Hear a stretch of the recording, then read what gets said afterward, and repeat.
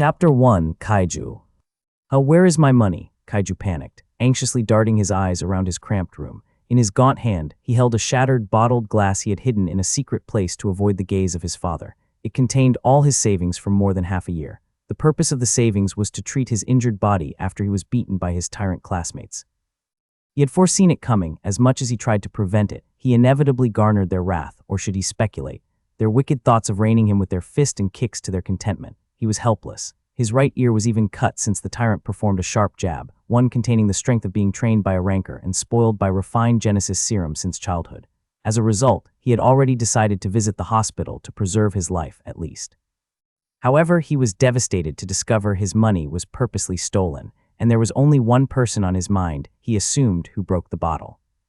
He hated to admit it, but he was certain it could only be him. He hastily left his cramped room and saw the shabby living room filled with empty, broken, red-bottled glass. A revolting stench assaulted his nostrils, reek of alcohol and body odor from clothes, seemingly not having been washed in decades. As always, his father sat on a dark blue sofa. His tight, sleeveless shirt failed to cover his hairy belly. His stout face reddened, having been drunk all day. Kaiju pinched his nose and trudged forward. He should have been accustomed to the environment he stayed in, but even then it was unbearable. He also had not to face the problem of miasma, but the urge to collapse inside due to the affliction he received. However, he had to stay awake, knowing he would have to face his drunk father, who was indulging himself to abandon the depression of being left by his wife. His father had been doing it for more than a decade, a testament that drinking a lot of alcohol does not cure depression. Kaiju took a step forward, but froze when he heard a rattling noise in front, not having a clear vision of what was there, but trusting his instinct, he rolled sideways. A bottled red glass crashed at the door, thundering a startling noise when it broke. Fragmented pieces flew all over the place, causing Kaiju to duck and cover his head in case some might have pierced his head. Unfortunately, some managed to wound his skin, especially his back, and he grimaced. When everything settled down, Kaiju hurriedly turned to peek at the back and saw the broken, bottled red glass. The door of his room had splinters all over its body, conveying it was not the first time being trashed by bottled glasses. "You bastard, why did you dodge?" his father's infuriated voice roared, and Kaiju quickly stared in the direction of the voice. His father grabbed one of the empty bottled red glasses, and Kaiju's hair stood on end. He positioned himself on all fours, ready to dodge at any moment, but the exhaustion finally struck him. He perceived the energy on his limbs drifting away, collapsing his body to the ragged floor. He turned his body to face upward and attempted to sit up, but alas, he realized he had already used the last speck of his energy. Helpless, he tried his best to stop his consciousness from slipping away. However, his senses screamed in peril, and knowingly but unknowingly, a bottled red glass smacked his head, causing him to completely pass out. In the year 2222, a mysterious tower descends in various locations of the world. The nations disappeared, technology was obliterated, and myriads of monsters from the towers manifested, annihilating some parts of the world. The government ceased. In the next year, the first Awakener appeared, followed by one after another, and managed to establish many cities. In the next 50 years, Awakeners, or what the towers called players, slowly emerged one after another, until the highest rank the players achieved was Ascendant. 3 of them managed each S-grade city, located in the north, south, and east. Under them were high rankers and rankers, who established their own city, too. Only that, it was below S-grade since the grade depended on the rank of the players as their guardian. They also established what the citizen called Haven inside the tower, helping the citizen to quickly adapt as a player in the tower. With the tower domineeringly piercing through the sky, it was important to establish a connection with a player inside the tower. For instance, receiving resources, such as Genesis serum, at a very young age was a big advantage before being chosen as a player by the tower.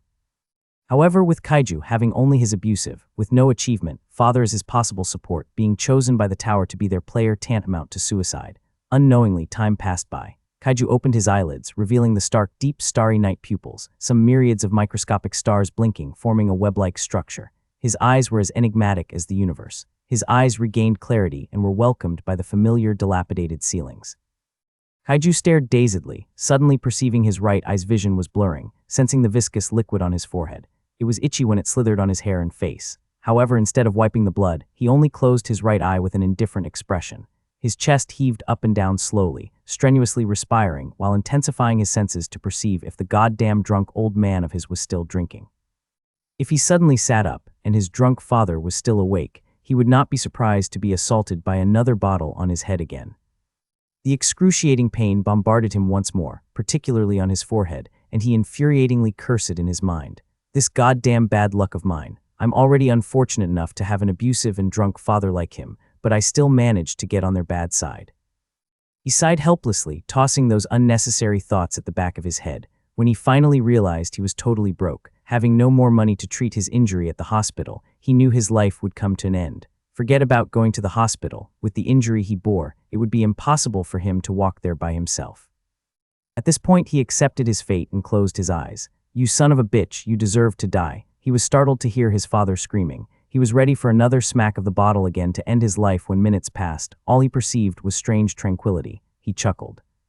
He must be dreaming again. Well, mother left me to him and disappeared one day. His heart was broken. I can't blame him. At this point, there were no emotions dwelling around Kaiju's heart, no resentment, no happiness or whatsoever. All he was feeling was peace, a strange one. As the chapter of his life was about to end, thinking his story was about to conclude, another unfamiliar voice echoed in his mind. "You have been chosen." He was perplexed when he discerned the voice was echoing directly in his mind, not in his ear, startling him awake. However, he was totally paralyzed, left with no option but to continue to wonder about the origin of the genderless voice. "In a minute, you will be forced to participate in the trial. Notice. Notice, notice, you are the only excess out of the participants. You have lost the right to choose the difficulty of the trial." When he heard about the trial and participants, Kaiju was taken aback, realizing he had been chosen by the tower to be their player. What a plot twist, isn't it? "Looks like I managed to live a few more days," he joked. "I bet they will call me Cockroach." Even at this moment, he was still thinking about his bullies, especially the tyrant, the leader in his school. Whatever, it doesn't hurt to experience being a player anyway. That has been my dream for years. The dream was shattered when he realized how difficult it was to be the tower's player without having support. However, what does it mean I'm the only excess? How could a tower make such a stupid mistake of overchoosing their participants? Kaiju felt a chill crawling on his spine, especially remembering what the tower said in the last part. "Well, I'll still die anyway." All the players have chosen the trial. Not one had chosen the hellish difficulty, the highest difficulty. All normal and hard difficulties have been occupied. You, the only excess, have no choice but to participate in the hellish difficulty trial. The tower bid good luck to you. Kaiju might feel he was hallucinating, but he certainly heard the tower's emotionless tone suddenly altered to a pitiful one. When he recalled what the tower had just said, he shrugged. "Hellish difficulty," he giggled. "What a heroic way to die, isn't it?"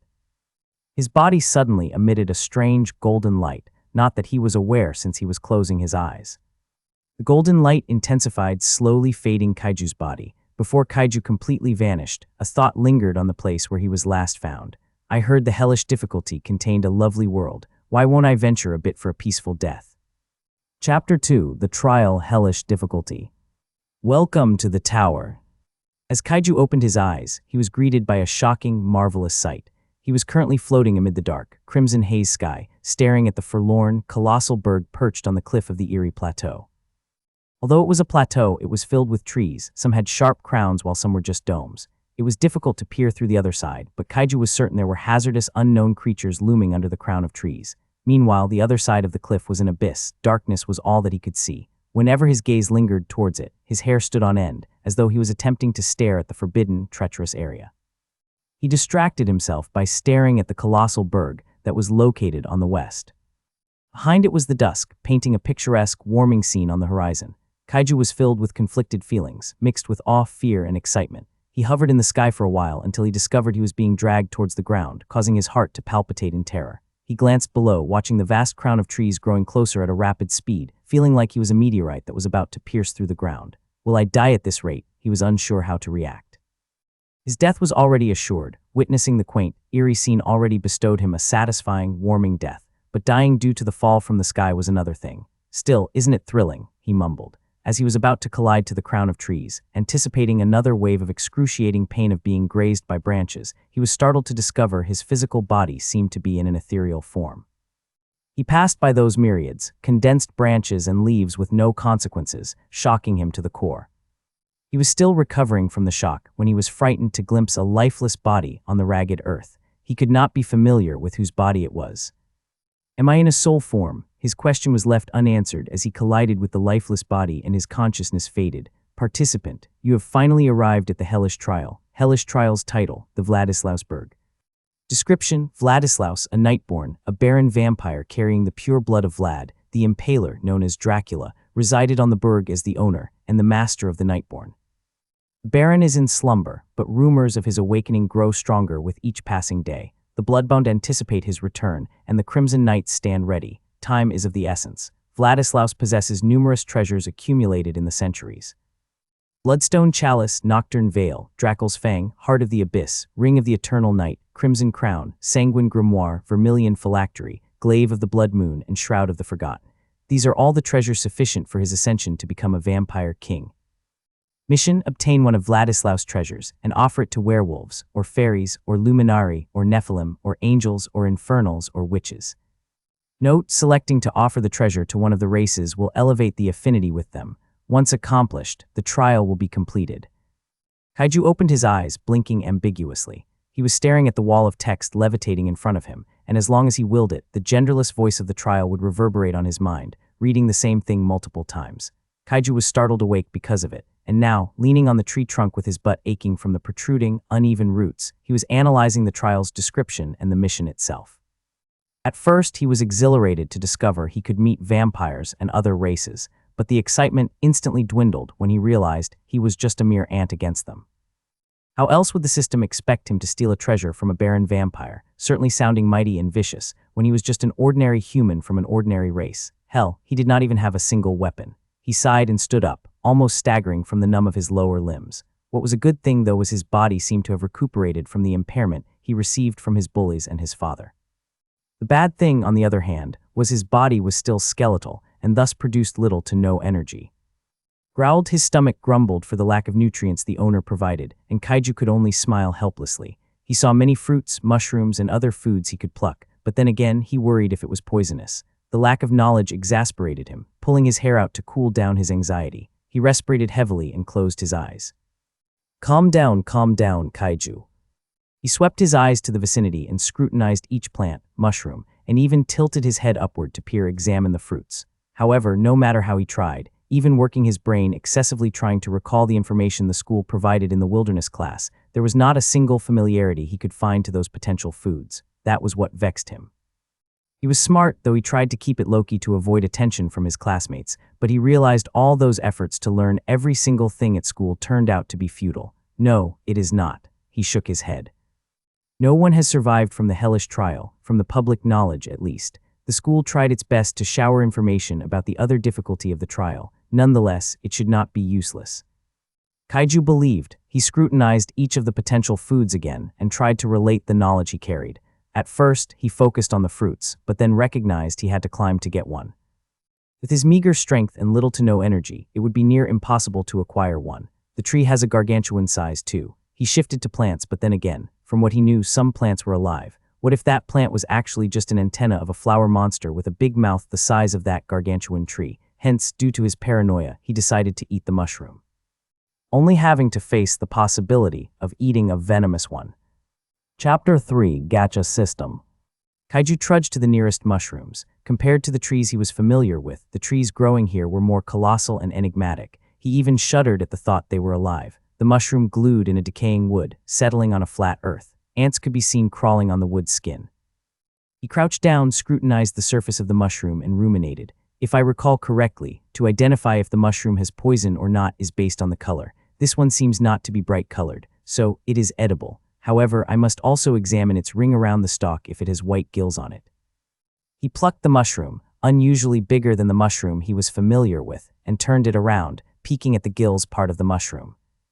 He saw it was also dark purple and sighed in relief. Cautiously, he slowly motioned the mushroom to his mouth and suddenly halted. For some reason, he had a lingering feeling that the mushroom was toxic, but his grumbling stomach demanded for food. He swept his eyes to his vicinity, seeing some plants and fruits. He felt the former would catch him in trouble, while the latter would need a lot of energy and time to grab it. Left with no choice, he closed his eyes and shoved the mushroom to his mouth.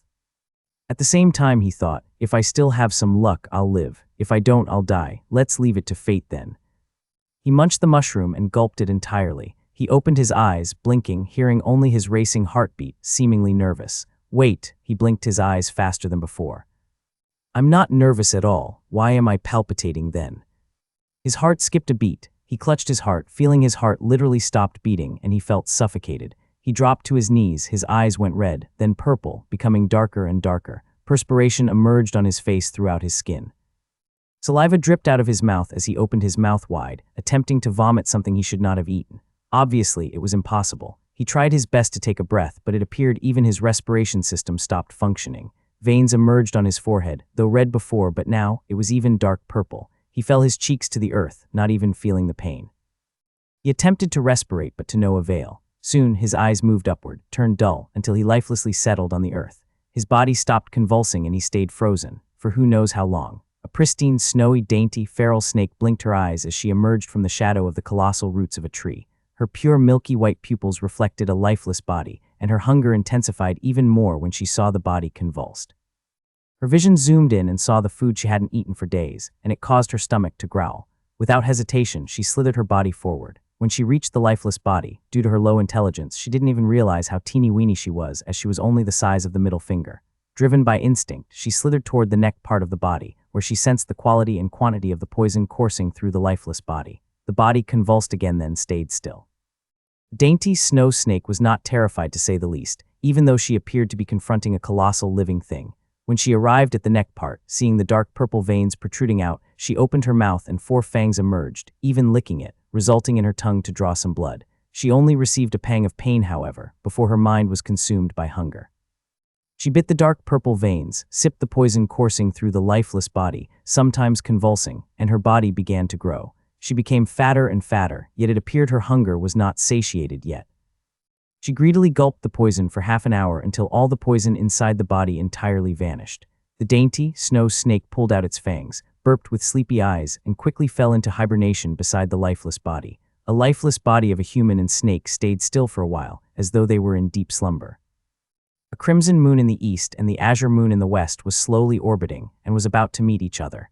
If they did, it signified the time was in the middle of the night. Furthermore, once eclipsed, the 2 moons' colors would change. At this moment, the serene face of Kaiju was being reflected by the crimson moonlight. His eyelids twitched and slowly opened them, yet he quickly tried to squint because the light almost blinded him. He strenuously motioned his arm, opened his palm to shield his eyes from the crimson light, and opened his eyes again. He was frozen for a while. His mind was still in the process of recalling what happened, until memories of him eating the mushroom emerged on his mind. At the same time, as he was about to react when recalling, he was struck by poison. An unfamiliar feminine voice reverberated in his mind. "You have survived through a fortuitous encounter. You have obtained 10 luck points. Your 10 luck points are multiplied 10 times. Congratulations, you have been rewarded with 100 luck points." Kaiju was startled. He quickly sat up and turned to his right and left in a defensive position. When he saw no one, he quickly realized the feminine voice was reverberating inside his head, like the tower. "You have finally possessed luck points. The gacha system is activating. Assimilating the host's current data. Please wait. Who are you?" He received no response. His heart raced, believing he must have been possessed. He slowly absorbed what the feminine voice was saying earlier and concluded he only understood a bit. "Luck points, gacha system, what are they?" He sighed, knowing he could not receive an answer unless the gacha system revealed itself. "Forget about that. How did I survive?" He furrowed his eyebrows, perplexed. Falling into deep contemplation, he lowered his head and dazedly stared coincidentally at the dainty snake. The snowy, dainty snake was in slumber earlier, but now it was staring at Kaiju with innocent, pristine, milky white pupils. It blinked repeatedly, and so was Kaiju. When he finally grasped what he was staring at, he was taken aback and quickly scurried away from the snake. Chapter 4: Snow. The snowy dainty, though a bit bigger than before, a size of a palm snake, was startled as well. Even so, despite the terrorized reaction hidden deep within her milky white pupils, she could not help but stared innocently, filled with curiosity at Kaiju. Kaiju's rapid breathing cooled down, not leaving his gaze from what seemed to be a harmless snake. He soon found her appearance cute, though not totally, when he saw the blood on her mouth, and some traces of dark purple liquid, which obviously came from the poison of the mushroom he ate. It did not take him some time to grasp why the dainty snake was near to him and why he felt some familiarity with it. "Weird," he mumbled. "Why do I feel like I'm staring at my siblings? Does sucking the poison, inevitably including my blood, affect her bloodline?" He furrowed his eyebrows and tilted his head sideways. "Wait, do I even have siblings?" He shook his head and tossed the unnecessary thoughts at the back of his head. He gazed at the dainty snake once again, finding it pristine even with the dirt on her lower body, finding her cute even though she was a snake, and finding her harmless even though it was a wild animal, or beast. She was strange, but then again, the tower was already strange enough. Trusting his instinct, he slowly crawled forward. Due to curiosity, he quickly forgot about the gacha system. He observed the dainty snake, and the latter just continued to stare at him innocently. For some reason, the snake was not startled and seemed to be anticipating even more to get closer to him as he did. It befuddled him. Of course, he remained wary, heightening his guard up. Although he recognized that the snake had a faster reaction time than him, at least, he still believed the snake was harmless. He already deduced it was the dainty snake that saved his life. When he was near the dainty snake, he halted, sat up and observed for a while patiently. They continued their staring contest until Kaiju desired to touch the dainty snake. He slowly motioned his index finger to tap the dainty snake, and the latter just focused her eyes on the incoming gaunt index finger. When it arrived closer to her, she simply closed her eyes, moved her head sideways, and rubbed her cheeks at the index finger. Kaiju's heart melted. The bizarre connection he had with the dainty snake escalated when he touched her. For some reason, he did not want to let go of the dainty snake anymore. He felt like he should protect her, make her feel safe, and grew stronger with her. He snapped awake from his imaginations. He stared at the dainty snake again and wondered, why do I feel this way? Kaiju ruminated. He opened his palm, landed it to the earth, and the dainty snake slithered toward his palm. He stared at it dazedly, bringing it closer to him as they continued to stare at each other once again. Their eyes were filled with inquisitiveness. Kaiju scrutinized the snake. This is obviously a beast, Kaiju concluded, not a feral rank one. This guy possesses a bit of intelligence, so it should be a savage rank beast. He shivered. A savage beast posed harm on me. Thankfully, this guy. Wait, what kind of beast is this? He pondered. This is a snake, yet it seems it feeds on poison alone. How else did I survive then? This must be the fortuitous encounter the gacha system was talking about. The dainty snake was tilting her head, seemingly understanding what Kaiju was thinking about. Kaiju was awed by its intelligence, now more assured the snake was a savage rank snake. However, it only feeds on poison. Does it know to attack then? Just when he was asking himself, the dainty snake suddenly nodded, opened her mouth, and showed her fangs. She was even appearing to be boastful, causing Kaiju to giggle. You are filled with wonders. I want to know more about you, so I guess I shall be keeping you as my partner. I think the best will be. The dainty snake widened her eyes even more, nodding vigorously, and suddenly slithered towards Kaiju's index fingers. Kaiju wondered what she was up to. His face instantly changed when he received a wave of pain coursing from his index finger after the dainty snake bit it. Kaiju did not panic, entirely trusting the snake meant no harm. When the dainty snake was finished, the familiar tower voice echoed in his mind. A savage beast wants to form a contract with you, a master and pet contract. Do you want to accept it or not? Kaiju was stunned but then hastily accepted it. You have formed a master and pet bond with the savage beast. You have obtained the title Beastmaster. Congratulations. If you want to see your status, please call. Error. Error, an unknown entity is interfering with the tower system, identifying the tower identified it's a system that once appeared in the tower. It posed no harm to the tower and to you. The tower will not intervene. The tower will now limit the interaction with you. Good luck. Kaiju was rejoicing about the title he received.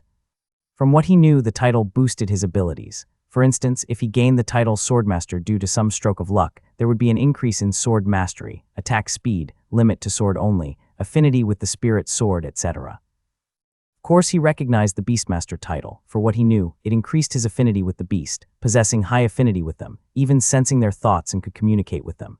He could even subdue and make them their pet. However, there were ranks on the title, and he was about to eagerly check the descriptions and its rank when the tower suddenly announced startling information. Unknown entity was interfering with the tower system. Was it talking about the gacha system? Congratulations, you have obtained your first pet. You have obtained a title Beastmaster, calculating the luck points you will receive. Congratulations, you have been rewarded with 50 luck points. 50 luck points are being multiplied 10 times. Congratulations, you have been rewarded with 500 luck points.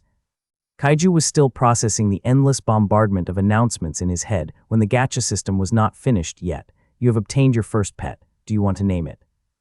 Kaiju glanced at the dainty snake and thought for a while. He caressed her head with his index finger and mumbled, Snow. I shall call you Snow. Do you like it? Chapter 5, Edible Plant Identification Skill. Snow's milky white eyes widened, revealing what it seemed to be snowflakes. She nodded vigorously and licked the wound she caused. Kaiju panicked for a second when he glimpsed a purple liquid sticking out of Snow's tongue, seeping through his gaping wound. However, he grasped Snow was now his pet, and the latter should have been intelligent enough to comprehend what could harm her owner. He finally registered why he was not poisoned. If I remember correctly from the lesson, one can gain the passive skill through experiencing it. For instance, gaining fire resistance skill by undergoing extreme heat. Those rich families even utilize that forceful method to their children to gain as many skills as possible. Kaiju mumbled, staring dazedly at Snow, seemingly healed his wound already. His eyes widened and instantly thought Snow has a healing skill, but he realized it should not be the case. An idea suddenly struck him. He could actually obtain his current status by calling the system, the tower system in fact. However, now that the gacha system interfered, he believed he would have to rely on the gacha system now. Without dilly-dallying, he called the gacha system to show his status. Name, Kaiju. Class unawakened, rank unawakened. Title Beastmaster. Luck 600. Attributes closed. Gacha system interface closed. Skills poison resistance rare, pain tolerance rare. Inventory unavailable. Store unavailable. Kaiju read his status meticulously, seeing other functions that, from what he recalled his teacher taught him, did not exist, until now he saw it with his own eyes.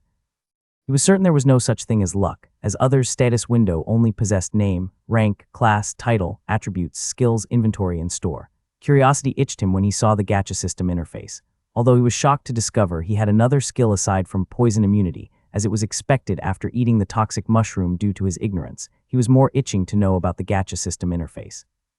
Since it was labeled as close, all he had to do was order the gacha system to open it. Gacha system interface. Gacha draw allows the host to draw from the gacha system to receive items, skills, or other enhancements. Gacha ticket earned through converting luck points. These points are used to perform draws. Luck points might be gained by completing tasks or achievements. Draw options. Common draw provides basic items or skills, often useful but not particularly powerful. These rewards are typically low-level and cater to survival, basic combat, or early progression within the tower. Note, all rewards on this section are only on the common rank. Rare draw offers a mix of rare and common rewards, providing items or skills of higher quality. These are strong enough to give an edge but are still not game-changing on their own. Note, the probability of all the rewards are as follows: 50% rare, 50% common. Epic draw, rewards with a low probability of exceptional quality items or skills that can significantly enhance the user's power or abilities. These items or skills are capable of influencing major events. Note, the probability of all the rewards are as follows: 33.3% epic, 33.3% rare, 33.4% common. Legendary draw, extremely rare and powerful rewards that could change the course of battles or survival in the tower. These items or skills are legendary in status, making them sought after by all. Note, the probability of all the rewards are as follows: 25% legendary, 25% epic, 25% rare, 25% common. Guaranteed ticket, a ticket that guarantees the quality of the draw, determining the probability, can be earned through quests. Common ticket, 10 luck. Rare ticket, 100 luck. Epic ticket, 1000 luck. Legendary ticket, 10,000 luck. Kaiju took his time to read it meticulously, sometimes reading back the word he last recalled before being distracted by some random thoughts. However, his concentration escalated when he read the epic draw until the legendary draw, having a slight idea of the rewards he would be able to obtain from them. He drew a sharp breath. So this is the gacha system, he pondered in a daze. He was awed, terrified, amazed, excited. All different emotions conflicted inside him. He recognized he obtained an otherworldly, what should he call it? The gacha system was simply shrouded in enigma. However, he was not worried. At least, he found his new life a bit exciting now. Instantly, he had the desire to perform a withdrawal. If he recalled correctly, he obtained luck points. Wait, my luck points are multiplied 10 times too. His heart raced, almost staggering to the floor in fright. Aren't I basically cheating? But then he recalled those children of his generations raised and spoiled by the wealthy, especially those who had parents as a ranker, like the tyrant appearing on his head. So, he grinned. I am not basically cheating, just that I obtained new step-parents. He giggled silly. He shook his head, called the system to show his luck points, and discovered it was 600 luck points. As a result, he could obtain 6 rare tickets. Without hesitation, he converted all the luck points to rare tickets and performed a draw. You have chosen to perform a rare draw. The reward is being chosen. Please wait. Kaiju was shivering from waiting, nervous from the sudden idea that the gacha system might still be just a dream, and excited if he would receive a reward just by drawing on a gacha game. The gacha system did not wait for him for too long, though. The familiar feminine voice reverberated inside his mind again, but this time, it seemed to be the voice of an angel. The reward has been chosen. Congratulations. You have been rewarded with a rare skill, edible plant identification. Kaiju rejoiced. However, his euphoria did not last long when he was struck by an excruciating pain tingling on his eyes. Even so, the pain was insufficient to bring him down to his knees. Even if the gacha system did not include the pain tolerance on his skill, he was confident that an excruciating pain, supposed to be, was akin to some ant biting on his skin. Kaiju only closed his eyes, trying to be accustomed to the pain until it faded away. When he opened them again, he was taken aback, seeing a load of information as long as his eyes lingered to a plant, or even fungi like mushrooms. For a second or more, he would see a wall of text beside it. When he read it, it certainly was information about the plant he was seeing. His heart raced. His mind turned blank, trying to process what he should feel, how, why. He was overwhelmed by endless questions. In the end, he could only grin. He said, his tone was shivering, "Isn't this a little too good?" Chapter 6, Basic First Aid Skill. Kaiju's excitement clouded his mind. His body was shivering while ordering the gacha system to perform another rare draw. You have chosen to perform a draw. The reward is being chosen. Kaiju waited patiently until a little bit over a second passed. The gacha system's voice reverberated in his mind. The reward has been chosen. You have acquired Basic First Aid Common Skill. Kaiju was filled with delight to discover he acquired a practical skill, but he was a bit dismayed it was only a common skill. Nonetheless, it was sufficient to obtain knowledge in basic first aid. Similarly before, he was assaulted by an acute pain, supposedly, but his impassive face seemed to delude others he was not feeling a single thing. When it entirely faded, he now learned how to treat injuries in the wild using natural remedies, such as binding wounds, creating salves, or using plants as antiseptics. While he was at it, he utilized his edible plant skill and was disheartened to discover that the wall of texts only consisted of comprehensive information about the plant regarding its consumability. For instance, some part was poison, but some was edible. With the information provided by the edible plant skill, he could eat a toxic plant without problem as long as he extracted the edible and left the toxic part. It seems the edible plant skill does not offer me information on the remedy property of the plant. He utilized the newly common skill, Basic First Aid, and though he was not receiving a wall of text, his brain automatically provided him information of whether the plant could be used for first aid. Even so, it was negligible. At the very least, he knew how to bind wounds and create salves, the process, however, not the ingredients. He closed his eyes and breathed slowly for a long while. All right, I should not let greediness take over me. It's already worth it. At least, it ensured my survival on this trial. Hellish it is for another level. He nodded repeatedly. He recalled he still had 4 rare draws, but a question suddenly popped up in his head. It's fine to question the gacha system, right? He mumbled, and as though the gacha system heard it, she replied. Certainly, the gacha system can provide answers to the host to the best of her ability. So, are you a woman? Well, yes, this gender has been chosen based on what you are attracted to. Kaiju furrowed his eyebrows. He recognized the gacha system's voice seemed to be a bit mature for a girl, so he asked if she was a woman. Of course, the gacha system was correct that he was attracted to mature girls. Nevertheless, why would the gacha system impersonate a type of person he was attracted to? That was strange, but he did not bother to ask since the question he had earlier was haunting him. Can you clarify to me what a guaranteed ticket is? Guaranteed ticket is ticket that guarantees the quality of the draw. For instance, if you have utilized the guaranteed ticket when you draw a legendary draw, the reward will certainly be on legendary grade, even if there was a low probability of drawing one. Guaranteed tickets can be earned through quests and spectacular achievements. Kaiju nodded his head in understanding. So, I was right. Indeed, this is. His eyes sparkled, mind-blowing. Kaiju enjoyed the euphoric moments for a while, and then fell into deep contemplation, analyzing how he should spend his remaining ticket. Certainly, obtaining guaranteed tickets should be difficult, even more so from the idea it was a draw-changing ability, so I could only utilize it if I would be drawing epic draw and above. He slowly led himself to a resolute conclusion. I'll be drawing 3 more rare draws then, keeping the remaining one for later. As a result, Kaiju excitedly performed another 3 rare draws. When the red and blue moon intersected, the moonlight they radiated became one. The world in the hellish trial became darker. The night provided more room for darkness to crawl in every corner. At this point, even Snow hid herself behind her master, who was seemingly in a daze, not aware of the deep purple light basking him. Snow darted her eyes everywhere, lingering more on the shaded area that often sparkled with numerous cerise lights. She hissed from time to time, attempting to warn other beasts from approaching her and her master. And she was just a feral rank beast, moving by instinct with meager intelligence. She might not pose any threat, but now she was different. She was a savage rank beast, although not much stronger compared to other monsters like living inside the burg and beasts traveling in packs. At the very least, she was still a menace to other beasts that might try to disturb them. She peeked at her master, and his raven eyes were still in a daze. She was perplexed by what he was doing, but she knew her master was busy due to the connection they had. As a pet, it was her job to ensure her master's safety every time the current situation occurred in the future. However, it did not last long when her position was threatened. Her senses caught something that caused a chill run down her spine. Her eyes instantly motioned to the left, catching a pair of crimson eyes in the middle of two colossal trees, shading its presence from the purple moonlight. A cold wind whispered on her ears, as well as pounding her with its chilling breath. The crown of trees above swayed, resounding a rustling noise that pulsated with Snow's racing heartbeat. The pair of crimson eyes were growing closer. The leaves rustling intensified. The cold wind's temperature dropped. Snow's eyes narrowed and hissed. Falling leaves emerged in her vision, but it did not distract her. She did not blink, still hissing, staring intensely at the pair of crimson eyes that was soon about to unfold its presence as it was growing closer. At the same time, the crimson eyes elevated, and if it continued to do so, Snow assumed it had a towering body. It would terrify her master, no doubt. She has to do something. She has to prevent the towering monster from scaring her master. She slithered her body forward, acknowledging its size seemingly just a length of a finger against the towering monster, but Snow did not intend to back down.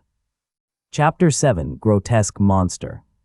A grotesque, towering monster appeared in the purple pale moonlight. Its shoulders were massive and bulky, but its malformed face was the size of Kaiju's head. Its colossal, sturdy chest has a web-like splinter, revealing its bloody layer of skin. Its waist thinned, as though its upper torso and lower torso was tied by a wire. Its claws were enormous, both its hands and feet, terrifying Snow to the core. Every time it took a step forward, the earth lightly shook. Staring at its mini face, menacingly smiling with its immense pair of crimson eyes, Snow was intimidated. Nevertheless, she did not dare to back down, continuing to hiss in warning, but the more she resisted, the more the curve on the monster's lips widened. It even reached the point where it revealed irregular yellow teeth, filled with cracks yet razor-sharp at its end. Snow slowly recognized the threat the monster had towards them, so she did not have a choice but to slap her dainty tail to wake up her master repeatedly in a desperate manner. At the same time, she was increasing the noise of her hiss to falsely intimidate the monster while trying to wake her master up. However, stealing a peek at her master, seemingly closing its eyes as though he was in deep meditation, caused her to worry more. Anxiously hissing, her mind descended into chaos, not having the chance to think straight more. As she was about to be consumed by distress, she realized her dainty tail was just slapping air. Her heart skipped a beat. She quickly turned around and saw no one, but just an eerie view of the purple moonlight gleaming through the crown of trees, illuminating the gargantuan trunk and roots in dark shade. She could not see her master. Did he perhaps run away? She thought, not until she was taken aback by the thundering roar reverberated behind her. She hastily turned around and saw her master standing in front of the grotesque monster as the latter screamed in pain. Her eyes caught a sharp object on her master's hand filled with viscous green blood. She glanced at her master's face and saw it was solemn and menacing. She hurriedly tried to grasp what was happening. Why did her master suddenly have a sharp weapon, the grotesque monster screaming in pain and they seemingly having a duel? As she was trying to comprehend the strange events, the grotesque monster finally made its move, elevating both its claws and swiping it towards her master. She drew a cold breath, discerning the time stopped, staring intently at her master full of worries. However, her master once again vanished, and the grotesque monster screamed in excruciating pain again. Its mini face contorted into anger and agony. Its chest moved forward after its back was assaulted. Snow hastily slithered forward, determined to aid her master in killing the grotesque monster. Now, she was relieved, not having a clear idea of what happened to her master, but she assumed her master and her could eliminate the grotesque monster without problem. She caught a glimpse of her master's silhouette behind the grotesque monster's back, as its mini face hastily turned it around while its claws attempted to catch its attacker desperately. Snow realized she had the chance, so she did not hesitate anymore to utilize her skill, swift dash, bolting like a lightning towards the mini face of the grotesque monster.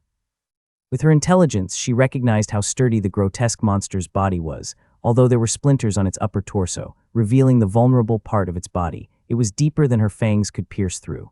Hence, she wisely decided to attack the mini face's back while it was being distracted by her master. As she was about to arrive and about to bite the back of the grotesque monster's mini face with her poisonous fangs, she suddenly saw a flash of strange white light, slashing the center of the mini face. She was terrified, discerning if the flash reached her, she would instantly die. Her heart raced, but since her movement could not be stopped, she still went ahead and bit the mini face of the monster with her face full of rage. After all, as a beast, she was conceited, so having feared the grotesque monster made her feel ashamed of herself. A second pass of biting, particularly almost on the neck on the back of the grotesque monster's mini face, she suddenly sensed an enormous amount of liquid slapping her whole body. She closed her eyes instinctually, still continuing to bite the grotesque monster while instilling it with poison, speculating the monster was on its last struggle. She tightened her bite, her face filled with viscous green blood was overflowing with madness. She only desires one thing, to kill the grotesque monster at all cost. Snow, she snapped awake when she heard her master calling her. Stop what you're doing, it's already dead. She quickly opened her eyes and hastily closed it when the green blood almost seeped through her eyes. She squinted and saw an empty part of the grotesque monster's mini head. The center of its mini head was cleanly cut, severed veins and bones became conspicuous. Her mind turned blank, not understanding what happened. Snow, come down, I'm right below you. Snow slowly pulled her fangs out of the mini head's neck and slowly turned around and below. There, he saw her master staring innocently at her with his eyes full of concern, gazing at her. She blankly followed his orders and jumped towards her. She was embraced by her master's soft hands, seemingly receiving her with care. Look at you now. You are dampened with green blood. It's gross. Let me clean you. Her body was being rubbed by her master's piece of cloth, from her tails until her face. When her master was rubbing her cheeks, she stared intently at her master, attempting to communicate with him through their thoughts. Her master seemed to have understood her inquiry and replied, I cut its face. Thanks for your skill, swift dash, I managed to take it by surprise. Still, that was dangerous. He's terrifying. Yet Snow could not spot a single hint of her master being terrified by the grotesque monster. She could clearly remember how solemn her master was when confronting the towering, grotesque monster. That solemn countenance seemed to have been supported by extreme concentration and decisiveness without fear. At this point, she began to realize it would be difficult to grasp her master from then on. Chapter 8, Battle Skills. Kaiju was not being sarcastic when he claimed the grotesque monster was terrifying. However, the remaining rewards he received from the gacha system, after he received a utility skill, leaned more in battle. 3 of them made him fight against it without a racing heartbeat. One was a dagger mastery, the other was a dagger, and the last was an active skill, emotionless. Kaiju didn't have the chance to look at their description when he saw the grotesque monster. He quickly remembered he could copy another skill from his pet, Snow, so he hastily copied it. Connecting the dots without having a clear knowledge of each of his skills, he utilized all of them and managed to sever the head of the grotesque monster. He felt exhilarated, wanting to experience the same thing again.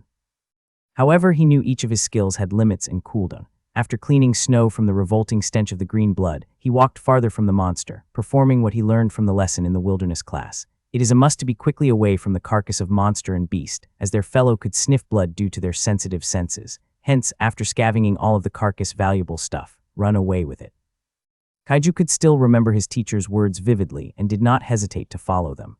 When he felt they were far enough, now that he was conscious of the place, he should take a rest, avoiding the conspicuous area and choosing the shaded area as their temporary shelter. Kaiju sat and leaned on the protruding colossal roots and placed Snow on his lap. He directly asked the gacha system to show him the descriptions of each of his skills. Skills descriptions. Shadow Step Common Grade. Description: Shadow Step allows the host to move silently and blend into shadows, reducing their presence. While active, the host's footsteps become inaudible, and they are less likely to be noticed in dimly lit environments. It made it difficult for the user to be tracked. However, once the host has been spotted, the skill will lose its efficiency. Current activations 2-2. Duration 5 minutes. Cooldown 10 minutes. Basic Dagger Mastery Common Grade. Description: This skill grants the host basic proficiency in wielding a dagger. It includes an understanding of fundamental dagger techniques, such as quick thrusts, slashes, and parries. The host can comfortably handle daggers in close combat, focusing on speed, precision, and defense. Simple combat tactics involving quick strikes and parries are also included, making the user adept at close-quarters engagements. Emotionless Skill Rare Grade. Description: Emotionless is an active skill that, when activated, temporarily suppresses all emotions, allowing the host to remain calm and unaffected by fear, anger, or grief. This state enhances the host's focus, reaction time, and decision-making during stressful situations, such as combat or high-pressure negotiations. Effects: While the skill is active, the host can execute actions with cold efficiency but may lose the ability to connect with others emotionally, making them seem detached or distant. Overuse may lead to a gradual dulling of emotions outside of combat, creating a long-term psychological impact. Current activations 0-1. Cooldown 12 hours. Swift Dash Common Grade. A movement skill that uses a lot of strength to be swifter multiple times than an average dash. The movement is limited to linear direction. Once the host tries to change direction, the swift dash will automatically subtract 1 activation. Current activations 0-3. Cooldown 5 minutes based on the current strength points by the host. Although Kaiju possessed numerous skills now, he ordered the system to present the descriptions of the skills he utilized earlier during the battle. Of course, he included the utility skill even though it was not utilized earlier during the combat. He still wanted to know its descriptions. Shadow Step might indeed be suitable for battle, but it was more useful when it comes to scouting, diminishing his presence to avoid provoking beasts and monsters unintentionally, and for surprise attack. It was not good for a long term, especially when his presence was detected, as its effect would instantly disappear. When he saw the duration and cooldown, he quickly understood what those were, not really disappointed that he could not activate the skill for a long period of time. What elated him, though, was the fact he managed to obtain a mastery skills, although other kids, especially those who could afford to be trained in dojo, would automatically obtain one once entered the tower, as the latter assessed the host's current skills. Him, not even obtaining one before entering the hellish trial, was already a great boon before he encountered the grotesque monster. That was how he managed to wield the dagger he also obtained from the gacha draw. While he was at it, he hastily asked the system to show him the descriptions of his dagger. He last recalled it was a rare grade, and so he was anticipating its descriptions. Bloodthorn, rare grade. Description: Bloodthorn is a slender, curved dagger with a blood-red hue that shimmers when drawn. Its razor-sharp blade is designed for deep, precise cuts that cause excessive bleeding. Effects: upon piercing flesh, the dagger's enchantment increases blood loss by 15%, causing the target to weaken gradually. For every 5% of the target's total health lost due to bleeding, the blade sharpens further, increasing the weapon's damage by 10%. This effect stacks up to 50%, making Bloodthorn more dangerous the longer combat continues. He recalled what he learned from his teacher was that to differentiate the common and rare grade was the effects. The common grade weapon and even skills normally didn't have effects, a special one, while rare and above has one or more. For instance, the edible plant skills. If it was a common grade, he wouldn't have been seeing a wall of texts beside each plant he saw and would not have been as detailed as the common grade. Furthermore, common grade skills, weapons, or should he say, rewards from the gacha system could be evolved to higher grades. Hence, even if it was a common grade, they would not be belittled since they possess growth too. Bloodthorn rare grade weapons special effects really explained how he easily managed to sever the head of the grotesque monster, even if it appeared to be sturdy while his strength was still inadequate. Assumingly. Chapter 9, Physical Attributes. Kaiju was dismayed when he read the descriptions and the cooldown of the emotionless skill. It was a skill that had a long-term impact on his mental health, after all. Hence, he was now a bit glad that the cooldown was 12 hours long, at least, giving him no chance to utilize it as much as he wanted to. I guess I'll use it sparingly. I must get accustomed to the appearance of the monster. Still, that was terrifying. When the emotionless active skill lost its effects, he was now trembling from the aftereffects, finally feeling the emotion of terror just recalling the image of the grotesque monster. It might have a mini face, but its wide mouth, razor yellow teeth, malformed face, they were terrifying to the core, not even mentioning its colossal body framework and sharp, massive claws. If it was not for the emotionless active skill, he might peed on his pants. With the emotionless skill, I managed to utilize the Swift Dash adeptly. Kaiju could still remember it, not even knowing that Swift Dash was only limited to linear direction, but utilized it to wound the grotesque monster, activating the Bloodthorn's effects, and appeared behind its back to finish it off. To emerge behind the back of the grotesque monster, he activated the Swift Dash 2 times, arriving on its right and then back. His movement speed was so shocking that even in Snow's perception, he seemed to have disappeared. Of course, as a result, he could not use Swift Dash for the next 15 minutes. He sighed and smiled. Now, I gotta be careful in provoking another monster. He stared at Snow with a loving gaze while he continued to rub her head. Her scale seemed to be smooth and pristine, causing him to enjoy rubbing it to his heart's content. Snow seemed to not mind it, and from her expression, she even appeared to be enjoying it. Ah, speaking of monsters, I wonder what that is. As he was suddenly struck by curiosity, the gacha system's feminine voice resounded in his mind. The gacha system has finally determined the rank of the monster. You have successfully defeated a savage rank monster, Thralls. Thralls resided in the Berg. Not enough information. It was normally a feral rank monster, but eventually evolved due to not enough information. Based on your current status, you have defeated a monster stronger than yours. Based on your achievements, you have been rewarded with 5 luck points. Your 5 luck points are multiplied 10 times. Congratulations! You have been rewarded with 50 luck points. 50 luck points has been credited to your status.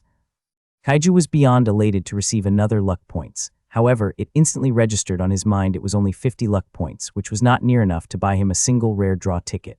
Now he hesitated to buy 5 common draws. If he recalled correctly, even if he utilized the rare draw ticket to perform a rare draw, he still received common grade draws, which was pretty much upsetting.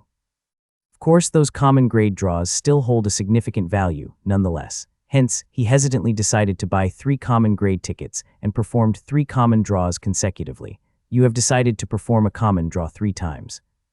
The rewards are as follows: 2 points in strength and 1 point in agility.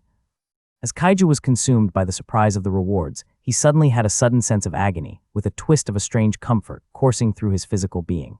He felt invigorated, not really grasping the entire alteration of his body, but he could assume at the very least the feeling of being strengthened. From what the gacha system had announced on his rewards, he certainly must have received a boost in strength and agility, causing his physical body to adjust from the gacha system's status. This is so magical. Kaiju commented, closing his eyes, enjoying the feeling of being strengthened while seemingly oblivious to the same amount of agony biting on his body. When the mysterious feeling vanished, he opened his eyes and tried to grasp his current strength by opening and closing his fist. He speculated he was half stronger than before, a very apparent change, resulting in a wide smile on his face. He glanced below at Snow, staring at him with widened milky white eyes filled with curiosity while seeing his face being reflected. As always, he was satisfied by the fact that even a reward from a common draw benefited him greatly. What would it be more if it was epic and legendary? Just a thought of the possible rewards he could receive from that draw made him shudder in excitement. Kaiju randomly recalled that he actually didn't know about his attributes, current status of his physical attributes. If he remembered correctly, the attributes section was closed and could only be opened if he ordered the system. The gacha system closed some of the features to appear organized and neat, so he did not complain about it. Attributes. Strength 5. Affects physical attack power and the ability to wield heavy weapons. Agility 3. Influences movement speed, dodge chance and attack speed. Durability 3. Ability to withstand physical attack. Intelligence 5. Impacts spell power, magic efficiency, and the ability to learn new skills. Kaiju didn't really have much reaction when he saw the physical attributes, for he already anticipated it. After all, gacha system and tower system were pretty much the same, except the former carried its distinct features. His teacher in high school already filled him with information to the brim about what was in the tower and the information about the tower system. An average unawakened, without being spoiled by a Genesis serum, would have an average status of 5 points in each attribute. With the Genesis serum, an average unawakened player could gain up to a staggering 50 points in each attribute. Of course, Genesis serum was divided by ranks: crude, refined, purified, and perfect. From the public knowledge his teacher provided, and the tyrant, who consumed a refined Genesis serum, an average unawakened who consumed crude could have 10 points at most, and the refined could be more than 20 points. Of course, the difference was because of the side effects and the efficiency of the serum entirely. Nevertheless, aside from consuming serum, to increase attributes was of course to perform exercise, whether mentally or physically. Even so, the efficiency was not better than the holy serum itself, and another better way to increase attributes is to become a player in the tower. Kaiju giggled. Look how lucky I have become. Chapter 10 Thrall. A week went by in the blink of an eye. To determine the world's time, Kaiju studied how the moon progressed. The red and blue moon each rose in the opposite direction, the former being in the east and the latter being in the west, so when they eclipsed, the whole world turned purple. Once they set, another moon appeared, one that was multiple times bigger than the red and blue moon combined. Kaiju assumed it was blood moon, of course, proceeding from east to west. Once it settled on the middle, the blood moon turned bloody crimson, and once it occurred, Kaiju's instinct was screaming in peril, quickly searching for a place to hide for a while. He figured it should be related to the vampires living in the burg. Based on what he knew about the vampire race, a race among many other races his teachers introduced to them, they were bloodthirsty, always craving for blood, and their weakness was sunlight. Blood moon was always the time they would berserk in the world, a time where they would lose control of themselves and infinitely become stronger than before. Thankfully, one of the strongest humans established a great connection with them, causing their invasion to be less happening unless it was based on a personal interest. As of the moment, he was nowhere near the level of the vampire living on the burg. The weakest being the thralls, from the lackadaisical information of the gacha system, was already beyond his level. That was a week ago. Now he was fighting another, accompanied by Snow, without utilizing the skill, emotionless. This was the third thralls he came across, still on the savage rank. The previous one, he tried to battle it without emotionless skill, but he was scared witless he instantly activated it, ending its life with a similar fashion to the first thrall. Day and night, starting from that day, the horror left by the thralls became his shadowboxing, attempting to get accustomed to their appearance. So when he came across the third thralls, one that he was currently facing, scrutinizing his body reaction, seemingly having a slight shivering and his mind was in half peace, he assumed he could fight now without relying on the emotionless skill. Not only was he trying his best to get accustomed to the terror of the grotesque monster, he was also studying its nature. They basically have limited regenerative power, basic bloodlust-driven strength, and animal-like instincts. Unlike Snow, who possessed the intelligence of a kid, the thralls were just driven by hunger and primal instinct. It only wanted to kill another living thing, swiping its claws randomly, chasing with its mini face revealing its massive mouth, with tongue out, slapping saliva everywhere. It acted like how a hungry beast would. Kaiju was utilizing that information to his advantage, baiting the grotesque monster to the trap he set up. While striding through the numerous, gigantic roots, as the scarlet blood moon gleamed through the immense crown of trees, there was a savage monkey, setting its eyes on him while gliding through the branches. Its savage eyes were surprisingly filled with excitement, trying its best to keep up with Kaiju and the thrall. Kaiju smiled in response, nodding at it, and then focusing his attention forward. The tremor caused by the thrall did not change, it did not falter him a bit, and he was not anxious by it. If it was before, it would only be a matter of time before he was caught by the thrall. However, he was not dilly-dallying during the past week, working hard to accumulate 100 luck points and utilized them to buy all common draw to upgrade his physical attributes. Of course, obtaining skills and weapons was important, but strengthening himself had more impact, considering he was not blessed by a strong constitution and wealth to buy Genesis Serum.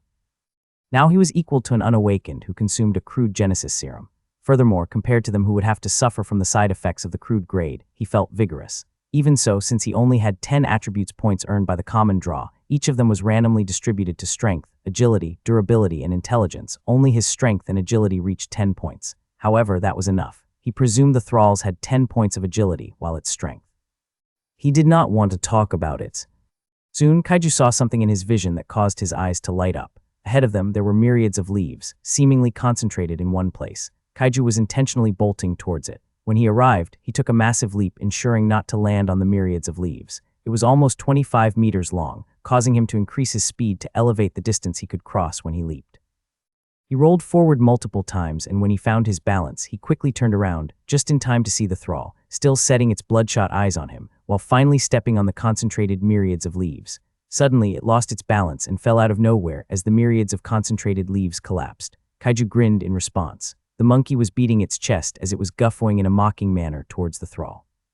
Snow popped out from Kaiju's white t-shirt, filled with grime, and hissed in elation.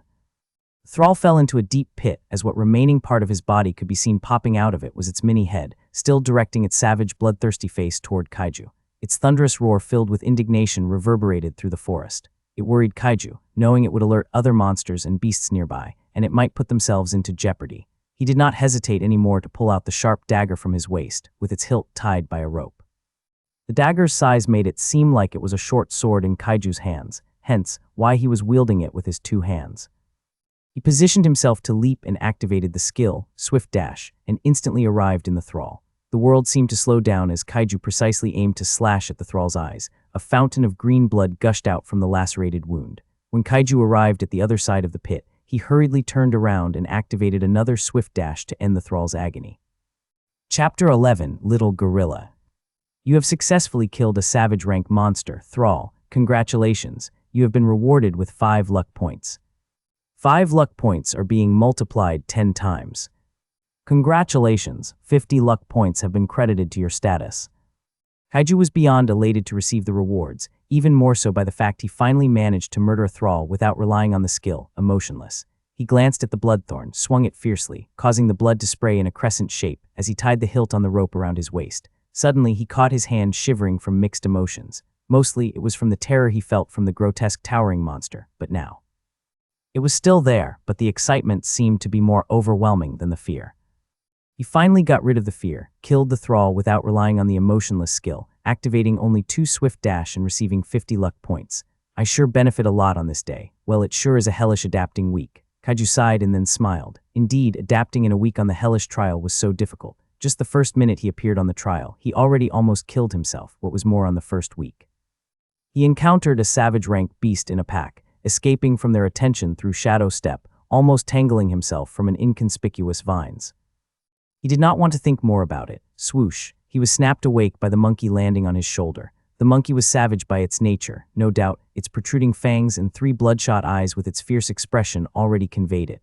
Its fur was raven black with a tinge of scarlet color every now and then. Its claws were sharp, though not as massive as the thrall's obviously. Kaiju perceived it could scratch through its thrall's face at least. He smiled lightly, briefly giving him a glance while rubbing his fingers on its cheeks. The monkey enjoyed it, reciprocating its master's response. When it squinted its eyes and saw the severed head of the thrall, it turned towards its master and uttered a gecker, attempting to communicate with him. You locate another edible fruit. When that can boost my attribute points. What kind? Strength. Oh, strength. Kaiju's eyes lit up. However, his countenance turned solemn and asked the monkey, will it be dangerous? The monkey was taken aback, lowered and shook his head. You don't know? Kaiju was disappointed. He smiled. Don't worry, we will find out by ourselves then. You don't have to be so depressed. Kaiju was always grateful for the monkey's capabilities. When it swore loyalty to him and saw its stats, he shivered in excitement at its 2 skills. Furthermore, he could actually copy one, which really did not put him in a dilemma since a single skill caught his attention. Little Gorilla. Description: a savage rank beast on the brink of death but was saved by its master's skill, basic first aid. It was abandoned by its kin, thinking it was already dead. Hence, it swore loyalty to its master, desiring to become its scout with its climbing and forage finder skills. Loyalty 90%. Skills: climbing mastery, common. Description: the monkey is highly adept at climbing trees, walls, or any surface, allowing it to escape danger or reach high places for scouting or evasion purposes. It is a common rank mastery possessed by a monkey race. It can be elevated. There was a myth that a monkey was climbing even through the clouds. Forage finder, common. Description: the monkey can locate edible fruits, plants, and small animals in its surroundings, helping its master to find food sources easily. Little Gorilla possessed a climbing mastery, which was really practical in an environment filled with gargantuan trees and branches that appeared like clouds in the sky. He did not hesitate anymore to copy it, as the other skill, Forage Finder, was something he already possessed. Of course, Forage Finder was a bit better when it comes to locating than edible plant identification skill, but in other aspects the latter surpassed the former. Nevertheless, Kaiju was filled with satisfaction and now not regretting rescuing the little gorilla when it was on its death door. Of course, he was skeptical at first whether the little gorilla could be any useful to him, as the monkey was also known for its playful nature, causing him to think it would betray him later on. However, who would have thought the loyalty of the pet surpassed even humans? Nevertheless, he now possessed a climbing mastery skill, which helped him tread through the branches of trees with the risk of falling being minimal. For him to assure his safety, he must increase the grade of the skill. Another way, aside from obtaining rewards from the gacha system, to upgrade the grade of his skill was to increase his intelligent attribute while accumulating experience to that certain skill. From what his teacher taught him, he needed 20 intelligent points and lots of experience to upgrade a common grade skill to rare grade. It would still need a lot of time to upgrade the climbing mastery skill, so he put it aside at the moment while enjoying the skill it could provide him. So in the process of grinding experience, he did not need to pressure himself to attain a goal. Hiss, snow popped out on his old white t-shirt he still wore. It was filled with his own blood, green blood of the grime monster, and some sort. Since he did not know how to create a cloth yet, for he did not possess a skill, he did not want to appear naked. Even if he rather had leaves, covering his dragon while leaving his upper torso bare naked, where would Snow be able to hide then, aside from his private part? If it was not for Snow, he would have long preferred appearing like Tarzan at the moment. What is it? Kaiju smiled at Snow, who was pouting in displeasure. He knew Snow was being jealous once again every time he rubbed little gorilla or even just put a slight attention on it. Snow seemed to always want his attention. Kaiju did not mind Snow's obsessive nature. At least, it reminded him that somehow someone desired his attention. Being desired meant being alive. All right, since we can't get anything from the thrall. We should locate the fruit now, little gorilla. His eyes gleamed. Chapter 12, Attribute Boosting Fruit. Kaiju behaved like a monkey, swaying like a pendulum clock as his hand grasped on the thin branch of the trees. It was called thin, despite Kaiju having a difficult time to grasp it entirely due to its size, if it was compared to the average thickness of the branches among the gargantuan trees. He had been following the little gorilla minutes earlier, and the latter halted in front of him, turning its head to face him. It uttered whispers of a gecker as it attempted to communicate with him. You sense danger ahead. The location of the fruit is ahead too. I see, I understand.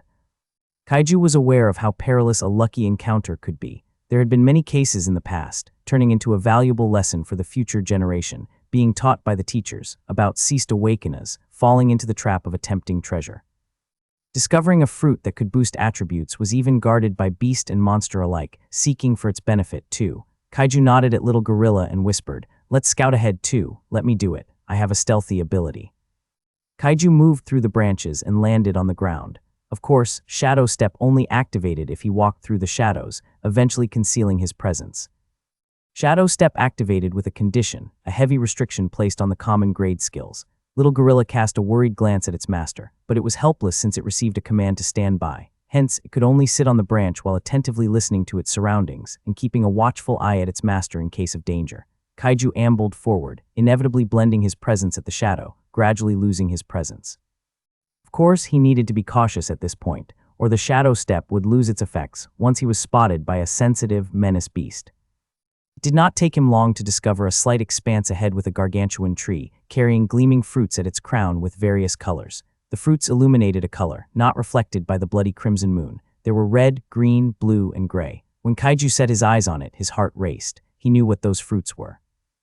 They were rare fruits in the normal difficulty trial and even the hard difficulty trial, often even commencing a bloody war among the participants in the trial. After all, not only were they difficult to be found, it was rare to find them in groups too. What Kaiju was seeing was not a valuable fruit in the group, but rather in the legion. He could count thousands of them. He took a deep breath and exhaled every now and then to regain his composure. He also had to calm his palpitating heart. He swept his eyes on the gargantuan trees, bearing thousands of blinding lights of fruits, and uttered under his breath, "Calm down, Kaiju. At most, you can consume 3 different fruits as its potency plummets the more you eat them. Even so, I must pick those high quality." Attribute-boosting fruits quality was divided into common, rare, epic, and legendary grade.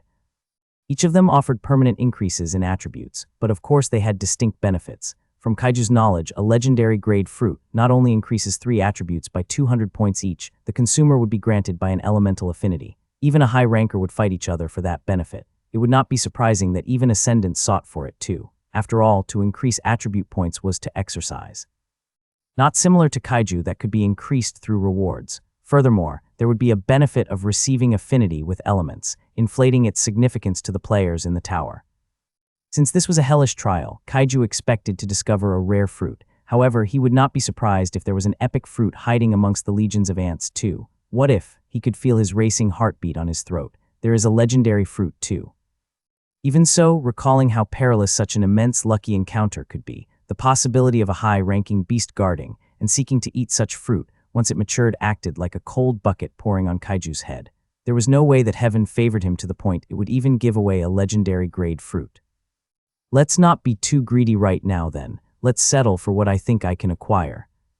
Kaiju squinted his eyes for a better look, scrutinizing every part of the expanse surrounding the gargantuan trees. For sure, there would be a trap. In the past week, while obtaining rewards such as an increase in his attribute, Kaiju obtained 1 skill basic trap creation. It aided him in establishing a trap for the thrall, and due to its meager intelligence, it fell to the most obvious trap possible. However, since it was only a common grade, it did not suffice in providing him information about traps set by nature. Kaiju analyzed. There's no way there's a trap there if there are only beasts seeking for the fruits. Perhaps plant-type monsters could only do that. Even then, they should have been destroyed by beasts long ago. Speaking of beasts, Kaiju have yet to see a single sight of them. He focused on the branches of the gargantuan trees, and as expected, he caught sight of a shadow slithering through the branches of trees, sometimes wrapping its body to a fruit before leaving and executing the same thing to other fruit. Even though it was difficult to discern its actual appearance due to the distance, Kaiju was assured it was a snake beast. Hiss, Snow popped out of her hiding spot and communicated with her master. "You're right. They are your kind. By the way, can you give me information about them? Many of them are different. Venom spine viper, toxic fang adder, blight cobra, pestilent boa, rotskill serpent. Wait, why are there so many of them?" Kaiju spotted a grave expression on Snow's adorable face. Snow narrowed her eyes on her master and offered chilling information that made Kaiju's hair stand on ends. There is an overlord rank controlling your kind. Kaiju almost lost his consciousness from the shocking information. Chapter 13, Inventory. Feral Savage Corrupted. Overlord. Corrupted rank beast posed a threat for Awakeners, while Overlord rank beast is equal to pseudo-rank Awakeners.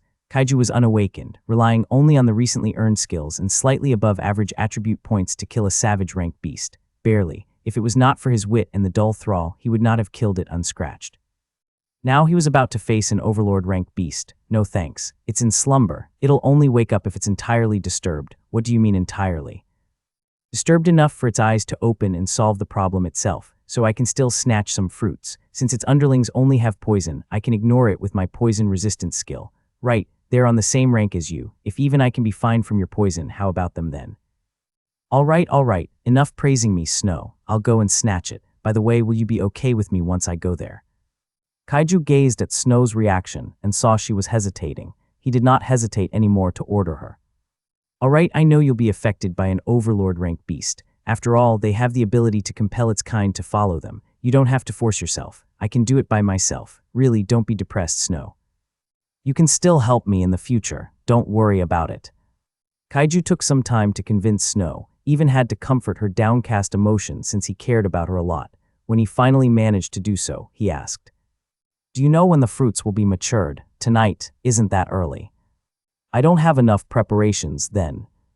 Kaiju was depressed when he received the information from Snow. He asked her if she knew, for he had an idea that Snow could understand fruits better than he did. Kaiju checked his luck points and distressingly saw 50 luck points, which was not even enough to buy a rare draw ticket.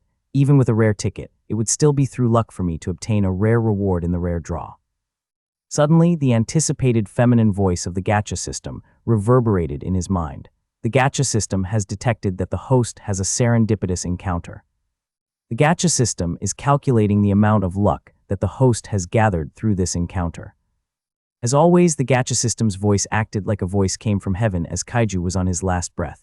Her voice was perfectly timing, causing Kaiju to even doubt if gacha system wanted to support him intently. There's no use thinking about it. What's more important is the amount of luck points I can obtain. Hopefully, it'll be enough for 10 rare draws.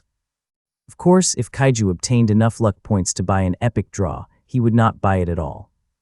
After all, he did not possess a guaranteed ticket, which guaranteed the quality of the rewards he could obtain from the draw. It would be more beneficial for him to trade for 10 rare draws rather than a single epic draw. The gacha system has finally determined the amount of luck points that the host has gathered. Congratulations to the host for obtaining 100 luck points. The 100 luck points are being multiplied 10 times.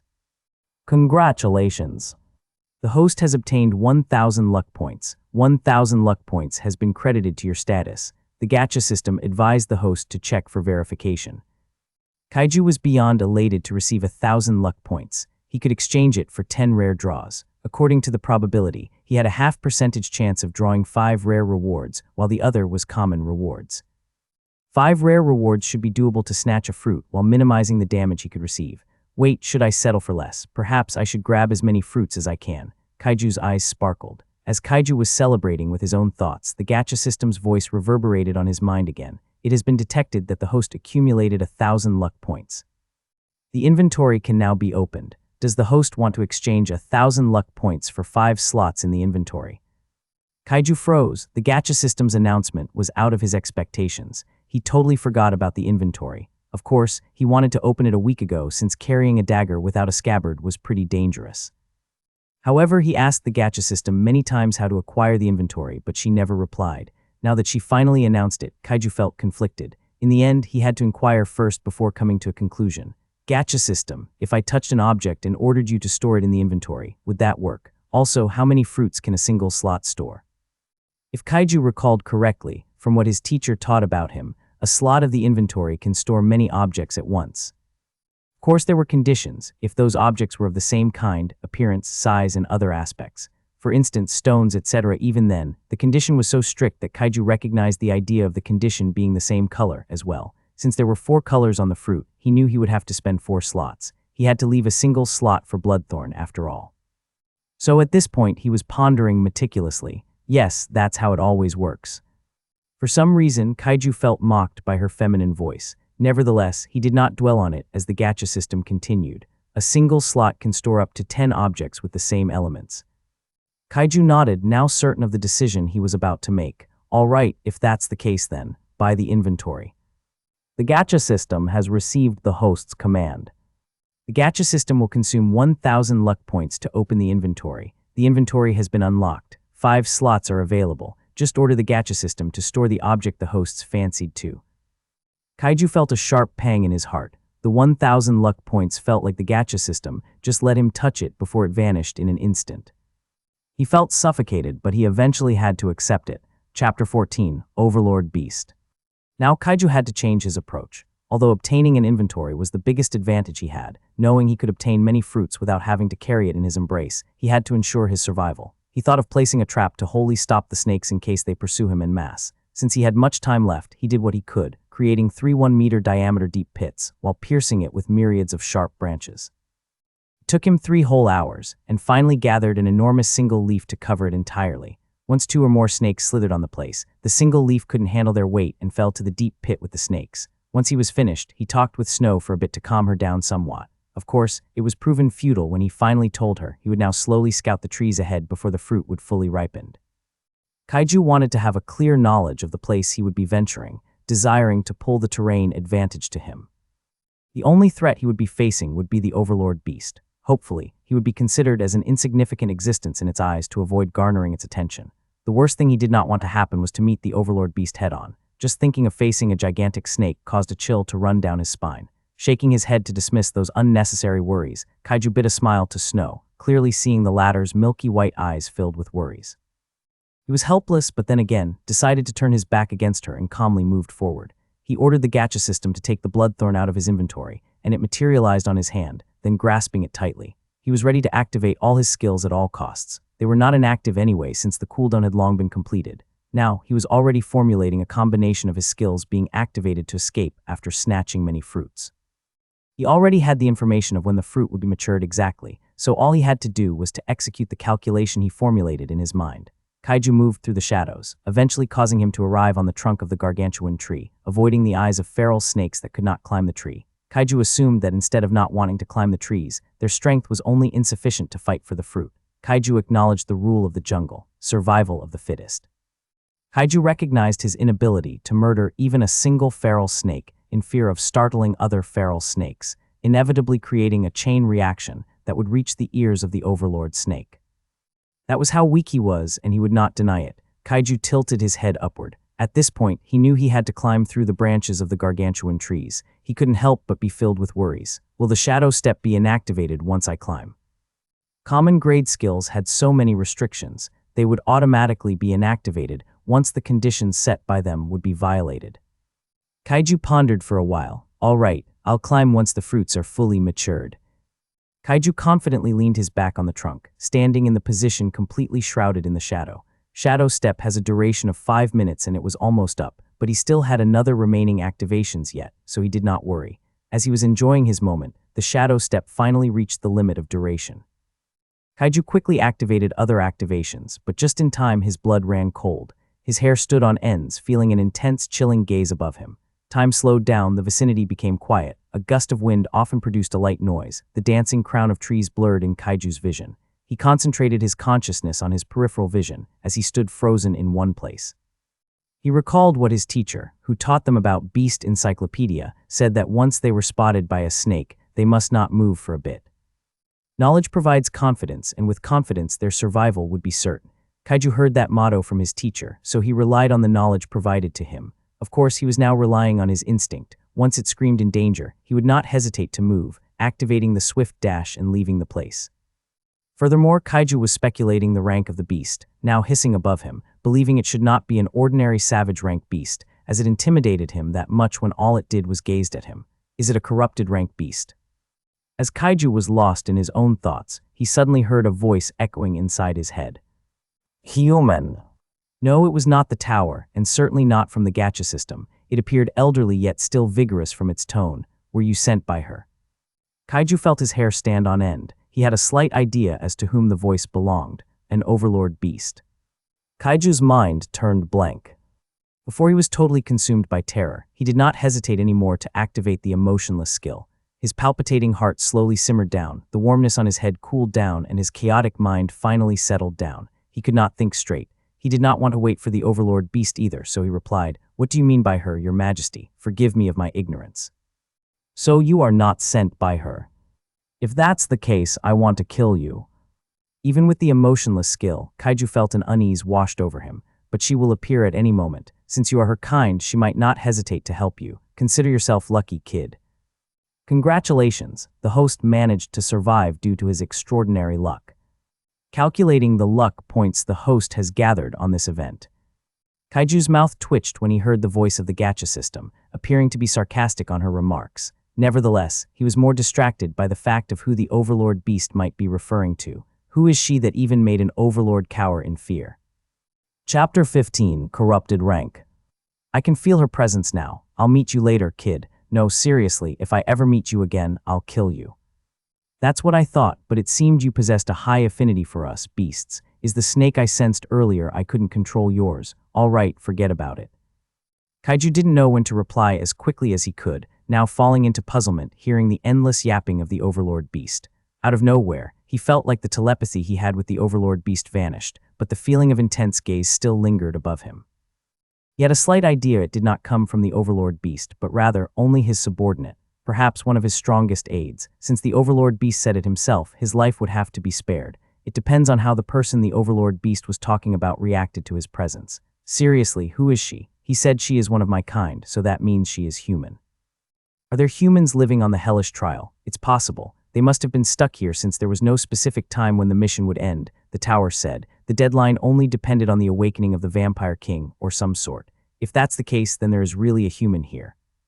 But Kaiju's sweat trickled on his forehead. How can a participant in a trial become a pseudo-ranker? I heard that only once the trial ended would the player become awakened, since the trial itself served as a trial for obtaining classes that would aid them in their awakening. Is it because this is the hellish trial? It would make sense, but not totally. I mean, why are there even an Overlord Beast in a trial? Never mind, this is the hellish trial after all. The difficulty there is possible. It's difficult to fathom this place, since the humans haven't explored a lot about this trial. Kaiju felt a headache coming whenever he tried to grasp the trial, and the information about the person that even made the Overlord feared her. In the end, he had reached many assumptions but not a solid conclusion. Hence, for now, he continued to search for a way to steal fruits under the terrifying, watchful eyes of the Overlord Beast's strongest aide. He would not leave empty-handed. He acknowledged he was being greedy now, but it did not mean it would not benefit him anyway. He slowly tilted his head above, hearing an ear-piercing hiss, but his face remained impassive. He boldly tried to meet the eye of the snake that attempted to terrorize him and had a staring competition with it. He would not back down against it as he scrutinized its appearance. It was 3 times more massive than snow. Its scales were blackened, and for some reason, emitting a dark green corrupted aura. Just staring at the oozing dark green glow, seemingly mixed with corrupted aura, Kaiju already knew what rank the beast was. It's a corrupted rank beast, Kaiju mumbled. That's right, Kaiju was slightly startled by the Overlord's beast voice. Since she's taking her time and the fact you're staring at it calmly like how she acted toward me, why won't I begin a thrilling battle then? Don't worry, other snakes would not interrupt your duel. Alright, enough talking, it's either you die or he dies. Now fight. Kaiju's eyes widened. If it was not for emotionless skill, he would not have been able to mentally react from the corrupted serpent's swift attack. Not good, it's fast. Without hesitation, he activated Swift Dash to retreat from the serpent's assault, yet it appeared their speed was the same, somewhat. Kaiju only had 3 more seconds before the serpent was able to land a bite on him. What did I expect? That's a corrupted rank beast. Kaiju was aware that activating another Swift Dash to change direction would be futile as the serpent was more agile than him, but he did not have a choice. He needed to buy more time. Kaiju bolted towards the trap he created earlier, hoping the serpent could not catch him before he arrived at the trap. However, when he peeked at the serpent behind him, his eyebrows arched up when he saw the serpent actually blended in its shadows. Kaiju knew he was done for. The enemy disappeared, giving him no room for his enemy's current information, and that was the worst thing that could happen. He remained composed, however, excessively overworking his mind to come up with a plan. He only had a single remaining activation of Swift Dash, and the trap he set up was still a bit far. Although he could have set it up nearer on the gargantua tree, he did not want to afford startling other snakes, inevitably abandoning his plan on setting a trap. He changed direction and his speed terribly declined. His instinct screamed in peril, and he knew he had to change direction once again, going back to the same direction that would lead him to the trap he set. He activated his remaining activation of Swift Dash, and now he was betting his life on the line. It's either he would die first or manage to lure the serpent to his trap. He could not feel despair because the emotionless skill was still being activated, so without an ounce of emotion, he was running the best he could manage to. As his mind was in its calm state, narrowing his vision on the massive leap forward, the gacha system's voice reverberated in his mind. The reward has been calculated. Congratulations, you have been rewarded with 20 luck points. 20 luck points are being multiplied 10 times. Congratulations. You have been rewarded with 200 luck points. 200 luck points has been credited to your status. Since it was being announced on his thoughts, it only took an instant to hear and process what the gacha system had said. Kaiju quickly converted 200 luck points into 2 rare tickets, as drawing 20 common draws might take ages. He then ordered the gacha system to hastily perform 2 rare draws with his 2 rare tickets, hoping to receive useful rewards. Chapter 16, Duel Against Corrupted Rank Beast. The reward has been chosen. You have been rewarded with the Ring of Venomous Resilience, rare grade.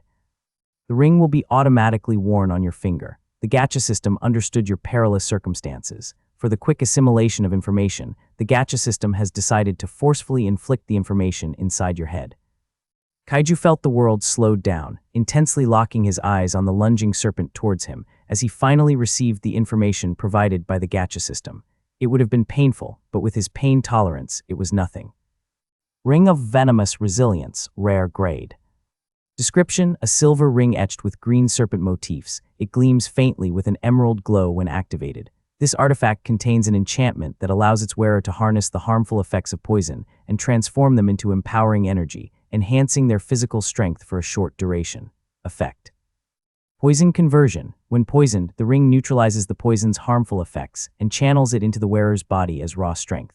This temporary strength boost increases attack power and physical resilience based on the potency of the poison. Duration: lasts for up to 10 minutes or until the poison wears off, whichever comes first.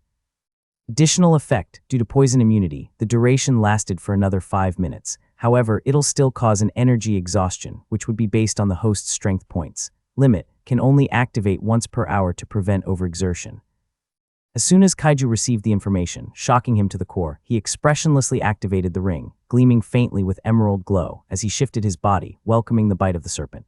He succeeded in altering the direction of the serpent's bite, for it would have landed on vital parts on his face, letting it bite on his neck instead. The serpent pierced its fangs through Kaiju's neck and then inflicted corrosive venom. The initially green skin around the part where the serpent bit suddenly turned purple, even causing some skins to disintegrate into ashes. However, Kaiju was not aware, due to the pain tolerance and the sense of slight danger coming from it. Clearly, poison tolerance was taking its effects. On the contrary, instead of panicking because his skin was being corroded, he was feeling even more vigorous.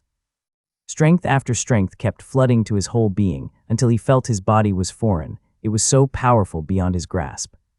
He clutched the bloodthorn tightly on his right hand and made a slashing motion in an aim to sever the body of the serpent in half. The serpent sensed the hazard and instinctively swayed its body. Even so, there was a lacerated wound opening on its body. Kaiju grinned. He succeeded in activating the passive effects of the bloodthorn. He could already discern the blade becoming sharper. He gazed at the serpent and saw its infuriated face clearly suffering from the lacerated wound he inflicted. Furthermore, the dark green blood the lacerated wound spouting was thicker than the normal, obviously from the effects of the dagger's enchantment, increasing the blood loss by 15%. Kaiju was not letting it take a breath. Although he knew it would die over time, even if it had regeneration, he knew he had to finish it as early as possible and leave the place. At the same time, the voice of the Overlord Beast echoed inside his mind. He feared it the most, assuming it would aid his kin to win the fight against him. He could only hope it would not happen. You have tricked up your sleeves, kid, but I wonder if there is any, or else this wary snake might be able to turn the table around. Kaiju gritted his teeth, still dashing, but not activating the swift dash for he exhausted the uses already. The dash was not swifter compared to the skill, but it was all of his strength he could produce.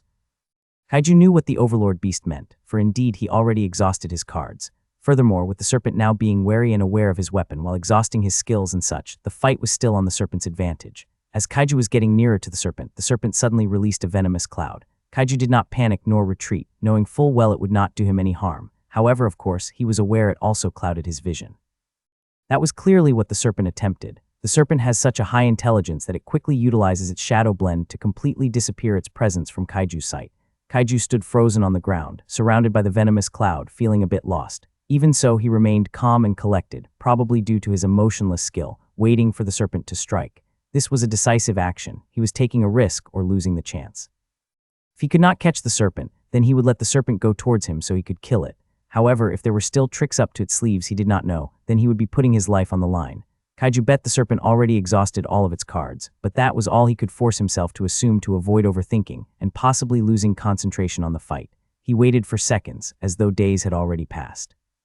He heightened his concentration and senses to the extreme, to the point that even the breathing of the overlord beast from who knows where direction could be heard. The serpent did not let him wait for so long though, as a slight noise produced by the leap echoed on the surroundings. He quickly turned around and elegantly danced his bloodthorn to slice the serpent's shadow. However, it was intangible, it was just a shadow. Kaiju was stunned. What was that?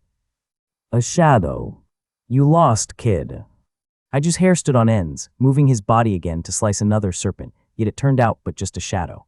Shadows after shadows kept pouncing at him with no ends, exhausting his stamina. Kaiju felt a bit of despair in his heart, but his face remained impassive. Unknown to him, the serpent finally licked its tongue and took its initiative to blend among the shadows to finally assault Kaiju.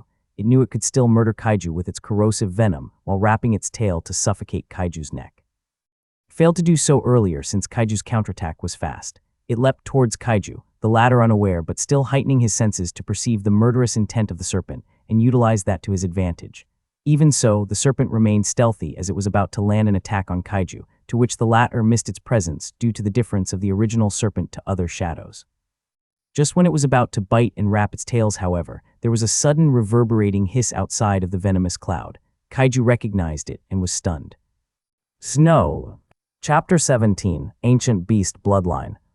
Snow couldn't stand letting her master fall into danger. She knew she had to find a way to save him, at the very least, desiring to let her master be aware her presence mattered as she could be of any use.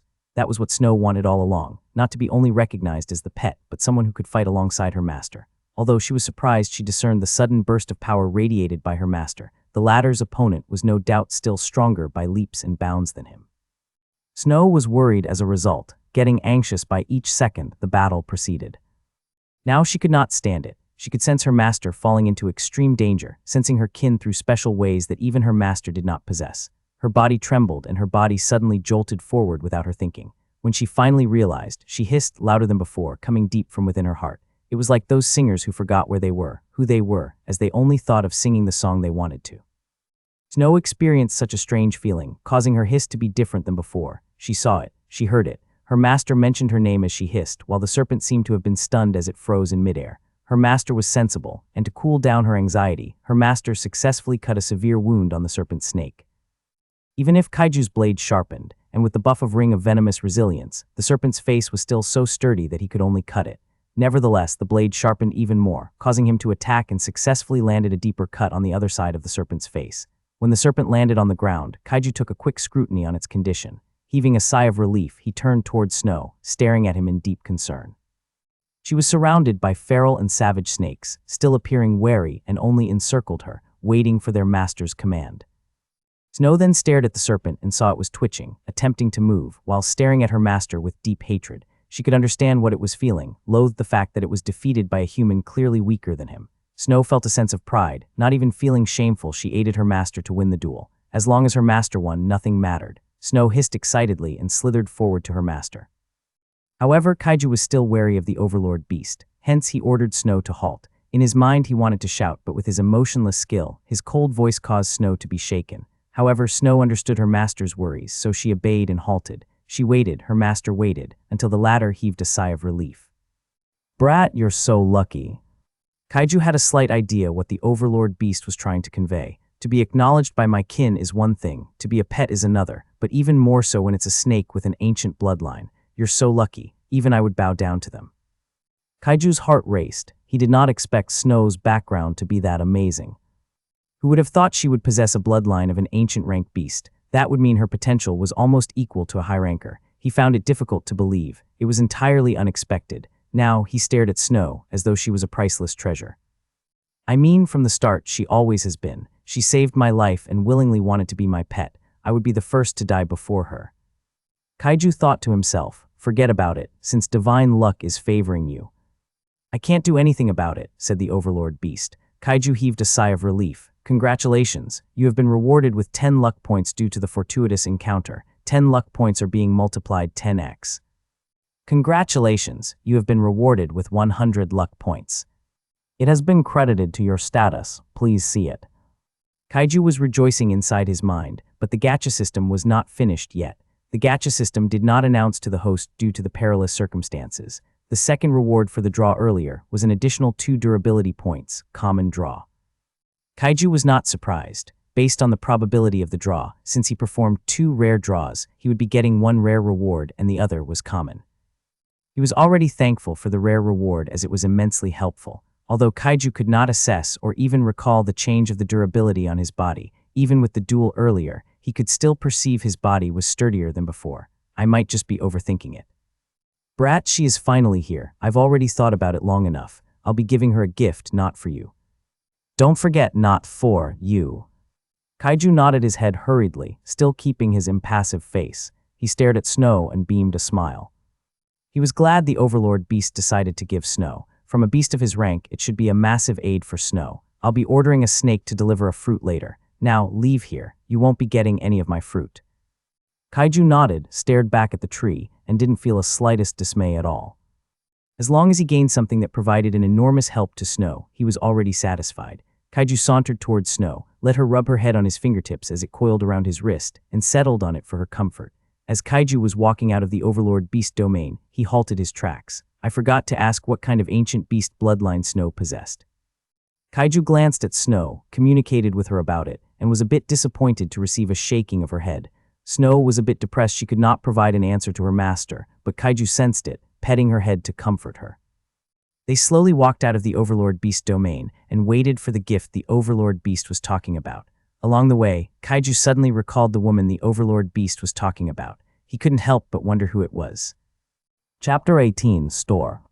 Kaiju stored the Bloodthorn on his inventory, but it didn't mean he didn't stay vigilant. He reminded Snow to stay aware of their surroundings, as the beast has more sensitive senses than humans. While he was at it, Kaiju was staring at his status, wanting to keep updated. After all, the change of his status seemed to happen faster than he could track. However, a minute after, he was distracted by the noise of a monkey, and glancing at Snow, staring at a particular direction with a straight face, he knew who it was. He was glad Little Gorilla was back, but he was dismayed Snow was the only one who benefited on their journey, when in fact it was Little Gorilla who discovered the fruit.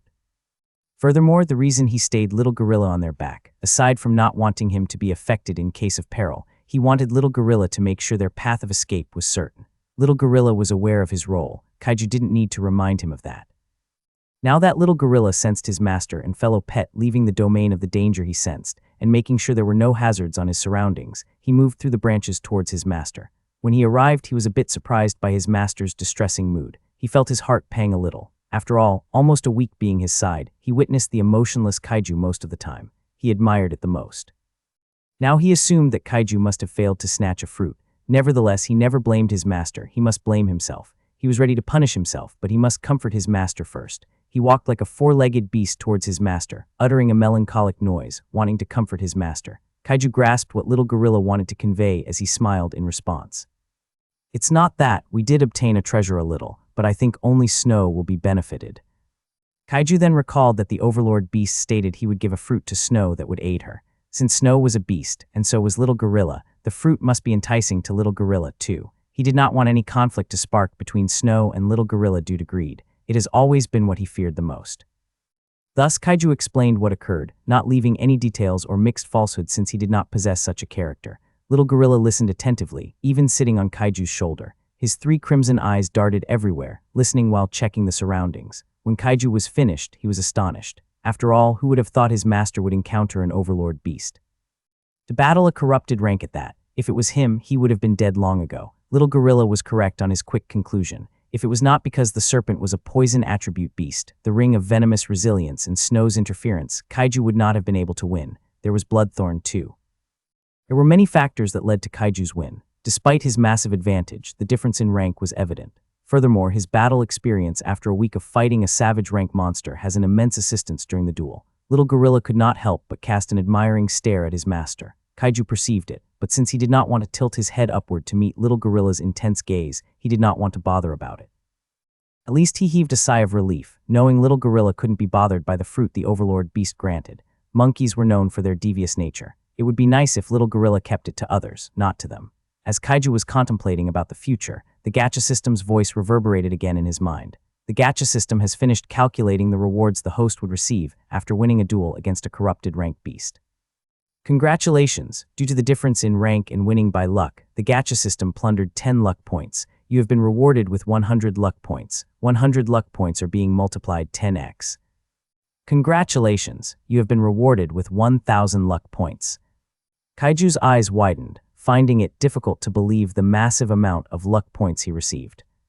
It was staggering, no doubt. However, he suddenly recalled gacha system announcing he would have to spend 1,000 luck points on opening the inventory system. He had a bad feeling. The gacha system has detected that the host has accumulated 1,000 luck points. The store's feature cost to open is 1,000 luck points. Does the host want to spend 1,000 luck points to open the store? Yes, no. Kaiju cursed under his breath. He was about to rejoice, but it turned out the hard-earned luck points would be expended just to open a feature. Why couldn't he open it for free? The gacha system is so stingy. Well, I don't know. Snow and Little Gorilla were startled by their master's sudden growl. He even mentioned a name they did not know. They cast a worried glance at their master, to which the latter responded with a smile and fell into contemplation. Kaiju shook his head helplessly and answered yes to the system. 1,000 luck points are being deducted to open the store. Congratulations, the store has been opened. If the host desires to look at the store, please order it subconsciously. Kaiju growled. He knew that even with the bonus luck points gacha system has, it would not be enough to buy what contains the store. He ordered the gacha system to open the store and was taken aback by the countless items appearing. It even reached the point an item was so small, as though he needed a microscope. Kaiju suddenly received information the store was categorized, and by selecting some aspects of an item it possessed he fancied, the store would quickly organize it.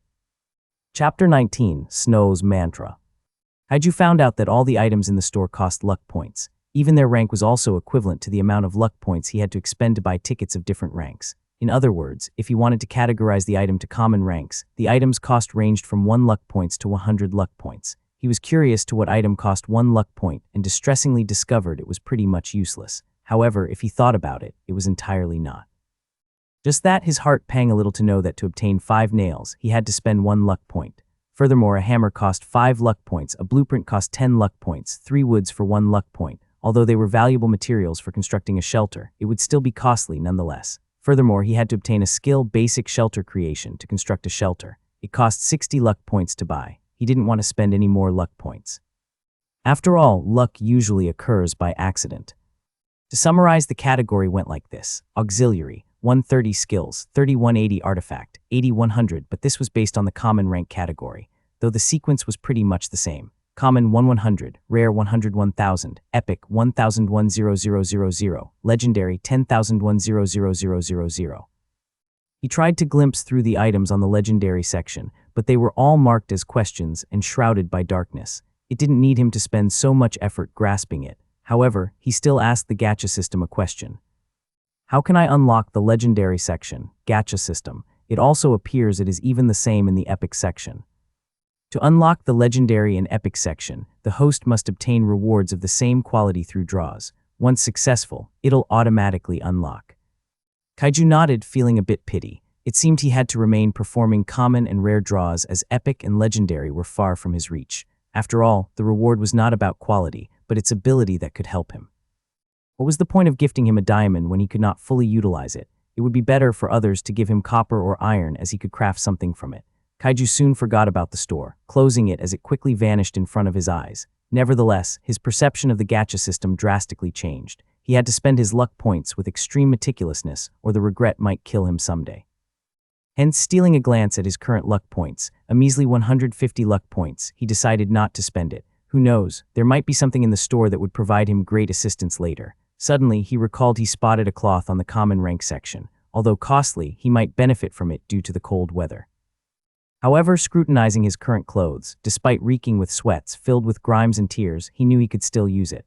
It would be a waste to change it quickly when it still had uses for him. He sighed. He stared at Snow to comfort himself, rubbing her head to his content while Snow excitedly rubbed her cheeks on her master's palm. It lessened Kaiju's worry somewhat.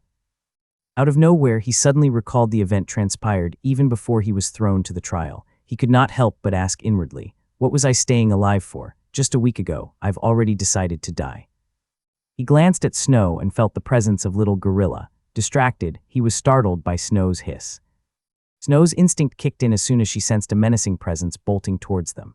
The aura exuded by the other party was pretty much the same by the serpent her master killed. Even when her master elucidated the events to little gorilla, astonishing her even, she still raised her guard up. Who knows, the overlord beast might have changed his mind later on and decided to harm her master. To a great extent, she wanted to prevent the horror from occurring. Yes, she must protect her master at all cost. She recently committed a motto to her heart and mind: if you want to harm my master, over my dead body. It was a mantra that automatically reminded her every time she sensed danger. In the end, what always reassured her, calmed her agitation, was her master's touch. His pat, his rub, it was soothing as it always eased her worries. Right now, he was basically rubbing her cheeks, patting her head while saying, "It's all right, Snow. The overlord beast just contacted me that he sent his subordinate to send the gift he had for you. He also, damn, he's speaking too much. What's wrong with him?" Snow cared more about her master's tone, seemingly so comfortable to hear. She cared less about the information, though of course it assured her that the intimidating presence didn't seem to inflict any harm to them at all. Only that she was confused why it was radiating killing intent, making her assume it wanted to harm her master.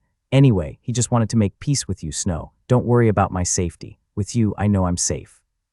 Those were golden words for Snow.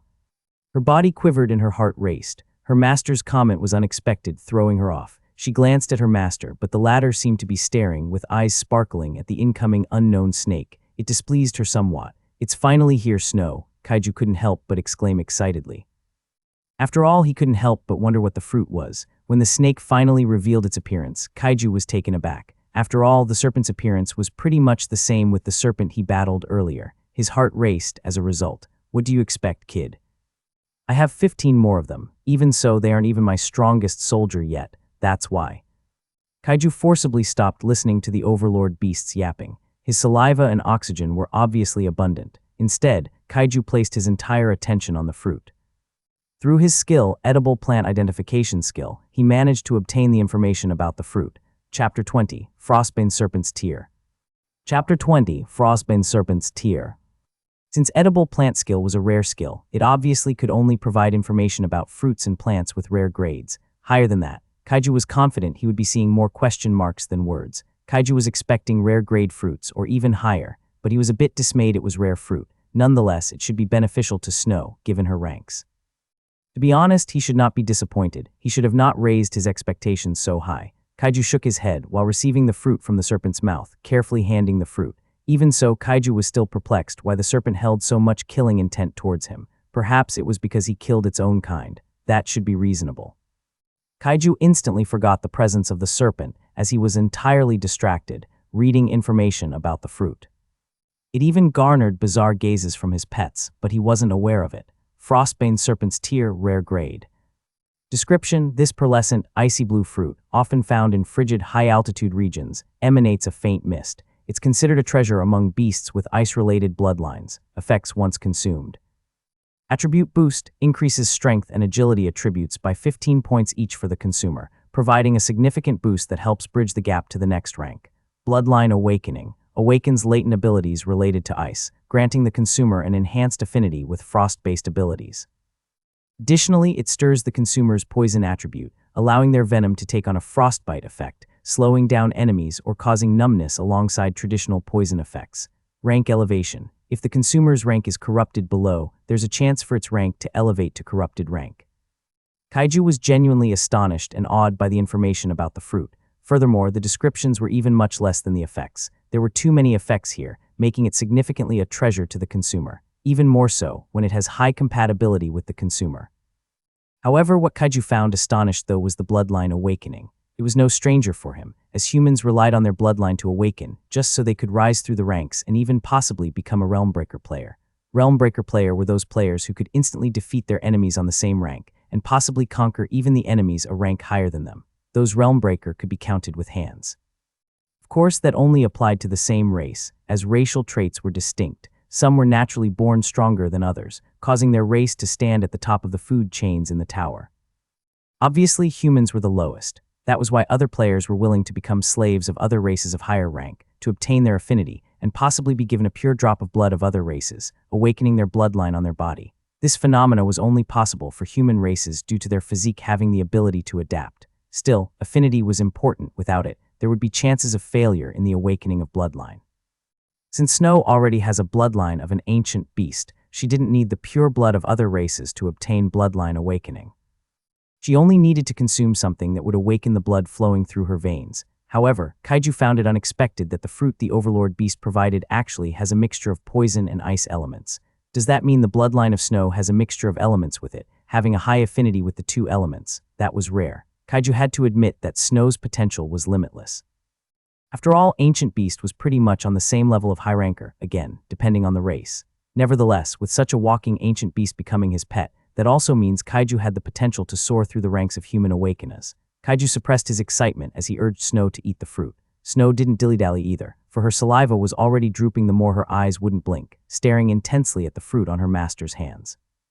As soon as she received the order, she quickly leapt forward, while her master threw the fruit in the air. Snow gobbled the fruit, savoring the taste before gulping it in one go. Some liquid managed to crawl out of her mouth, but before it fell to the ground, she licked them all with her lengthy tongue. Kaiju was trembling in excitement, staring intently at Snow. He knew the effects of the fruit rank elevation, anticipating for Snow to ascend. He witnessed the power of the corrupted rank beast as he barely defeated one. Only now Kaiju realized he actually had become a realm breaker. After all, he defeated a corrupted rank beast with his measly strength, not even becoming an awakener yet. Do note that the corrupted rank beast has a strength equal to awakener. Despite his attributes being nowhere near the awakeners, he still managed to defeat a corrupted rank. That was a feat that if he told others about it, they wouldn't listen to him, just treating it as an exaggerating tale. Nevertheless, most awakeners barely have a single rare artifact. If it was not for Kaiju's gacha luck system, he might not have been able to defeat the corrupted rank at all. There was Snow too, who contributed a lot to the fight. Although Kaiju might have cheated his personal opinion, the fact he defeated the corrupted rank was already astonishing. Speaking of cheats, Kaiju glanced at Snow, and the Beastmaster title effects finally dawned on him. He recalled he could copy one skill from different beasts he formed a contract with. Could he still be able to change the skills since it was already expected Snow would unlock another, possibly higher than Swift Dash skill? He asked about the gacha system. No. She didn't even bother explaining. Kaiju sighed. Nevertheless, such an answer didn't spoil his happiness for Snow's ascension. He focused on Snow once again and perceived her skin was detaching itself, revealing a new, much more pristine milky white skin. When Kaiju scrutinized, he perceived the scale seemed to become more sturdy than before. Furthermore, there was a mist of chill emanating from it, while an aura of venom mixed within. Just staring at it made Kaiju's hair stand on ends. Heh. What do you expect? It's a corrupted rank beast with a bloodline awakening, of an ancient beast at that. I dare you to fight with her. Even if you are lucky, you'd still die. Kaiju rolled his eyes at the Overlord Beast's comment. After all, there was no way for him to fight his pet. Chapter 21, Drawback. Kaiju rejoiced in Snow's ascension. Snow had finally completed her transformation, becoming an inch taller than before, gaining some weight, but the gorgeous milky white scales were more conspicuous, making even the corrupted rank serpent near them fall in love with her. Kaiju's eyes glued on Snow's appearance, admiring the slight change, yet seemingly anew Snow before him. Under the intense gaze, Snow couldn't help but blush when she met Kaiju's eyes in a split second, quickly looking away in embarrassment. Kaiju smiled in response. As expected of my kind possessing a pure-blood bloodline of an ancient beast, although I can't determine which ancient beast it is, I can at least gauge the elemental affinity it possessed. Kid, if you find the location of my original body, do contact him. I'll leave this snake mark on you. Kaiju was startled, though feeling a bit annoyed listening to the Overlord Beast's yapping, but the last sentence made him feel a bit terrified. After all, he knew the beast mark meant it would either be a disaster or a blessing. If a beast like the snake races left a snake mark on someone, other snakes the latter came across in the future would feel his presence more, even if they were miles away from him. Snake mark was divided into two types, snake mark blessings, snake mark must kill. Although he was a bit confident the Overlord Beast would not implant the latter, he was someone who had been suffering from trust issues. The Overlord Beast seemed to have sensed his worries, as it replied, "Relax, we are not the same kind," and certainly the beast honored their pride. We live for it, we strive for it, because for us reputation is important, pride becomes prominent after we are living in the law of the jungle. While you humans, never mind, she might hear me. Till now, Kaiju was still wondering who she, the Overlord Beast, was talking about. However, despite Kaiju's extreme curiosity, he never asked the Overlord Beast. It appeared the latter didn't even have intention of revealing the identity either, assuming he could discern his thoughts through unknown means. Kaiju only nodded in response. I already did before I received your approval. Wells, you can't do anything about it. Anyway, what I want you to narrate on my original body. Kaiju yawned listening to the Overlord Beast's yapping once again. As he was enjoying it, watching the serpent left into the darkness in a daze, something suddenly struck his body. He, all of a sudden, felt an immense amount of power leaving from his body. He was startled, but then realized the duration of the effective ring of venomous resilience must have been up. Kaiju didn't mind, but what was startling though was the fact that the strength drifting away seemed to be too much. He had been used to the current strength earlier as he was fighting the serpent, so with his body suddenly going limp, he felt his body was becoming foreign. It was, no doubt, the worst feeling to perceive your strength declining. As he was adapting to the sudden change in his strength, he was confused when his vision became blurry. He was familiar with this feeling. He had been used to it. I'm losing my consciousness. That was what his last thought as his head wobbled until he completely collapsed to the ground. Snow cried a distress hiss, and so was little gorilla, shrieking in worry, surrounding his master. They were trying to determine if their master was alive or not, though the connection they had to their master assured them Kaiju was still alive. Still, they were anxious. Little girl, it's natural your master will faint after the duel. After all, he uses a power beyond what his body can handle. I'm still even wondering how he still survived the poison that was potent that should have killed him in less than a second. Did he obtain poison resistance from you? After all, given your bloodline, your poison should be potent enough to even threaten a corrupted rank beast of another kind. Snow hissed in response, not really listening to the latter half of the Overlord's beast statement, but rather focused on the fact that an Overlord beast assured her master was still alive. However, to call it normal was absurd. In the first place, it was the Overlord beast's fault to begin with. Snow's mind was in turmoil, and so was her emotional state, witnessing her master losing consciousness in front of her. Thus, she couldn't hold herself back from hissing, communicating with the Overlord beast, pinning the blame on him. The Overlord beast guffawed. You didn't even answer my question. Never mind, I can understand your distress. Don't worry, I'll order some of my soldiers there to protect your surroundings. Keep watch of your master, including you too, Three-Eyes Monkey. The latter trembled when he suddenly heard a voice reverberating inside his mind. However, communicating with Snow, he instantly learned who it was, causing him to shiver in terror. Nevertheless, Snow assured him everything was fine and the Overlord beast should be considered as harmless, for now, given by his reaction. Little Gorilla calmed down, nodding respectfully in response to the Overlord beast and attentively observing his master and their surroundings. Snow instantly forgot about everything except her master, slithering forward and rubbing her cheeks on her master's face. Seeing her master's serene face, she calmed down somewhat and pressed her body to her master to warm him, wanting him to know Snow was there for him, even if he was asleep. Little Gorilla glanced at Snow, coiling her body, lying atop of his master's cheeks, and exhaled a long breath. He was listening to the Overlord beast's yapping. You Three-Eyed Monkey are lucky to be the pet of a master who has a pet of a bloodline of an ancient beast. You know who it is. Anyway, give your best in protecting her, even at the cost of your life. Don't compare yourself to her, the difference is vast. No, you can't even hold a candle to her. Well, if by lucky chance, you get to meet a higher being of your kind and receive his blessings. Well, that is, if by lucky chance. Unlike Snow and his master, who usually got bored of the Overlord beast's yapping, Little Gorilla listened attentively. It was no doubt what the Overlord beast was saying struck deep within his heart. What? And sorry for the very late upload, readers. Have been cooped up by my ACADS, though it was mainly me being lazy and procrastinating, but still, being a student of a state university is taxing. My body clock I worked so hard to fix becomes shuffled once again. Although my battle with it is still ongoing, I'll still try to upload chapters every now and then. Semester break will happen on December 13, also our research colloquium.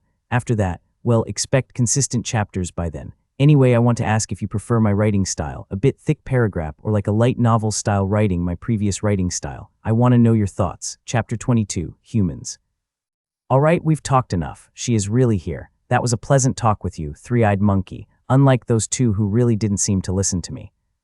Little Gorilla nodded frantically, with eyes filled with respect and politeness. He noted down what the Overlord beast said to him, burning his heart, finally finding the purpose to his passion in serving his master. Don't forget, you're yapping this early. Telepathy suddenly shut down. Little Gorilla shivered after hearing another feminine voice intervening the Overlord beast, to which what seemed to be the cause of the Overlord beast cutting his telepathy with the Little Gorilla. Although the feminine voice only said a single sentence, Little Gorilla shivered in fear from her voice, seemingly containing a deep terror and power. Little Gorilla breathed heavily, even staring at his hands quivering. He closed his 3 eyes and tried to calm himself. When he finally did, he tried to determine who the feminine voice was. However, he suddenly realized one thing. She was talking in Master's language. Little Gorilla gazed at his master sleeping in peace with Snow accompanying him and couldn't help but be filled with wonder. He couldn't help but also wondered if his master knew who the feminine voice was. I'll ask Master later. Little Gorilla climbed through the trunk of the gargantuan tree and grabbed a tree branch, hanging there for a while, scouting for dangers. As he was doing the same thing again and again through other gargantuan trees for 5 minutes, he suddenly felt tired and his focus was drifting away. He was about to grab another branch, but he lost consciousness and fell on the sky, coincidentally landing beside his master. There, a human and beasts were sleeping in tranquility despite being surrounded by thousands, if not hundreds of thousands of snakes. Suddenly, a woman appeared and spoke, another participant, it seemed. To also form a bond with beasts. To at that, one even a corrupted rank when he is so very weak, so unusual. This guy might have some use despite being so weak on this trial. The woman was silent for a while, scrutinizing Kaiju's appearance for a whole minute, and continued. He certainly did not receive a Genesis serum before, so he might have come from an ordinary background. How did he even end up in the hellish trial? Is he stupid? The woman squatted beside Kaiju, motioned her hand above Kaiju's skin, and her nails suddenly lengthened and sharpened. She pierced her nails easily through Kaiju's skin and pulled it a second later. Kaiju's blood dampened her nail as she brought it to her mouth and tasted the blood. The woman's eyes opened wide abruptly, and then stared dazedly at Kaiju, appearing in shock. He has pain tolerance, rare rank at that. That means he could endure pain the very same level an Awakener can handle. Also, if he reaches the Awakener rank, his pain tolerance, despite staying at the rare rank, would amplify too. She stared at Kaiju for a long while, her eyes filled with curiosity and wonders. How much did he go through to obtain this skill? Not only that, there was poison resistance too. I know you've already explained it. All right, I'll take him with me. He is very valuable. A beastmaster, not being awakened yet, perhaps something he earned through unknown means, is certainly a big help in my plan. She grinned. Still, he has less skills than I thought. I guess that is to be expected from an ordinary kid. Well, he can still learn more about it during this trial. The woman stared at Kaiju and her smile brightened. Interesting. Kaiju dreamed of a monster. The latter was blurry, so much so he could barely scrutinize its appearance. Despite that, he felt it was familiar, so familiar. However, he couldn't recognize what it was, who it was, which type of monster it was. It was so strange. It has wings, it has tails, it has a towering physique, yet faster and nimbler as it was battling another monster.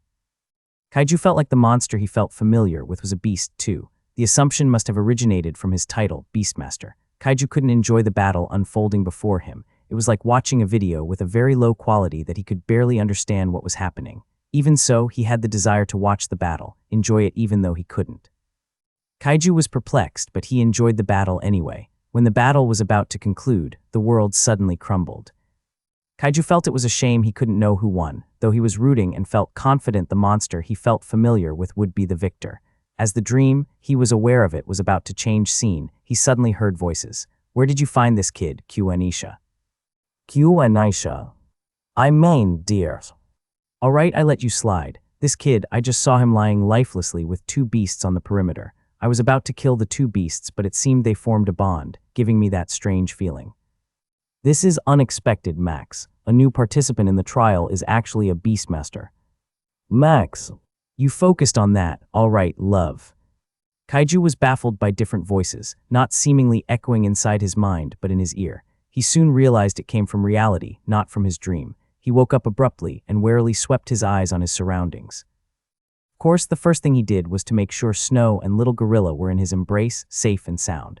The first thing his eyes spotted as he scrutinized his surroundings was a dark-skinned, gorgeous woman in her middle age, carrying him in her arms.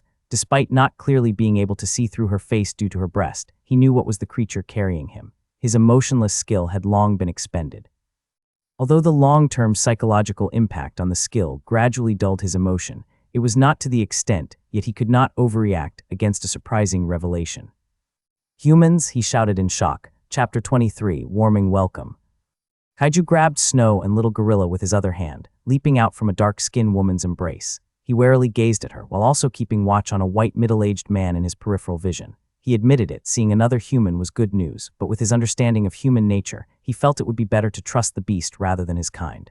After experiencing betrayal many times, he knew he would not be the same before. Memories kept flooding on his mind, but he held it in. He was aware his circumstances didn't allow him to fall into daze. He had to assure his safety and his pet. Kaiju stared intensely at the dark-skinned woman, scrutinizing her. She has curly hair, braids in a strange yet gorgeous pattern, amplifying her beauty. Despite her skin being dark brown, she was no doubt a beauty. Her breast was rather large, an indicator of her middle age. Her slim physique made her seem to be in an elf race. He peeked at the white man, chilling on the right side, sitting on the protruding enormous roots of a gargantuan tree. He has blonde hair, white skin, bulky body, wearing steel armor that blinded him. If only he had the skill to analyze the steel armor, he would have information about it. Having been exposed to rare-grade weapons, he knew it was certainly a rare-grade artifact. Furthermore, the aura the two emanated certainly belonged to a rank even possibly higher than a corrupted rank serpent he battled earlier. After all, just based on his instinct, the moment he tried to go against them, he was certainly doomed. Not even Lady Luck could save him. Hence, at this point, he knew he had to compromise. Survival mattered the most at this moment. Who are you? Kaiju asked the Dark Woman. The latter smiled at Kaiju's action, feeling a bit strange about his response but had chosen to understand it. She even thought it was good that Kaiju instantly remained wary of strangers. She smiled. We are participants just like you, handsome kid. Kaiju gulped and nodded. Normally, participants should be of my age. Why? Stop, the white man interjected Kaiju. Kaiju quickly looked at him and was startled by how terrified the white man appeared, gazing intensely at the Dark Woman. Kaiju turned his attention to the Dark Woman, but instead of seeing her usual amiable expression, he was welcomed with a ferocious countenance directed at him. The Dark Woman still tried to smile and asked, "What you were about to say, continue." Kaiju gulped and shook his head, terrified. I wouldn't dare." The Dark Woman smiled brightly, but the aura she exuded felt more dangerous than any existence Kaiju encountered. Thankfully, the Dark Woman didn't continue to press the matter as she said, "We've been living here on the trial for a decade. To be honest, just surviving that amount of time is already lucky for us." She took a deep breath and exhaled for a long while. She closed her eyes and continued, "I know getting out of here alive is pretty much impossible. However, we will still try our best. We will continue to do so at the cost of our lives." The Dark Woman stared at the white man, impelling Kaiju to look at the latter. The white man smiled brightly and stared at Kaiju. "If death stares at us, we'll stare at it back," they said at the same time. Kaiju could perceive the fire burning intensely in their heart. They seemed to be adamant on getting out of the trial. It was either they would die or leave from this hell. Kaiju understood their sentiments, as he even felt the same. He nodded, lowering his guard somewhat as he replied, "I feel the same." "Of course you do." The Dark Woman knew Kaiju trusted them somewhat, so she walked towards him. Despite still acting wary, Kaiju, who always relied on his instinct, let the Dark Woman walk near him, discerning no hostile intent coming from her. She patted his shoulder and said, "We'll become the first hellish trial participant to complete it." Kaiju stared deeply at her eyes, perceiving the vigorous spirit roaring deep within her iris. Kaiju was influenced somewhat and nodded without hesitation. The Dark Woman laughed and said, "I'm Q-Anisha, kid. Q-Anisha Harris." She turned towards the white man and beamed a smile. The latter smiled brightly at her, and Kaiju could perceive some romantic tension between them, causing him to understand what their relationship was. "Max Lawrence, he is my lover. My wife after we get out of this trial alive." Kaiju peeked at Q-Anisha's reaction when the white man added her introduction and saw her cheeks burning in hotness. Kaiju furrowed his eyebrows, just feeling strange about the atmosphere he was standing in. Anyway, Q-Anisha stared at Kaiju, and the latter knew her intention. "What about you, kid? What's your name?" "Kaiju. Kaiju. Kaiju." Q-Anisha gazed at Kaiju in bewilderment. She turned to her lover and asked, "Are there any places where we knew that a person didn't have a surname?" Max furrowed his eyebrows and replied, "Slum, orphanage." They stared at Kaiju at the same time, waiting for his answer. Kaiju only smiled in response, remembering some unpleasant memories, but he quickly erased them away. "I have a father. Only that he just gave me this name, nothing else. I don't even know his surname."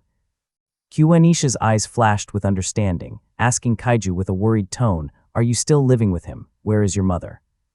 Kaiju smiled, nodded, and then shook her head.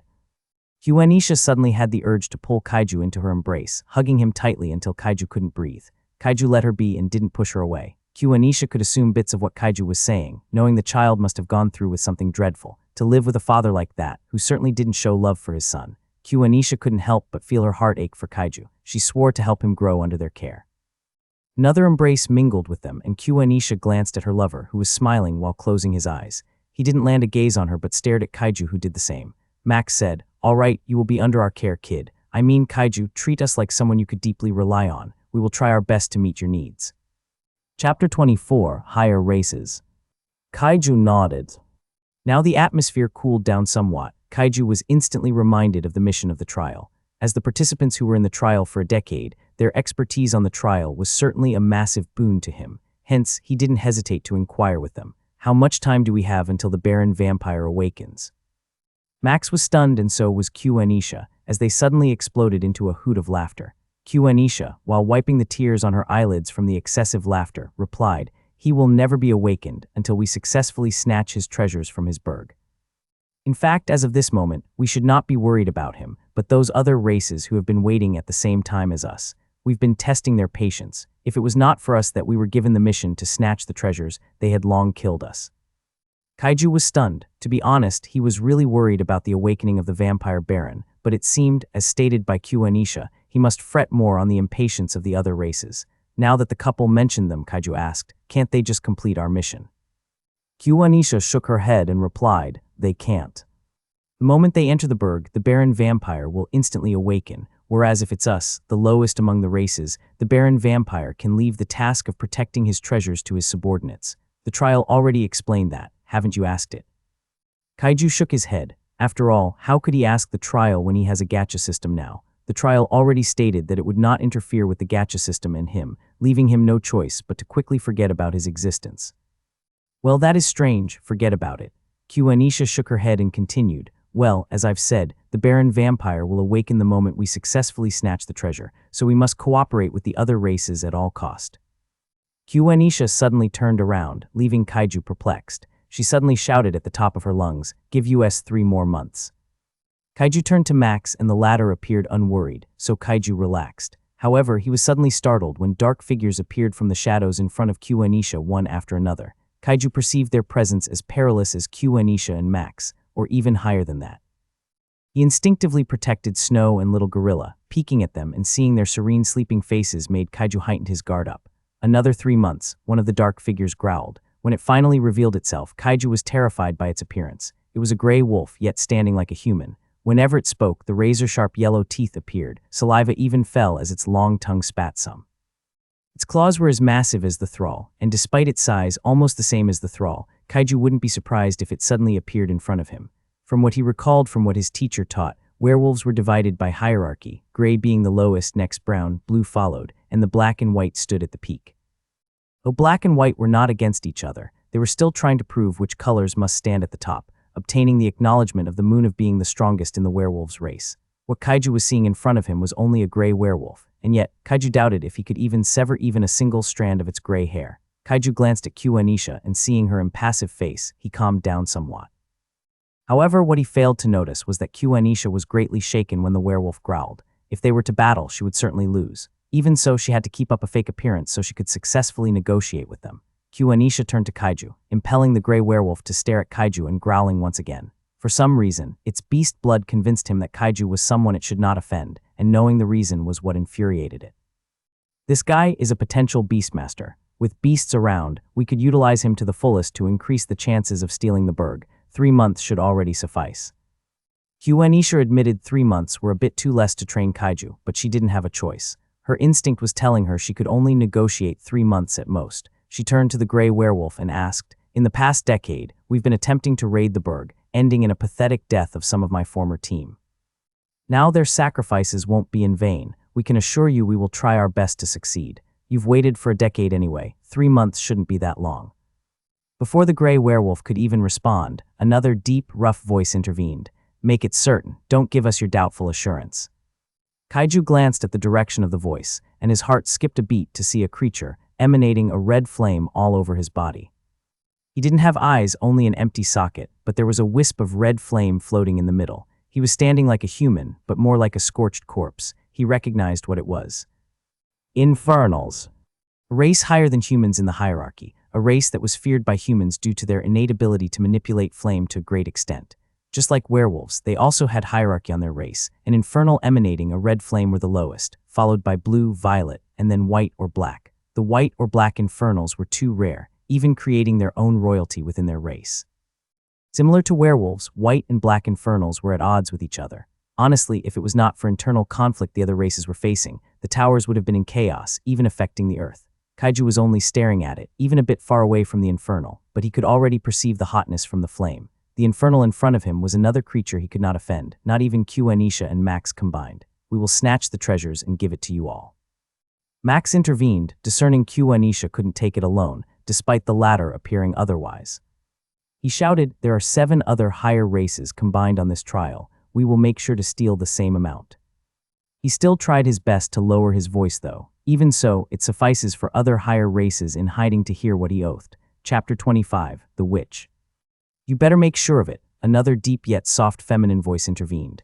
Kaiju hastily turned around and stared in a direction where the voice originated. There, an old lady with a malformed face, eating an apple while holding a staff with her other hand appeared. Her appearance was basked by the moonlight. Kaiju's heart was shaken when he saw what it was, a witch. From what he knew, witches were known for their curse manipulation, ranging from fire, water, wind, and earth elements. They often appeared as old ladies with malformed faces, but they could never be treated lightly. Although they appeared physically fragile before anyone could get near them, they would have been long cursed sneakily. Furthermore, it was known that witches were accompanied by warlocks who had unpredictable loyalties, depending on who it swore allegiance. Warlocks, though some became servants of other races, were known to serve the witches the moment they were born. There might be some underlying reason for this. Kaiju shrugged. It was out of his concern after all. The moment he saw the witch, he hastily surveyed the latter's surroundings, thinking he could see a warlock. After all, Warlock was known for being the toughest guardian of all races, even possessing the potential same with humans that made their body adapt to consume pure blood of other races. Simply put, Warlock and humans have similar circumstances in the tower. Unfortunately, he didn't see one until he was forced to focus on the witch treading towards him. Kaiju's heart palpitated, his expression changed horribly. He did not want to activate the emotionless skill. Forcing himself to calm down, his eyes coincidentally landed on the apple the witch was eating, and his eyes widened. Cursed apple. An ordinary apple that has been exposed by the witch's different curses. The curse contained a powerful curse, enough to decompose the consumer in less than a minute. Harmful to the awakeners and below. Effects once eaten by the host can rely on Lady Luck to obtain a curse-resistant skill. Kaiju was stunned when he heard the gacha system's suggestion. Indirectly, his eyes quickly lost focus, overthinking about how to obtain Lady Luck. Certainly, it wouldn't favor him, that is, if he would not do something to earn her favor. Hence, there must be a way to obtain Lady Luck. He was desperate to obtain the curse-resistance skill, as it would be a boon to him in case he would be targeted by the witch, especially in his current circumstances, where he was being approached by one. Kaiju glanced at the witch sauntering towards him, biding her time, and so did Kaiju, thinking how to obtain the curse. Suddenly, he had an idea. Gacha system, do you think it is possible to convert the effect of poison conversion of Ring of Venomous Resilience to durability instead of strength? Thankfully, the gacha system instantly replied. To begin with, Ring of Venomous Resilience boosts not only physical power but physical resilience. Hansel. Just say yes or no, Kaiju screams in his mind. Yes. Snow, Kaiju screamed through his telepathy to Snow. The latter was instantly awakened, still confused, but Kaiju did not give her the time to process what was happening during and after her slumber. Snow, bite me quick. Use your frosted poison gland skill. Kaiju failed to recognize not only snow has the poison elements, but ice as well. Since he did not have an ice-resistant skill, he would certainly suffer from numbness and might even be paralyzed. However, Snow, perceiving Kaiju's desperation, didn't hesitate but to bite Kaiju's open palm as the frostbite skill passively activated. At the same time, Kaiju was feeling numb, startling him. Snow activated the frosted poison gland skill, amplifying the effects of the frostbite skill. Kaiju was dumbfounded when he felt even his brain froze, but what kept him awake was the reverberating announcement of the gacha system. The host has been detected to have been assaulted by poison and ice. The Ring of Venomous Resilience passively activated. According to the host's desire, the poison conversion will be towards the durability points. There is an additional 55 points in the durability points. Compared to when Kaiju was suddenly overwhelmed by the immense strength overflowing towards him, this time, he felt his muscle fortified. Even his skin was not an exception. Perhaps he was just overthinking it because he really felt numb all over his body. Kaiju tried his best to keep awake, even causing his eyelids to droop. He fixed his eyes to the witch who had just halted in front of him. Her malformed face was so near that Kaiju was frightened. However, due to the numbness, he felt even his emotionless skill activated by its own accord, to which he was confident, of course, it did not. Kid. Messel. You're too near him. Your curse can kill him. The witch turned its head and stared at Anisha with a smile, seemingly intrigued by an unknown reason. Anisha appeared wary but mustered all her strength to save Kaiju. Even her lover, Max, was standing in front of her, already taking the shield out of his inventory, ready to attack the witch at all cost. They knew what signifies their action, but they knew what they were playing at. The witch was aware of it, but she didn't care. She focused on Kaiju and then glanced at Snow, hissing at her menacingly when the witch could perceive the latter's terrified heartbeat. She smiled at it and then sized Kaiju up with an intrigued countenance. I see, so you also didn't notice. It It was unknown to which the witch was talking, but it certainly was not for Kaiju. The latter was not even staring at the witch, but rather fixated his gaze on the apple the witch had just taken a bite or two earlier. The witch's lips curled up and then suddenly extended the apple towards Kaiju. She said in a soft tone, "Kid, do you want to eat this apple? Who knows, you might obtain something you really want." Handsome face, elemental affinity, what can't you not gain? Kid, don't listen to her. There's no reward for the curse power of the witch, Anisha intervened. The witch shot a glare at her, feeling her stage was stolen by her in an instant. Anisha's next words stuck on her throat, discerning the immense danger conveyed by the witch's glare. The witch continued to act, but just as she was about to stare at Kaiju's eyes, she was taken aback by the apple seed on Kaiju's lips. She was in disbelief. Why you? In the face of death, Kaiju smiled at the witch. Chapter 26, Curse Torment. Pain and excruciating deep pain Kaiju haven't felt for a while. Despite his pain tolerance skill, a rare rank at that, it only dwindles the pain somewhat. Perhaps if it was not for the skill, he might have fainted a long time ago. Although he was taken by shock, Kaiju endured it. He gritted his teeth while standing on all fours, while clutching his hand, forming into fist to lessen the degree of pain at least. However, it was tormenting. He could even hear his bone cracking, his blood boiling as though it was in chaos. Blue, red, violet. All of the colors in the rainbow were slithering all over his skin, his veins bulging out. His body continued to convulse. He experienced various illnesses in a split second. Hallucinations, disease, senses disability, heart even skipping a beat from time to time, and he instantly felt so very weak. However, the very fact he continued to stand on all fours conveyed his resilience to endure the pain, even causing the surrounding people to gasp in admiration. Kaiju did not only experience physical attack, even his mental health as he was experiencing a nightmare. Would you believe it if he was currently in the 4th hour of his nightmare when in reality, not even 4 seconds has passed yet. In the nightmare, Kaiju fought against various monsters, even beasts. He even heard the guffaw of the witch, as though she was watching everything in amusement, and could see everything while Kaiju could not even spot her silhouette. If the sky of the hellish trial was gloomy and dreadful, the world of his nightmare was even more so. Crimson dark world, withered trees, barren expanse, countless monsters and beasts. What was worse was all the latter's target was him, drowning him, while Kaiju was trying his best to repel them but to no avail. The nightmare didn't end when he died. Instead, he was revived and continued to experience the same nightmare again and again. Slowly, Kaiju felt despair. The cycle kept repeating. He was already beyond his limit. If it was not for the rapid growth he accumulated in the past week, he wouldn't have lasted for more than 4 hours long. Kaiju slowly had fallen into despair, not even trying anymore to protect himself, but gritted his teeth in response while letting the monster devour him whole. The witch continued to laugh, and before despair consumed him, he suddenly felt infuriated. He realized he didn't like the idea of being controlled by others at all. They were laughing in the dark while he was suffering from their mischievousness. For the first time, he exploded into madness, screaming while waving his dagger. He ran rampant, shouting the witch, taunting the latter so he could take revenge. However, before he knew it, the world suddenly changed. Kaiju's body had long fainted from shock, and now that the nightmare finally ended, Kaiju had also lost his consciousness. The instant Kaiju ate the apple, Anisha screamed in panic, "Kid." She was about to run towards Kaiju, but Max held her strongly. Max embraced Anisha, preventing her from nearing the witch as the latter was standing in front of Kaiju.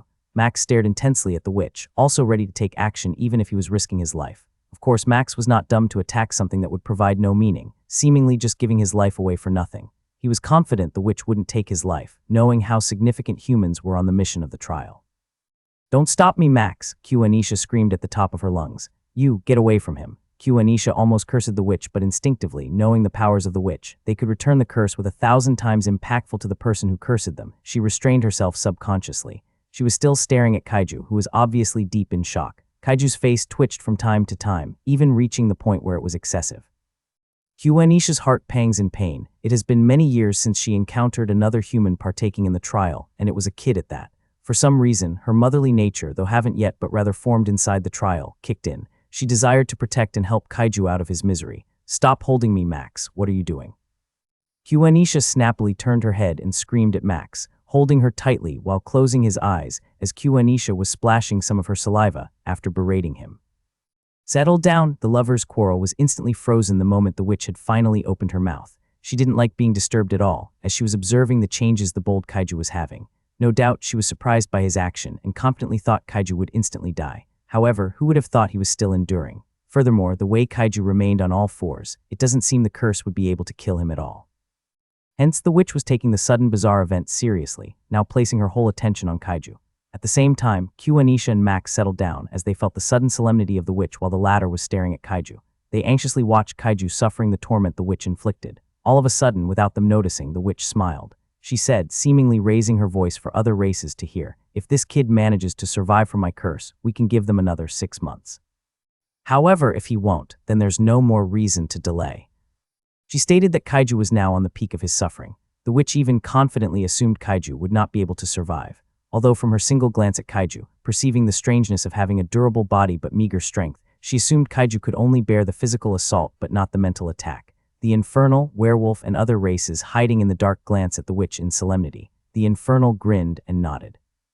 The gray werewolf was guffawing while mockingly staring at Q, Anisha, and Max. Q, Anisha, and Max, on the other hand, appeared stunned. They soon felt their anger was rising. The very fact that the witch raised it only meant one thing: Kaiju would die. Chapter 27, The Witch's Declaration. Q, Anisha, and Max were fuming in anger.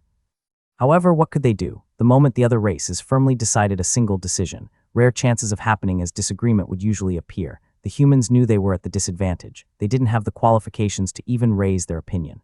Q, Anisha, and Max looked at each other and seemingly reached an agreement. They knew similar cases of today's event would happen and might happen a long time ago, so they were very prepared. If Kaiju won't survive, then we will kill ourselves. That was what they were about to say. They knew that the statement would threaten the other races. The latter might have to wait for another decade for similar humans to appear in the hellish trial, or not at all. After all, humans were cautious by nature. Now that there was no news to those who bravely entered the hellish trial, proudly even publicly announcing it, they might not attempt. Hence, they knew it would work. However, they simultaneously glanced at the witch. Through their peripheral vision, the witch seemed to have been taken by a shock. As expected, the witch's face turned ugly as she was staring at Kaiju. Q, Anisha's heart skipped a beat. Max, on the other hand, suddenly felt like Kaiju might have survived, causing the witch, known for being so proud about their curse, to have such an intense reaction. Max stared intensely at Kaiju, and the latter's body suddenly collapsed.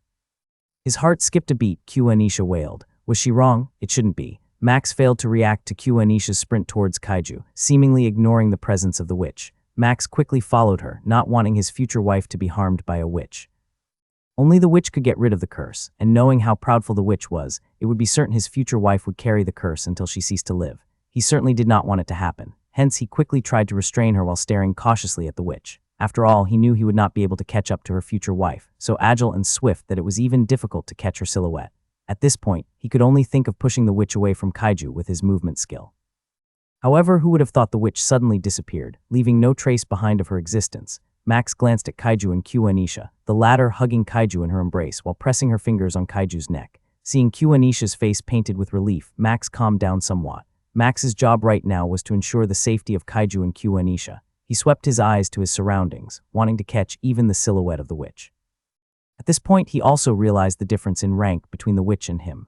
For sure, the witch was an Awakener rank, similar to him, but why was there a massive disparity between them? The simple explanation would be the talent each race carried. The only advantage humans had perhaps was their intelligence. Although he could not catch the sudden disappearance of the witch at all, with the information he carried, he knew it was a type of a curse skill that manipulates time and space.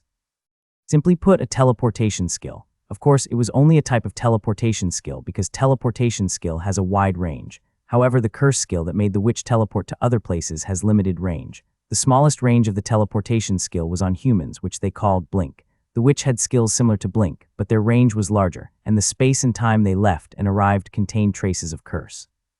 Such the difference between the skills, despite having the same rank, was immense and impactful. Max acknowledged this. He treaded towards Q, Anisha, and Kaiju. The former cast a relief expression at him, to which he smiled in response. When he arrived near them, the gray werewolf, who was silent the moment the witch vanished to prevent being humiliated, growled, "We will give you 6 months at most." I'll explain this to his alpha. He vanished. The Infernal did the same, leaving in silence, but his teleportation skill seemed to be conspicuous. The area he left was covered with flames. It exploded when he vanished. Max could only sigh as he could only perform Blink without such special effects. Yet it was already a rare rank skill, as it manipulates time and space superior elements. One after another, the other races who had chosen not to reveal themselves left. Max could discern no eyes setting on them, so he was assured they had finally left. He then focused on Q, Anisha, and the latter met his gaze. They at the same time exhaled for a long time, filled with relief. They stared at each other for a while before Max glanced at Kaiju and asked, "How is he doing?" "Undetermined. We should go look for Faith and have her check him." Max nodded. Right, they should have returned to our base. Max stared at Kaiju for a while and then uttered under his breath, hopefully, the kid won't sleep for long. Anisha nodded and stood up while carrying Kaiju in her arms. It might not be. The moment this kid survives from the curse attack from the witch, he should have obtained a passive skill, a curse resistance skill. With the appearance of the skill, he might recuperate from the curse attack quickly. Max nodded and then grabbed Kaiju out of Anisha's arm. Anisha didn't mind as she knew she was more suitable in clearing the path towards their base. Anisha has a ranger class after being awakened, so it was also her job to scout. Max, on the other hand, is a warrior, known for their powerful attacks and defensive technique. Warriors have two paths and Max was choosing the path of a defensive type of warrior. Anisha nimbly climbed through the branches and scout towards their base. Overall, there were 3 more humans, a swordsman, healer, and a mage. They should have been long prepared in another raid of the Berg, but with an additional helpful beastmaster, their efficiency would rapidly increase. Anisha glanced at Snow and little gorilla lying not far from Kaiju. They instantly fell unconscious the moment their master ate the apple. Max went towards them and placed them above Kaiju's stomach. Anisha caught Snow's expression loosened and appeared relaxed after she was placed above her master. Little gorilla, on the other hand, continued to sleep, not knowing what really happened. What? Time sure flies by. I didn't even notice it's been more than a week since I've updated a chapter. So busy at school and church. I even have a research colloquium tomorrow, but I have decided to write 2 chapters instead. Don't know why, should be anxious right now. Anyway, I'll announce that our SEM ends on December 20, so yeah, PLS endure a little bit. I'll still try to update from time to time. As always, thank you for reading my work. Hope you enjoy it. Chapter 28, Faith Miller. How is he? Anisha inquired in concern. She watched Kaiju being surrounded by a golden barrier produced by a woman slightly above his age. She entered the hellish trial a year ago and was quickly found by Max.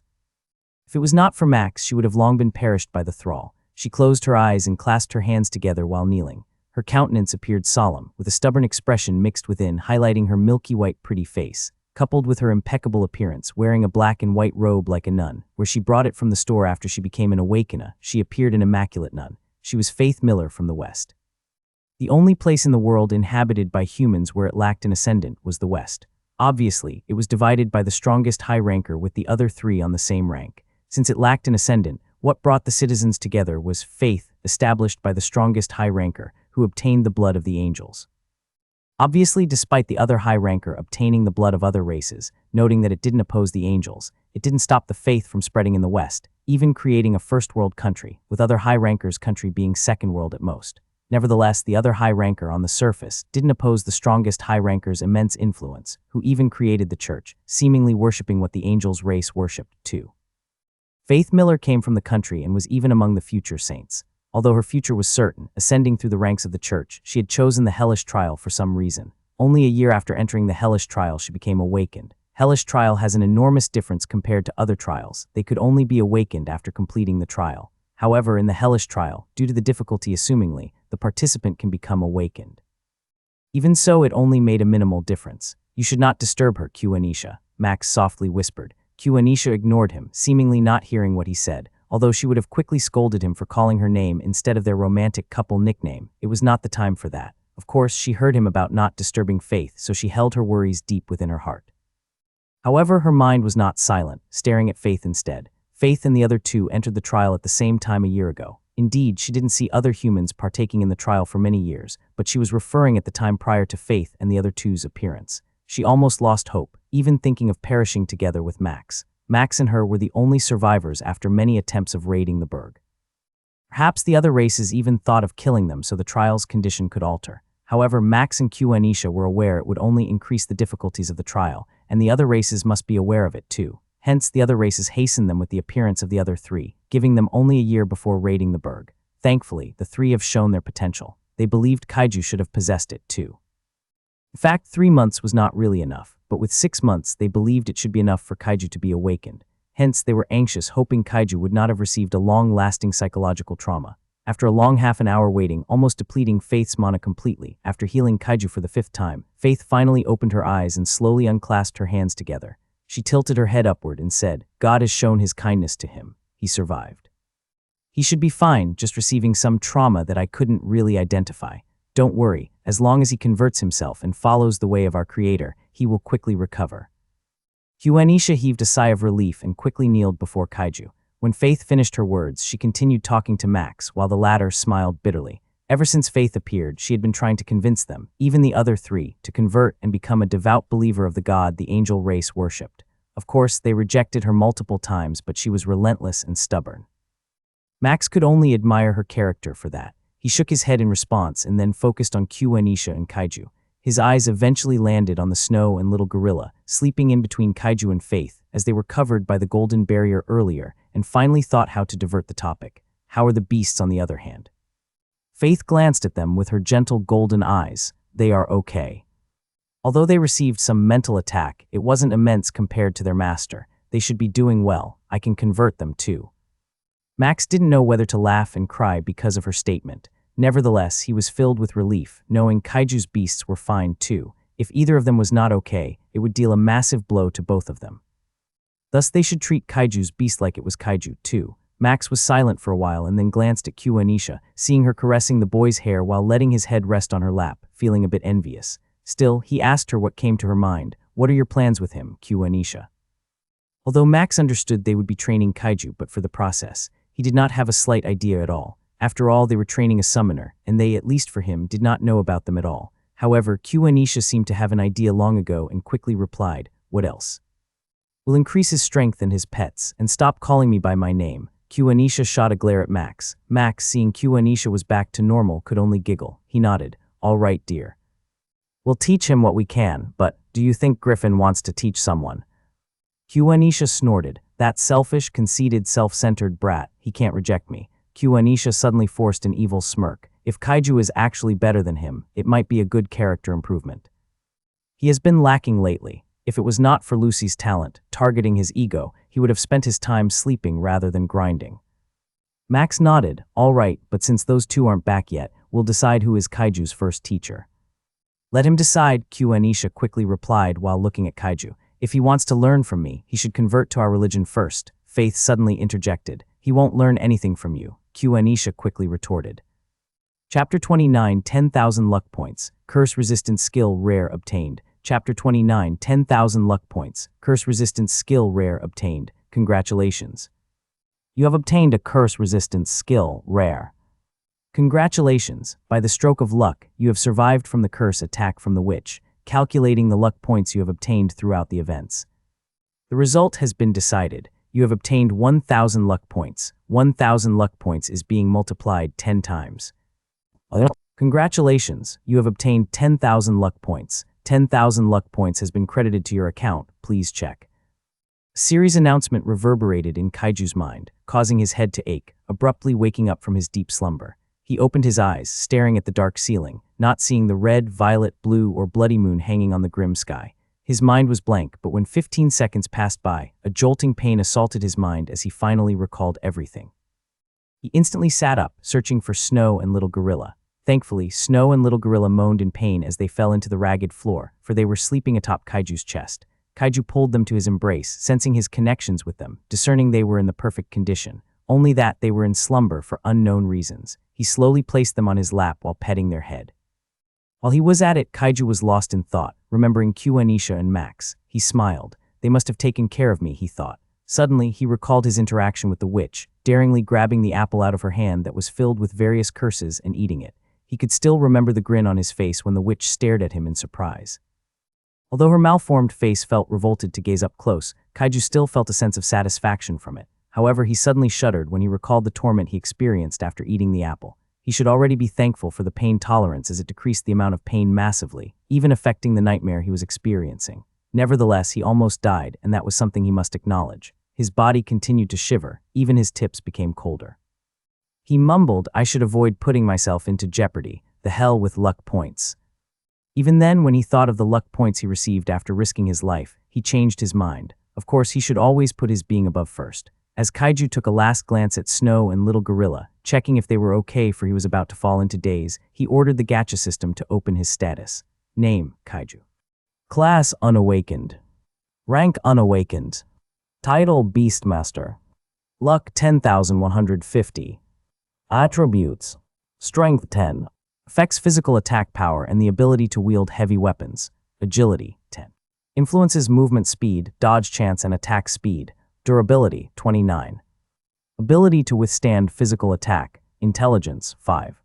Impact spell power, magic efficiency, and the ability to learn new skills. Skills: poison resistance rare, pain tolerance rare, curse resistance rare, basic first aid common, edible plant identification skill rare, shadow step common, basic dagger mastery common, emotionless rare, swift dash common, climbing mastery common, basic trap creation common.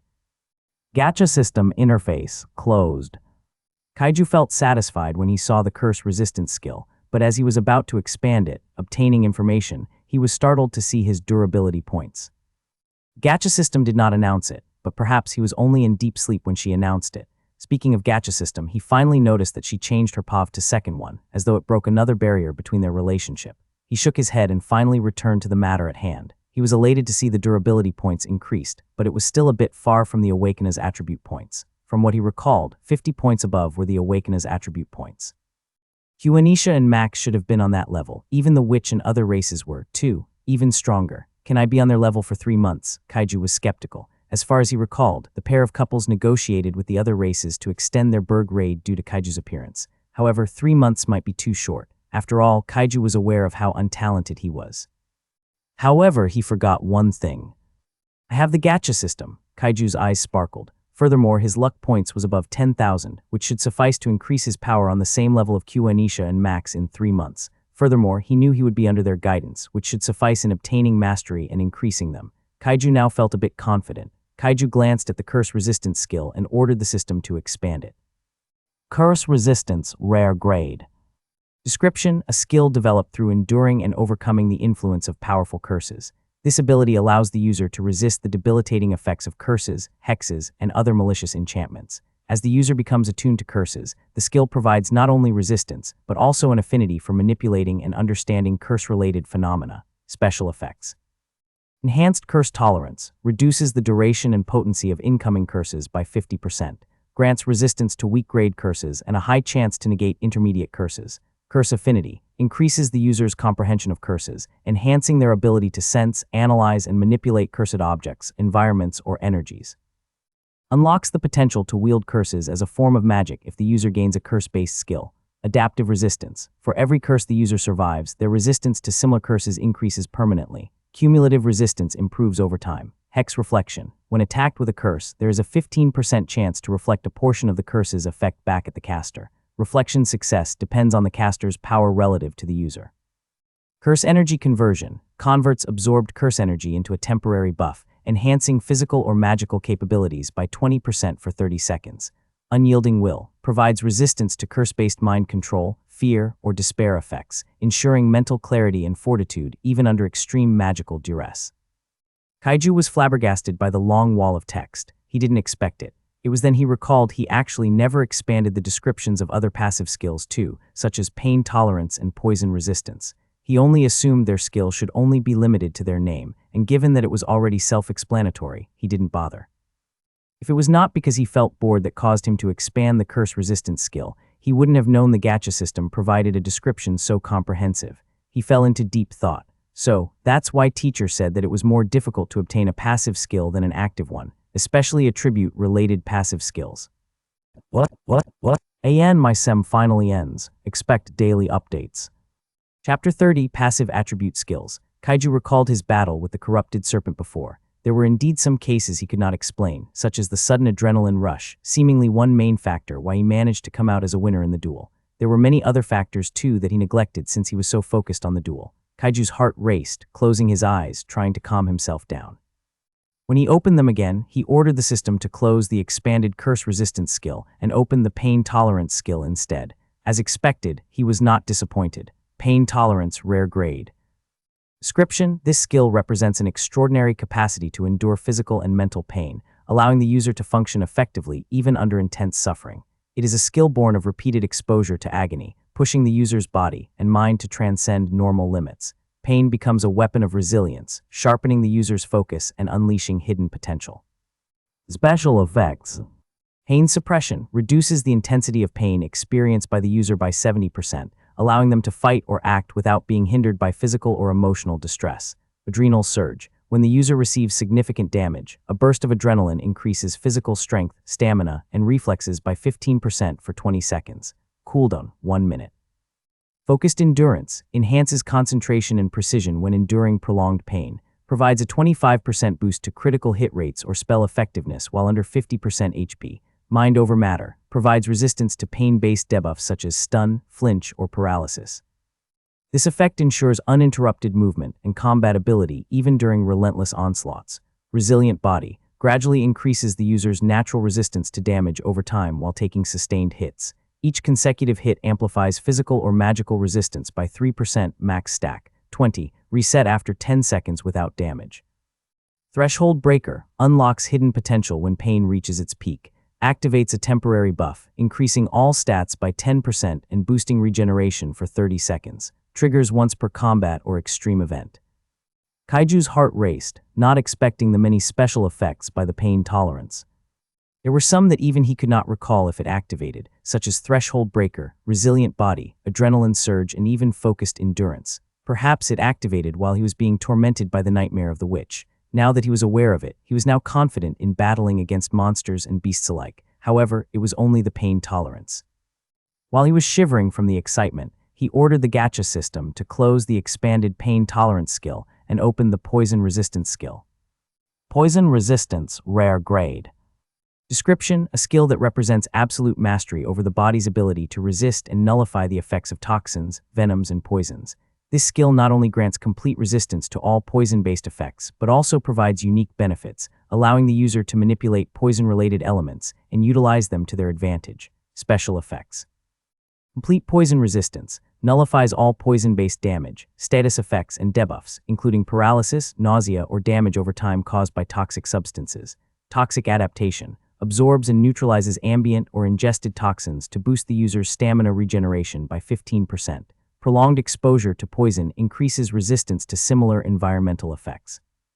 Venom absorption grants the ability to absorb venomous attacks and convert them into minor health restoration, up to 5% of the user's max HP per attack.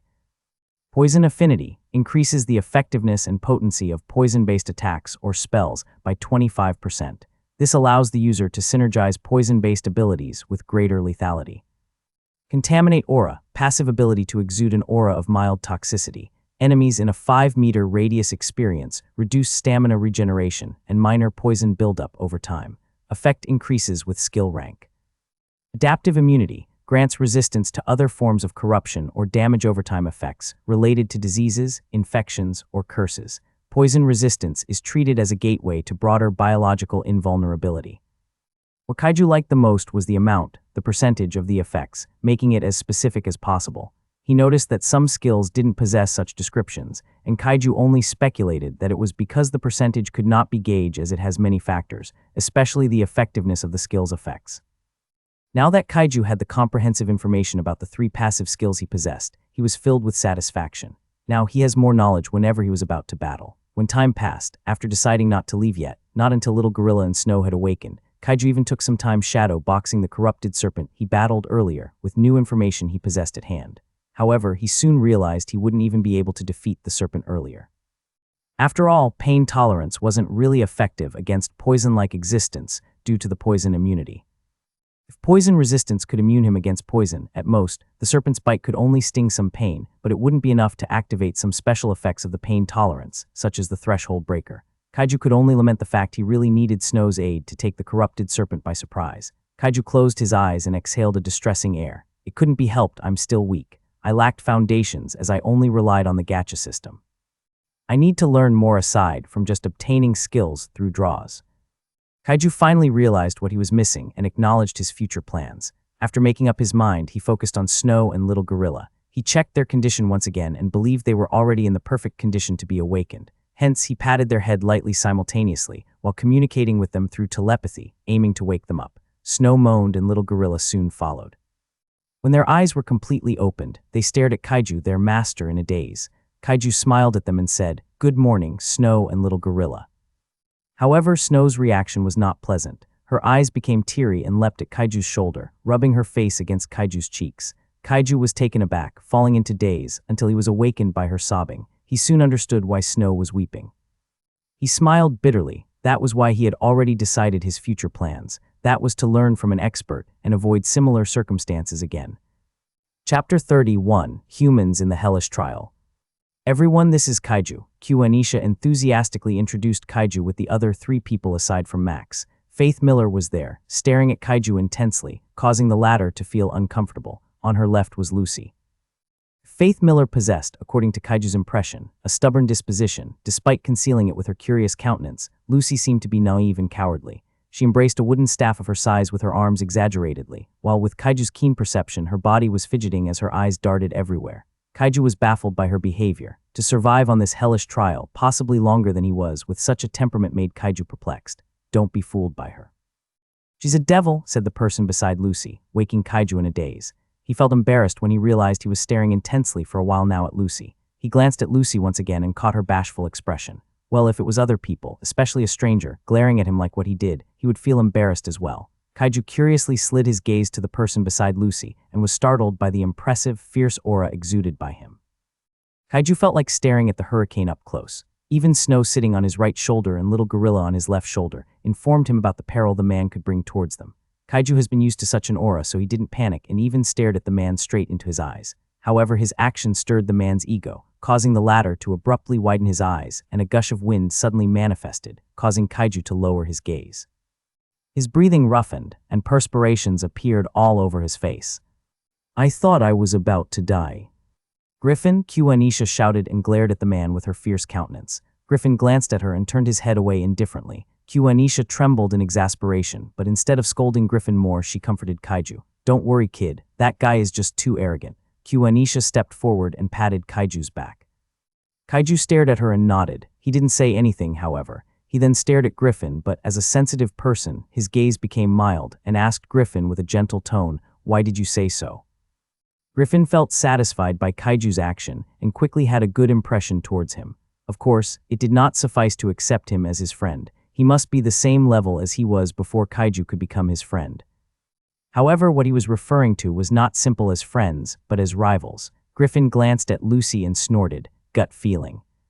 Gut feeling? Kaiju felt skeptical. He stared at Lucy once again, as the latter was glaring adorably at Griffin, while Griffin just ignored her. He found it difficult to believe Griffin's impression toward Lucy since the latter appeared to simply be naive, but if she really was, could she survive on this hellish trial? Kaiju couldn't help but ask Lucy, "How long have you been on this trial?" Lucy felt delighted Kaiju had taken the initiative to ask her. After all, she wanted to communicate with him, but she felt shy, causing her to restrain herself. She didn't dilly-dally and replied, "For a year. Faith, Griffin, and I entered the trial at the same time." Kaiju's eyes gleamed in surprise. That means they are strong. Furthermore, they could venture alone in this place, without the guidance of Anisha and Max. That implies their power. Kaiju acknowledged their power. "They are strong, Kaiju," said Anisha with a tone filled with pride. "Also, Griffin is right, don't be fooled by Lucy. However, she is strong, not a devil." Anisha glared at Griffin. Griffin shrugged and did not say anything. "Let me introduce them to you." Anisha pointed at Faith and continued, "She is Faith Miller. She is a nun, as you can see, and even a saint's candidate in the West. You should know about the West's place, right? She is the healer of the team. She could even buff you up with attribute points. Her power efficiency could be increased, but Kaiju's eyebrows furrowed, perplexed by Anisha's hesitation to continue her sentence. He turned to Faith and was startled. Faith suddenly appeared in front of him, the same height as him, while her golden eyes sparkled in excitement. She continued Anisha's introduction. "As long as you convert yourself to our religion with your strong faith towards him, my powers will be 1,000 times better if I cast it into you." Kaiju took a step back, feeling a bit terrified by her. Kaiju even compared her to the thrall and thought the latter was nothing compared to her. "You're scaring her, Faith," Griffin intervened and snorted. "No one wants to convert to your religion and behave like you. You can't rely on someone to obtain power. You have to get it yourself." Faith's face turned ugly, but it showed a split second before it returned to the usual kind and amiable Faith. She slowly turned her neck and stared at Griffin, tilting her head slightly and smiled while closing her eyes. She replied with a not-so-friendly tone, "Says the one who is the son of an ascendant." Griffin's expression turned ugly and fiercely glared at Faith. The topic that was so sensitive towards him was actually brought up by Faith. As a result, he was ready to kill her. However, despite his murderous aura, Faith didn't waver and calmly met the storm moving towards her. "Stop fighting, you brats." Anisha suddenly appeared in front of them and sighed. "Can you two stop embarrassing yourself in front of Kaiju? You're scaring him." Griffin snorted and turned his head away. Faith, meanwhile, focused on Kaiju and was about to ask him to convert to her religion, but Anisha pulled her away from him. Anisha glanced at Max, standing while leaning on the colossal trunk from afar, watching the scene in amusement. He sighed helplessly and appeared beside Kaiju. However, Kaiju was still in a daze, shocked by the revelation of Faith. To think Griffin was actually the son of an ascendant. He felt it was unbelievable, but then again, it would explain Griffin's power. In just a year in a trial, his power actually soared to such height. He even thought he was on the same power with the other higher races present on the hellish trial. Kid. Max noticed he was staring dazedly and understood what was the reason. He glanced at Griffin, who appeared to be minding his own business, and mumbled enough for Kaiju to hear. I find it difficult to believe, too. However, his reaction, after Faith always brought the issue, confirmed it. I guess that explains his talent.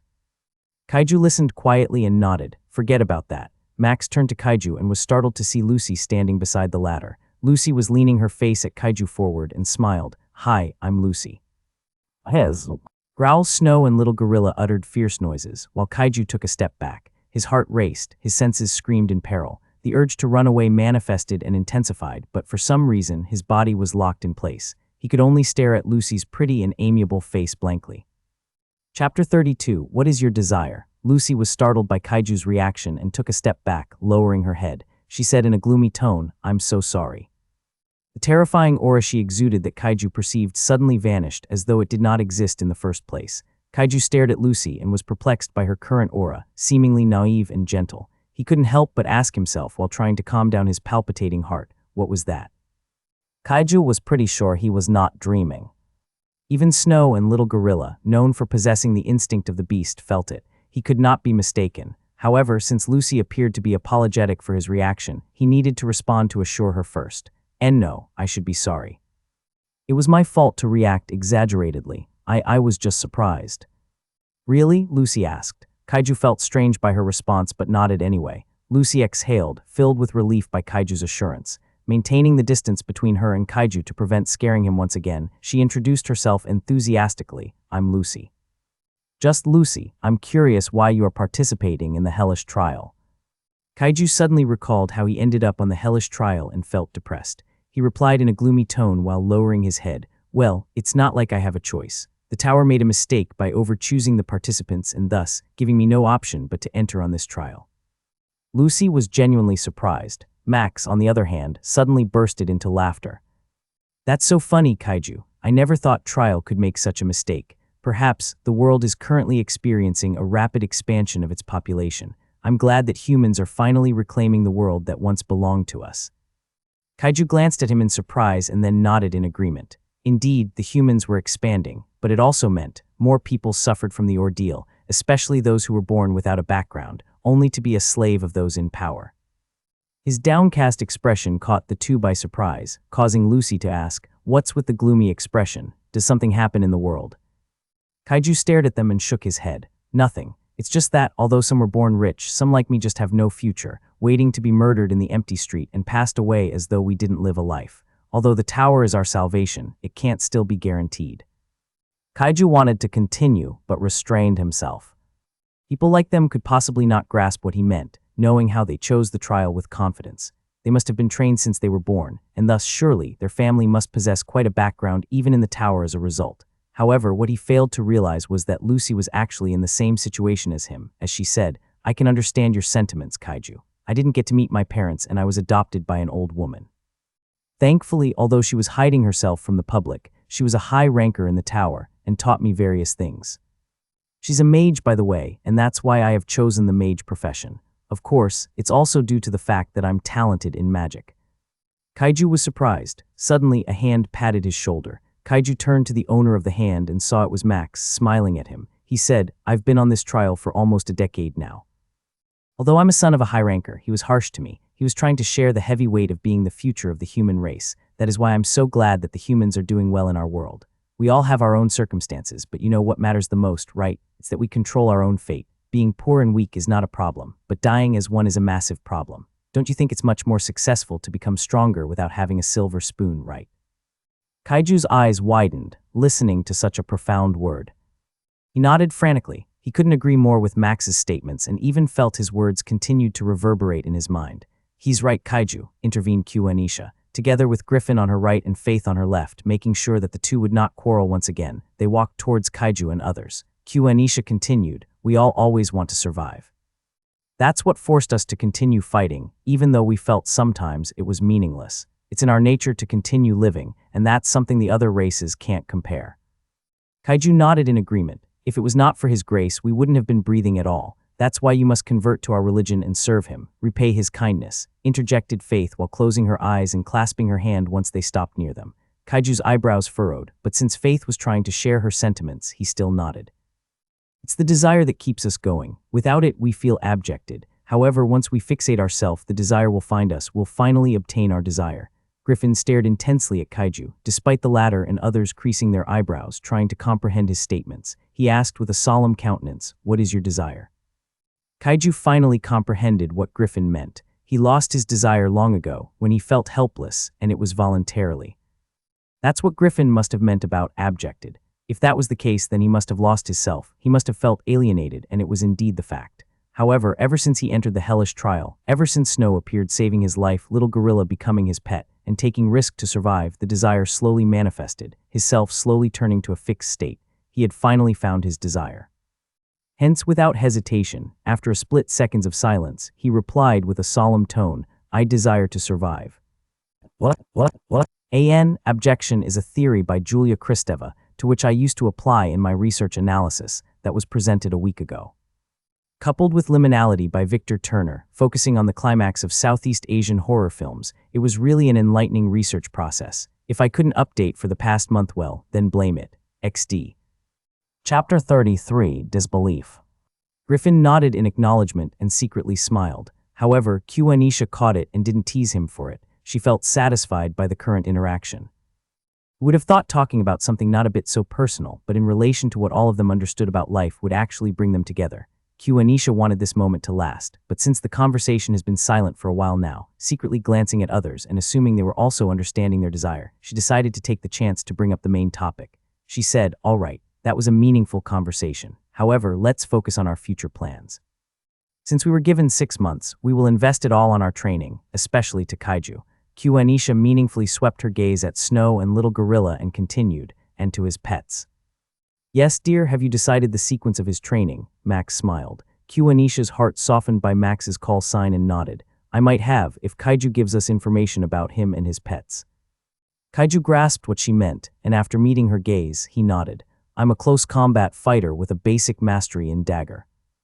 I only have one skill I use when fighting, which is Swift Dash, another common skill. I can use it 3 times with a cooldown of 5 minutes. I have a skill Shadow Step, but its effectiveness lowers drastically if the enemy discern my presence. I have an emotionless skill, aiding me a lot when it comes to handling stressful circumstances, increasing my concentration." Kaiju observed their reaction throughout the time he was revealing his skills and was not dismayed to perceive their disappointed expression. After all, they should have already possessed a lot of skills, since the tower would already record and exaggerate the skills they practiced a lot since they were born. Compared to him, the tower only recorded pain tolerance skill the moment he entered the trial. "That's it?" Lucy asked, confused. However, she suddenly realized her reaction seemed to be too sensitive as it might hurt Kaiju's feelings, so she quickly apologized. I'm sorry." Kaiju shook his head and replied, "It's fine. Did you really not obtain a skill before entering the trial? What are you even doing in your whole life?" Max couldn't help but ask. "Max," Anisha shouted. Max was taken aback and realized what he had done. However, he felt wronged, for he was not incorrect. Ever since the world had turned into chaos with the appearance of the tower, adults have been training their children ever since they discovered that children could be an advantage in the trial with the skills they already learned and recorded by the tower. Hence, by now, it would be impossible even if Kaiju was an orphan. "There is one." Kaiju hesitated but finally decided to disclose it to them. After all, they would be his comrade for now and had no choice but to put his trust in them for his survival. Under their intense, inquisitive gaze, Kaiju said, "Pain tolerance, rare grade." He was even hesitating to mention its grade, but he did it anyway. Now, the reaction he expected had finally come, shocked, appalled, widened eyes. Even the usual indifferent Griffin stared at him while hiding the astonishment concealed deep within his viridescent pupils. "Pain tolerance," Anisha gasped in shock. Kaiju sighed. To be honest, he had already expected such a reaction. After all, it was by no means easy to acquire a rare grade skill even before the trial. There was even a record in the tower, in the early times of its appearance, that humans waged a mini-war just to obtain a single rare grade book skill. Although rare grade has become a bit common for players nowadays, that was in the realm of rankers. For an unawakener to possess a rare grade conveyed its potential to become a pseudo-ranker, perhaps, even a ranker, rare grade at that. Max's eyes widened, finding it difficult to believe. Does that mean your whole life? Kaiju closed his eyes and recalled some words he buried deep within his memory. Hey, I've just learned from my new private teacher about pressure point manipulation. Kaiju, let me test it on you. Don't worry, you won't die. I will even pay the fees for your hospital. Hey, guys. I just learned about this temperature sensitivity testing. Apparently, we can understand our resilience, physical endurance, and others. Since Kaiju is the same age, we can just calculate our resilience and physical endurance by testing it on him. Kaiju, it won't hurt that much. Kaiju, let me drown you in the water. Don't worry, I'll make sure you won't die. I was tasked by my private teacher to learn about the human's physical limits and fear reactions. I'm so tired of reading books and it's just theory anyway. It's better to see it with my own eyes. Kaiju, can I use electric shocks on you so I can measure the human's nerve responses? It will also help me accurately gauge the human's physical toughness. Kaiju, can I use the sleep deprivation experiment on you? Heh, even if you tried to sleep, you can't. I'll put bright lights on this warehouse, produce loud noises, and even make you drink lots and lots of coffee. Kaiju, I want to experiment your smell and taste. Kaiju. At this point, Kaiju felt his stomach churning, wanting to vomit but restrained himself. They caught his reaction, but Q-Anisha was quick and instantly embraced Kaiju in her arms. Kaiju just stayed till feeling suffocated by Q-Anisha's breast, while also receiving Snow's worried rub of her cheeks, hissing in sorrow. Little Gorilla just embraced Kaiju's head. Kaiju suddenly laughed and gently pushed them away. It's fine, at least it let me learn a rare grade skill. It's a win-win anyway. Q-Anisha cast a worried glance at Kaiju and was about to say something when Max beat her into it. Max guffawed, saying, "Right, well, you can just take revenge after completing this hellish trial. That is, if you still want to." Max said the last sentence, after perceiving Kaiju didn't seem to possess a deep hatred to the person who made him obtain the skill. Kaiju nodded. Since I'm living a new life, it has been long I have forgotten about the past. Well, ever since I landed on this trial. However, if they are still disturbing me once I return to the real world, I won't show mercy. Kaiju's eyes flashed with cold intent. That's more like it. Max clapped his hand and said, all right, since Kaiju had already stated all his skills, who wants to teach him? Let me, said Griffin, shocking others. What? Griffin shrugged at their exaggerated reaction. It's just I'm more suitable to teach him since he is a close combatant. Even if he has potential to become an assassin, Q-Anisha is an archer, not a rogue. Max is out of question, even Faith, and even more so Lucy. I'm more suitable. You don't have to say too much. Q-Anisha was in disbelief. I was about to propose it to you, but you've already said it. Griffin nodded. I have no complaints. All eyes focused on Kaiju. I haven't shared all my skills yet. Yes, Griffin nodded. Q-Anisha and Max recounted the event yesterday. Q-Anisha, Max, and others were confused by Griffin and Kaiju's interaction. Griffin continued, you should have also received a curse resistance skill, right? Yes, Kaiju nodded. Rare grades. Our rare, Griffin mumbled while staring at Kaiju with a solemn countenance. His face twitched for a split second, but everyone caught it. However, compared to his reaction, they were more exaggerated. Even so, Kaiju was not done yet. Poison immunity too, he grinned, suddenly having a desire to tease them more. Also a rare grade. Chapter 34, Shadowy Battlegarb. You know what having many rare grade skills implies, including items? Griffin asked, standing in front of Kaiju with a meter distance. Since Kaiju had spent 2,000 luck points, his appearance was striking compared to the previous disheveled, worn-out clothes Kaiju. Rare grade artifacts cost 800 to 1,000 luck points each, so he bought a set rare grade artifacts, one to cover his upper torso and lower torso, costing him exactly 2,000 luck points. Shadowy Battlegarb. Type light armor. Appearance, a sleek black ensemble made from enchanted shadow thread, giving it a faint shimmer under the moonlight. Effects. Plus 20% evasion, enhances the wearer's ability to dodge physical attacks. Shadow blend, slightly reduces visibility in low light conditions, increasing stealth by 10%. Reinforced fabric, provides moderate resistance to slashing and piercing attacks. Battlegarb suited him quite finely as he quickly liked it. With the bloodthorn dagger on his right hand, taking a battle stance as his ring of venomous resilience glimmered under the red and blue moonlight, adding with his 3 rare grade skills, Kaiju, no doubt, appeared to be on the same level of Awakener. Faced with such an unexpected question, Kaiju replied, "Yes, it means I'm an Awakener." "But you are not," Griffin nodded solemnly. "You are not different from those spoiled brats having a silver spoon. So right now, what we need to do is to dull the silver spoon." Griffin, holding an ordinary stick with his right hand, as his sheathed rapier rested on his left waist, took a stance and suddenly vanished. Kaiju was startled, but as he instantly activated the emotionless skill, he calmed down and heightened his focus. Although he could have relied on the pain tolerance, the passive effects would only activate once he received damage. Hence, he had an idea about his battle style and aimed to refine it. Griffin suddenly appeared behind him, and Kaiju was unaware. All he perceived was a burst of breeze assaulting him, causing him to even close his eyelids lightly to avoid letting the wind damage his eyeballs. Before he knew it, his battle garb was filled with scars of countless slashes and piercing attacks. Some part of his skin, left unprotected, especially his hands, were filled with lacerated wounds, shocking him to the core. Kaiju moved his head left and right, searching for Griffin's presence, but Griffin already revealed his information as his voice echoed behind his back. "So, you won't have to rely on the silver spoon anymore, and your value won't be any lesser than it." The battle continued for less than 5 minutes as Kaiju fell to the floor, panting. Kaiju deactivated the emotionless skill. The psychological impact brought by the skill after activating for a long time was beginning to take effect. The least he wanted to happen was to become an emotionless human. Kaiju started to discern the terror creeping onto him, recalling those moments that Griffin kept vanishing, and his voice resonated all over the place, as if he was just there yet was also in another place. Griffin, for some reason, kept yapping, but compared to the overlord beast, his words made sense. Kaiju was taught how to defend. His flaws were being revealed and exposed by Griffin.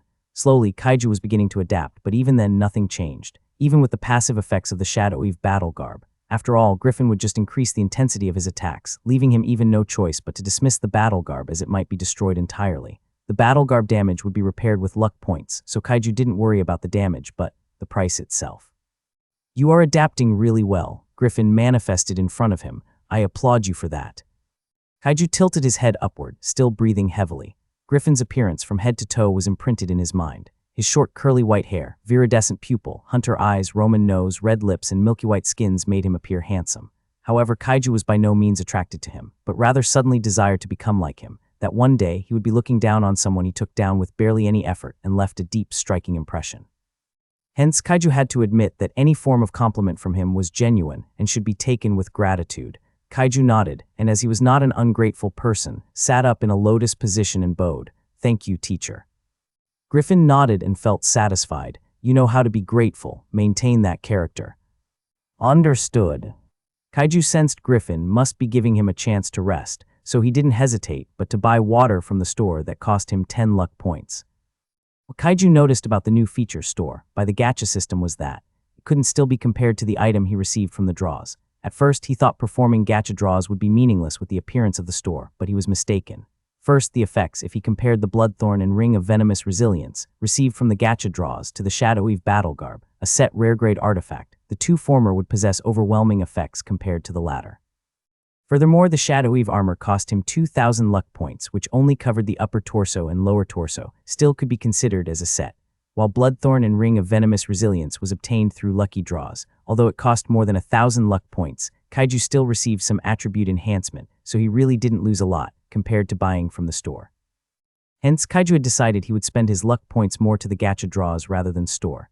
As Kaiju was lost in thought and had just finished drinking water, Griffin said, "I wonder how your pets are doing well right now. I can still understand that little white snake of yours choosing Lucy to be your teacher, wanting to earn spells, but I'm so confused, why would that monkey choose that fanatic religious believer?" Kaiju glanced at him and sighed. Snow has an elemental affinity with poison and ice, so it was normal for him to choose Lucy. Of course, we will still learn from Q Anisha's course, since Q Anisha will be teaching us 3 about scouting and survival skills. However, even I am bewildered why little gorilla chose Faith. Even he said to me he would be willing to convert, just so he could be under her tutelage. Kaiju hesitated but then made up his mind and asked Griffin in a low voice, "Does Faith have a mind hex skill?" Griffin stared at him for a while and bursted into laughter. "No way. Perhaps there is really something from her that attracts that monkey of yours. Well, we will see the improvements after 3 months." Kaiju nodded. After all, Q Anisha and others decided that Kaiju and his pets would be under one teacher for 3 months, and then 3 months after that, They would be learning from Anisha and Max for survival and others. After taking a quick rest, Kaiju resumed his training. Chapter 35, 3 months. The blood moon was drifting in the grim sky, a minute away from arriving in the middle. At this moment, the blood moon terrified the beasts. Even monsters concealed themselves more in the dark, with the help of the gargantuan trees and colossal stones and leaves. However, there was a monster active more outside of Vladislausberg. Thralls, mindless low-level failed-turned vampires with limited intelligence and abilities, was roaming around outside the burg for unknown reason. Their dwarf head, malformed face with its razor-sharp yellow teeth that could terrorize beasts and monsters, was turning crimson. Even its already reddened eyes were turning bloody. It was the sign of berserk, usually happens when the blood moon was about to become bloody crimson and enlarged thrice of its size. At this point, the already limited intelligence was beginning to decline more, but its instinct intensified too. Its elongated, dark, bony ears suddenly twitched, perceiving a noise almost impossible to hear. The thrall suddenly turned its head and stared at the shadow of the gargantuan tree. However, despite squinting, it could not spot an anomaly behind the shadow. It did not even suspect that a single human-sized leaf swayed in the opposite direction when a breeze smacked towards them. Swoosh. The thrall perceived something went past it, but it only discerned it was a gentle breeze. Yet it was by no means gentle when its instinct was screaming louder than before. It suddenly echoed a reverberating roar that shook even the crown of trees, seemingly almost reaching the skies. A blood spurted on its cheeks, causing it to be enraged more. It knew it was attacked, something so daring and swift. It instantly lost its reasoning as it appeared to be mindlessly swinging its claws in every direction. However, everywhere the claws brandished, there were clanging noises and sparks revealing endlessly, showcasing that despite almost losing its intelligence, it could heavily rely more on its instinct. Nevertheless, despite successfully blocking some of the stranger's attacks, wounds kept appearing on the body of the thrall, and each wound appeared wider than the previous. The thrall understood its perilous circumstances, so it roared once more in an attempt to stun the enemy and finally strike back. After all, if it would not, after discerning the wound bizarrely wouldn't heal despite its regenerative abilities, its death was certain. It roared for 3 seconds and silence ensued. It was certain that whoever attacked it had been stunned by its roar. However, it was mistaken, as another lacerated wound, deeper and wider than before, appeared on its neck. If it was not because it moved by instinct, preventing an inch more deep wound to end its life, it would have long fallen to the floor and stopped breathing.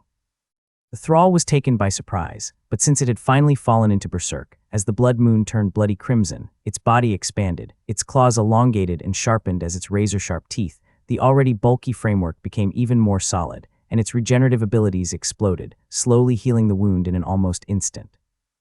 However, what was more surprising was, its head exploded, blood spread everywhere. In an instant, another head appeared, replacing the old one, but this time with skin similar to its scales on its body and its eyes. Everything was in relation to the size of its body, not so small like before. Its bloody crimson eyes widened, attempting to search for what was once a predator, now its prey. It finally caught its prey's silhouette and was astonished by its size, almost just similar to its claw.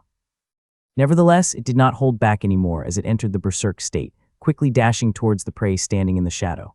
The prey seemed to have expected it would happen as it suddenly vanished once again, appearing behind the thrall's neck. However, the thrall anticipated it, as it twisted its upper torso in a strange position, while letting the momentum swipe its left claw at a speed faster than before.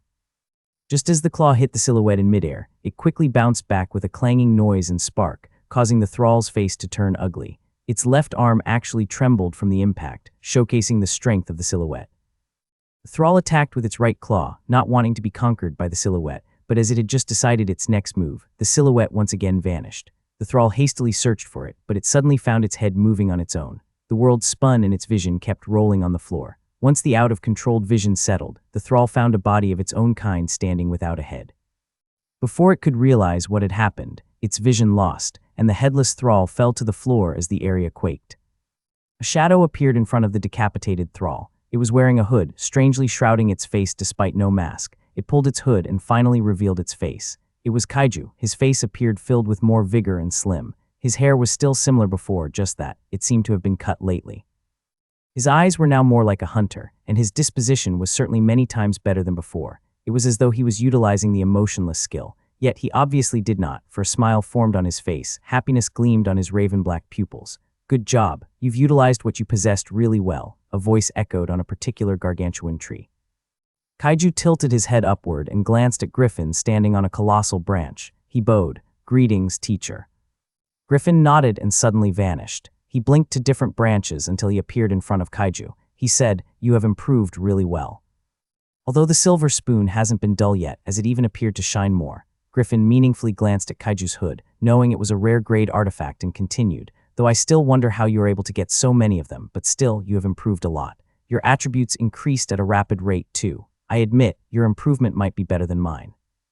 It can't be, Kaiju shook his head. It's even difficult to catch up to you, teacher. Griffin was satisfied by Kaiju's reply, even more so when he perceived how sincere Kaiju was. Indeed, Kaiju genuinely meant what he said. He could discern his rapid growth, but it appeared that the distance between him and Griffin never wavered the slightest. Griffin would still be able to fight him like how he did on day one. Don't sweat it too much. Griffin stared at the bloody crimson moon. Your strength lies not on your individual strength, but with your pets. You are a beastmaster while I'm a swordsman. Understood, Kaiju nodded and glanced at the bloody crimson moon. I can't wait to see their improvements, too. What? A.N. Merry Christmas, everyone. Chapter 36, Indebtedness. Let's assess your battle earlier, said Griffin solemnly. Kaiju's countenance turned solemn, too, waiting for Griffin to share his feedback on Kaiju's battle earlier. Kaiju took the battle seriously, despite appearing to be playing with the Thrall. It was obvious that Thrall couldn't defeat him. That was why they had chosen the time it would berserk to increase the difficulty. He was anticipating the feedback from Griffin. It always had been, but he learned a lot from the latter's feedback, so he was extremely looking forward to it. The Thrall's instinct escalated when it was about to go berserk, but even then you still managed to conceal your presence from its vision, taking it by surprise. You have utilized the effects of Bloodthorn, making you sever its head as its sharpness soared. You have parried every Thrall's attacks, but I must warn you, you should avoid doing it since dodging is much better for you, with the effects of the Shadow Eve battle garb. Out of all that, what I liked the most was how you utilized your new rare artifact when you appeared in midair. To be honest, I don't recommend you appearing in midair, unless you have skills that could gain you footing while in the air. Of course, once, like what you did, is an exception. What was the effect of your new rare artifact again? Umbral Step, Kaiju quickly replied. Griffin nodded. I have noticed every one of your movements was planned. You are presently 3 steps ahead in the battle. Kaiju's eyes gleamed in excitement. Of course, compared to mine, I am more than 10 steps ahead. Kaiju was somewhat depressed. I was just telling you not to be conceited. Griffin shook his head, trying to erase his image on his head after giving Kaiju's advice. Let's go back to the topic. As far as I recall, the Umbral Step has restrictions. It can only be teleported within 5 meters, and there should be a shadow around your size. You've utilized it really well. Your performance is excellent. Kaiju couldn't help but smile from ear to ear. Kaiju could remember Griffin's ratings of his performance: worst, acceptable, good, and now excellent. Perhaps the last would be perfect. Kaiju recalled he received the worst rating from him and compared it to now. He was ecstatic. You didn't even use the swift dash skill and just relied on your speed to keep disappearing from its vision. You also deliberately ran through the shadows, dimming your presence. Griffin continued and seemed to not be finished. This was the type of yapping Kaiju extremely liked. Kaiju continued to listen, hoping it would last more. After all, compared to the previous scolding he received, the current one was filled with more compliments, satisfying him. At some point, Griffin said, I think your basic dagger mastery is reaching the limits. However, breaking through to the advanced mastery might be too difficult. You can ask for some pointers once you feel it. Kaiju's eyes suddenly sparkled with understanding. So, teacher's mastery of the sword is advanced too. Griffin snorted. Don't underestimate me. It's even about to reach its limit. Amazing, Kaiju mumbled. He could not exaggerate his reaction as it might appear not genuine. After all, the long-term psychological impact of overusing the emotionless skill lessened the intensity of his emotional reaction. Nevertheless, his reaction was sufficient in satisfying Griffin. What I really aimed for in the first place was to increase your mastery in daggers. Your battle style, I just guided you to find yours. I think I have accomplished it. That will be all for my training. You can ask me for pointers in the future, but I won't be training you anymore, Griffin said seriously. He felt a bit sad to part with Kaiju since he had taken a liking towards him.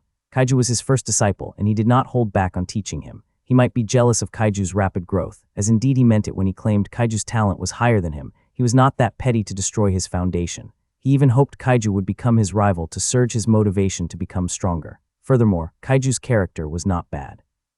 He was honest, grateful, and determined. Unlike Faith and Lucy, Griffin was suddenly awakened from his reverie. Thank you, teacher. Kaiju kowtowed in front of Griffin after shouting. Griffin stared at him in surprise. For someone to kowtow him like that, it wasn't abnormal. In fact, many people, ever since he was a kid, kowtowed asking for forgiveness. Of course, there were some who thanked him, but they weren't oddly satisfying and genuine like what Kaiju had just done. Is this satisfaction? Griffin thought to himself. Perhaps he trained Kaiju for 3 months, observed him closely, guided him, and gave everything he could have as his teacher. With all that reason, it was justifiable he felt satisfied. He smiled. Stand up, remember this. Griffin stared at Kaiju's eyes seriously after the latter just tilted his head to meet his eyes. Don't kowtow to someone until they offer you something more than I did. I won't forget this. I accept your gratitude. Kaiju nodded and stood up. He made a profound bow again and replied, understood, teacher. Griffin nodded and turned his back against him. Let's go then, to meet your pets. You will be Anisha's guidance from now on. Kaiju stared at his back for a while. Griffin started to walk and he followed behind his back. Kaiju suddenly felt like reminiscing about those days he trained with Griffin. Griffin did not hold back at all, pushing his body to the limits. There was even a time he vomited and then fainted from the intensity of the training before he awoke and then trained once again. Although his attribute points increased due to the gacha draws, after spending 3,000 luck points, some increased due to the training. Kaiju also didn't want to waste his luck points, so he utilized Griffin's training to increase it. It was rewarding as a result. While they were walking back to the main base, Kaiju took a peek at his current attributes. Strength 39. Affects physical attack power and the ability to wield heavy weapons. Agility 43. Influences movement speed, dodge chance, and attack speed. Durability 46. Ability to withstand physical attack. Intelligence 28. Impacts spell power, magic efficiency, and the ability to learn new skills. They were reaching almost 50 points. Kaiju beamed a bright smile. Chapter 37, Waiting for that day. Kaiju and Griffin soon arrived on the main base. Kaiju was familiar with the environment, and ignoring the fact that Griffin leaned on a gargantuan tree, closing his eyes while waiting, he was certain this was the place he interacted with them. Kaiju peeked at Griffin. He tried to sense first if Griffin wanted to be disturbed or not, but since, out of curiosity, he wanted to ask a question and perceiving Griffin was fine to have a conversation, he asked, "Don't you all stay with each other?" Griffin opened his eyes, glanced at Kaiju indifferently, and closed them again, mumbling, "After 3 months we were trained by Anisha. She confidently ordered us to be independent and must explore the place by ourselves. Hence we have our own base. She was not even content and instructed us to be far from them, as though she was abandoning us. That was why we arrived late after you met with the other races." Kaiju nodded in understanding. "To be honest, you are lucky, yet unlucky to meet them. I've been wanting to meet them, but it seems they cover their tracks so well." "Well, if they wanted to, they would." Kaiju thought for a while and replied, "Perhaps they have their own agenda too." Griffin laughed half-heartedly. "They have, plotting against each other." Kaiju recalled his teacher's lesson. He wanted to talk about it more with Griffin, who possibly has more knowledge than his teacher. "My teacher once said that higher races, due to their constant wars, became one of the main reasons why we are still alive and even contend with them in some parts of the tower. Why won't they just band with each other and annihilate us or some other races?" "Band together," Griffin snorted. "As if they will." Kaiju nodded. Indeed, from what his teacher had said, higher races had innate hatred for other higher races, causing them to be always at war, even territorial disputes. They did not obviously have time to be bothered by humans. Although a race that could potentially surpass them, they were still on the lower part of the food chain, so they would rather utilize their time to fight against other races. Also, like humans, they also have their own inner conflicts. At most, they will instantly kill humans, manipulate them, or whatever they will do once they spot one. But to pursue it until not one left, I doubt that. For some reason, Kaiju could perceive Griffin's deep hatred of the other higher races. From what he knew about his teacher, Griffin tends to be conceited, egotistic, and often arrogant. He assumed that since higher races have absolute power and innate talent than humans, his principle might have been disturbed by them. All of a sudden, Kaiju had a very interesting wonder. What if a day comes where they will band together to hunt every human in the tower? It was just a passing thought question that was blurted out of the blue, but as Kaiju glanced at Griffin, he was startled by Griffin's smile. "I will be looking forward to it then." Kaiju was stunned. His thoughts ran wild. Will it really happen? He thought. After all, it came from Griffin himself, a son of the Ascendant, who possessed information that people like him could not access. Perhaps Griffin's father, the Ascendant, was already making preparations, but such information should only be limited to the higher-ups. Kaiju didn't know whether to laugh or cry now that he obtained such information. Should he be thankful now that he might have to consider himself among the higher-ups worthy enough to obtain the information? However, as though reading his thoughts, Griffin said, "You are overthinking it. I too just wondered if such a day would happen. I just want to fight those stronger than me." Kaiju stared at him and saw he was surprised. Even his viridescent eyes sparked with mischievousness, causing him to heave a sigh of relief. Kaiju ruminated about the topic and said, "If such a day really happens, I hope I'm stronger to fight with you." Griffin was taken aback and then nodded. "You will be, I guess, just be ready." "What are you talking about?" A feminine, matured voice intervened in their conversation. Kaiju was startled, but Griffin kept his composure. He indifferently turned his head and glanced at Q-Anisha standing on a branch of a gargantuan tree. She was silent like an owl, giving goosebumps to them. Thankfully, as both were distracted by their conversation, Q-Anisha was not their enemy. Griffin turned his head away from Q-Anisha and closed his eyes, relaxing his back by leaning against the tree trunk. Q-Anisha anticipated Griffin's attitude, so the entire time she was looking at Kaiju after asking a question. Kaiju's eyes lit up to see Q-Anisha. She was still the same as before, deadly beautiful, but this time, there was a conspicuous massive object behind her back, an exquisite jade bow. Kaiju speculated it should be rare grade. There was a quiver too, on each of her waist. A 3-horned massive wild boar on her right hand conveyed she must have just got back from the hunting. Kaiju's stomach grumbled, almost forgetting to answer Q-Anisha's question. He hastily replied, "We were just wondering what would we do if the other higher races banded together to annihilate us, our race." Q-Anisha was taken aback. She jumped and appeared before them, throwing the massive wild boar in front of Griffin and ignored him.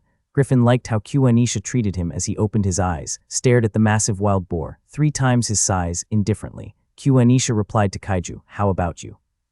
What will you do?" Kaiju quickly replied, "Fight against them."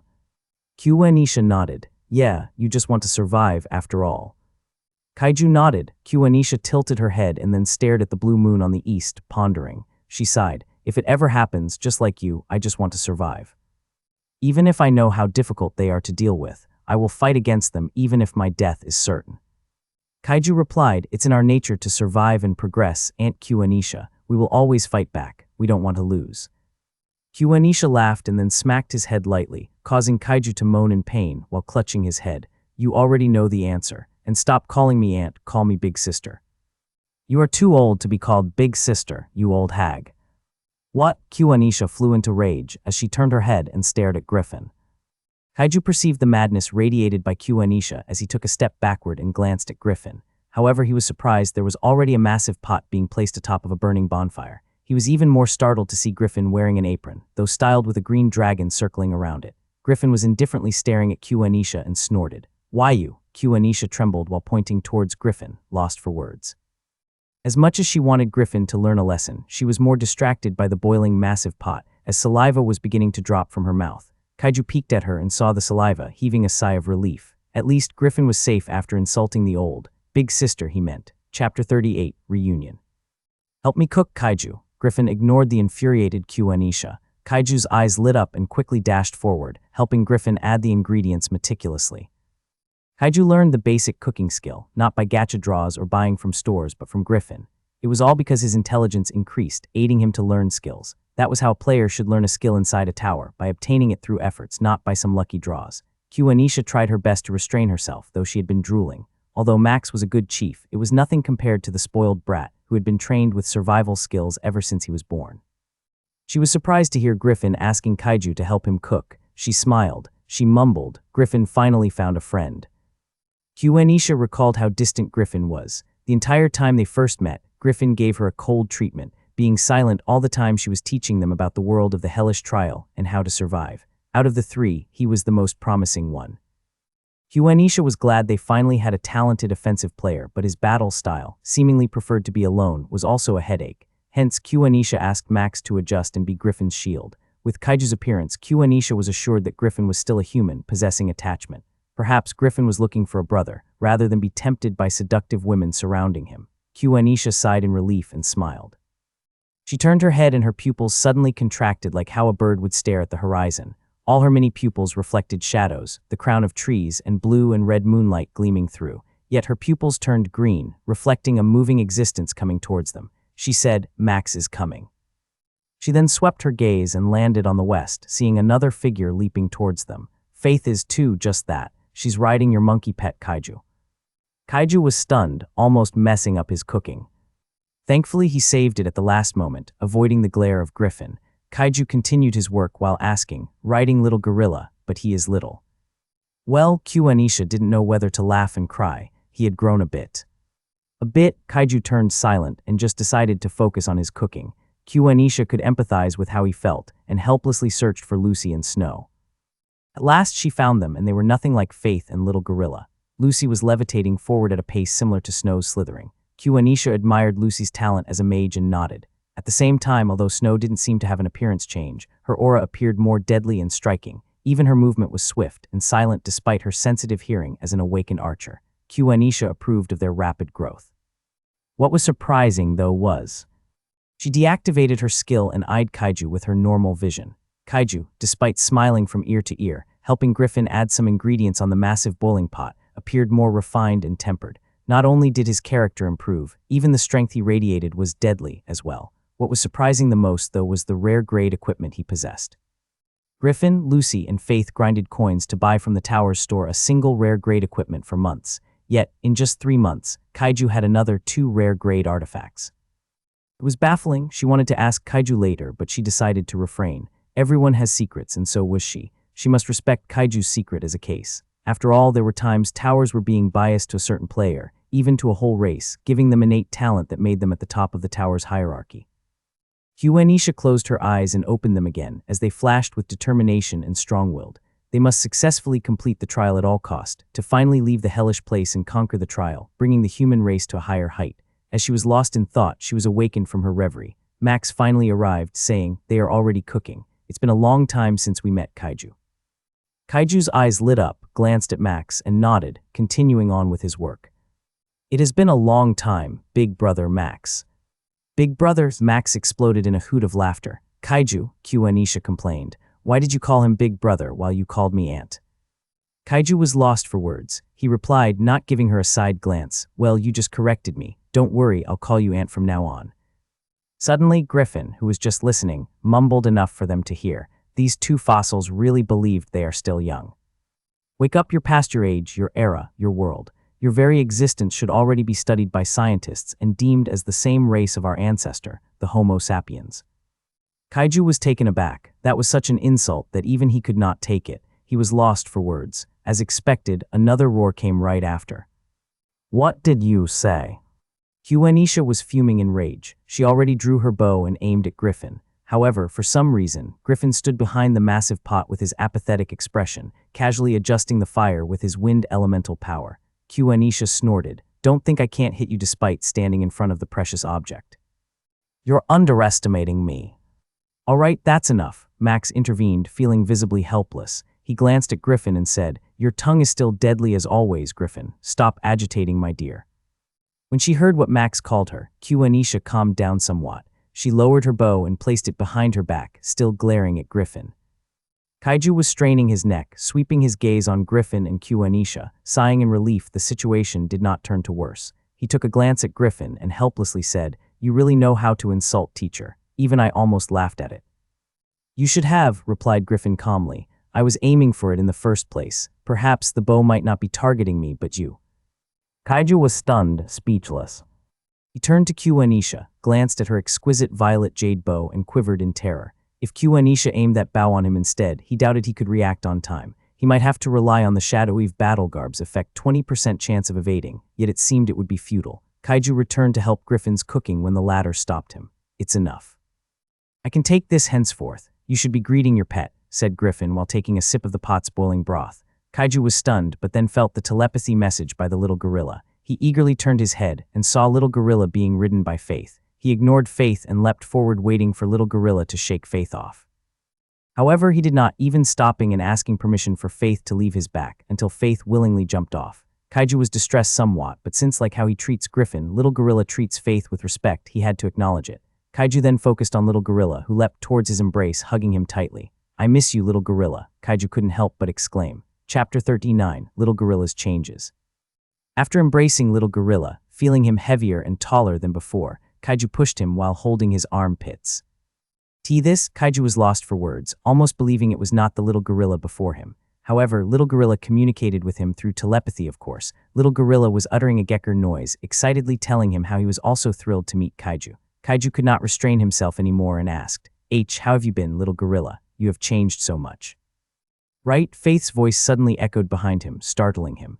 Faith's golden eyes sparkled while staring at little gorilla. After I converted him, he received the blessings of the god, directly ascending him to the corrupted rank, obtaining the elemental affinity of light. Are you interested? You might become awakened after I convert you. No thanks, Kaiju shook his head frantically, distressing Faith. Kaiju scrutinized Little Gorilla's new appearance. If he remembered correctly, Little Gorilla has yellow protruding fangs, 3 bloodshot eyes, and his fur was raven black with some markings of scarlet color. His claws were sharp. He behaved mischievously but always knew his limits, conveying his loyalty to Kaiju. However, the little gorilla now has changed even his body framework. He grew taller, he became fatter. Furthermore, his protruding fangs turned white and his previously 3 bloodshot eyes turned golden. His third eye was currently closed. His previous raven black fur became all red scarlet color, with some markings of gold and white, creating a unique design. Furthermore, what was the biggest change was, his sharp, elongated claws disappeared. Kaiju stared at the bulky, massive hands of Little Gorilla as he was grasping a staff on his right hand. The staff appeared ordinary. Faith must have bought it from the store. Faith really went to spend money just to give Little Gorilla, causing him to be filled with gratitude. He turned to Faith, still seeing her downcast expression after he rejected her, and bowed. I thank you from the bottom of my heart. Faith's golden eyes widened and sparkled. He laughed. It's nothing. If you really want to thank me and think of returning the owe, you should consider converting. I give you this. Kaiju handed out an item after buying from a store in a quick manner. It's a common artifact. Although he wanted to give a rare grade artifact, he learned from Griffin that obtaining one was difficult and might raise suspicions and greediness from them. Although he trusted them, it did not hurt to be cautious. Faith was taken aback by the item given by Kaiju. It was a sanctified beads bracelet. Although it was a common grade artifact, it offered an additional increase of intelligence points. What was most striking about it was, it's beautiful. Faith received it and slid it to her hand, settling on her wrist. The beads contained symbols from her church, perfect for her. She stared at Kaiju and clasped her hands. May God bless you. Kaiju bowed and closed his eyes, receiving the blessings. Unknown to him, Little Gorilla closed his eyes and clasped his hands, laying the staff on his body and blessed Kaiju. Faith and Little Gorilla shone a dimmed golden light until it faded and they opened their eyes. Kaiju couldn't feel anything, but he did not mind anyway. That was not until the gacha system's voice echoed inside his mind, startling him awake. Congratulations, you have been blessed by God's followers. You have been rewarded with 1 luck point. 1 luck point is being multiplied 10 times. Congratulations, you have received 10 luck points. It has been credited to your status. Kaiju was excited to hear he could receive a blessing, but his excitement quickly dwindled when he discovered he only received a single luck point. He even thought he could use Little Gorilla as a cheat, but it turned out he was instantly disappointed. However, as he was lost in thought, the gacha system appeared to not be finished yet. It has been detected that all of your pets have ascended to the corrupted rank. The Beastmaster title has met the criteria to ascend from common rank to rare rank. You have been blessed by the tower. Congratulations, you have received 100 luck points. 100 luck points are being multiplied 10 times. Congratulations, you have received 1,000 luck points. Congratulations, your title Beastmaster ascended from common rank to rare rank. Please see its current status. Kaiju was elated to discover his title elevated. As much as how he wanted to check it quickly, Kaiju had to settle himself first. After he returned to reality, Kaiju then pulled Little Gorilla away from them and chatted with him. Little Gorilla excitedly recounted what happened, but most were training processes similar to him, aside from the marvelous conversion towards Faith's religion. Hence, as Kaiju was also itching to check the current status of the Beastmaster title, he ordered the gacha system to show it in front of him and skimmed its thick wall of texts. Title Beastmaster Rare. Description: the rare rank Beastmaster title signifies a heightened bond with beasts, allowing the bearer not only to communicate more deeply, but also to share instinctual insights and forge more durable bonds. This rank marks the Beastmaster as a respected figure among beasts, capable of commanding respect even from wild, untrained creatures. Additionally, the Beastmaster can now obtain attribute information about their pet. Additional effects. Beast Affinity 35%. Increases affinity, making it easier to gain the trust of even wary or hostile beasts. Enhanced skill replication, limited to 3. The Beastmaster can now replicate up to 3 skills from beasts they tame, using them either directly or imparting them to other tamed beasts. Bonded boost: all tamed beasts receive a minor increase in physical attributes, e.g. strength, agility when near the Beastmaster, scaling with the Beastmaster's own level and bond strength. Pack Leader's Call. Once per day, the Beastmaster can issue a call that summons all tamed beasts to aid them in combat or an emergency situation, regardless of the distance, limited to their range within the current environment. Chapter 40, Little Gorilla's Status. Kaiju was beyond delighted to read the effects of the rare rank Beastmaster title. His beast affinity increased to 50%, ensuring his chances of survival from hostile powerful beasts. Although he was a bit dismayed it would not be applied to monsters, such as vampires and others. At the very least, Kaiju could gain the trust of beasts that was also on the same level with the monsters. What was the most delightful effect, though, was the limit of the beast's skill replication, as it increased up to 3 times. Furthermore, not only could he copy skills, but he could impart his skills to his pet, too. Kaiju trembled in excitement just by thinking of copying his pets each up to 3 times. The most noticeable change might be the bonded boost. Furthermore, he could actually now see the attributes of his pets, providing him their specific strength. With the bonded boost, it could even be increased as long as they were near him, their Beastmaster.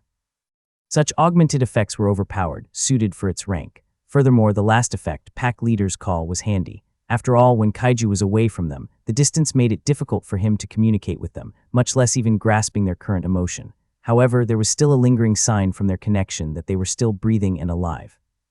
With the Pack Leader's Call, Kaiju could call them regardless of the distance, of how difficult to connect telepathic connection, for them to aid their Beastmaster in perilous circumstances. Of course, that is, the Beastmaster could stay alive until they arrive. After Kaiju analyzed each of the effects, he returned to the attribute points of his pet. He hastily ordered the gacha system to provide him information about Little Gorilla's current status. Since Snow was still about to arrive in a few minutes, he focused on Little Gorilla first. Pet, Little Gorilla. Description: a savage rank beast on the brink of death, but was saved by its master's skill, basic first aid. It was abandoned by its kin, thinking it was already dead. Hence, it swore loyalty to its master, desiring to become its scout with its climbing skills and cunning personality. It ascended to corrupted rank after it was converted by a nun, Faith Miller. Rank, corrupted. Attributes: Strength 62, Agility 53, Durability 65, Intelligence 48. Mana points 2630, 2 mana points, recovery each second, depending on the intelligence points. Bloodline: Ancient Light Bloodline, Simian King. Current skills: Cloudwalker Mastery, Elevated Climbing Mastery, Rare. Description: the gorilla's climbing skills have ascended to an almost mystical level, enabling it to climb not only physical structures, but also manifest footholds in midair, as though walking on clouds. Effect: grants the ability to move effortlessly across vertical and horizontal planes, and even evade attacks by briefly leaping into the air. Mana cost: 1 mana points for each second. Basic Staff Mastery, Common Grade. Description: this skill grants the user basic proficiency in wielding a staff. It includes an understanding of fundamental staff techniques, such as sweeping strikes, jabs, and defensive blocks. The user can comfortably handle a staff in combat, focusing on reach, control, and versatility. Simple combat tactics involving crowd control and maintaining distance from opponents are also included, making the user adept at both offensive and defensive maneuvers. Divine Forager, Elevated Forage Finder, Rare. Description: now imbued with divine guidance, the gorilla can locate sacred or corrupted resources, including rare herbs, holy fruits, or divine relics. Effect: allows Kaiju to find items that boost healing, mana, or curse resistance, even in dangerous areas. Mana cost: 2 mana points for each second. Radiant Fervor, Rare. Description: the gorilla channels the divine energy it now serves, imbuing its strikes with radiant power. Effect: attacks deal bonus holy damage, particularly effective against undead and demonic creatures. Mana cost: 0.5 mana points for each second. Blessed Scout's Eye, Rare. Description: the gorilla's vision has been blessed by celestial light, allowing it to spot hidden objects, traps, and invisible creatures within its surroundings. Effect: reveals hidden paths, illusions, and ambushes, increasing the team's survival and exploration efficiency. Mana cost: 1 mana points for each second. Zealot's Protection, Rare. Description: the gorilla can summon a protective holy aura around itself or Kaiju, shielding against curses, poison, and minor attacks. Effect: creates a temporary barrier that blocks status effects and reduces incoming damage by 15%. Mana cost: 2 mana points for each second. Heavenly Devotion, Rare. Description: the gorilla's newfound faith drives it to protect its master at all costs, increasing its combat capabilities when defending Kaiju. Effect: gains a 20% boost in speed, strength, and agility when Kaiju is in danger. Mana cost: 3 mana points for each second. Aura of Divine Presence, Rare. Description: the gorilla exudes a faint aura that calms allies and instills fear in lower-ranked enemies. Effect: reduces panic effects for allies and decreases the morale of weaker enemies within a 10-meter radius. Mana cost 4 mana points for each second. Holy Fang Strike rare. Description: the gorilla delivers a powerful bite imbued with holy energy, dealing massive damage to corrupted or cursed targets. Effect: a single target attack that deals bonus holy damage and has a chance to cleanse the target of certain buffs. Mana cost 5 mana points. Kaiju was surprised by the amount of little gorillas, each attribute points. It even surpassed him. He accepted his defeat, however, knowing that little gorilla ascended to the corrupted rank, known for being the same rank as the awakened. If Kaiju could become an awakened, his attributes would be the same level as theirs. Even so, despite the disparity of attribute points, Kaiju, for some reason, was confident he could even defeat little gorilla in a duel. He was surprised little gorilla really changed his battle style, now obtaining the basic staff mastery, instead of his previous thrall-like battle style, though Kaiju wondered who taught little gorilla the staff mastery, even wondering if it was Faith. Faith was born from an influential background, so just like other noble children, they must have been trained with all sorts of weapons until they have decided theirs. If it was the case, then little gorilla learning staff mastery from Faith would be reasonable. Kaiju then glanced at the mana points and his heart quivered. From what he recalled from his teacher's lesson, mana points could only be obtained once awakened. Future skills and current elevated one would cost mana points, making the latter extremely significant out of the other attributes. Hence, Kaiju depressingly knew he would not be able to copy all of little gorilla's skills, except basic staff mastery. After all of them cost mana points, while he did not even have one. Kaiju couldn't help but feel his heart ache. He was also expecting Snow would have the same skill effects as well, knowing that Corrupted or Awakened has rare skills at this point. Kaiju could only fuel his motivation to be awakened for the next 3 months, or he might not be able to fully utilize the effects of the Beastmaster title. Chapter 41, Snow's Return. Kaiju's mood soon uplifted from the alteration of Little Gorilla. Little Gorilla finally found a better path, a position whenever they battled. Little Gorilla was a tank support, but also possessed offensive skills, making him an all-rounder. Perhaps what he lacked was agility, but it was supplemented by his staff mastery either way, making him the best offensive and defensive of the team. With Kaiju being on the offensive but more like an assassin-type role, and Snow being a mage on the back, the Beastmaster and his pets finally have a solid group that could even fight against others, even if they banded together. Suddenly, Kaiju had the desire to acquire another pet, but he knew how difficult it would be to obtain one. Obtaining 2 was by stroke of luck, and another, perhaps he might have to rely on one. After all, to obtain a tamed beast as his pet needed their permission. Beasts always loved to roam free, not bound by someone. Their ego was as high as humans. Even Kaiju believed he did not want to be someone's lackey, unless he owed them a lot, like how Snow and Little Gorilla felt towards him. Kaiju was lost in his own thoughts again and was awakened by Little Gorilla's geckering, seemingly louder than before. Kaiju glanced at Little Gorilla, and the latter was facing his back against him, jumping and beating his chest while uttering the usual monkey noises. Kaiju tilted his head sideways, and his eyes widened to spot Snow slithering towards them. Kaiju abruptly stood up and even utilized his swift dash, quickly appearing beside Snow, startling her, and grabbed her to his embrace. Snow. Kaiju, holding Snow with both of his open palms gently, rubbed his cheeks to hers. "I miss you a lot," he exclaimed. Hiss, Snow responded with a jovial noise, intensifying her rub against Kaiju. Little Gorilla soon followed, embracing them with his long arms. His staff was behind his back, while wearing a beast hide to cover his private parts. The Beastmaster and his pets soon enjoyed each other's warmth for a minute, as though they were apart from each other for 3 months. Anisha and others watched the scene filled with warmth. However, Griffin, who was not fond of cringe moments, broke it by shouting, "Let's eat." "You fucker," Anisha glared and cursed Griffin. "Stop breaking their moments." Griffin snorted, "Were you not drooling earlier? Do you want this food to get cold?" Anisha was speechless. She stared at the massive pot being exposed by an enormous fire. She replied, "Even if a day has passed, it will still be hot. I don't want to eat food while it's still boiling either. Do you want us to burn our tongues?" "Yes, I do." "Why you?" "All right," Max sighed helplessly. He turned to Kaiju and his pets, saying, "Let's eat now, Kaiju. You and your pet's stomach must be growling right now after the intense training. Let's celebrate." Kaiju's eyes sparkled and nodded. Not pushing Little Gorilla and Snow from his embrace, he walked towards them. Lucy had long set up a dining table. However, Kaiju was in awe of how the dining table appeared.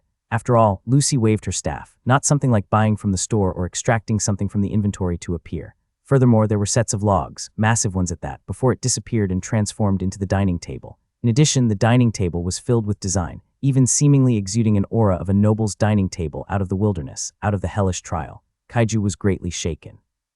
Under his intense gaze, Lucy glanced at Kaiju and felt shy, lowering her head in embarrassment. Snow then answered Kaiju's curiosity through telepathic communication. Big sister Lucy is a creation magician. She can create something out of already existing materials, even elements. That is why she is stronger, even turning fire from wind. She said, combustion or some sort. Her knowledge is really rich. That is why she can even teach me ice and poison-related spells. I heard that her single advanced creation, Magic Mastery, contains more than 50 skills.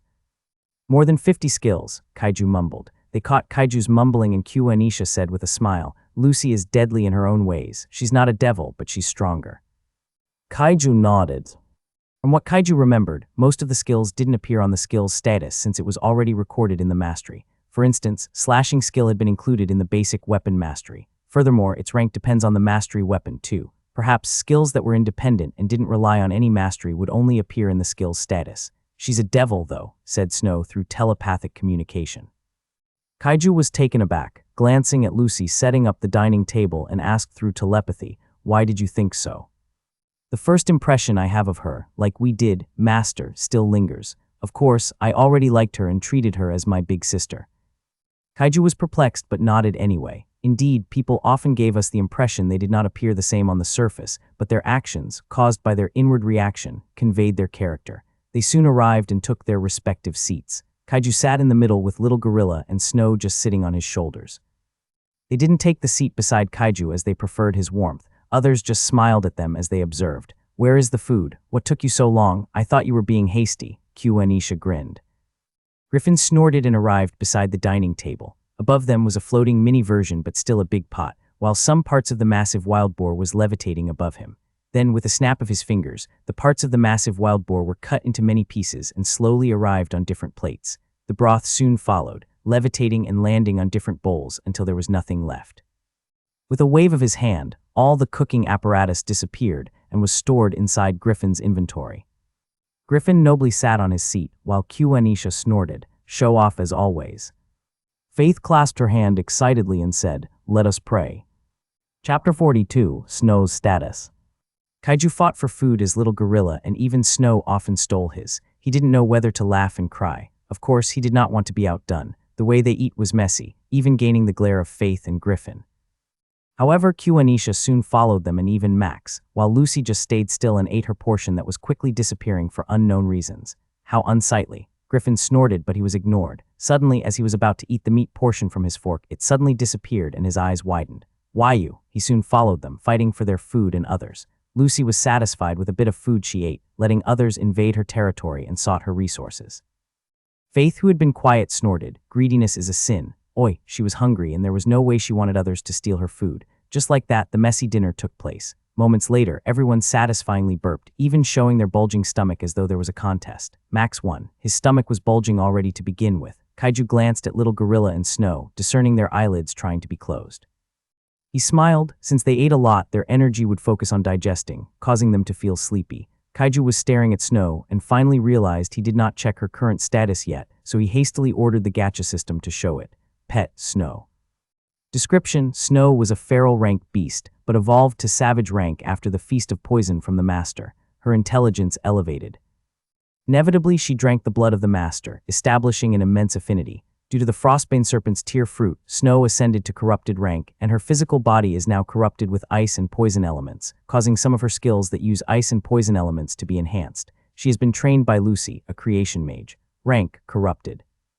Attributes: Strength 58, Agility 63, Durability 52, Intelligence 65, Mana points 43 mana points, recovery each second. Bloodline: Ancient Ice Poison Bloodline, Frostbite Basilisk. Loyalty 92%. Current skill: Basic Ice Poison Magic Mastery, Common Grade. Description: This foundational mastery allows Snow to control and manipulate her unique blend of ice and poison magic with increasing precision and efficiency. It enhances her ability to combine these elements in attacks, ensuring that her skills have greater impact and synergy. With practice and upgrades, this mastery can evolve into a more advanced form, unlocking stronger magic-based abilities. Frost Poison Fusion Rare. Description: Enhances the synergy between Snow's ice and poison attributes. Any poison-based attack has a chance to apply a chilling effect, and ice-based attacks gain a toxic residue. Effect: adds 10% increased damage when combining ice and poison effects. Chilling aura rare. Description: snow radiates a faint, frosty mist that slows nearby enemies' movement and attack speed. Prolonged exposure may cause frostbite. Effect: reduces enemy speed by 5% within a 3-meter radius. Activation: once snow utilized an ice-related skill. Glacial venom barrage rare. Description: snow releases a cloud of venomous frost that spreads in a 5-meter radius, dealing poison and frost damage over time. Enemies in the area are slowed and may experience blurred vision or respiratory effects due to the venom. Mana cost 8 mana points. Icy Venom Fang rare. Description: a powerful bite attack that combines concentrated frost and poison energy, causing immediate frostbite and continuous poison damage over time. This attack has a chance to critically wound the enemy, reducing their stamina. Mana cost 3 mana points. Frozen Venom Trail rare. Description: snow creates a trail of venomous ice wherever she moves. Enemies stepping into the trail take frost and poison damage, and their movement is significantly slowed. Mana cost 1 mana point for each second leaving a trail. Icicle Spines rare. Description: snow ejects sharp ice spines coated with venom from her body, damaging and poisoning all enemies within close range. This is an emergency defense skill to repel attackers. Mana cost 7 mana points. Frost Venomous Bite rare. Description: an enhanced version of Poison Bite, a skill that coats the teeth with poison alongside the effects of slowing down or causing numbness, even having a possibility of paralyzing the enemy. Not recommended to the host unless the host has the passive skill, Poison Immunity. Mana cost 0.5 mana points for each second. Swift Dash common. Description: a movement skill that uses a lot of strength to be swifter multiple times than an average dash. Current uses 3-3. Cooldown 5 minutes based on the current strength points by the user. Ice Poisonous Shard Barrage rare. Description: snow summons several sharp icicles filled with venom and hurls them toward enemies, dealing piercing frost damage and inflicting continuous poison damage. Targets hit may experience frostbite or reduced defense due to the penetrating cold and may experience side effects of poison. Mana cost 10 mana points, 10 sharp icicles, and additional cost of 1 mana points for other icicles. Cold Resistance rare grade. Description: a powerful defensive ability that grants the user exceptional endurance against extreme cold and ice-based attacks. Cold resistance at this grade not only protects the user from environmental hazards, but also provides resilience against magic or skills infused with frost or ice elements. As a rare grade skill, it also boosts the user's overall survivability in freezing conditions. Effects: environmental adaptation. The user becomes immune to negative effects from freezing temperatures, including frostbite, hypothermia, and slowed movement.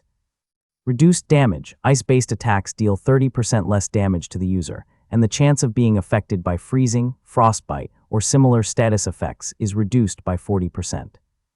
Frost mana efficiency. Ice elemental skills or abilities used by the user consume 10% less mana due to their natural affinity with cold environments. Enhanced durability. The user's body becomes more resistant to physical impacts in cold conditions, reducing damage from non-magical sources by 10% when in freezing temperatures. Rare interaction. Grants minor health regeneration when standing in icy environments or during exposure to frost magic. Poison resistance rare closed. Kaiju was taken aback by the wall of text.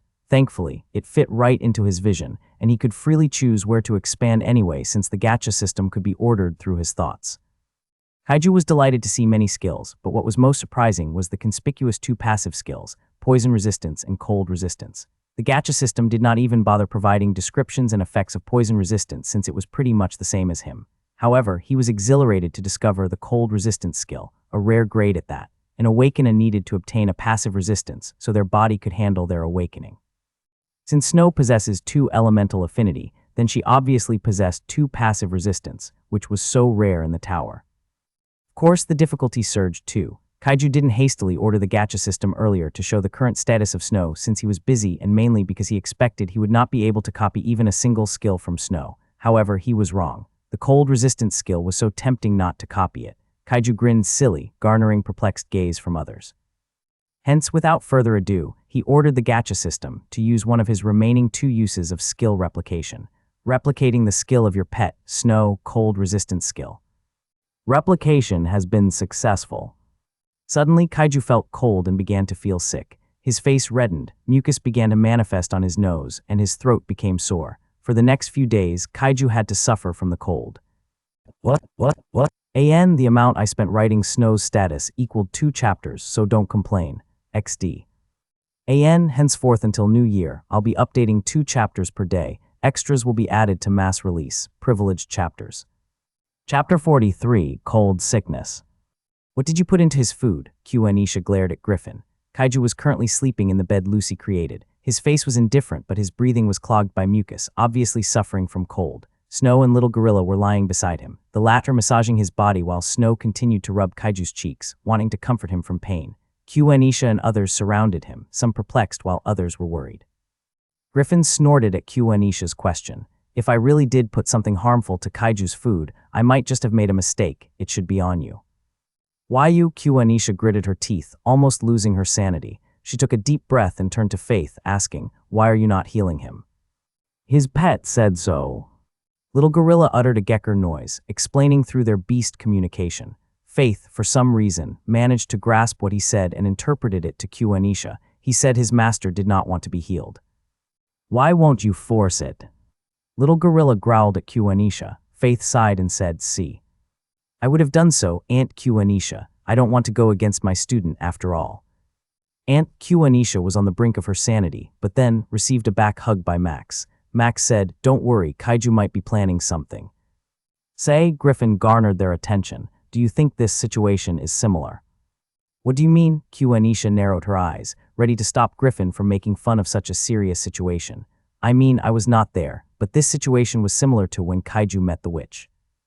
Anisha's eyes widened. Indeed, it's similar. What do you think, love? Max pondered for a while and nodded. Given how Kaiju prevents us from healing him, it does seem to be the case. But what could be the catalyst? Lucy wondered. If it was an apple by the witch, possessing curses to make him suffer and obtain the curse resistance.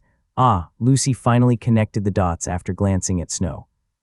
Griffin instantly understood Lucy's reaction. He grinned. You really are greedy, Kaiju. Greedy? Faith's golden eyes turned sharp. That's a deadly sin. Says the one who fought for food earlier. Griffin snorted. That's. Faith's cheeks burned. She was about to explain when Anisha suddenly exclaimed, wait, what are you talking about? Lucy hastily explained, discerning Griffin might insult Anisha. It might be the power of a beastmaster. Snow has cold resistance skill and it ascended during our training. To be honest, it was already on the bottleneck and I just helped her with it, causing her to obtain more skills. At that time, Snow suffered from the cold, too. Anisha's eyes sparkled. She glanced at Kaiju and suddenly exploded in a hoot of laughter. Serves you right for being greedy. Indeed, greedy is a sin and you must pay for it. Faith clasped her hands and closed her eyes. Griffin glanced at her and snorted. You really better pray and ask for forgiveness. You might have to pay for the sin. It's fine, replied Faith with a soft tone. I'll atone for it. So how many days do Kaiju have to suffer from the cold? I have to train him, you know, said Anisha to Lucy. Lucy tilted her head, ruminating. Snow suffered a cold in a single day before she recovered. However, she already has cold resistance at that time, just that it was elevating. Since Kaiju attempted to obtain a rare grade cold resistance immediately, I estimate it to be 3 days or more. Lucy stared at Kaiju for a while and sighed. Perhaps even a week. A week, Anisha sighed. There can be many happenings in just a single day, much less a week. Silence ensued. Suddenly, Max suggested, how about this? You train his pet first. Teach them how to coordinate each other so by the time Kaiju recovers, it will be easy for him to adapt to their synergy. Anisha nodded but then shook her head. That's a great idea, but I can't communicate with the beast. You can buy a beast communication skill in the store, Aunt, said Faith. I bought it just so I can communicate with Little Gorilla. It's only 5 gold coins, said Lucy. I bought it so I can understand Snow and train her better. 5 gold coins, Anisha pondered. Just a common grade. All right, I'll buy it and train them for a week. Anisha turned to Max and said, you will be guarding Kaiju while he's recuperating. The rest, you grind and be ready after 3 months. Griffin and others nodded. They knew they had to train more, to at least increase their survival by 3% in the Berg's raid, adding to the 20% chances of survival and 10% chances of even snatching a single treasure. It assured them that they could survive despite the meager chances. We will meet again in 3 months, Lucy said, and then waved her staff, disappearing. Griffin did not say anything but left as well, leaving behind Faith. Faith first bid farewell to little gorilla. She moved forward and whispered in his ear, "Don't forget to convince your master to convert to our religion." Little gorilla hastily nodded and assured her, seemingly wanting to get rid of her already. Faith smiled brightly and walked towards the forest and disappeared. Anisha, after buying the beast communication skill from the store, walked forward and attempted to communicate with them. "I know you know your master is fine. Worrying for him will lead to nothing. I'll train you while waiting for him to recover. Is that fine, both of you?" Even without the beast's communication skill, the beast could understand him. However, through the beast's communication skill, Anisha could grasp their replies. "It's fine. My master instructed us to follow you," said Snow, seemingly the big sister to them. Little gorilla glanced at her and then nodded to Anisha, still continuing to massage his master. Anisha's eyes sparkled, marveled by the idea of communicating with Snow and little gorilla. To be honest, she found them adorable, wanting to be their acquaintance already. However, she has to be serious towards them since they would be training under her. "All right, if it's possible, we will go now. Uncle Max will look after your master." Snow and little gorilla unwillingly left their master and arrived beside Anisha. They then bowed in front of Max, saying, "Please look after him, big brother Max." Max couldn't comprehend their words, but he perceived their intention, nodding in response as he smiled. Snow then turned to Anisha and said, "Let's go, Auntie. I can't wait to surprise Master with our improvements." Snow then hummed in delight, slithering forward to the forest in a random direction. "Auntie." Anisha couldn't even be mad at Snow, with how adorable she. Chapter 44, Hunter's Gambit. Max measured Kaiju's fever from time to time. Soon, Kaiju's fever dwindled until he could open his eyes. At the same time, the gacha system's voice echoed in his mind. "Your body finally adapted to cold resistance skill. Cold resistance skill has finally taken effect. Cold resistance skill, rare grade, has been added to your status." Kaiju's mouth curved upward. He grinned ear to ear. Another passive resistance skill, rare grade at that, had been added to his status. "Should I call myself a passive resistance gatherer?" Adding rare grade to it, he thought silly, causing him to chuckle. "Seeing your delightful reaction, you must have finally recovered, right?" Kaiju was familiar with the voice and turned his head, seeing Max reading a book while leisurely sitting on a rocking chair. Kaiju smiled and replied, "Yes, thank you for looking after me." Max stood up, stored the chair and book on his inventory, and walked forward. He suddenly kicked Kaiju's bed, causing it to collapse. Thankfully, Kaiju reacted on time and appeared beside the bed, standing with an appalled expression. He glanced at Max, seeing the latter furrowing his eyebrows. "It has been 5 days. Stop slacking off now and go to Anisha. Train with your pets," Max sighed. "We can't waste any more time. We are being observed by them." Kaiju's hair stood on ends. He warily swept his gaze, and indeed, he perceived menacing gazes locked into him. They might have been dissatisfied with him sleeping around, wasting the time they were given. Kaiju took a deep breath and exhaled. "I'll quickly go with them." Kaiju pulled the hood and disappeared into the shadows. Max was stunned by his stunt and smiled. He whispered, "Work hard, Kaiju. Let us survive this ordeal." He then walked in the different direction and disappeared, training and grinding alone. "You're finally synchronizing with little gorilla's action, Snow." Anisha was lecturing little gorilla and Snow amidst the thralls' carcasses. The vicinity was filled with frost and toxicity, making it harmful, even to Anisha and little gorilla. However, the latter employed his zealot's protection skill, protecting them from it. "You're adapting to Snow's spells, little gorilla," Anisha praised. "You also know how to preserve your mana and carefully avoid Snow's spells without utilizing a lot of it. I commend you for that." Little gorilla uttered an excited gecker noises and bowed. Snow was saddened somewhat, realizing her spell was a double-edged sword, affecting even her teammates. Anisha discerned her emotion and assured her, "That is the cons of possessing destructive, lethal power, Snow. That is why the aim of this training is for your teammate to adapt to your power, while you freely attack. It is a hunter controlling his flames. It is not easy, know that. There's 3 months for that." Snow nodded, comprehending fully and assimilating Anisha's guidance. Anisha was glad that Snow's intelligence was high. She turned to little gorilla and said, "However, I still want you to remain passive, little gorilla. Strike with an aim to control the crowd. We call it crowd control. The enemy's attention must be on you. Stop counterattacking. Remember, attack to distract them. Let Snow finish them. You're wasting your mana too much earlier." Little gorilla nodded with a resolute expression. Anisha smiled. "This battle formation is difficult. Although there is a basic formation, such as tank and fighter at the vanguards and ranger, support and mage at the back, it can't be applied to you both hybrid." You little gorilla is both a support and tank, so your battle style is vastly different from common tank and support. Snow is even the difficult case. Her battle style is more like a fighter mage, not usually seen even in the tower. Your master, I can assume his role is almost an assassin, and his presence must be lesser when it comes to the enemies. As a result, I devised a battle tactic and formation specially designed for you. Anisha smiled even brighter after glancing behind Snow and Little Gorilla's back. Not only was she teaching them, she was trying to distract them, so Kaiju could successfully sneak behind their back. Right, Anisha stared behind their backs. Kaiju. Snow and Little Gorilla were taken aback, hastily turning their backs against Anisha. They excitedly resonate their beasts' noises while leaping forward to Kaiju's embrace. He welcomed them, brightly smiled, and stared at Anisha. Big sister Anisha is right. Anisha's eyes lit up from the way Kaiju called her. We must fully follow her training, lest we won't improve.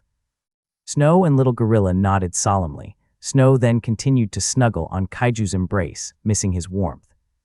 Meanwhile, Little Gorilla sat on Kaiju's left shoulder, knowing Snow liked Kaiju's right shoulder, and he might get a scolding from her if he stole it. Kaiju pet Snow and asked Anisha, "Can you elucidate the battle formation you have formulated, big sister?" Of course, Anisha enthusiastically replied, "I call it Hunter's Gambit." Hunter's Gambit, Kaiju's eyes lit up. I like the way you call it. Anisha grinned, "Thank you. So what is your idea about it before I explain it to you?" Well, Hunter's Gambit. Hunter represents actively hunting the prey, but Gambit, a risk. Calculated risk, Anisha corrected him. The main point of this training is to grasp the calculated risk, or else, the risk you will take in the future might be the cause of your death. Kaiju's countenance turned grave, grasping Anisha's aim. Tell me more about it. Kaiju was interested in it. After all, if it was Anisha who designed and suggested it, then there was no harm to master the battle formation. Furthermore, Anisha grasped their battle style, perhaps better than they do. Anisha nodded. In this formation, it consists of 3 roles, of course. Little Gorilla will be the hunter's anchor. Snow will be the hunter's flame, and you will be, Anisha grinned mysteriously, the hunter's fang. Kaiju's eyes sparkled. He liked the idea behind each role. He even began to like the battle formation even more. Chapter 45, No Rest Training. Well, we will begin with our hunter's anchor. Anisha glanced at Little Gorilla and frowned. He did not dismiss the zealot's protection skill yet. She said, "Let's leave this place first." Kaiju nodded. He followed Anisha to a more secluded place with Snow and Little Gorilla on his shoulders. Once they settled, Anisha said, "Hunter's anchor. Simply put, they anchor the enemies to their zone. The enemies must stay put in the zone they established. Naturally, they would try to leave from that zone, but with the hunter's flame and hunter's fang, the enemies would slowly realize they were trapped." Kaiju's eyes sparkled in excitement. The battle formation was wicked by its nature, instilling more psychological impact to the enemies. Kaiju slowly grasped it. Of course, he still needed Anisha to continue explaining. Furthermore, the zone of control by Little Gorilla can also be the safe zone of Snow, especially his back. However, Snow still has to maneuver on the side of the enemy lines. That is why it is important for Little Gorilla to take the aggro forcefully, taunting the enemy. If the enemy is smart, Little Gorilla could only provide support through his spells to protect Snow like Zealot's protection. While your very role is important. Anisha purposely turned silent, observing Kaiju's reaction. Kaiju, on the other hand, decided to share his ideas, nodding. "I understand I'm the silent threat. I create a no-go area in some part of the zone of control. I will be eliminating key targets, mages, archers, healers. Simply put, I'll be targeting the backline, forcing the frontline to focus their attention on me. However, their attention was already divided. How cruel." Kaiju sighed. He liked the battle formation very much, already imagining themselves pinning down the enemy. However, there was no such a thing as perfect. There must be cons, too. Hence, he wanted to know about it already so he could come up with more alternatives to cover its flaws. "You got it," Anisha nodded. "Obviously, you understand its flaws, too. As always, it won't work on strong and solid foundation enemies, even more so if there are numerous of them. It would still be very effective on intelligent creatures, but if they were smart to be ahead of your move, the hunter's fang, it would affect the entire team. Hence, your role might be easy, but since you are the leader, you are the weakness of the battle formation." Kaiju sighed and nodded. He glanced at Snow and met her blinking innocent, sparkling milky white eyes and sighed once again. This worrywart. "I can't just stop her from worrying about me," Kaiju thought to himself, shaking his head in helplessness. Suddenly, he had come to a realization and his eyes flashed with solemnity. He said with a grave tone, All I have to do is to become stronger then, strong enough to scrap that weakness of the battle formation. Anisha was taken aback, smiled, and nodded. You got it. That's right, that's why in these 3 months, what you aim should be, for your basic dagger mastery to break through and reach advance. Advance, Kaiju mumbled. Although Griffin claimed that Kaiju's dagger mastery was reaching advance, Kaiju never felt it yet. Only when he perceived he felt like there was a wall would mean he would only need to break through. However, for now, despite the guidance of Griffin, who possessed an advanced mastery on sword, Kaiju still felt it was a bit far. Yet he understood there were 3 months, and the intensity of the training might be greater than what he experienced the last 3 months. Hence, Kaiju nodded with a determined gaze. That's the spirit. Anisha nodded and smiled. In these 3 months, we will be limiting your sleep to 2 hours and rest. There's no rest. Endure it, Kaiju, we don't have much time left. Anisha sighed helplessly with a downcast countenance. Kaiju was stunned. The training would be very intense indeed. When he was training with Griffin, he had at least 6 hours of sleep, as Griffin emphasized the importance of sleeping after vigorous training. Anisha might have understood that too, but since due to the time pressure, she might have to give up some of his mentality as a case. Kaiju was greatly shaken. Seeing his reaction, Anisha smiled and assured him, if worst comes to worst, don't worry, Kaiju. If you show rapid improvements, your sleeping time might be increased. Kaiju nodded and sighed. What do you mean by no rest, by the way? Well, your routine will be physical training, studying, and training with your pets. The physical training will only focus on dagger training. I will train you for that. During your supposed break, you will be studying about the hellish trial, the burg itself, our knowledge up to date, and those creatures living inside it. As for the third, there's no need for explanation. Kaiju ruminated and grasped it was a very reasonable training routine. However, since even Anisha and Max stated they were running out of time, then he had no choice but to expend perhaps the entirety of his luck points, of course, wisely. He was already thinking about what to buy in the store and how much luck points to waste, especially on increasing his attributes. Kaiju realized during the training with Griffin how important attributes were. The disparity of Griffin and him was also because of attributes, to which Griffin explained that through attributes, his skills were polished too. Every attribute was important, and that was why it was advisable not to neglect even one attribute just because they had chosen a class. All right, Kaiju was ready. Can we start now? Anisha nodded. We will be training in battle with your pets first. I will be your enemy. You can start now. As soon as Anisha said the last word, Kaiju disappeared, leaving behind the little gorilla, who already leapt forward to Anisha and swung his staff, radiating golden brilliance, coating it with his skills, Radiant Fervor. Radiant Fervor. Description: the gorilla channels the divine energy it now serves, imbuing its strikes with radiant power. Effect: attacks deal bonus holy damage, particularly effective against undead and demonic creatures. Mana cost: 0.5 mana points for each second. Chapter 46, Battle against Anisha. That's only effective against undead and demonic creatures. Do you really believe I'm one? Anisha glared and snorted. With a wave of her hand, a crossbow manifested, firing 3 arrows at once, pushing the staff backward and losing the vigor of Radiant Fervor from a quick draw. Little Gorilla was shaken by the immense power by the arrows. He was glad Anisha only targeted his staff to block, not to counterattack with an aim to kill him. Hence, without hesitation, strengthened his grasp and danced, swinging his staff once again, activating the Radiant Fervor once more. At the same time, Snow made her move, altering the terrain surrounding Anisha to lock down her movements. Frozen Venom Trail rare. Description: Snow creates a trail of venomous ice wherever she moves. Enemies stepping into the trail take frost and poison damage, and their movement is significantly slowed. Mana cost: 1 mana point for each second leaving a trail. Anisha's surrounding terrain was filled with frost. Not only that, it was slippery too. Furthermore, there were some places filled with minuscule spikes filled with toxins. For all that reason, Anisha was indeed completely locked down. However, with a casual sweep of her gaze, while blocking the assault of Little Gorilla, she spotted a place where she could jump off and leave. She grinned. She saw through Snow's aim. However, she still went to test it. She leapt backward, hovered through the altered terrain, and landed on what was seemingly normal ground. Yet her weight suddenly caused the ground to cave in. It turned out to be a hollow concealed by leaves. Skill: basic trap creation. Description: allows the user to create simple, low-level traps using available materials such as wood, rope, and stones, such as snare trap and pitfall trap. These traps are effective for catching small creatures or slowing down weaker enemies. Anisha snorted. Like I said, it won't be effective against the powerful. Anisha suddenly regained footing midair while she was about to fall from the pitfall trap and jumped upward. However, as she was accelerating through the skies, Kaiju suddenly appeared in front of her, wearing a hood. The bloodthorn was about to slice through her neck when an arrow brandished it away at the right time. Kaiju's first assassination attempt failed as he passed Anisha. While in midair, he suddenly turned his body around and swept his battle-garb sleeves, hiding 3 throwing daggers, but it was unluckily blocked by 3 arrows, or what appeared on the surface. Inventory, throwing dagger 3-6, common. A set of throwing daggers. It can't be replenished. The amount will be recorded once stored in the inventory. Kaiju's heart raced.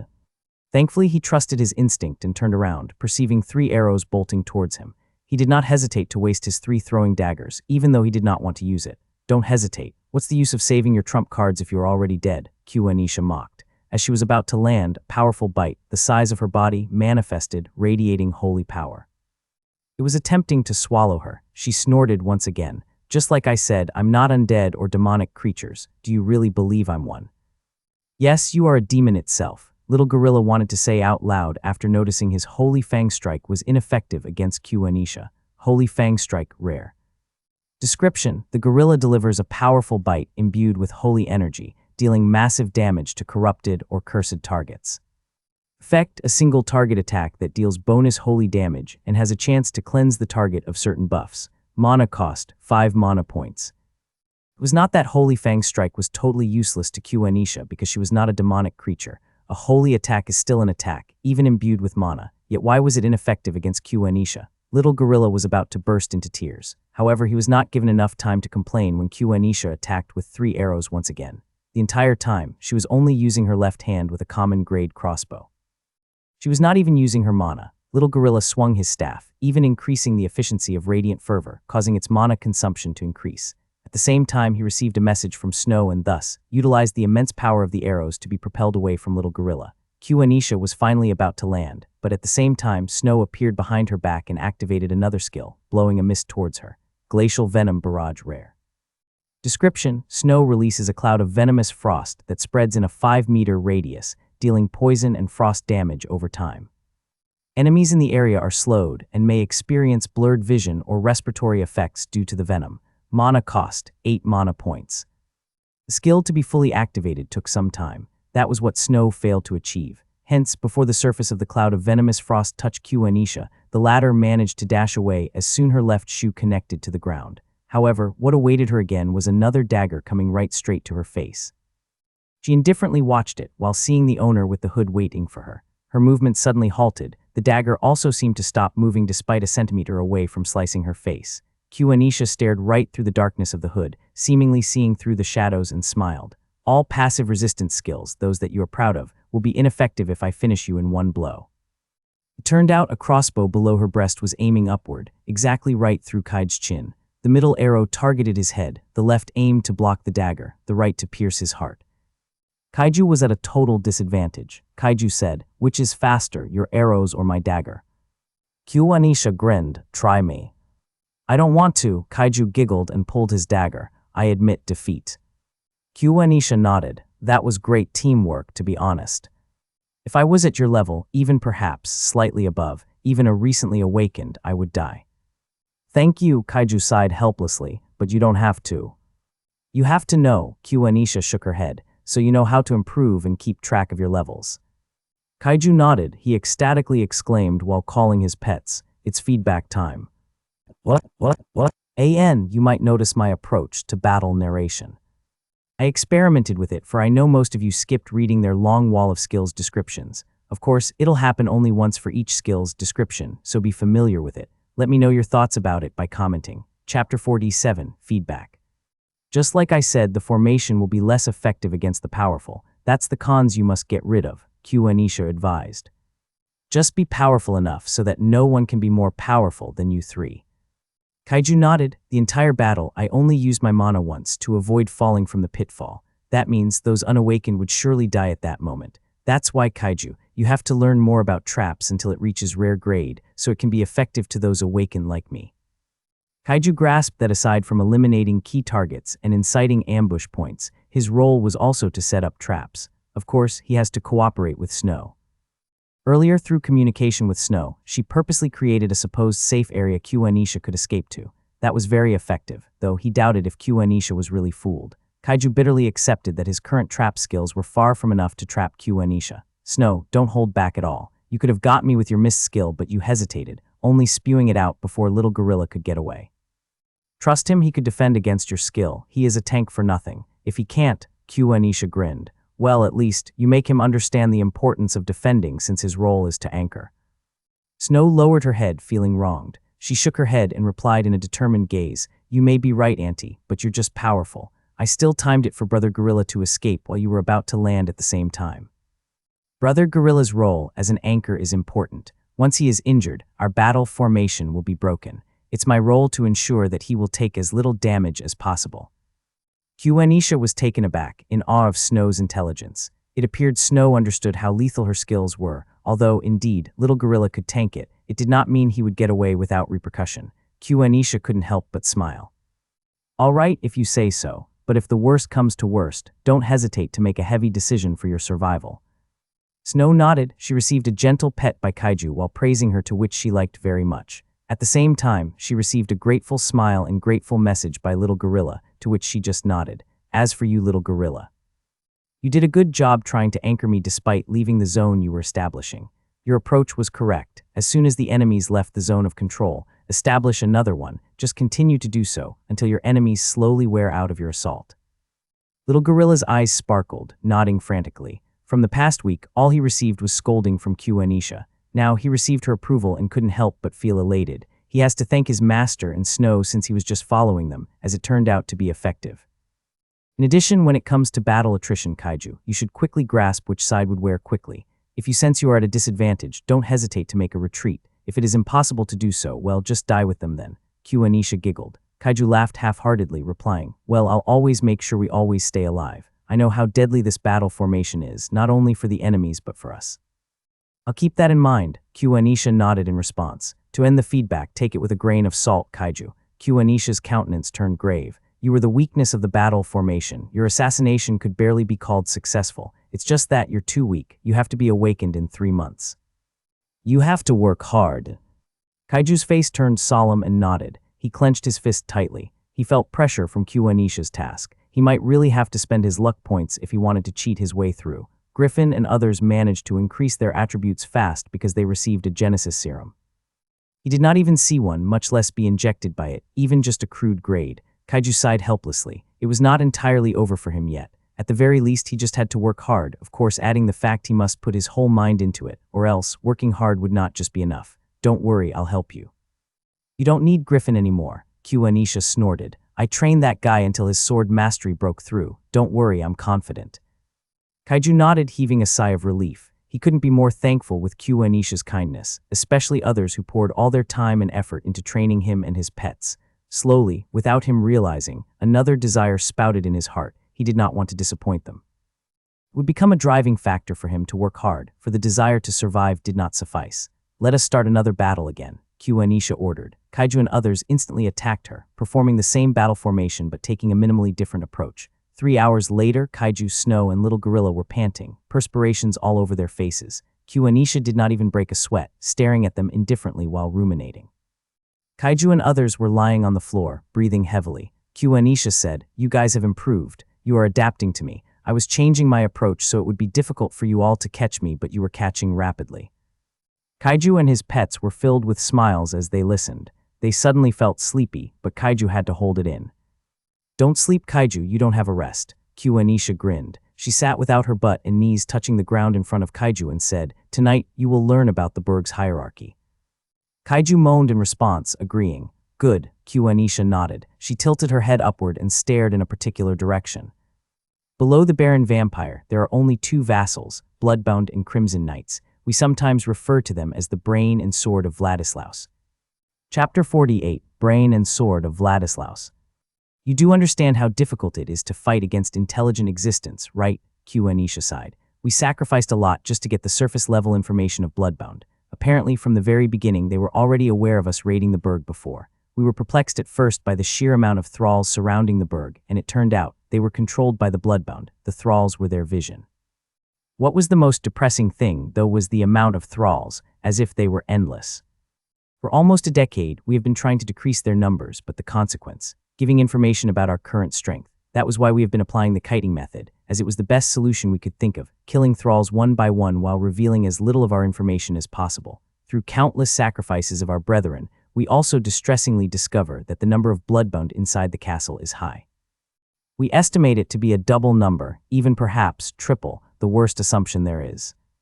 Bloodbound is a corrupted rank monster. They are easy to deal with, that is, if you encounter one. They handle the daily affairs of the burg. Their abilities and battle style is more effective if they have thralls or fellow bloodbound. The burg is very large to begin with, so when we raided the last time, we managed to enter the inner part of the burg, thinking the treasure was there. But then, we encountered the Crimson Knights. Anisha, after narrating for a long while, couldn't help but feel emotional. She was carried away by her emotion and did not even notice she was speaking for a period of time. Kaiju, despite feeling sleepy from her story, listened attentively, not missing a single word from her. He understood how grave it was to raid the burg, and thus he could not take it lightly. Just hearing the amount of thralls and bloodbound sent a chill down his spine. Crimson Knights, they are beyond our level. We only encountered one, but we were almost instantly annihilated, leaving behind 2 of us max. The bloodbound set a trap in the first place, leading us into one of the Crimson Knights, deeper in the burg. Anisha's eyes regained clarity and stared at Kaiju. Kaiju, the treasures are not inside the burg, but the outside, kept by the bloodbound. Kaiju was stunned. The first time he received the task from the tower, he instantly thought the treasures were inside, even in the castle of Vladislaus. Burg is a walled fortress located on the edge of a cliff, so naturally, there is also a castle in the middle, serving as the house of the burg's owner. To think the treasures that the tower claimed to aid the Baron Vampire in his ascension to the king class were located near the perimeter of the burg, Kaiju was deeply shocked. He was also awestruck by the bloodbound's intelligence. They deceived Anisha and others the whole time. He could even already imagine the faces of bloodbound smiling in a mockery at Anisha. He sighed.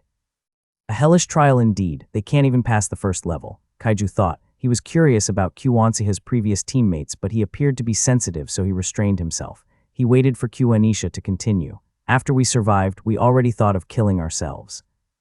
The other races were pressing us too, but they were helpless as well. We have been hoping more would attempt the hellish trial so we could raid once again, but for more than half a decade, we have sighted no one. Max and I were really ready to give up until Griffin and others appeared. For the past year, we were only investigating, while Max and my attempt to reduce the amount of thralls succeeded. Of course, the bloodbound might be preparing to defend against our raid.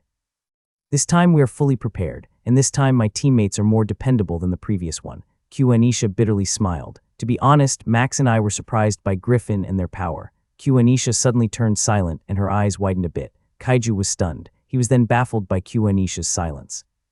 From her face, it appeared she said something she should not have. Kaiju tilted his head and asked inwardly, "Is there something wrong with Griffin and their power?" Suddenly, Anisha sighed and shook her head. "They are the future of the human race, and so are you, Kaiju. Let us complete this trial and make a name of ourselves in the tower." Kaiju nodded seriously. "We will." Anisha nodded. Alright, to go back with the topic, compared to Thrall, Bloodbound has a human-sized body framework. They were pretty much the same as us. The only difference is they don't have hair. Their skin is pale, too. They don't have eyebrows and their nose is missing. They are agile and their regenerative abilities are stronger than Thrall's. They also sacrifice their life force to empower the Thralls temporarily, but it is enough for more than 10 Thralls to cause trouble for a single Awakener. Anisha suddenly glanced meaningfully at Kaiju's dagger and smiled. "Your dagger has a bleeding effect, right? That's a perfect counter for creatures with regenerative abilities. We also have two. I'm pretty sure they already recorded their information about you." Kaiju was taken aback, closed his eyes, and exhaled.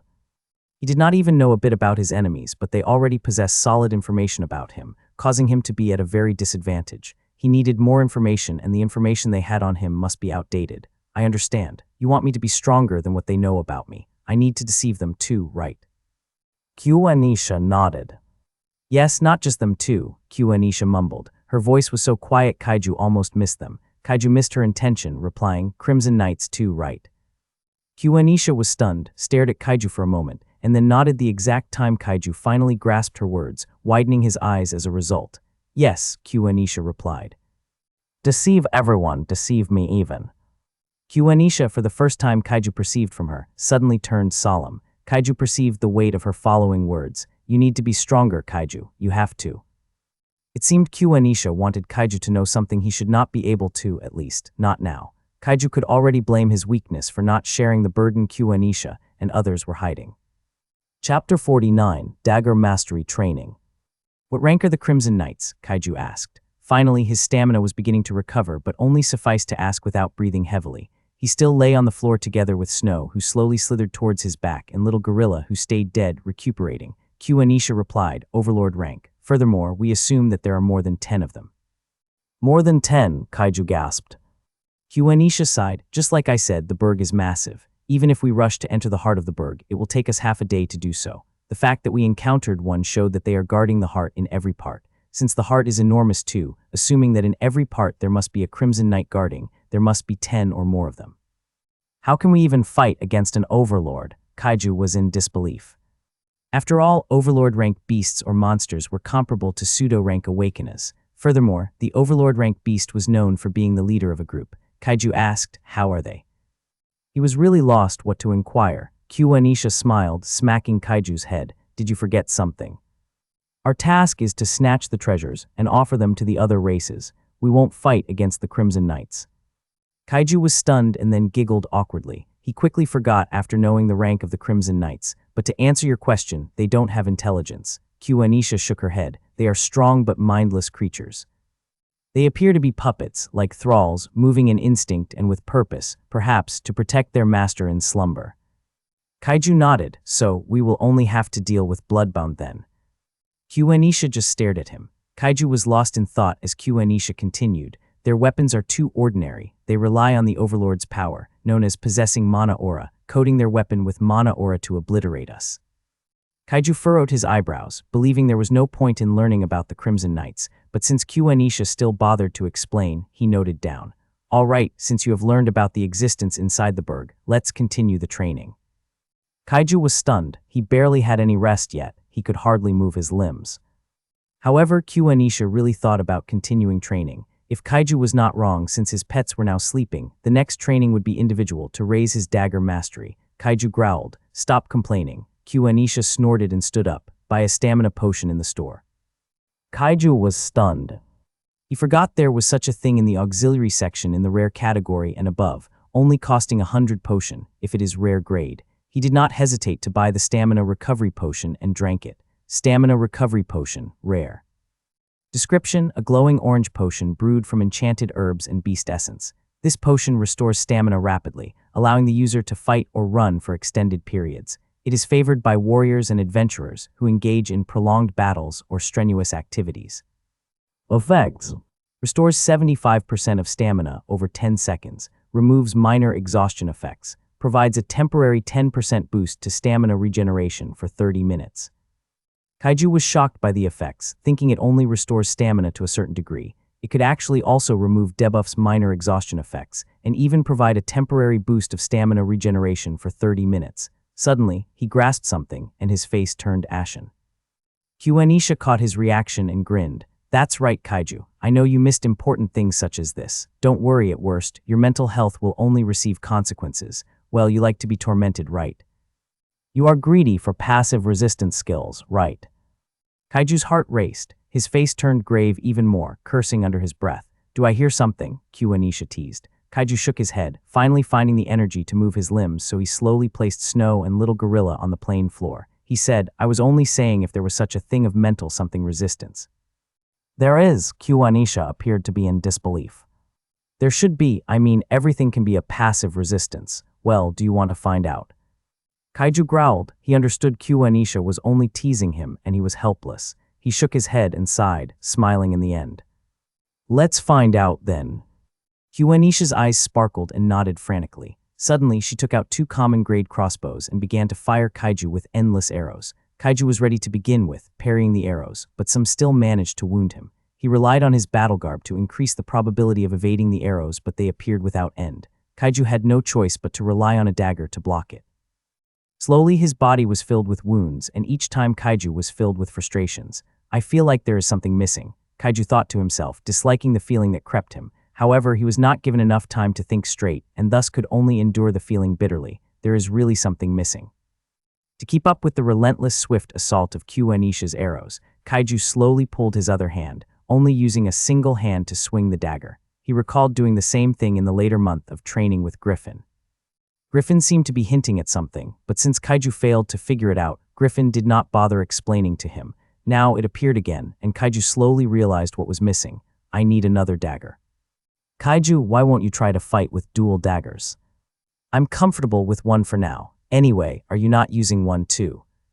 Yes, but it's rapier. It's for thrusting. Thrusting? But you always slash in our training though. You rarely thrust. You want me to do it? Ah no, I'll die. They say unsheath your sword if you want to kill. But for me, once I thrust my sword, I won't stop until they die. Kaiju, you don't deserve my thrust. I thought you were about to say, you don't deserve to die. So have you thought it through? Doing dual daggers, I believe daggers are meant to be paired. Just having one dagger makes it seem like your other hand is useless. But I'm using two of my hands for the dagger, though. That's because you are still inexperienced. Don't rely too much on the tower system's evaluation. Just because you have mastery doesn't mean you have fully understood it, even on that certain level of mastery. What I'm meaning to say is you need to explore more, especially about your skills. Learn it by experience, not by some god's blessings. Do you believe on faith's God? That was a figure of speech. All right, I'll understand. I'll listen to your suggestions. I'll think about it. I need a dagger. Kaiju gritted his teeth. He wanted to buy one from the store, but Anisha did not seem to let her give some time. Kaiju activated the emotionless skill to prevent his irritated emotion from obstructing his ability to think clearly. Finally, he could parry the arrows, though still receiving wounds with a clear mind. He could now think of a solution. Gacha system, can you buy a common grade dagger from the store? Just any will do and quickly summon it. Understood. Searching for the common grade dagger. Kaiju heaved a sigh of relief, continuing to parry Anisha's endless arrows. What? Happy New Year, everyone. Chapter 50, Dual Dagger. The gacha system deducted 100 luck points to buy Shadowfang. Congratulations, you have obtained Shadowfang Dagger Common. Weapon Shadowfang Common. Description, a standard yet reliable dagger forged from tempered steel, with a sleek black blade that gives it a slightly ominous appearance. Shadowfang is light and easy to wield, making it an excellent weapon for quick strikes in close combat. While it lacks any enchantments, its sharp edge and balanced design make it a favorite among novice assassins and rogue-type awakeners. Effects. Piercing strike, designed to pierce through light armor and hide with ease. Silent edge, its shape minimizes noise during movement, making it ideal for stealth-based attacks. Durability, 100-100. Note, the gacha system noted the quality of artifacts once stored in the inventory diminish. To keep track of its accurate state, the gacha system introduces the durability points. Each durability point is equal to luck points to restore the artifact to the perfect state through inventory. Kaiju briefly understood the current note of the gacha system. However, that cost him several more wounds to appear. Why are you distracted? Anisha scolded. However, Kaiju ignored her and summoned the Shadowfang dagger. At the same time, as he deactivated his emotionless skill, the effects of the pain tolerance triggered. Pain suppression has already been triggered. Description, reduces the intensity of pain experienced by the user by 70%, allowing them to fight or act without being hindered by physical or emotional distress. Adrenal surge has been triggered. Description, when the user receives significant damage, a burst of adrenaline increases physical strength, stamina, and reflexes by 15% for 20 seconds. Cooldown, 1 minute. Focused endurance has been triggered. Description, enhances concentration and precision when enduring prolonged pain. Provides a 25% boost to critical hit rates or spell effectiveness while under 50% HP. Resilient body has been triggered. Description, gradually increases the user's natural resistance to damage over time while taking sustained hits. Each consecutive hit amplifies physical or magical resistance by 3%, max stack, 20, reset after 10 seconds without damage. Just in time, Kaiju suddenly perceived everything clearly, making the arrows even seemingly moving slow. He could even appear to be discerning the trajectory of the arrows, increasing the chances of evading or parrying it efficiently. What he liked the change the most, though, was the burst of physical strength and his reflexes. He even felt he would not be tired by overdoing his body movement. In addition, the arrows left a wound not deeper and wider than before. However, in the end, Kaiju was still suffering from bleeding. Kaiju assumed he had 3 minutes at most to parry all Anisha's arrows and counterattack. However, there was a problem. He was still getting used to dual daggers, his left hand, as a result, barely able to move at all as he was right-handed. Kaiju felt frustrated, but with a clear mind, he was beginning to adapt. Slowly, as Kaiju finally was able to evade with a slight body movement and parry all the arrows, he took his first step. 3 seconds later, followed by another. 5 seconds later, Kaiju took the third step, but each time he got nearer, the difficulty to parry the arrows, even more so in eluding them, soared. However, Kaiju achieved his first goal. He finally stepped on a shadow. There, the effects of his artifacts triggered. Shadowveil Hood's effects have been triggered. Phantom Agility has been triggered. Description: increases movement speed by 10% in low-light conditions. Shadowweave Battlegarb's effects have been activated, plus 20% evasion, enhances the wearer's ability to dodge physical attacks. Now, despite the difficulty increasing, his response elevated too. Even Qanisha was beginning to take it seriously. At this point, Qanisha and Kaiju's distance was 5 meters. Kaiju grinned under the hood. He suddenly summoned 3 throwing daggers to parry the incoming 3 arrows targeting his vital organ. Furthermore, Qanisha was actually distracted by the 3 throwing daggers. Kaiju suddenly vanished on her peripheral vision. She snorted. She sensed his presence appearing behind her back, sensing no danger as she reacted just in time. She twisted her body, so strange than the thrall's movement Kaiju battled previously, and grabbed an arrow, summoned by the inventory, in the air and threw it at Kaiju. The arrow left her hand at a speed faster than her crossbow could produce. The swift arrow startled Kaiju as he hastily blocked it with his daggers simultaneously. The first dagger tried to diminish its speed, and the second dagger parried it away. Kaiju successfully blocked the arrow without destroying the Shadowfang, but seeing the cracks all over its body, his heart could only ache from the amount it would cost to repair it. Kaiju was momentarily distracted, and Qanisha said, "What are you doing? Like I said, we don't have a rest." Kaiju was taken aback, but was awakened by his reverie when an arrow bolted towards him, blocking it with the bloodthorn.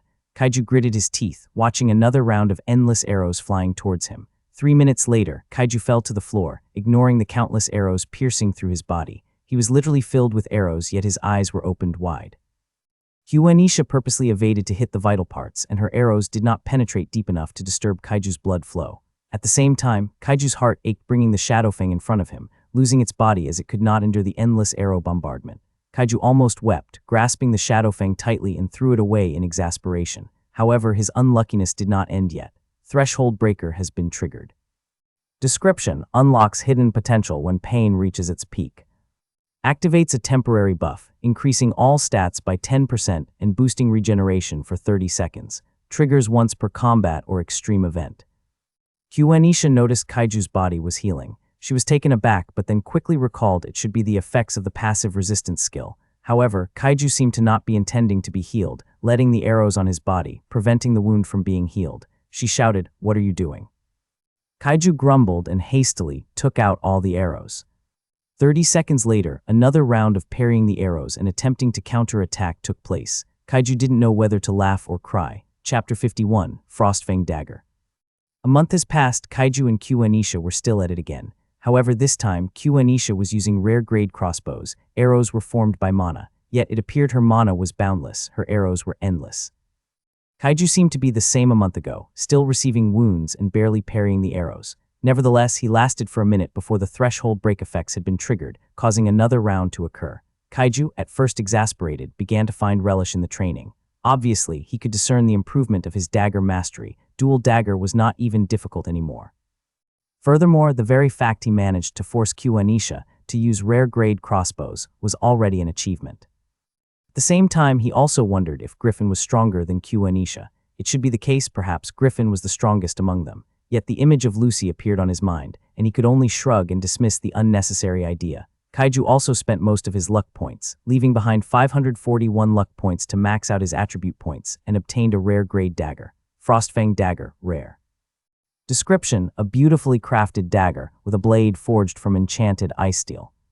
The blade glimmers with a frosty sheen, and the hilt is adorned with a shard of magical crystal that radiates a chilling aura. Effects: Icy Edge strikes cause frostbite, slowing the enemy's movement and attack speed by 10% for 5 seconds. Frostbite Infusion: a critical hit deals an additional 20% ice damage and has a chance to freeze smaller enemies temporarily. Cold Adaptation: wielder gains minor resistance to cold-based attacks. Durability: 110-150. Kaiju was disheartened that it was not a poison-related dagger, as he only obtained it through draws. If it was a poison-related dagger, he might not need to disturb Snow for the Ring of Venomous Resilience to take effect. He could have just wounded his wrist and poisoned himself. Nevertheless, Kaiju was elated by the icy edge effects of the Frostfang Dagger. Once they got hit by the Frostfang Dagger, their life was sealed. However, Kaiju was far from successfully hitting Q-Anisha. Even the durability of his dagger decreased just through parrying the arrows, one reason why he would rather evade than block them. Despite all the boost he could have, he could not touch even a single hair of Q-Anisha. He was not depressed, however, knowing he was already doing well as an unawakened. Q-Anisha has also been praising him for his rapid growth, even providing him 6 hours of sleep lately. Kaiju would not just reveal to Q-Anisha that it was due to the gacha system. This was his deepest secret, and he did not trust them enough to reveal it. Who knows? Human greed knows no bounds. 3 days ago, as Kaiju finally maxed out his attribute points, he received the announcement from the tower he could now be ascended. However, after sharing it with Q-Anisha, the latter suggested to delay it. Before ascending to be awakened, players, after meeting some conditions, would have to choose their class. Furthermore, the class was simultaneously a title. If a class had a higher grade, then the effect was higher as well. The tower said that, at present, it could only reveal the common and rare grade classes, as it would take some time to discover more hidden classes of higher grade. Q-Anisha shared that Griffin and others delayed it for 15 grades before choosing a legendary class, an ascendant potential. Kaiju was deeply shocked when he learned about it. It should be the reason why they were strong, stronger than the awakened teachers in his school. Kaiju asked how they had done it, but Q-Anisha only shared that it was due to fate and being patient. Of course, if one fated to become ordinary, then, no matter how patient he would remain as such. Kaiju was actually terrified. What if he only received a common grade class? He shared his concern to Q-Anisha and received a smack on his head. She said it would be absurd to happen as he obtained a title, Beastmaster. She told him there was a high chance he would obtain an epic class or even higher. Kaiju hoped he would receive a legendary class, marking his future as an ascendant. That is, if he would not accidentally die. Kaiju fell to the floor, panting. The threshold breaker effect did not trigger again, and he was now filled with wounds. His stamina was completely depleted as well. Since threshold breaker did not have to cool down but would only activate through special circumstances, Kaiju and Q-Anisha slowly figured it out. However, there would still be limits. At most, they could cheat it to be activated thrice a day. Kaiju took a rest, respiring heavily. Q-Anisha glanced at him and said, "You managed to last longer than yesterday." "That is an immense improvement, Kaiju. Often, you made me think your potential surpassed even Griffin and others. Unfortunately, you were born without support." Q-Anisha seemed to be so casual when mentioning something sensitive to Kaiju. That was because Kaiju was indifferent towards it in the first place, staying optimistic about his circumstances. "Thank you for the praise, big sister Q-Anisha. At least I was not late to discover it." Kaiju giggled silly, actually referring to the gacha system. "That's good." Q-Anisha nodded, possessing a good impression towards Kaiju. "Anyway, has the tower added more classes for you to choose?" Kaiju shook his head and sighed. What were the common classes again? Still in the rogue and summoner and profession. Actually, the latter evolved to rare grade just early today. "I see. That means we will remain patient." Kaiju nodded, feeling nervous. Q-Anisha noticed his action and smiled. "I remember, there is a profession that is not known in the tower. They are similar to summoners, but they are regarded as the lowest profession." Kaiju's eyes sparkled. "What is it?" "Beast Tamer."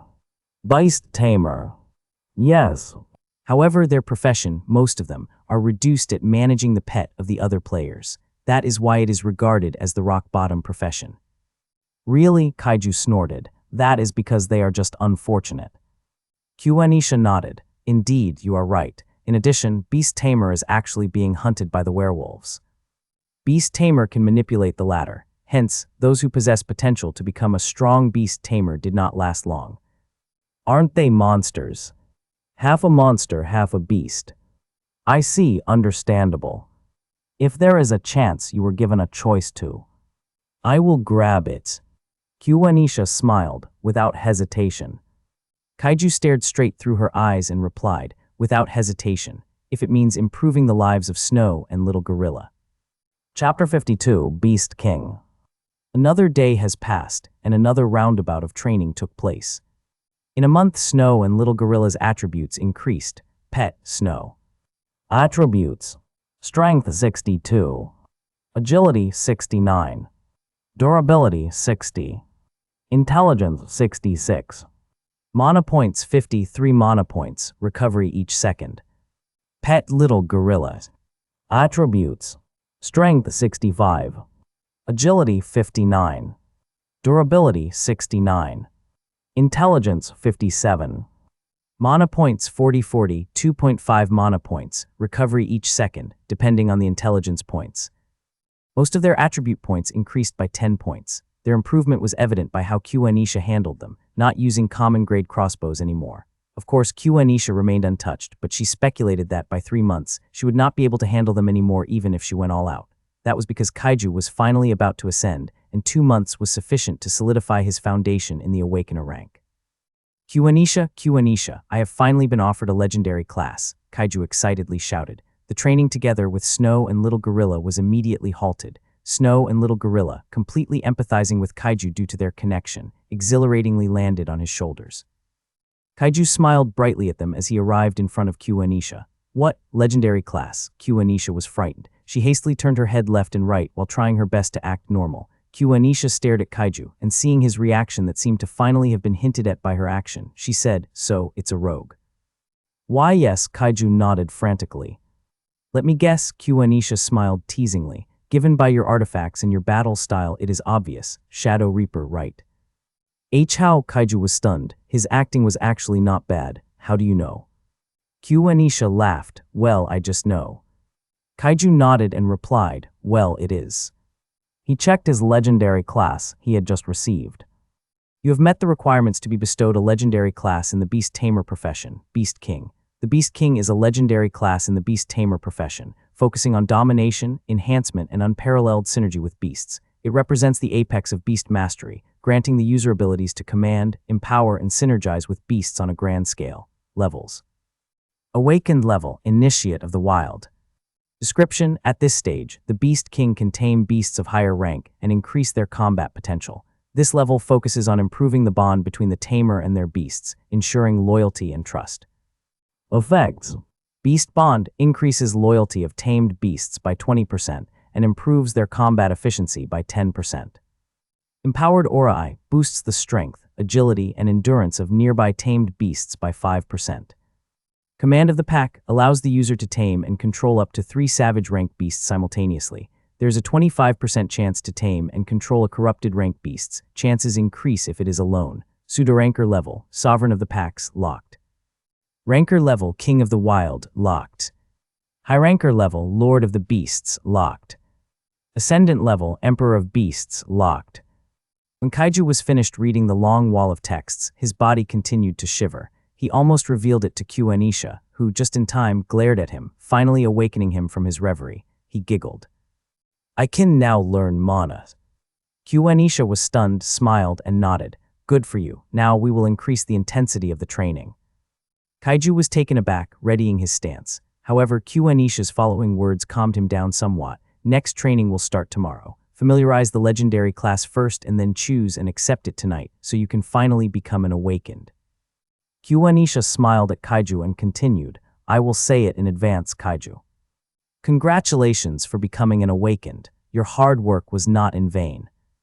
Kaiju was stunned. He suddenly recalled his past life, inside the hellish trial, the harsh training of Griffin and Anisha, and a tear unknowingly crawled out of his eyelids. Anisha smiled in response and disappeared. The least any boy wanted the most was for others to see them cry. Kaiju realized Anisha vanished and could not help but burst into tears. Since when did he cry? He did not even weep after getting used to the torture of his bullies. He did not even weep when his father threw a bottle at him, cementing his death. He did not even weep when he survived by entering the hellish trial and in the trial. Now he just wanted to cry. It felt like it was a human urge to do so, to remind him he was a human, bearer of countless emotions. Snow and Little Gorilla hastily comforted their master, but as though sharing the sentiments of their master, they could not help but tear up as well. So beast taming and beastmaster are different, huh? Kaiju concluded on his thoughts. Pet as beasts and tamed beasts are different. The loyalty of the former is higher than the latter. Nevertheless, pets can be considered as tamed beasts, right? They should benefit from the effects of this class. To confirm, filled with nervousness, his assumption, Kaiju checked the attributes of Snow and Little Gorilla if the empowered Aura Eye effect triggered on them. He was filled with relief that it was indeed the case. Although it was only a 5% increase, it was immense to begin with. Furthermore, there was the Beast Bond effect as well, improving the tamed beast's combat efficiency by 10%. Kaiju felt he already won. Summoners are weak. To compensate for this, they train magic. Beast Tamer should be the same case. I must elevate my dagger mastery to a rare grade then. Kaiju understood his next goal. After comprehending the legendary class, even differentiating it from the Beastmaster title, Kaiju did not dally anymore but to order the system to accept the class. You have chosen the legendary class of Beast Tamer profession, Beast King. You are ascending to awakened rank. Your body is now overflowing with mana. Mana points have been added to your attributes. Furthermore, most of your attribute points will be altered to adapt with the mana. Kaiju closed his eyes. His body was radiating golden lights. You are in the process of awakening. Please be patient. It will take some time. Even if it would take 100 years, Kaiju replied to his thoughts. Suddenly, he giggled. I forgot I don't have that much time. Chapter 53, Gacha System Awakened. An hour later, Kaiju was seen playing with a tangible blue mana, dancing atop of his palms. He was filled with marvel, accompanied by Snow and little gorilla on his shoulders, staring at the harmless, often powerful object that existed in the tower. The Gacha system's voice reverberated in his mind. You have finally become awakened. Your status is currently being updated. Your status has been updated. Kaiju did not dilly-dally and quickly ordered the Gacha system to show his current status. Name Kaiju. Rank Awakened. Class Beast King Legendary. Title Beastmaster. Luck 541. Skills Poison Resistance Rare, Pain Tolerance Rare, Curse Resistance Rare, Cold Resistance Rare, Basic First Aid Common, Edible Plant Identification Skill Rare, Shadow Step Common, Basic Dagger Mastery Common, Emotionless Rare, Swift Dash Common, Climbing Mastery Common, Basic Trap Creation Common, Throwing Mastery Common Skill, Cooking Skill Common. Inventory Flame Orb 3, Common Smoke Bomb 3, Common Scroll of Lesser Healing 2, Rare, Arcane Spark Bomb 3, Common Throwing Dagger 15, Common.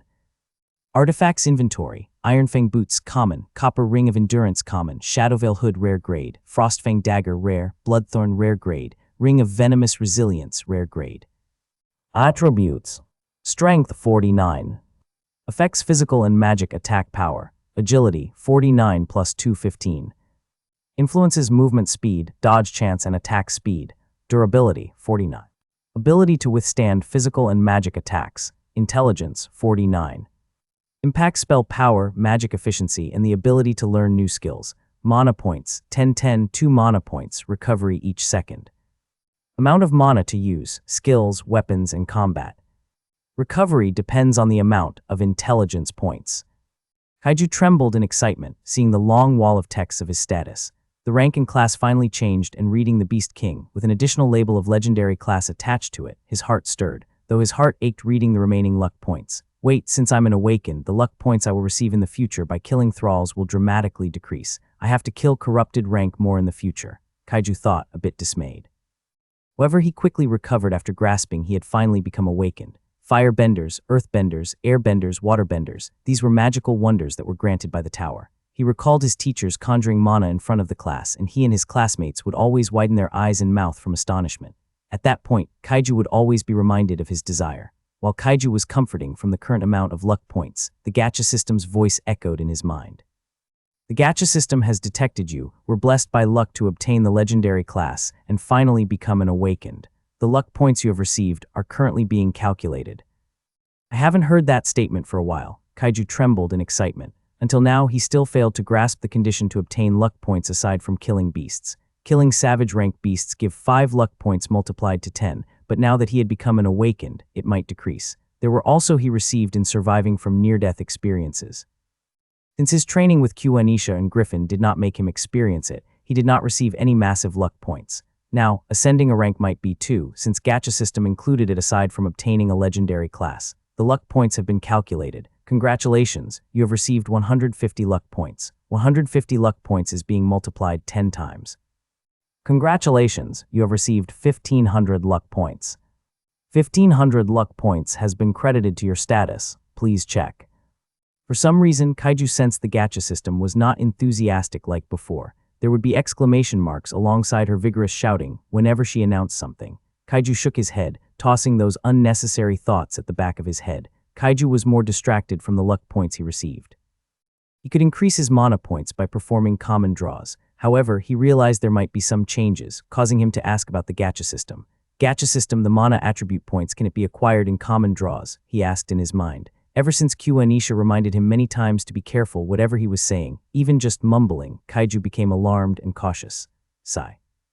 No, obviously, mana is always related to rare whatever above created by the tower. Hence, mana attribute points can only be acquired in rare draws and above. Kaiju's face turned ashen, hanging his head low, his eyebrows suddenly furrowed. Wait, did she just sigh? What's wrong with sighing, aren't you too? Kaiju was stunned. He recalled Gacha system would only respond if he called her name, but now it appeared it would converse with him anytime. Kaiju felt unsettled. When will we leave on this goddamn trial? I badly want to explore a world filled with beautiful things, not grotesque and gloomy like this. Kaiju was deeply terrified now. He asked, what is happening? All right. I forgot to inform you I'm finally awakened. Don't worry, I will still be your loyal system to help you ascend the tower. I want to explore it too. Her voice was still the same, feminine, seductive, a voice arousing him. But Kaiju was not stimulated by the sudden turn-off of events. He closed his eyes, resisting the desire to use the emotionless skill, and slowly calmed his mind. Afterwards he asked, I see. Well, I also badly want to leave this trial too, but you know, this is the hellish trial. We are not even halfway in finishing it yet, and I doubt we can complete it. What's with the pessimistic thinking? You survive from any disastrous circumstances. How is this any different? Kaiju was taken aback and chuckled. He saw Snow staring at him, eyes perplexed, and pet her head. Returning his attention to Gacha system, he replied, well, you are right. Although you feel bored now, you will feel excited soon. Really? I look forward to it then. By the way, now that I have finally become awakened, you will now receive a mission in the future, depending on the condition you meet. Rewards like massive luck points or guaranteed ticket will be included. Continue to work hard and let's ascend the tower together. Kaiju's eyes widened.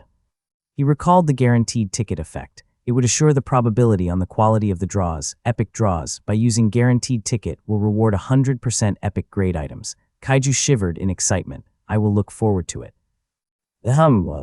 She sounded pleasant to the ears, Kaiju thought.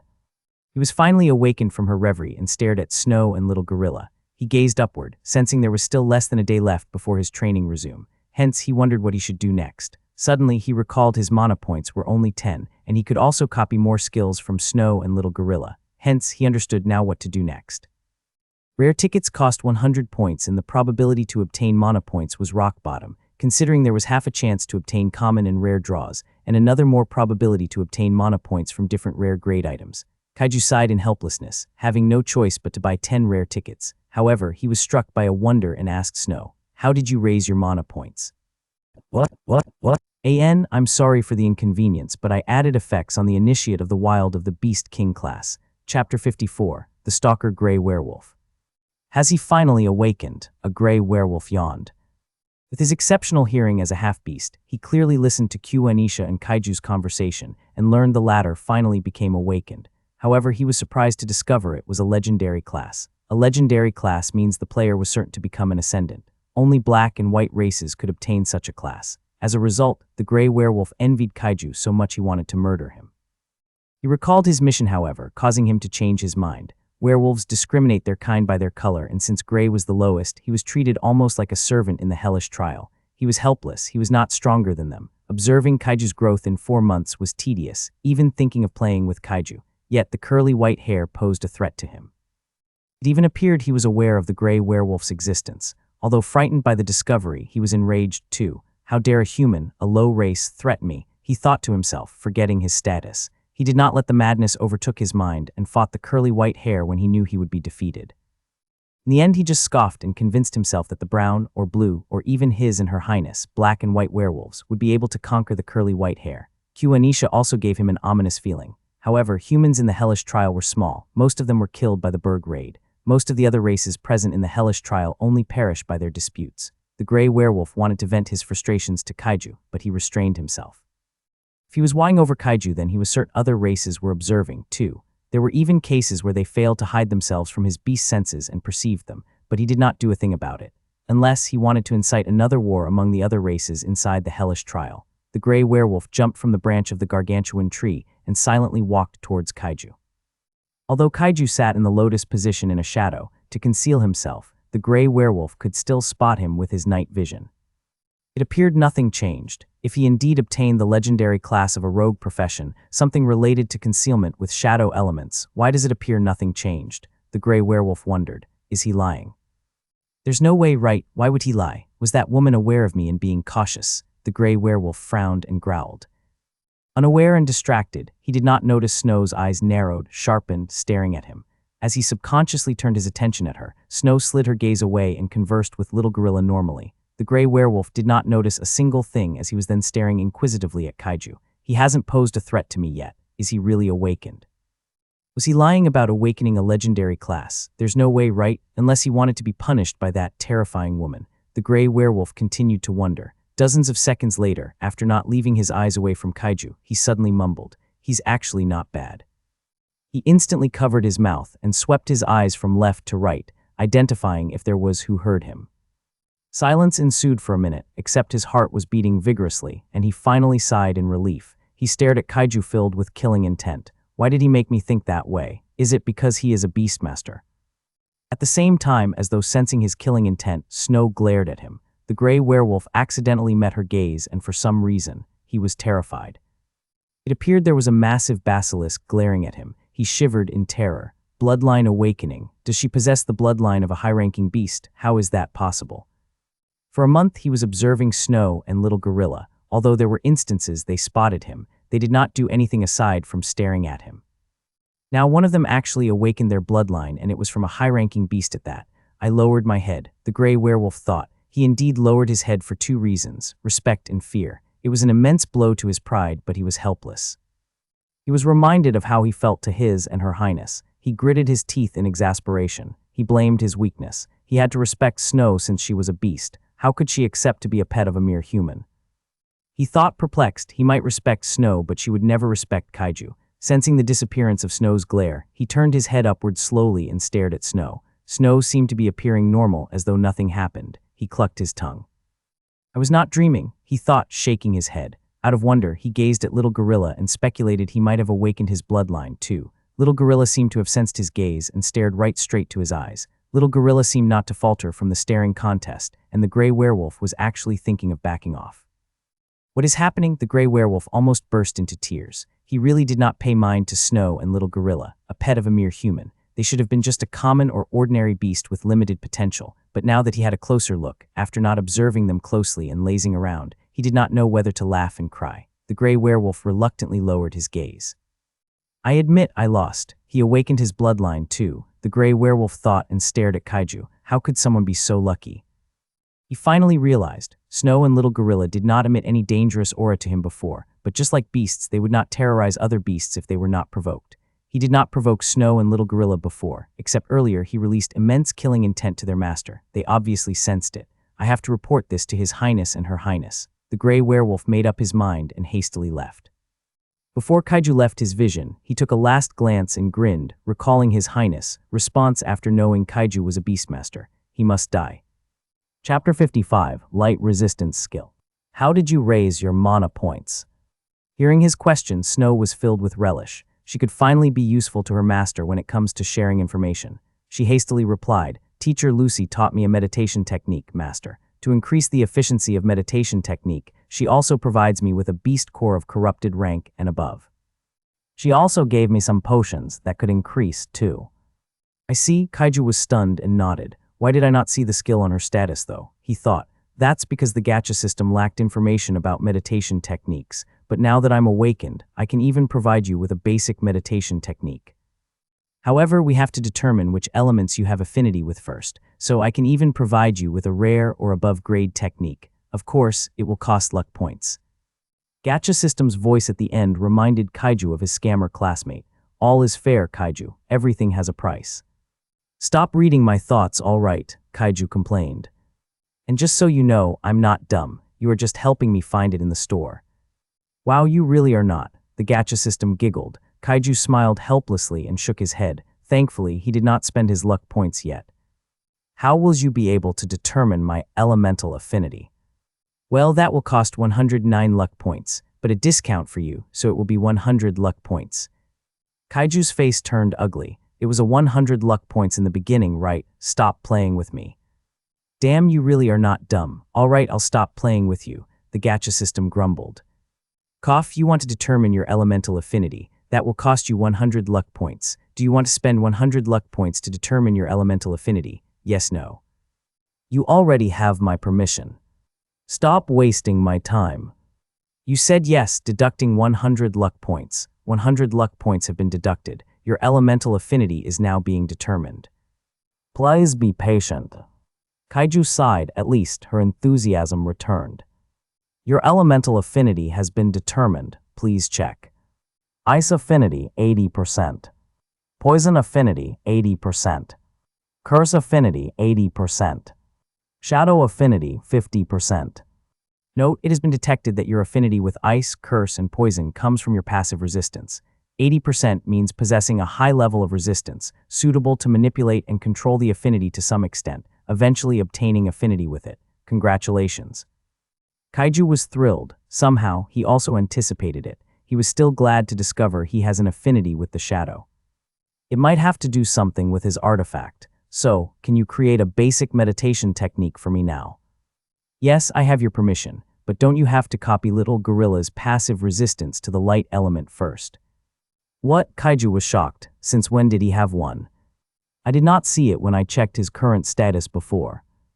That was my mistake. It was difficult to determine Little Gorilla's elemental affinity at first until I am assured it is light element. If he could conjure a light elemental skill, then he naturally possesses a resistance to it. I've added it before though, you just did not check. You hastily checked his status when I barely scrutinized after seeing him. At that time, I did not want to admit my mistake. Can't you be more consistent? Ascend through the ranks first, and I will be. Kaiju grumbled. If I copy the light resistance skill, will I be bedridden again for almost a week? Obviously, do you know the phrase, everything comes with a price? I don't, Kaiju shrugged, and enough talking, copy the light resistance skill. Q Anisha will understand it. Understood. Copying the light resistance skill, rare from your pet Little Gorilla. You only have one skill to copy his skills. I know you want to know about light resistance skill, so I will read it and at the same time visualize it for you. Light resistance, rare grade. Description: a skill developed by enduring exposure to powerful light-based magic or radiant energy. This ability allows the user to resist and mitigate the harmful effects of light element attacks, such as searing radiance, holy energy, or blinding flashes. Over time, the user begins to understand and adapt to the properties of light energy. Special effects. Enhanced light tolerance reduces the potency of incoming light element attacks by 50%, provides resistance to weak light effects, e.g., minor blindness, and high resistance to intermediate light magic. Glare shield minimizes visual impairment from blinding effects like flashes or radiant bursts, grants enhanced perception in bright environments. Radiant affinity improves understanding of light-based magic, allowing the user to analyze, absorb, or manipulate light energy under certain conditions. Adaptive resistance. Each exposure to a light-based attack further strengthens resistance to similar effects permanently. Radiant energy conversion absorbs a portion of light-based damage and converts it into stamina or minor health restoration, restores 2% of maximum health per light attack absorbed. Holy defiance reduces the effectiveness of light-based debuffs, such as purification or holy suppression, by 25%. Kaiju trembled in excitement, knowing he would be able to obtain that effect. In fact, he could barely remember all the effects of his skill for their quantity altogether. Although compared to pain tolerance skill, as it would be useful in almost many situations, light resistance skill and other elemental passive skill would still serve as a perfect counter for their enemies, who possess affinity with it in the future. Kaiju was thrilled just by imagining it. He instructed Snow to inform Q Anisha of what he had just done, and Snow, as always like a loyal soldier, nodded without hesitation and assured him. Meanwhile, Little Gorilla was excited for some reason when he heard him. Finally, he understood when Little Gorilla could not hold himself and asked, "Do you want to convert to our religion, Master?" What? So I just argued with other authors about resistance and affinity. I asked them if it is possible to obtain affinity if you obtain a resistance skill and they reject it. However, my idea is resistance comes from affinity. Humans can't handle harmful elements, i.e. fire, even water if it turns into an offensive attack, so obviously they have to resist it to some extent. Like Kaiju when he obtained the resistance skill, he naturally obtained affinity with it. Of course, resistance and affinity are entirely different to one another. I admit my mistake, but I combine it because they are still connected in some ways or another. What do you think? Chapter 56, Snow's Killing Intent. This guy, Q Anisha's face turned ugly. Just how greedy can he get? Also, is it almost a decade long? I don't hear about overpowering skills such as this. It's only a Beastmaster on rare grade, right? Why does it seem to be on the level of epic? Snow and Little Gorilla were silent, not knowing what to say. Snow stared at Kaiju filled with worries while Little Gorilla's eyes were sparkling, staring at his master. Although his master did not respond to his question yesterday, he was still looking forward to the day his master worshipped his god. Never mind, he might just want to escape from the training. Master is not like that, Snow instantly retorted. He is also suffering right now, he can't even have a break. Anisha rolled her eyes and said, "That was a joke, Snow. You take everything literally when it comes to your master. Do you like him?" Oh, of course, Snow suddenly felt her cheeks burned, lowering her head in shyness. Anisha was speechless. She shook her head and shrugged. "Whatever, I'll task you two to guard him until he recovers then. I will be hunting more thralls. I'll be back in 4 days." Snow and Little Gorilla were elated by her arrangement, as the former hastily said, "Thank you, big sister Anisha." Anisha was stunned, smiled at Snow brightly, humming in delight as she soon vanished into the shadows. A second passed, Snow broke the silence. She hushed, "Big brother Gorilla, can you guard Master for a minute? I'll take care of something first." Little Gorilla was stunned and hastily replied, "Little sister Snow, will you really be able to catch up to him? That's an agility-type beast, you know. Furthermore, it's not only him who is watching us. They are more observing the panicking sheep now." Snow snorted. "Even if I manage to kill it, his death will remain unknown to his clan. Have you forgotten our teachers revealed that the other higher races are actually fighting for each other in the dark?" Little Gorilla sighed. "I can't and won't stop you, little sister Snow.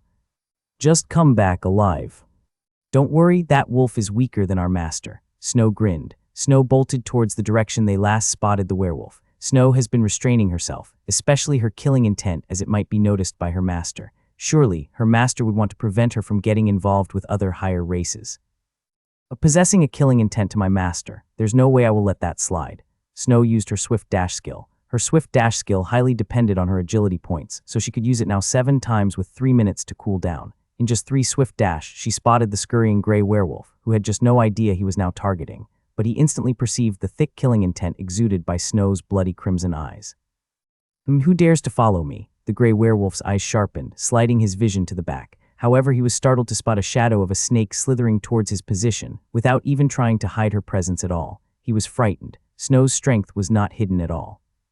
His beast instinct was screaming to avoid Snow at all cost, even utilizing his sprinting skill to dash away from her. However, Snow's swift dash skill made her appear instantly at the gray werewolf. The gray werewolf used a skill to coat his claws with red mana, causing his claws to burst with flames, swiping it at Snow. However, Snow skillfully twisted her body in the air and bit at the gray werewolf's arm. Icy Venom Fang Rare. Description: a powerful bite attack that combines concentrated frost and poison energy, causing immediate frostbite and continuous poison damage over time. This attack has a chance to critically wound the enemy, reducing their stamina. Mana cost: 3 mana points. At the same time, her Chilling Aura passive skill activated. Chilling Aura Rare. Description: Snow radiates a faint, frosty mist that slows nearby enemies' movement and attack speed. Prolonged exposure may cause frostbite. Effect: reduces enemy speed by 5% within a 3-meter radius. Activation: once Snow utilized an ice-related skill. The gray werewolf did not possess any ice resistance from Snow at all and suffered the consequence of interacting with Snow's frostbite and venom. His arm was bitten, and poison began to creep through his veins. To worsen it all, as the poison spread, frostbite followed, making his right arm disabled and numb. The gray werewolf gritted his teeth and opened his mouth wide. Blaze manifested in the form of orb, expanding inside his mouth. At the same time, the gray werewolf entered a berserk state, an innate skill werewolf possessed, elevating all his attributes 2 times. The gray werewolf was determined to fight back at all. Snow, on the other hand, detached her teeth from the gray werewolf's disabled arm and faced the expanding blaze as she opened her mouth. Snow conjured her skill Glacial Venom Barrage, summoning a mist of frost filled with toxicity. Snow's passive effect, Frost Poison Fusion activated. Frost Poison Fusion Rare. Description: enhances the synergy between Snow's ice and poison attributes. Any poison-based attack has a chance to apply a chilling effect, and ice-based attacks gain a toxic residue.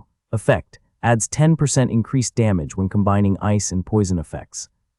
She did not learn from a strong mage for nothing. With her teacher's guidance, Snow learned a ton of skills. Simultaneously, the gray werewolf released the ball of fire, and Snow released the mist filled with frost and toxicity. When it collided, it could not cancel each other out, but the mist managed to push it 0.5 meter before it exploded. Bang. Snow was flung away. The gray werewolf suffered a ton of damage from the explosion. Although he has fire-resistant skill, the poison and frost spread towards him and was inhaled through his lungs. His fate was determined. The gray werewolf feared death. He had always been cautious inside the trial, even avoiding to fight against the other races, would back down even from an argument if he had to. Now he did not want to die. Hence, without hesitation, he tilted his head upward and inhaled a lot of oxygen and was about to roar. Chapter 57, Snow's Dominance. The red and blue moon, they were always in full moon. The werewolves and vampires were at an advantage, especially when the crimson moon turned bloody and expanded, the true full moon. At this moment, it was currently night, so the berserk of the gray werewolf was not at its peak, but it was never weak. The berserk aided him in elevating his attributes 2 times, but it appeared he could not defeat Snow. Snow might have suffered from the explosion, but the gray werewolf saw it clearly. Snow managed to dash away, utilizing her swift dash skill, lessening the impact of explosion towards her. The gray werewolf understood his perilous circumstances and did not hesitate to call his kin. Although howling required him to inhale a ton of air surrounding him, filled with frost and toxicity, he was now risking it. However, Snow grasped his intention and used her long-range skill, Ice Poisonous Shard Barrage Rare.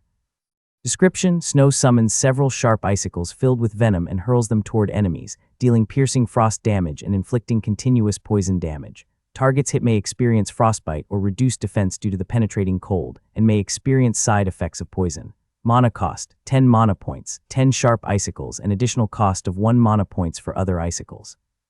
Surprisingly, Snow's summoning magic skills were superb, as it did not even take a second for a single icicle to form. It was 3 times the size of a needle, so it was reasonable.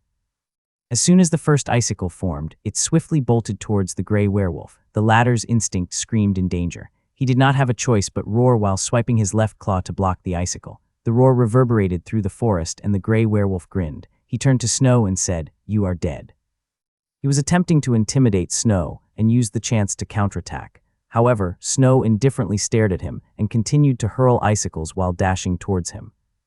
The gray werewolf gritted his teeth and finally decided to defend passively against Snow. There should be another roar at any moment now, he thought. He was obviously distracted, seemingly waiting for the roar to respond. The gray werewolf deflected Snow's bite with his left claw. His heart palpitated to discover that even his flames were being frozen by the Snow's frost. Damn elemental conflicts, the gray werewolf cursed. He really had to encounter an ice elemental bearer who was stronger than him. Furthermore, at this moment, he was still perplexed why there was poison on Snow's ice. Can't she settle with one at all? The gray werewolf could only complain under his breath.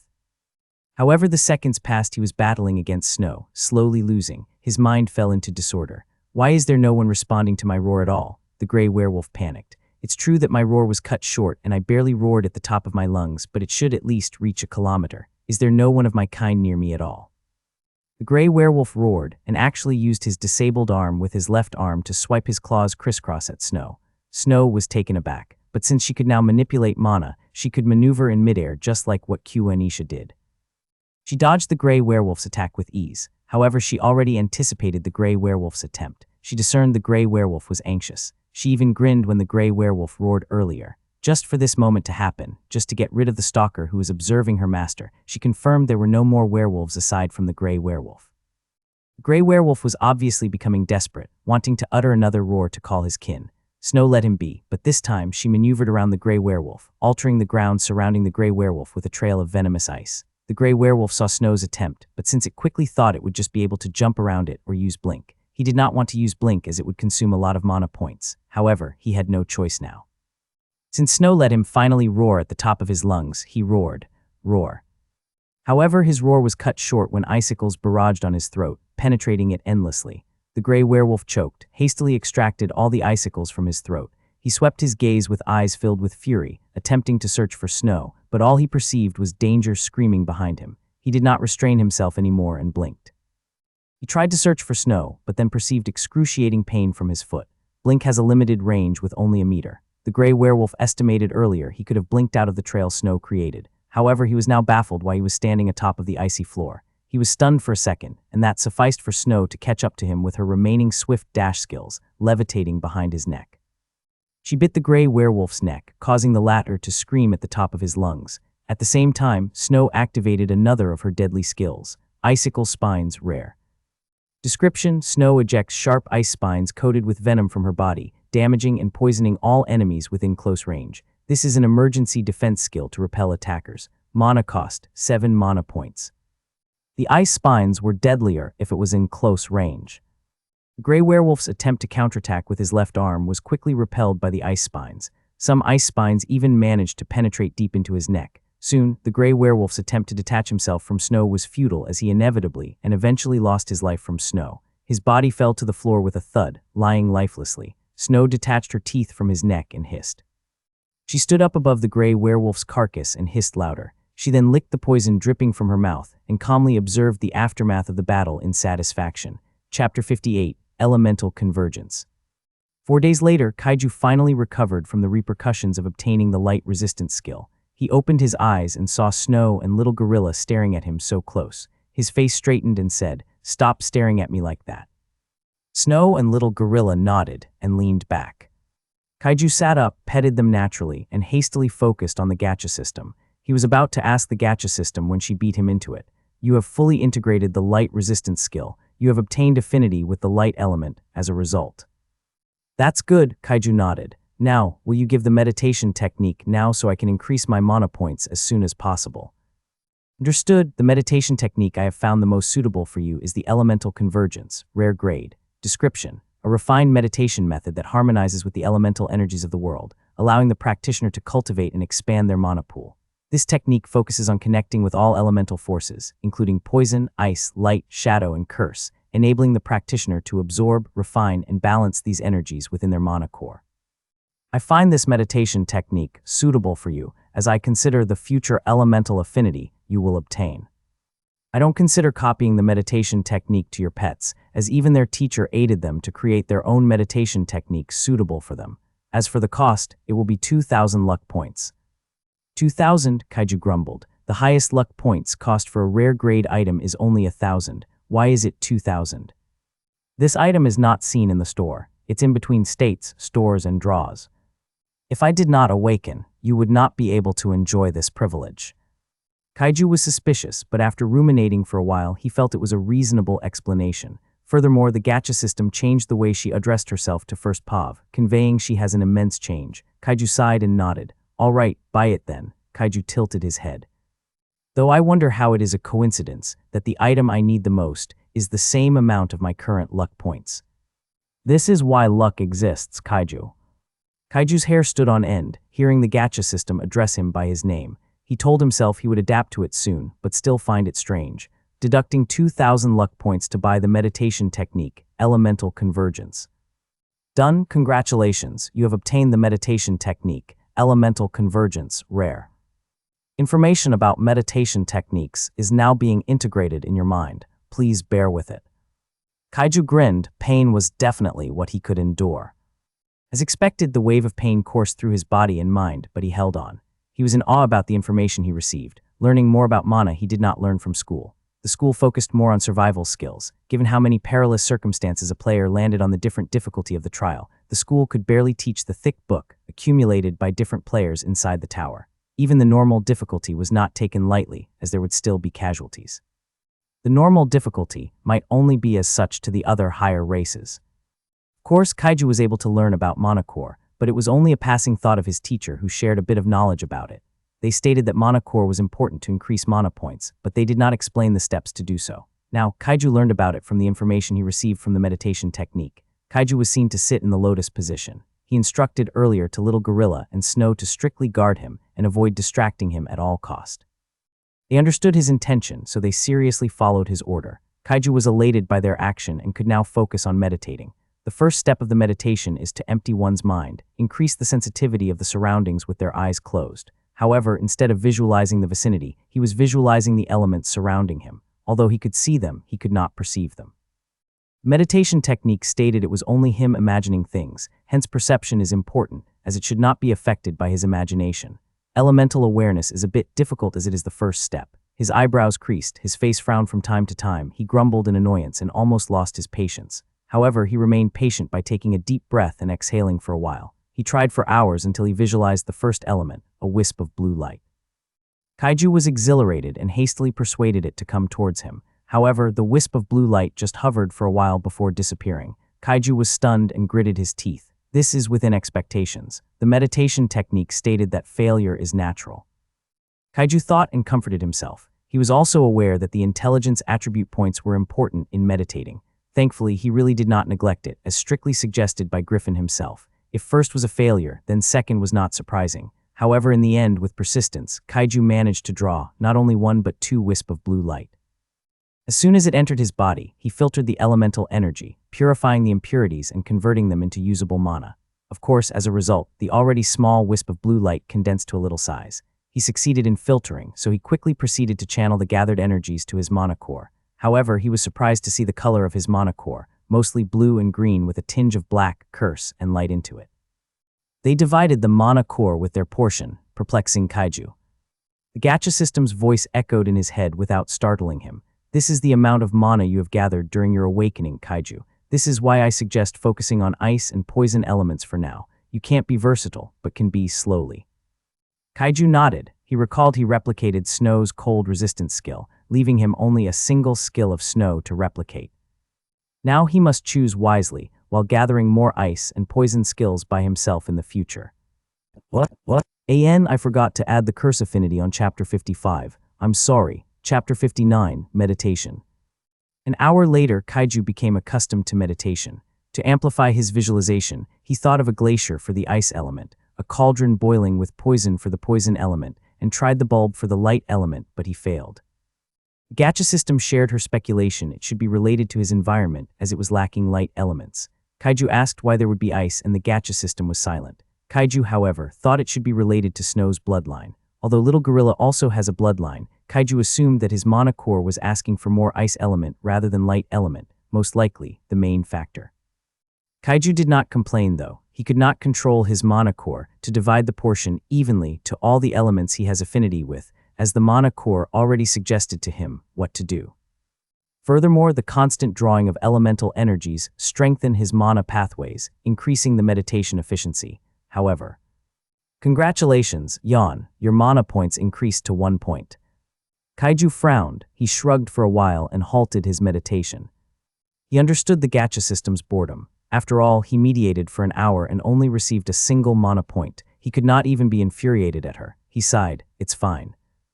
I was only starting, he thought. However, he could not shake off the feeling that, even though his assumption might be the biggest reason why he only received a single mana point after an hour, it would still be the same in the future. If it would be, the Kaiju could only accept it. He opened his eyes and was stunned to see Anisha walking from the dark with a wild boar in her hand. It was not as massive as they had for dinner before. It was enough for 4 of them.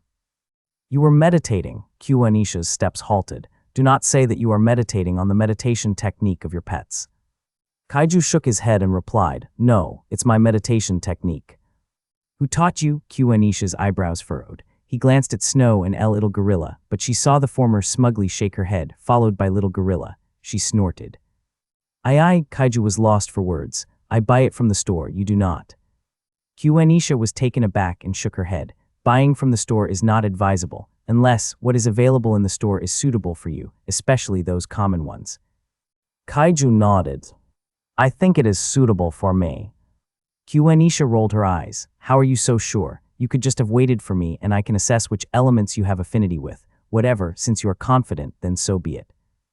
Kaiju nodded, not minding her behavior at all. Anisha threw the wild boar at him, and Kaiju caught it with ease. He then went straight to cook it. The dinner was not satisfying as Kaiju's cook was nowhere near Griffin, but Anisha still managed to burp while rubbing her stomach. She made a satisfied groan. It was the same with Snow and Little Gorilla. Kaiju then stored the cooking apparatus in his inventory. He had just received it from Anisha as the latter reason she did not cook. Since Kaiju cooked for them for a month now, she decided to give the cooking apparatus to him. The dinner was also not satisfying since Lucy was not present. The dining table and chairs were bought by Anisha from her store. She even complained at how stingy Kaiju was, and the latter only explained he ran out of money after buying meditation technique. Anisha knew Kaiju was not lying, so she let it be.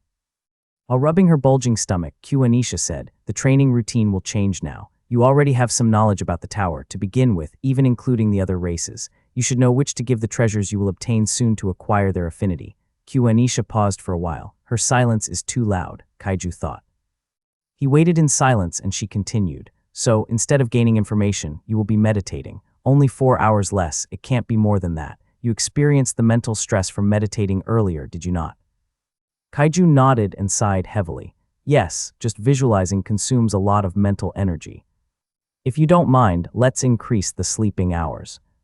Kyuanisha nodded. I know, since you have grasped and improved your battle formation to some extent, you will be focusing on your dagger now and mana manipulation. For the last 2 weeks, that will be the intensity of our training regarding your battle formation. Let's focus on what's important first.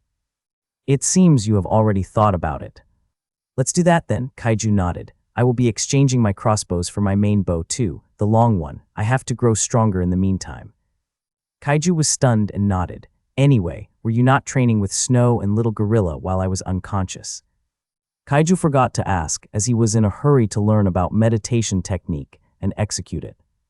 I did not. I gave them a break too. They should have spent most of it in meditation. Kyuanisha casually glanced at them, and the two nodded frantically, while guarding you, of course. I see. I also took the chance to scout the burg. The others are working hard. There could barely be any thralls to be seen outside. However, I speculated that there should be more inside the periphery. The bloodbound must be getting cautious now. They must have been preparing for our raid. We really can't mess it up. Kaiju was surprised. If that is the case, will we not need to practice with others and get accustomed to our own battle style and even perhaps create our battle formation in the process? Kyuanisha's eyes widened, guffawed, and shook her head. You will know soon. Kaiju tilted his head from Kyuanisha's attempt to shroud it with mystery. Chapter 60, Mana Condensation. A month later, Kaiju was currently defending against the heavyweight long arrows bolted by Kyuanisha each second. Each single one of them needed to be redirected 2 times of his dagger before he was able to defend against them. He had to move his limbs in a quarter of a second. If it was not for Kaiju's agility and strength attribute points, reaching the awakened state, he would not have been able to achieve it. Kyuanisha arrow's strength was not to be taken lightly either, as it was also coated with mana. This just showed how difficult to receive it. In fact, Kaiju was supposed to evade it if it was in a normal fight, but since this was a training to increase his dagger mastery, they had been at it for a month now. In addition, Kyuanisha was benefiting from this training as well, as it increased her mental and physical endurance to remain accurate and precise for hours. In addition, Kaiju was free to change location from time to time too. Kaiju began to perspire, and Kyuanisha suddenly sensed Kaiju's face change drastically. Kaiju seemed to have given up even controlling the muscles on his face, even letting his mouth hang, and a tongue inevitably wiggled outside of his teeth. Kyuanisha grinned. This monster is entering the flow again. Is he about to break through now? Kyuanisha thought. Of course, as his teacher in the training for today, she needed to guide Kaiju to break through the wall. She recalled Kaiju sharing that he finally faced the wall, and this was his first attempt to break it. Given how a monster Kaiju had shown from the past 2 months, Kyuanisha was confident Kaiju would succeed. Kyuanisha intensified the condensed mana on her arrows, making it heavier, but at the same time, she pulled the strong a bit longer now, making it not only faster but impactful as well. As expected, Kaiju appeared to be taken aback, but eventually got accustomed to it. Kyuanisha observed for a while and continued to increase the intensity of her attacks, as though she did not possess a limit. In fact, Kyuanisha was using her advanced mastery in archery, causing Kaiju to face difficulty. In the end, Kaiju was about to break down. His arms were visibly shaken. Kyuanisha saw Kaiju was still in the flow state, so she did not hold back and continued while observing. She was attentively watching Kaiju's dagger. In the advanced mastery of weapons, any weapon can be condensed with mana, dramatically altering the power of the wielder. The moment Kaiju ascended to become awakened, elevating his dagger mastery to advance was only a matter of time. At this moment, the mana he coated on his dagger condensed, and this was the time Kyuanisha knew he was about to break through. Soon, Kaiju condensed his mana to the daggers, to the point it even elevated the effects of his rare-grade dagger, glistening it with red and blue light. At the same time, her arrows were not just deflected but sliced in half. She was surprised. However, it was expected since her arrows were only common grade. Being an archer was expensive indeed. Her rare-grade arrows were only reserved for special occasions. Kyuanisha glanced at Kaiju and appeared he was still in the flow state, not fully aware of his breakthrough. Kyuanisha grinned and went all out. Her arrows were still common grade, but she utilized her advanced archer mastery to the full extent. Kyuanisha wickedly thought of destroying Kaiju's daggers. She released the first arrow, and it almost broke the barrier of sound. Its noise seemed to be quieter, and even if the world slowed down in Kaiju's vision. However, he managed to react in time, breaking the arrow's speed with his frost dagger and deflecting the other arrow with the bloodthorn. Swoosh! Just after he deflected the first strongest arrow, another whistle resonated once again, causing his hair to stand on ends. He was able to awaken from his reverie as a result, and did not hesitate to use his Shadow Veil Hood ultimate effect, umbral step. Kaiju appeared in another shadow 4 meters away from his previous location. He quickly swept his gaze and barely saw the arrows whistling, piercing through the gargantuan trees. Although it was not able to slice the entire trunk, it was colossal to begin with, and the whole. If Kaiju could not be able to block it, there would be no remains of him. Kaiju stood frozen, failing to control his face, widening his eyes and mouth. He gripped his daggers tightly and heaved a sigh of relief, knowing he did not sacrifice them for his life. "What, are you awake now?" Anisha's teasing voice reverberated in his ears. He slowly turned his head and laughed awkwardly. "You don't have to go that far, big sister. What will you do if I die? Will you and others' efforts not turn to waste?" "But you are alive, right?" Anisha giggled. "Look at you, you can even waste your saliva and oxygen talking." Kaiju sighed. "All right, thank you for letting me live then." Anisha nodded, hiss. An infuriated hiss directed at Anisha while Snow slithered towards her master. Through her deep connection with him, she also empathizes with his master for facing the deadly arrow. She could not help but be enraged. "You almost killed my master, Auntie." Anisha was stunned and guffawed. "You really know how to manipulate me, Snow. Anyway, stop worrying about your master. You will die first before him." "As it should be," Snow instantly replied. She jumped towards her master's right shoulder. Little Gorilla landed on Kaiju's left shoulder, but it was not with peace. Snow asked her with a voice filled with exasperation, "Are you not worried for master earlier, little brother?" "What to worry about?" Little Gorilla shrugged. Like big sister Anisha had said, "We will die first before him." "I believe you." Anisha was in disbelief. She shook her head and glanced at Kaiju. She said, "You will take a rest now. You must get accustomed to the advanced mastery of dagger. We only have a month left." Kaiju nodded solemnly, watching Anisha disappearing into the shadows. Chapter 61, Advanced Dagger Mastery. Kaiju settled Snow and Little Gorilla to a shade of a gargantuan tree. He sat and leaned his body backward, resting his muscles and back, causing some knuckling noise to reverberate. He closed his eyes from the hysteria and rested for a while. Snow and Little Gorilla's presence were by his side, enjoying the relaxing moment as well. After resting a while, Kaiju asked the system to show the descriptions and the effects of the advanced dagger mastery. Kaiju could still remember the brief description of the basic dagger mastery. Advanced dagger mastery, phantom blade technique. Description: this advanced mastery elevates dagger combat to an art form, blending physical precision with mana manipulation. Practitioners of this technique are able to condense mana into their daggers, creating enhanced strikes that pierce through both physical and magical defenses. With heightened speed, precision, and adaptability, Kaiju becomes a blur of deadly slashes and strikes, turning the battlefield into their domain.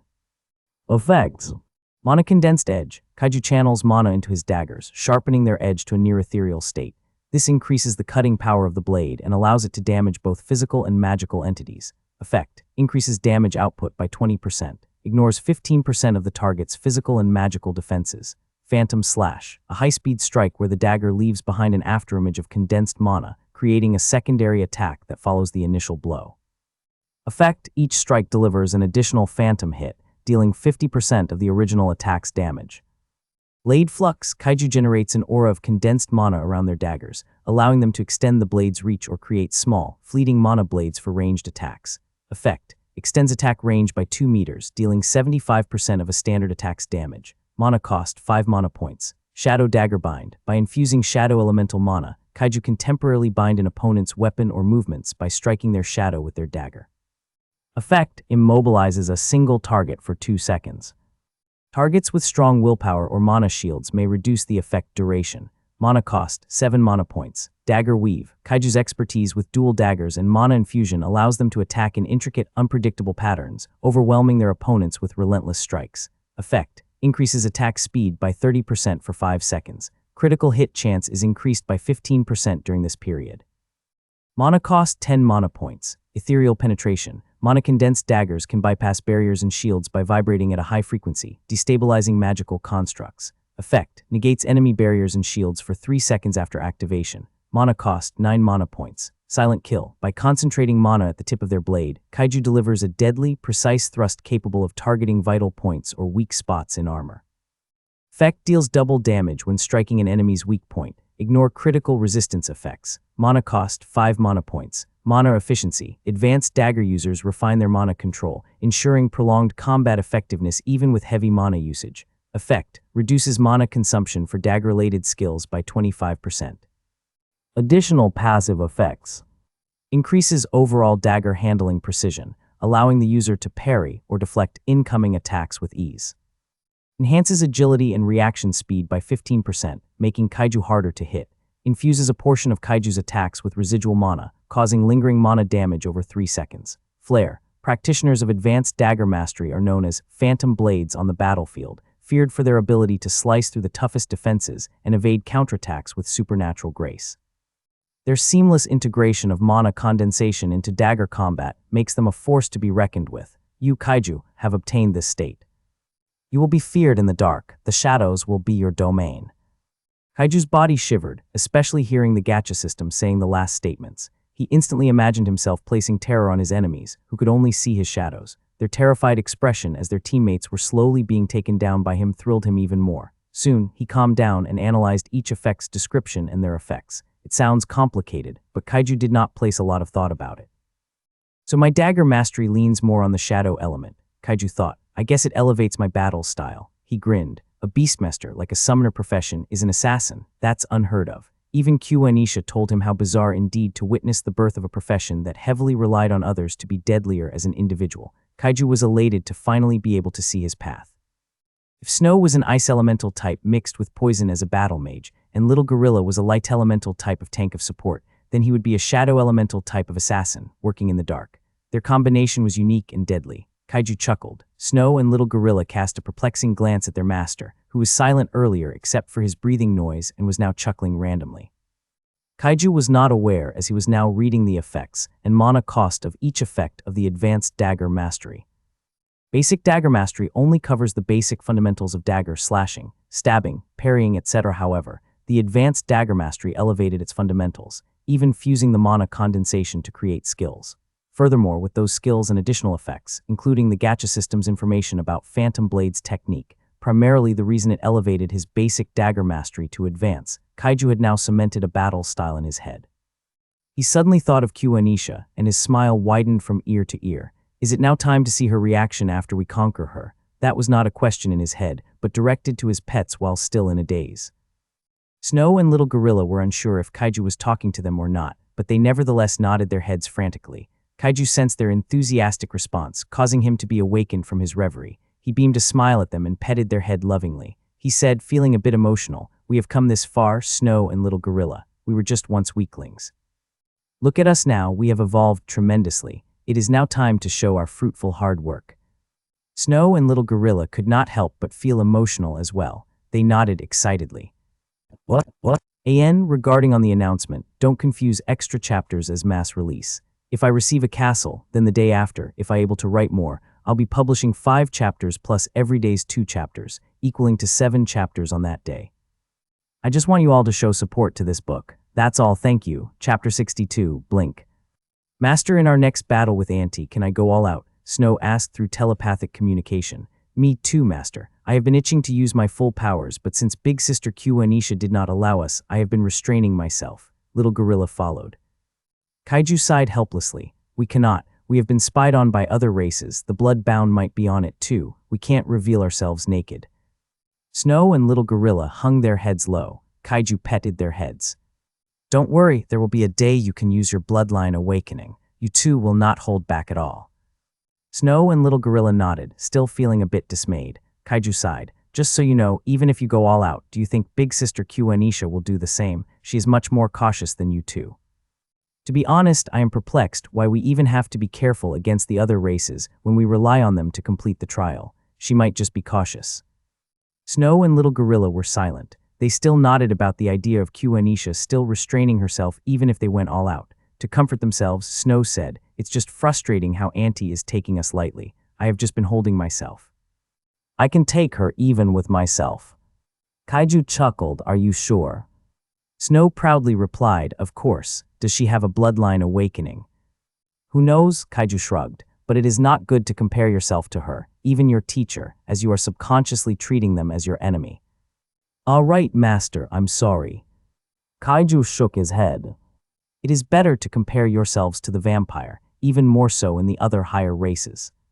Snow grinned. "Yes, Master, I want to fight the strongest of them." Kaiju laughed half-heartedly, not treating her statements seriously. He pondered for a while and said, I think it is now time to elevate our swift dash skill, Snow. I have an idea after ascending the dagger mastery to advance how to elevate the swift dash skill to blink. Snow's eyes blinked innocently and replied, Yes, it is easy, master. I'm just waiting for you.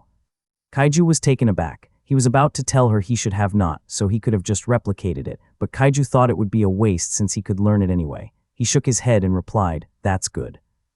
Little gorilla, I can impart you the swift dash skill. I only have a single replication left, but it's better to use it so you can learn blink. After all, blink is a very useful tool once we learn mana. Are you sure it is okay to waste it on me, master? Kaiju was taken aback and was slightly enraged. He lightly flicked his finger on little gorilla's forehead, of course, not on his closed third eye. He said, I can't focus on so many things at once. Just focusing on ice, poison, and shadow elements are already overwhelming me. That's why I will trust you with our backs, little gorilla. Don't fail us. Little gorilla was motivated. His golden eyes sparkled in anticipation. He nodded frantically and replied, I won't disappoint you, master. Kaiju nodded and smiled. That's good. Kaiju then remembered the skills of little gorilla he replicated. The second was the light resistance skill. The first was the climbing mastery. However, it was common, and if he recalled correctly, little gorilla already elevated it. He asked the gacha system in his mind. If a skill I replicated is elevated by the original owner, will it be the same as mine? Technically, no. You have to spend your replication skill to replicate the elevated version. Kaiju nodded, not entirely disappointed. He could ask little gorilla to train him anyway, for it to be elevated. After he settled his thoughts, he asked the gacha system to use the remaining replication skills to impart his skill to little gorilla. Using the replication skill to replicate your skill, swift dash to little gorilla. Replicating. Replication is finished, imparting the skill to little gorilla. Little gorilla suddenly closed his eyes and stayed frozen for a while. Kaiju was not worried, waiting for the gacha system to finish her action. Impartation has been completed. Please check for confirmation. Kaiju glanced at little gorilla and was about to ask him if he received the skills when two of his eyes abruptly opened, revealing sparkling golden pupils. Kaiju stared at little gorilla in silence. The latter stood up and performed the swift dash skill, causing him to smile. Little gorilla was at it for a while. Kaiju was about to ask him to stop when little gorilla suddenly disappeared, leaving behind his afterimages, dissolving into golden light. He suddenly appeared 10 meters away from his location as his body radiated a golden light before it faded.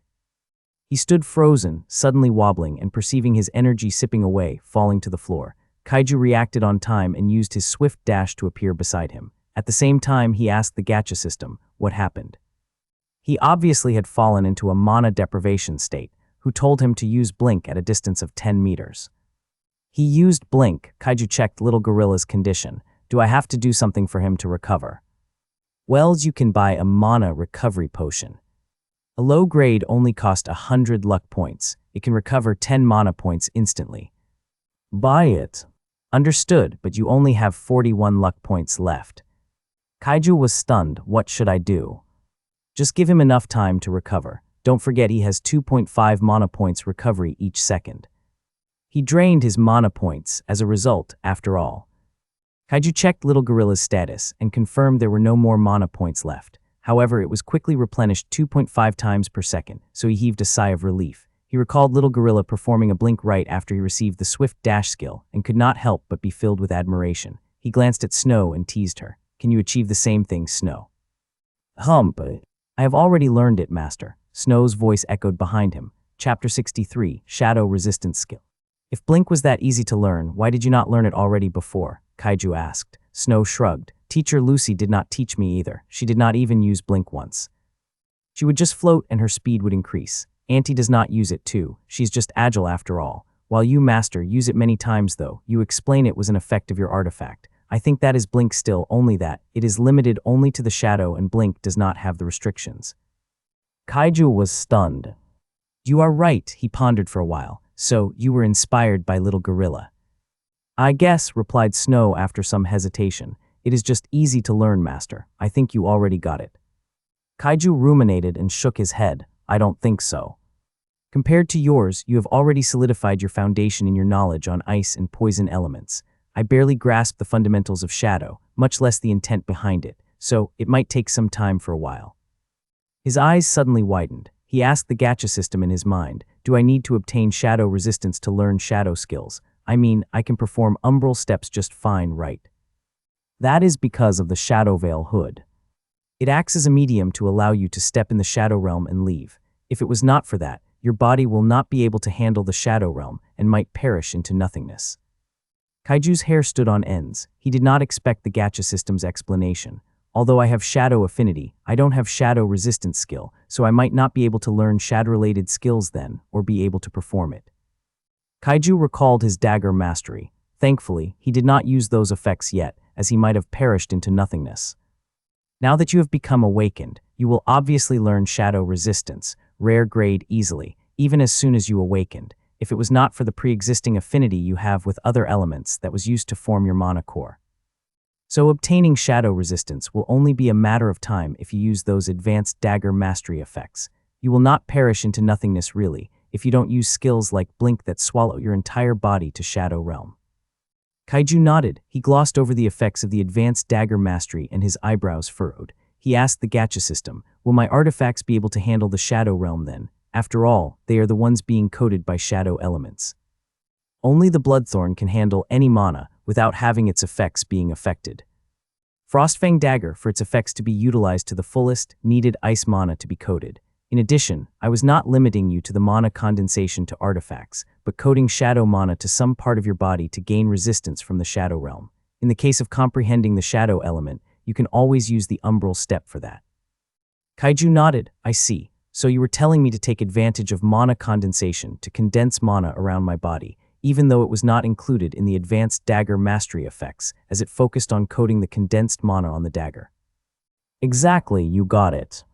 Kaiju pondered for some time and sighed. This might take some time. I hope I'll be able to learn it in 2 weeks or in a month. I guess I have to ask Q Anisha to change my training routine now.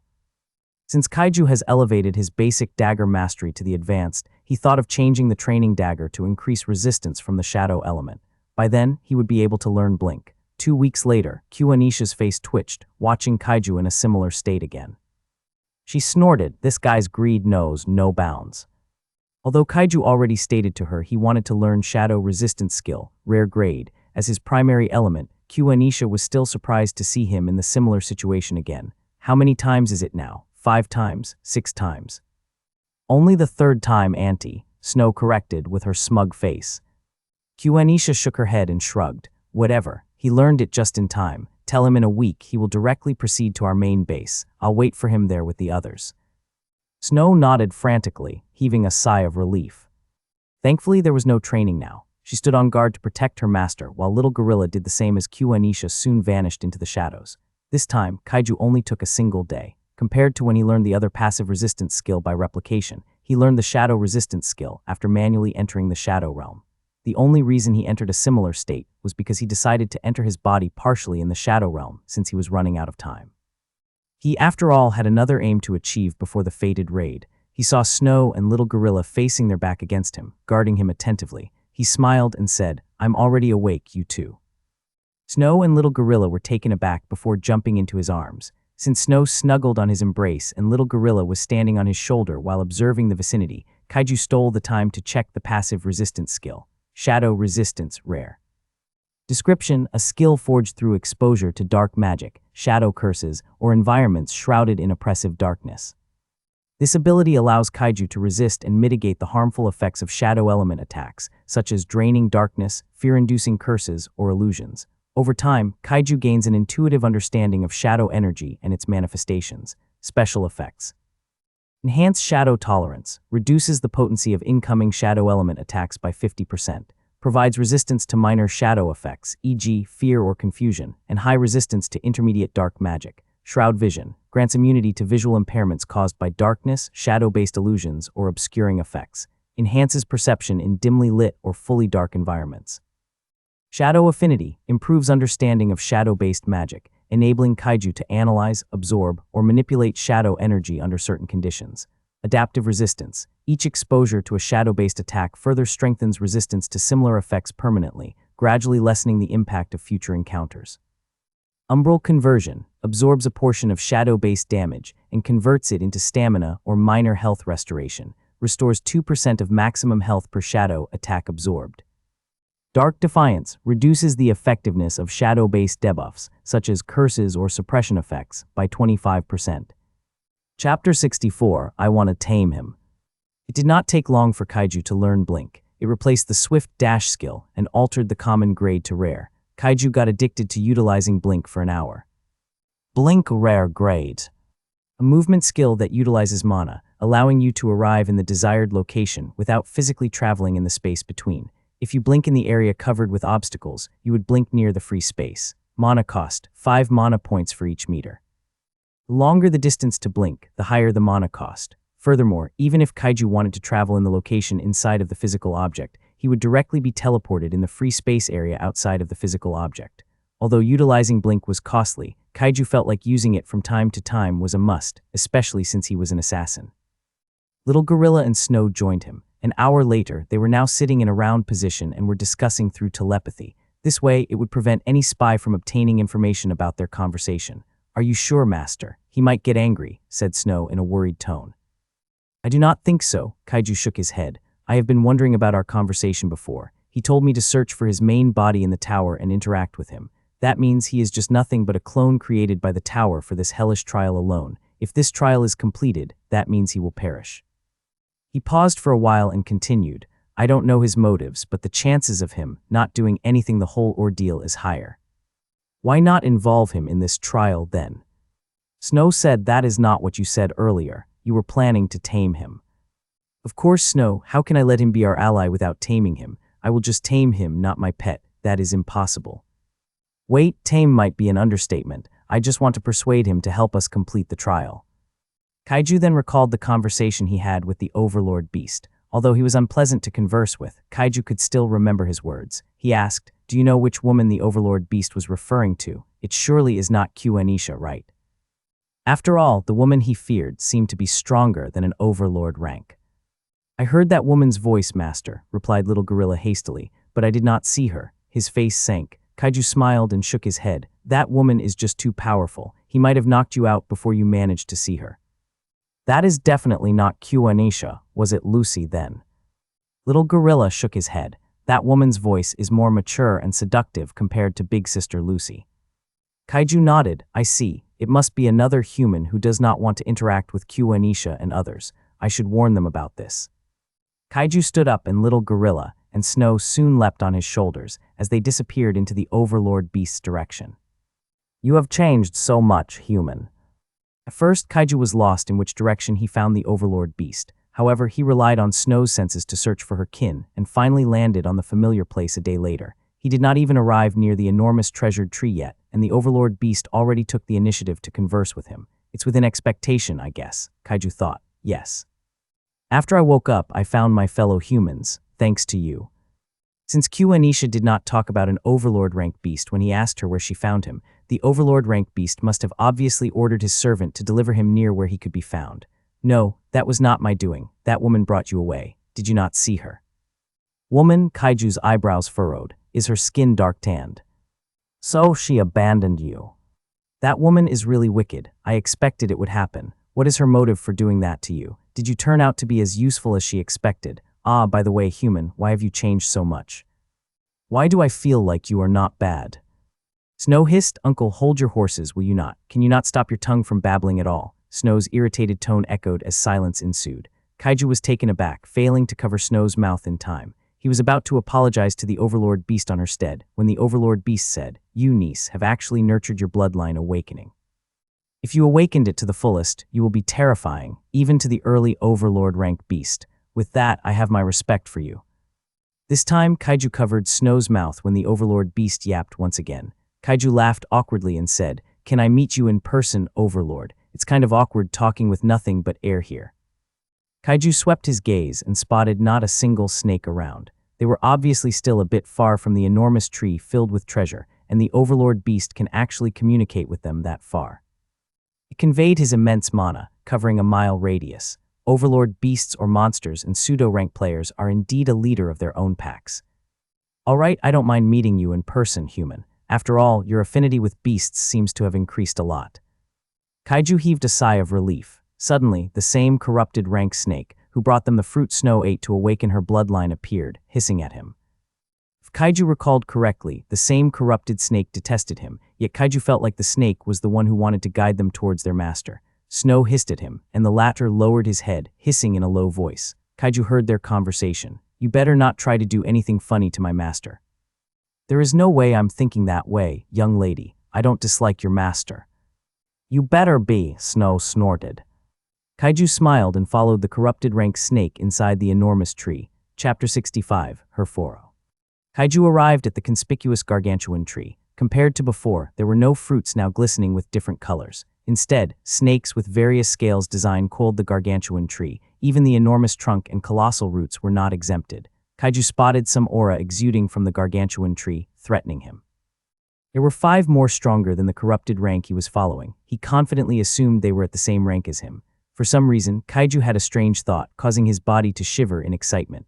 "I can't wait to fight against them. How about 3 versus 5, he thought. He was lost in thoughts when he was startled to perceive an ominous aura exploded forth, awakening him. "I can sense your thoughts, human," said the Overlord rank beast. "I can let you fight them later, of course, as a form of training. We will have a conversation first, here at the top of the tree." Kaiju halted, tilted his head upward, almost breaking his neck. He just arrived at the colossal roots, not even near the trunk, and yet he had to gaze upward just to see the location the Overlord rank beast was talking about. "I can barely see the crown. Do I need 5 days to reach there?" The Overlord rank beast guffawed, shaking the gargantuan tree, causing some low-rank snakes to fall. Kaiju glanced at them and was shaken to see some died. He mumbled, "Does he not care about their life at all?" "Of course I do, however their corpse can grow the tree. Furthermore, throughout their lives, they will remain barely intelligent due to their lack of potential. They better die early and reincarnate to be stronger than their previous lives, no." Kaiju's eyes widened, suddenly recalling his past life. He recalled he did not have a potential to become similar to the tyrant of their school, and just like the snake, he was bound to fall and die. He accepted it. However, just like what the Overlord rank beast had said, he had also reincarnated. He became stronger than his previous life. He smiled. "You are right. For them to live more is just a waste of resources." "We are thinking the same thing," the Overlord rank beast guffawed. "I like you more now, human." Kaiju's eyebrows furrowed. He thought, "That sounds—" "No, not at all," the Overlord rank beast interrupted his thoughts. "By the way, to arrive here faster, just follow the corrupted rank. Why are you stopping now, do you?" Kaiju hastily followed the corrupted rank snake, and the latter happily led them on the right side of the colossal trunk. Kaiju was perplexed why they had to make a detour, but he did not complain. He ignored the yapping of the Overlord rank beast as they finally arrived at the desired location. Kaiju only assumed this was the location the corrupted rank snake led them into, as the latter halted beside a strange white hairy what seemed to be a rope, staring at them with sparkling eyes. He said, "Grab the tail of the master and he will lead you there." "His tail?" Kaiju was taken aback. "This is his tail." The corrupted rank snake nodded hastily. Kaiju stared at the white hairy tail in disbelief. Although the size was nothing compared to the gigantic branches, as he could grasp it with one hand, he still found it difficult to believe that it was the tail of the Overlord rank beast. He tilted his head upward and gazed right through the branches of the gargantuan trees, and he could barely spot the sign of the crown even when he squinted his eyes. If what he was saying was true, then that means he is as big as this tree itself. Suddenly, the white hairy tail wiggled, and the Overlord rank beast's voice echoed, "Come and grab my tail, so we can start our conversation now. Time is running out. I believe you only have less than a week to raid the burg." "How did you know?" Kaiju asked in shock, as he instructed Little Gorilla and Snow to jump on his shoulders and grab the tail. "That can only be the reason why you are here. Anyway, hang on tight. Tell your pets that too." Kaiju was still in a daze, deeply shaken by the revelation that the Overlord rank beast was actually might aware of his motives for coming.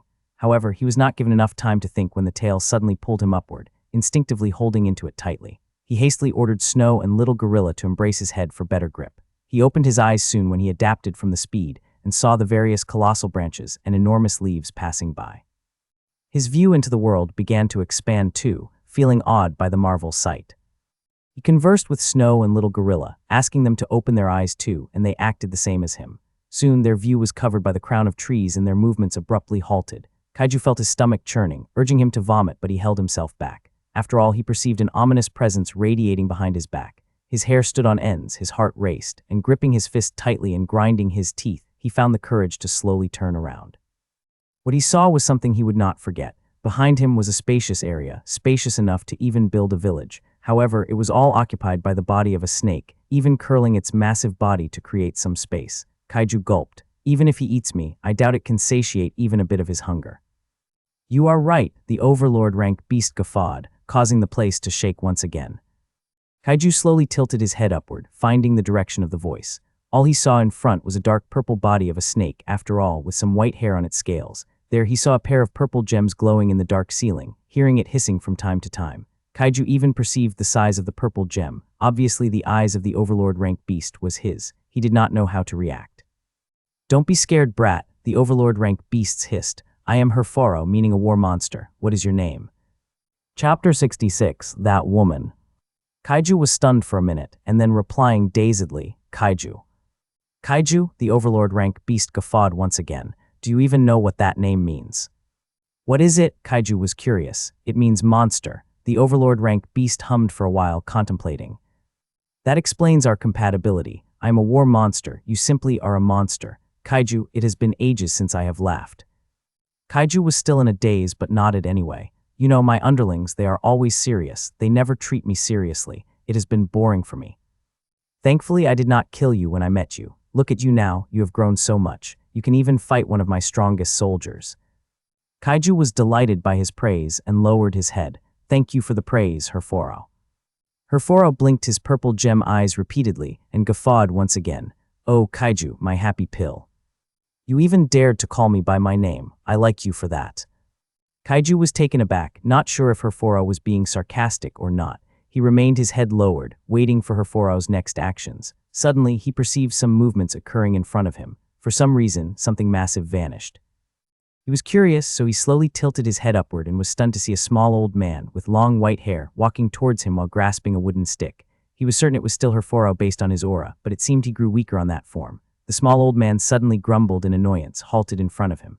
I always disliked this form. I feel vulnerable. My strength decreased a lot. He stared at Kaiju and meaningfully smiled at him. You can even take me down. Kaiju shook his head vigorously. I don't dare. Herforo smiled. However, his face turned ugly when Snow suddenly appeared in front of him and attempted to bite his face. Snow's size had grown considerably larger than before. She was almost the size of a human. Thankfully, Kaiju was still able to handle her weight whenever she stayed on her favorite place, his shoulder. Herforo grinned and swung the wooden stick coated with much condensed light green mana, blocking Snow's attack, but there was a stalemate for a second. Suddenly, Herforo's purple gem's eyes shone brightly, and a light condensed mana was diffused from him, hitting Snow's attack, breaking it with ease. Snow was flung back, her expression changed. She suddenly blinked and arrived beside Kaiju, recuperating from her wound. Her previous place was overwhelmed by a light green mana diffused by Herforo. Kaiju was stunned when he caught it. If he was there, he would have felt the oppressiveness of the light green mana and he might have to counter it with his own, that is, if he had one. Since he could not then, obviously, he would have to face Herforo with 10 times the gravity assaulting him. Mana aura, he mumbled. Herforo glanced at him and smiled. You are correct. With my current state, Snow can obviously fight me, but my mana aura is not restrained. Hence, she might have a difficult time fighting me. He then stared at Snow meaningfully. Snow, while still closing her eyes, recuperating, releasing frost magic to activate the effects of cold resistance, rare interaction, replied, That means you're still strong. I was just testing you. Herforo laughed lightly and shook his head. Sorry for injuring her. Kaiju hastily shook his head. I am more sorry for her temper. Snow was silent, being scolded by her master. Anyway, why do you know when we will raid the burg? Kaiju asked. Because that woman said so. Herforo shook his head and sighed. Although I am more willing to help you on this raid, convinced by your affinity with us beasts, I have been ordered by that woman what to do during your raid. Or after. Why does she know though? Kaiju was deeply curious. Herforo sighed once again, seemingly heavier compared to before. He sat and gestured to Kaiju to sit near him. Kaiju followed, while Little Gorilla detached from his shoulder, feeling the coldness Snow radiated for her to recuperate, and ventured to the place filled with curiosity, activating his divine forager skill, wanting to search for treasure. Kaiju smiled at him, glanced at Herforo, and saw him being indifferent, so he did not restrain him. Kaiju was still curious about the topic, so he quickly put his mind into it. Even I don't know what she is thinking. She obviously did not exist on this trial, and yet she managed to enter here despite her rank, perhaps higher than me. I cannot even determine it.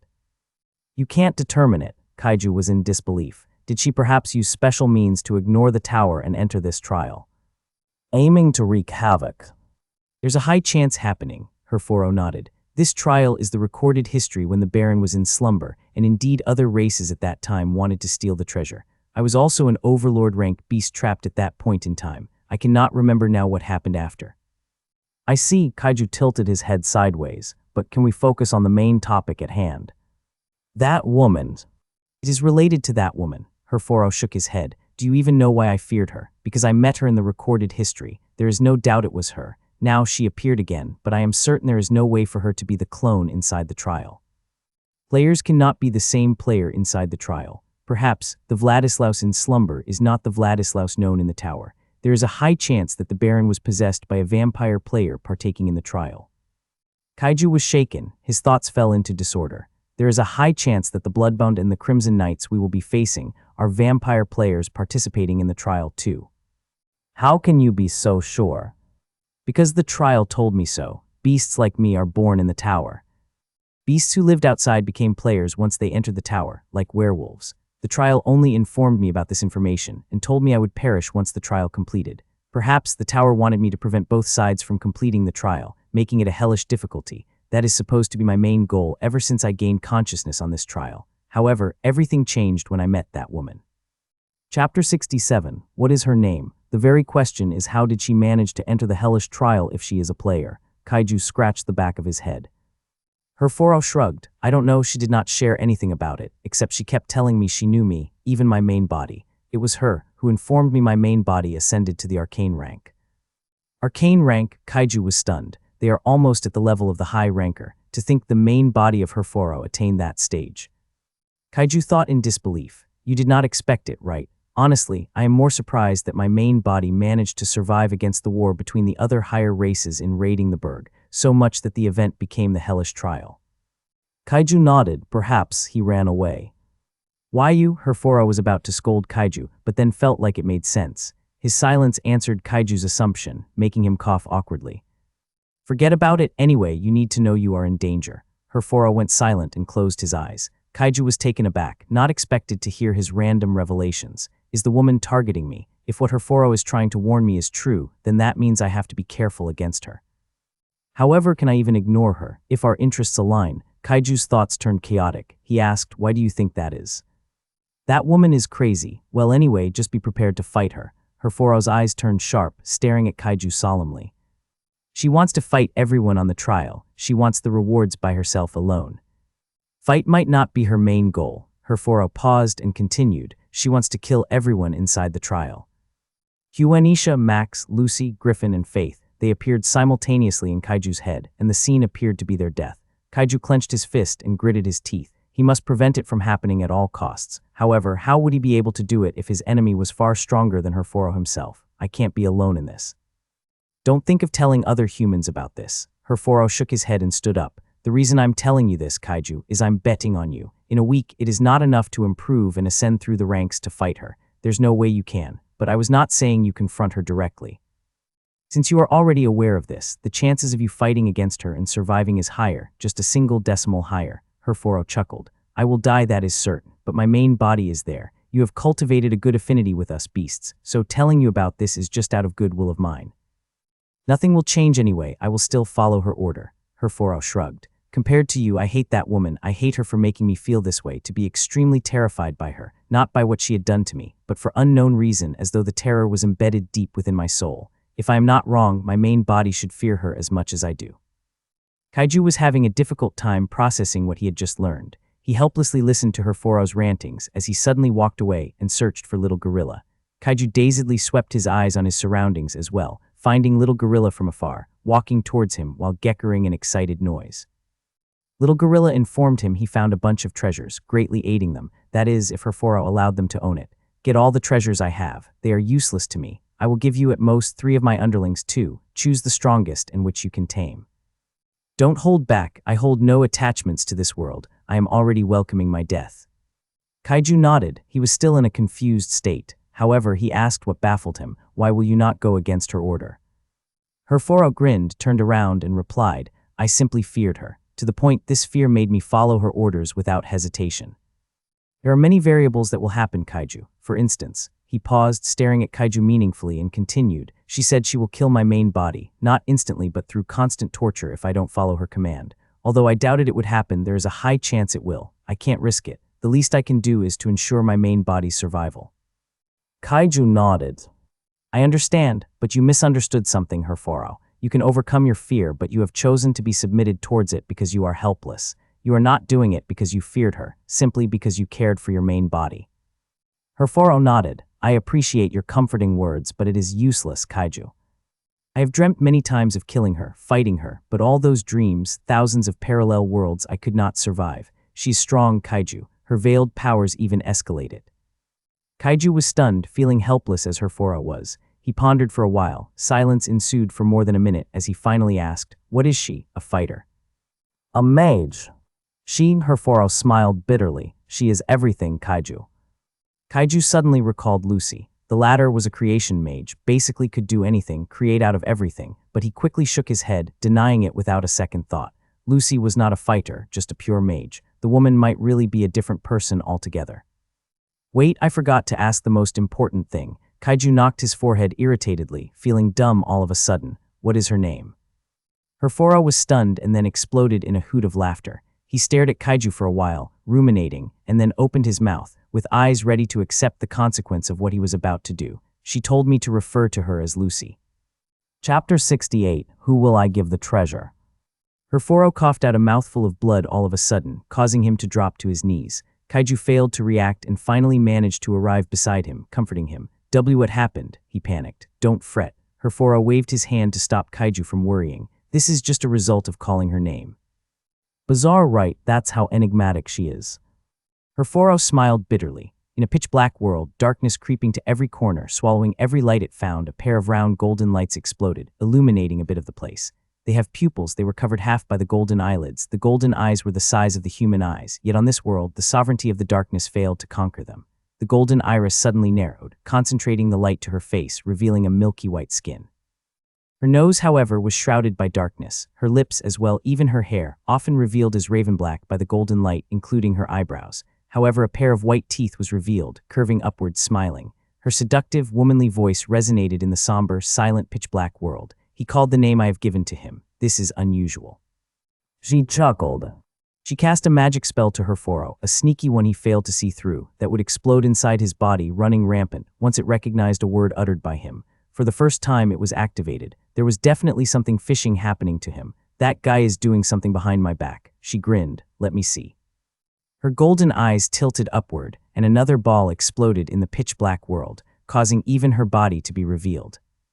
However, for some reason, her face was still shrouded, leaving behind her flawless milky white legs. Atop, especially her private part, was covered by a black dress. The ball was her another closed eye, but this time it was considerably massive. It suddenly opened, manifesting a square projection, revealing Herforo and Kaiju. She was stunned when she spotted Kaiju and her lips curled upward. So he revealed me to him. She soon felt disinterested and shrugged. Whatever.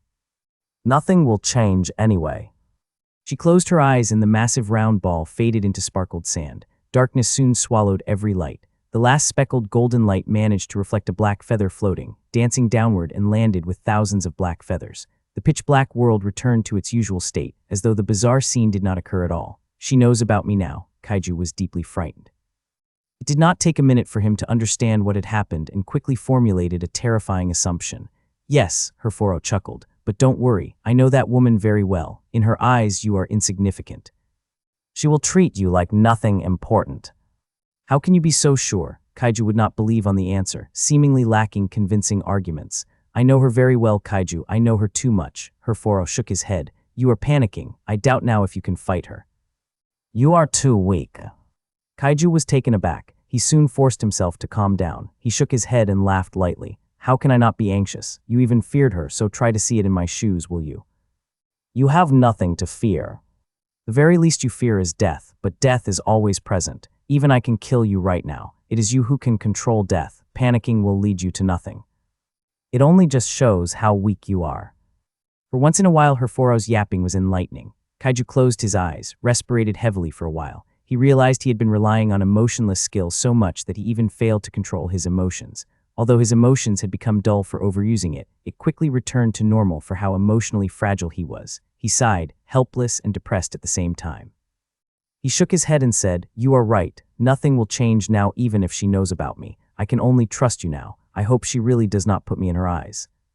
"She does not." Herforo finally managed to stand straight, though blood was still leaking from his mouth. It is normal for her to feel that way. After all, the strong always do not care about the weak much, except if they put their interest in it.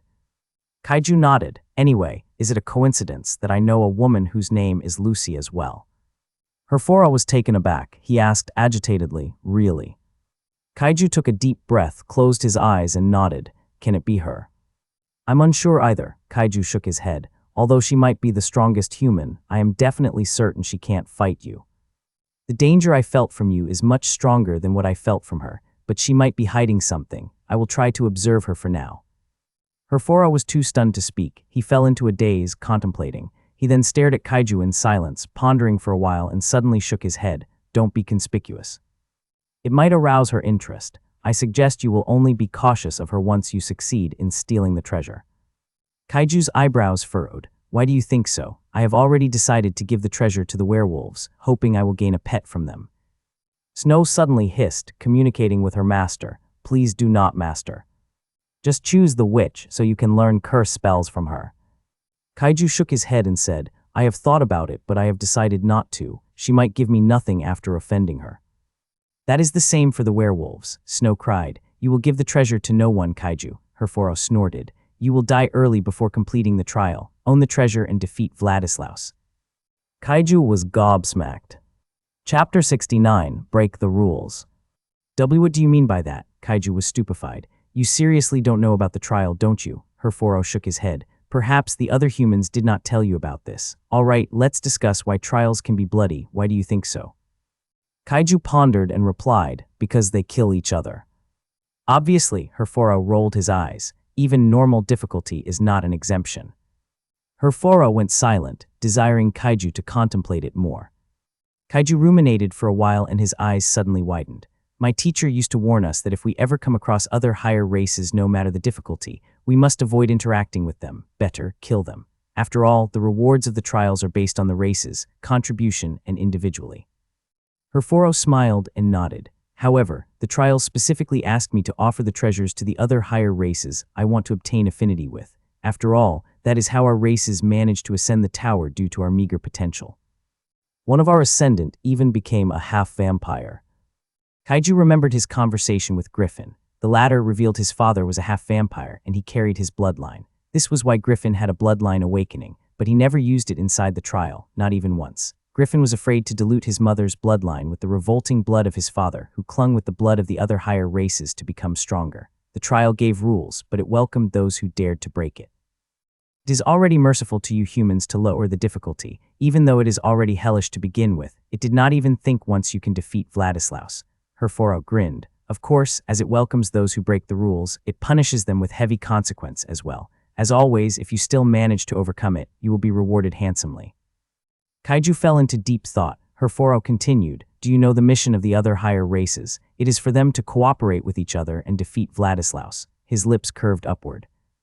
"However, will they cooperate with each other, though? They can't kill each other after they kill Vladislaus, as it will instantly conclude the trial. Chances are, they will begin to target each other as they heed inside the burg. Who manages to kill Vladislaus first will obtain the highest quality rewards." Kaiju slowly recalled his conversation with Anisha. The latter always acted strangely, and Kaiju, unsurprisingly, failed to catch on. He slowly realized Anisha was not only being cautious against the other higher races, but she was planning to fight against them as well. "You need to be stronger, Kaiju. You have to." Her words lingered on his mind repeatedly. Kaiju grinned. He clenched his fist tightly and his body began to tremble. For some reason, he was afraid, but at the same time looking forward to it, to fight against the other higher races to obtain the highest quality rewards. If the human race won, it would benefit them immensely. The human race could progress much faster and stand at the top of the food chain. "I see. I understand it now." Kaiju nodded. "I will have to be careful against her once we snatch the treasure and proceed inside the heart of the burg. After all, the trial would inform the other higher races about our changes in the mission, and they might target us all. That woman, whom I don't want to refer to as Lucy, might appear in the crucial moments, annihilating us once and for all." Herforo smiled. "You got it, Kaiju. However easy it may seem, you have to be well prepared. You have to be strong enough in the corrupted rank realm." Kaiju nodded. His eyes flashed with decisiveness and determination. What are the ranks of the other higher races? There are no overlord ranks among them, but there are some who are almost there. They can partially exude a mana aura. Kaiju was stunned. He asked, "How do you counter a mana aura?" Herforo shook his head. "You cannot. Unless you have a pseudo-epic grade artifact that negates the oppressive effects of mana aura." Kaiju nodded. "I just have to overwhelm them then." Herforo was stunned, blinking his eyes, and exploded in the hoot of laughter. "You are right. You are a beastmaster after all. You don't fight alone, you can rely on them too." Little Gorilla was finally finished gathering all the treasures, landing them in a heap. Kaiju scrutinized each treasure, and his edible plant identification skill activated whenever it landed on the fruits. Fruits, red apple rare. Description: the red apple grew from a tree filled with various mana. It will wither in 40 days. Once eaten, it offers 15 additional strength attribute points and 3 additional strength attribute points lasting for 30 minutes. In addition, it grants strength-related common grade skills. These effects only work once. Fruits, green apple rare. Description: the red apple grew from a tree filled with various mana. It will wither in 40 days. Once eaten, it offers 15 additional agility attribute points and 3 additional agility attribute points lasting for 30 minutes. In addition, it grants agility-related common grade skills. These effects only work once. Fruits, gray apple rare. Description: the gray apple grew from a tree filled with various mana. It will wither in 40 days. Once eaten, it offers 15 additional durability attribute points and 3 additional durability attribute points lasting for 30 minutes. In addition, it grants durability-related common grade skills. These effects only work once. There was a blue apple as well, granting additional mana points and another temporary one. It was the most valuable as it lessened the mana points cost in a selected skill. Kaiju wanted it badly, but Little Gorilla currently gathered only 2 of them, causing him to instantly decide he would give it to them instead. What Kaiju lacked the most was shadow magic skills, as shadow would be his primary element henceforth. He would not just depend on the shadow magic skills alone. Just in time, he saw a magic book and hastily grabbed it. Chapter 70, Advanced Trap Creation. Magic Skill Book, Affinity Magic Skill Book, Rare. Description: once used, it enables you to learn a rare grade magic skill with an element you have affinity the most with. Check your mana core, which element stood out the most, before using the book. Kaiju was stunned. He did not expect such a unique skill book. From what his teacher taught him, treasures rewarded by the tower, often involving magic skill books as the highest reward. It enables the user to learn a magic skill book, depending on the book itself. However, the magic skill book in his hand would grant random magic skill books related to the element he had the affinity the most. He checked his mana core as instructed by the gacha system, and heaved a sigh of relief to discover it was the shadow mana conquering the others. It appeared what he desired was followed by his mana core, that is, if he could support it, like obtaining shadow resistance in the process. Kaiju told Snow and Little Gorilla first he would be using the magic skill book as he badly needed it, to which he received their approval without hesitation. Kaiju smiled at them brightly and used the magic skill book. You have activated the magic skill book, Affinity Magic Skill Book, Rare Grade. The Affinity Magic Skill Book is now assessing the affinity of the elements you primarily possessed. The Affinity Magic Skill Book radiated various lights until it eventually settled to a jet black color. A blinding black light exploded and swallowed Kaiju for a while. The Affinity Magic Skill Book is now randomly selecting shadow-related magic skills. The magic skills have been decided. Congratulations. You have received a magic skill, Phantom Ambush, Rare Grade. It has been detected that luck played a part in the random draw by the magic skill book. You have gathered 50 luck points. 50 luck points has been multiplied 10 times. Congratulations, you have been rewarded with 500 luck points. It has been credited to your status, please check. Kaiju was beyond delighted to receive the message of the gacha system about receiving luck points. I really do need to be wise in spending my luck points. Being broke sucks, Kaiju thought bitterly. Kaiju then instructed the gacha system to provide information about the magic skill he received, Phantom Ambush. It seems cool and useful. He was trying to restrain his excitement, knowing he finally received his first magic skill in the shadow element, Phantom Ambush, Rare. Description: creates illusionary shadow double that mimics your attacks to confuse and overwhelm enemies. It will last for 3 seconds at most. The shadow double deals 50% of your attack damage. Mana cost, 15 mana points. Kaiju shivered in excitement.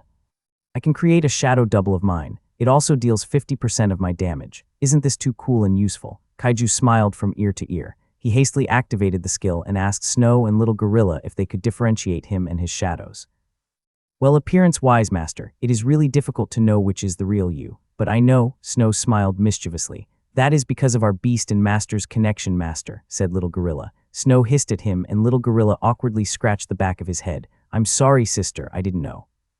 All right. Nuff, the shadow double vanished into his shadow. Kaiju turned to Herforo, asking for his opinion. Herforo said, your shadow double lacks emotion. I think you have those skills too. Use both skills simultaneously and it will confuse the enemy more. Kaiju's eyes widened and nodded. I see. Kaiju then turned to the heap of treasures as Little Gorilla disappeared once again, searching for more. Kaiju then stumbled on a scroll and opened it, reading the texts. He was thrilled to discover what it was. Ascension Skill Scroll Rare. Description: once used, it enables you to ascend the grade of a common skill to rare. It was straight to the point, and Kaiju quickly liked it. He hastily searched for the perfect common grade skill, as he possessed quite a lot of them. Shadow Step Common Climbing Mastery, Common, Basic Trap Creation, Common, Throwing Mastery, Common Skill, Cooking Skill, Common.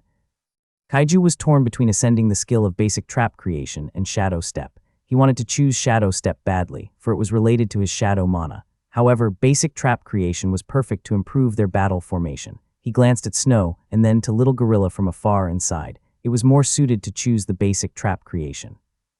In addition, Little Gorilla might find a similar scroll once he returns, so without hesitation, he used the Ascension Skill Scroll to elevate the Basic Trap Creation skill. You have used the Ascension Skill Scroll to ascend the grade of the Basic Trap Creation from Common to Rare. Processing. Kaiju recalled Anisha tasked him to improve his Basic Trap Creation, but he barely had enough time. After all, he prioritized meditating to increase his mana points. Thankfully, after a month, it quickly reached 40 mana points, slowly chasing with Snow and Little Gorilla's mana points. However, the drawback was gaining mana points through meditation slowed down, too, leaving Kaiju sighed helplessly. Your Basic Trap Creation ascended to Rare Grade, Advanced Trap Creation, Rare. Description: this skill allows you to craft more sophisticated and versatile traps, utilizing a broader range of materials, including metal, magical components, and environmental elements. These traps can also integrate elemental effects or status inflictions such as poison, fire, or paralysis. Effects: enhanced trap power. Traps deal 50% more damage and have a higher chance of incapacitating targets. Complex trap types enables the creation of advanced traps like explosive trap, a trap that detonates upon activation, dealing damage in a 5-meter radius. Poison snare, a snare trap coated with poison. Mana drain trap, drains 10% of the victim's mana when triggered. Elemental trigger trap, traps imbued with fire, ice, or lightning effects for elemental damage. Adaptive trapping, allows traps to adapt to environmental conditions, making them harder to detect and dismantle. Trap efficiency, reduces the time and resources required to craft traps by 30%. Special passive. Hunter's Instinct, increases the detection range of enemy traps by 20% and grants the ability to disarm enemy traps safely. Chapter 71, Herforo's Treasures. Kaiju received the information about trap creation inside his head, how to make explosive traps, poison snare traps, elemental trigger traps, and how to make the traps adapt to the environment, concealing them deeply. Kaiju even obtained the Hunter's Instinct, a boosting aid in identifying traps in the future. If the Bloodbone set traps in the berg, he could dismantle or avoid them. Herforo went to the other side, ignoring Kaiju, who got addicted to checking every treasure he possessed. These treasures were the result from the past decade, often obtained from stealing from the other high races who offended him. They died in the spoils of war. Frequently his subordinate one from fighting against them became his. The fruit Snow ate was one such of them. Kaiju instantly knew the sources of these treasures too, as they obviously came outside of the tower. Perhaps the other higher races grind inside the hellish trial and obtain many rare grade treasure, only to end up perishing to Herforo for being arrogant. Kaiju even saw an exquisite golden staff, suggesting to Little Gorilla to switch it to his current, but Little Gorilla denied, saying he liked what he had even more. Kaiju could not persuade him anyway, trusting Little Gorilla more on this matter. Kaiju also found several scrolls of lesser healing, elating him. After all, it could not only benefit him but Anisha and others as well. There were scrolls of lesser mana recovery too, increasing mana points by 15 and additional mana points for each 3 seconds. Kaiju felt euphoric checking every treasure he found. When it comes to artifacts, he has Iron Fang Boots, a common grade, increasing his movement speed. Copper Ring of Endurance increases stamina regeneration, another common grade, and the rest are rare grade. Not only did Kaiju badly want to change his boots to rare grade, he also wanted to make up for artifacts he lacked, like gauntlets possessing hidden weapons. Unfortunately, he did not see even a single gauntlet, but he managed to spot sparkling light green boots, signifying its rank. Kaiju hastily grabbed it. Zephyr Stride Boots, Rare Grade.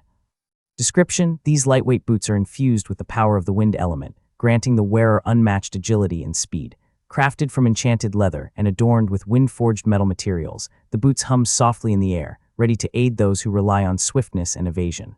Effects: Windborne Agility increases movement speed by 25% and enhances jump height, allowing the wearer to traverse terrain with ease.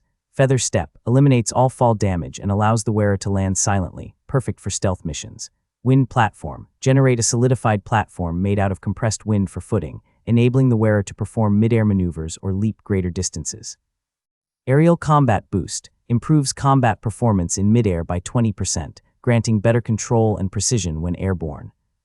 Kaiju's eyes widened, almost screaming in excitement. Without hesitation, he hastily replaced them with crude Ironfang boots. The Zephyr Stride adjusted its size to the wearer, so Kaiju did not find it uncomfortable wearing it. It was even light, as though he was not wearing shoes. Kaiju leapt upward, and indeed his jumping height considerably increased. When he felt the gravity was about to pull him, he activated the wind platform, really not draining him mana. He then leapt upward again. Let me test my agility in midair, Kaiju thought, accelerating his movement speed in midair. Indeed, the aerial combat boost improved his combat performance in midair. He even felt better fighting in midair rather than on land. I made a perfect call going to this place. Kaiju could barely restrain himself from jumping joyfully. Suddenly, Little Gorilla reverberated an enthusiastic noise. Kaiju turned at him, and his eyes widened to spot him running towards him while carrying heavy armor. The sparkle on Little Gorilla's golden eyes were so bright that Kaiju had to squint his eyes. He smiled. "What are you carrying that for?" Kaiju asked as Little Gorilla arrived in front of him, while seemingly offering the heavy armor to him. "Wear that already. You can barely hold yourself back."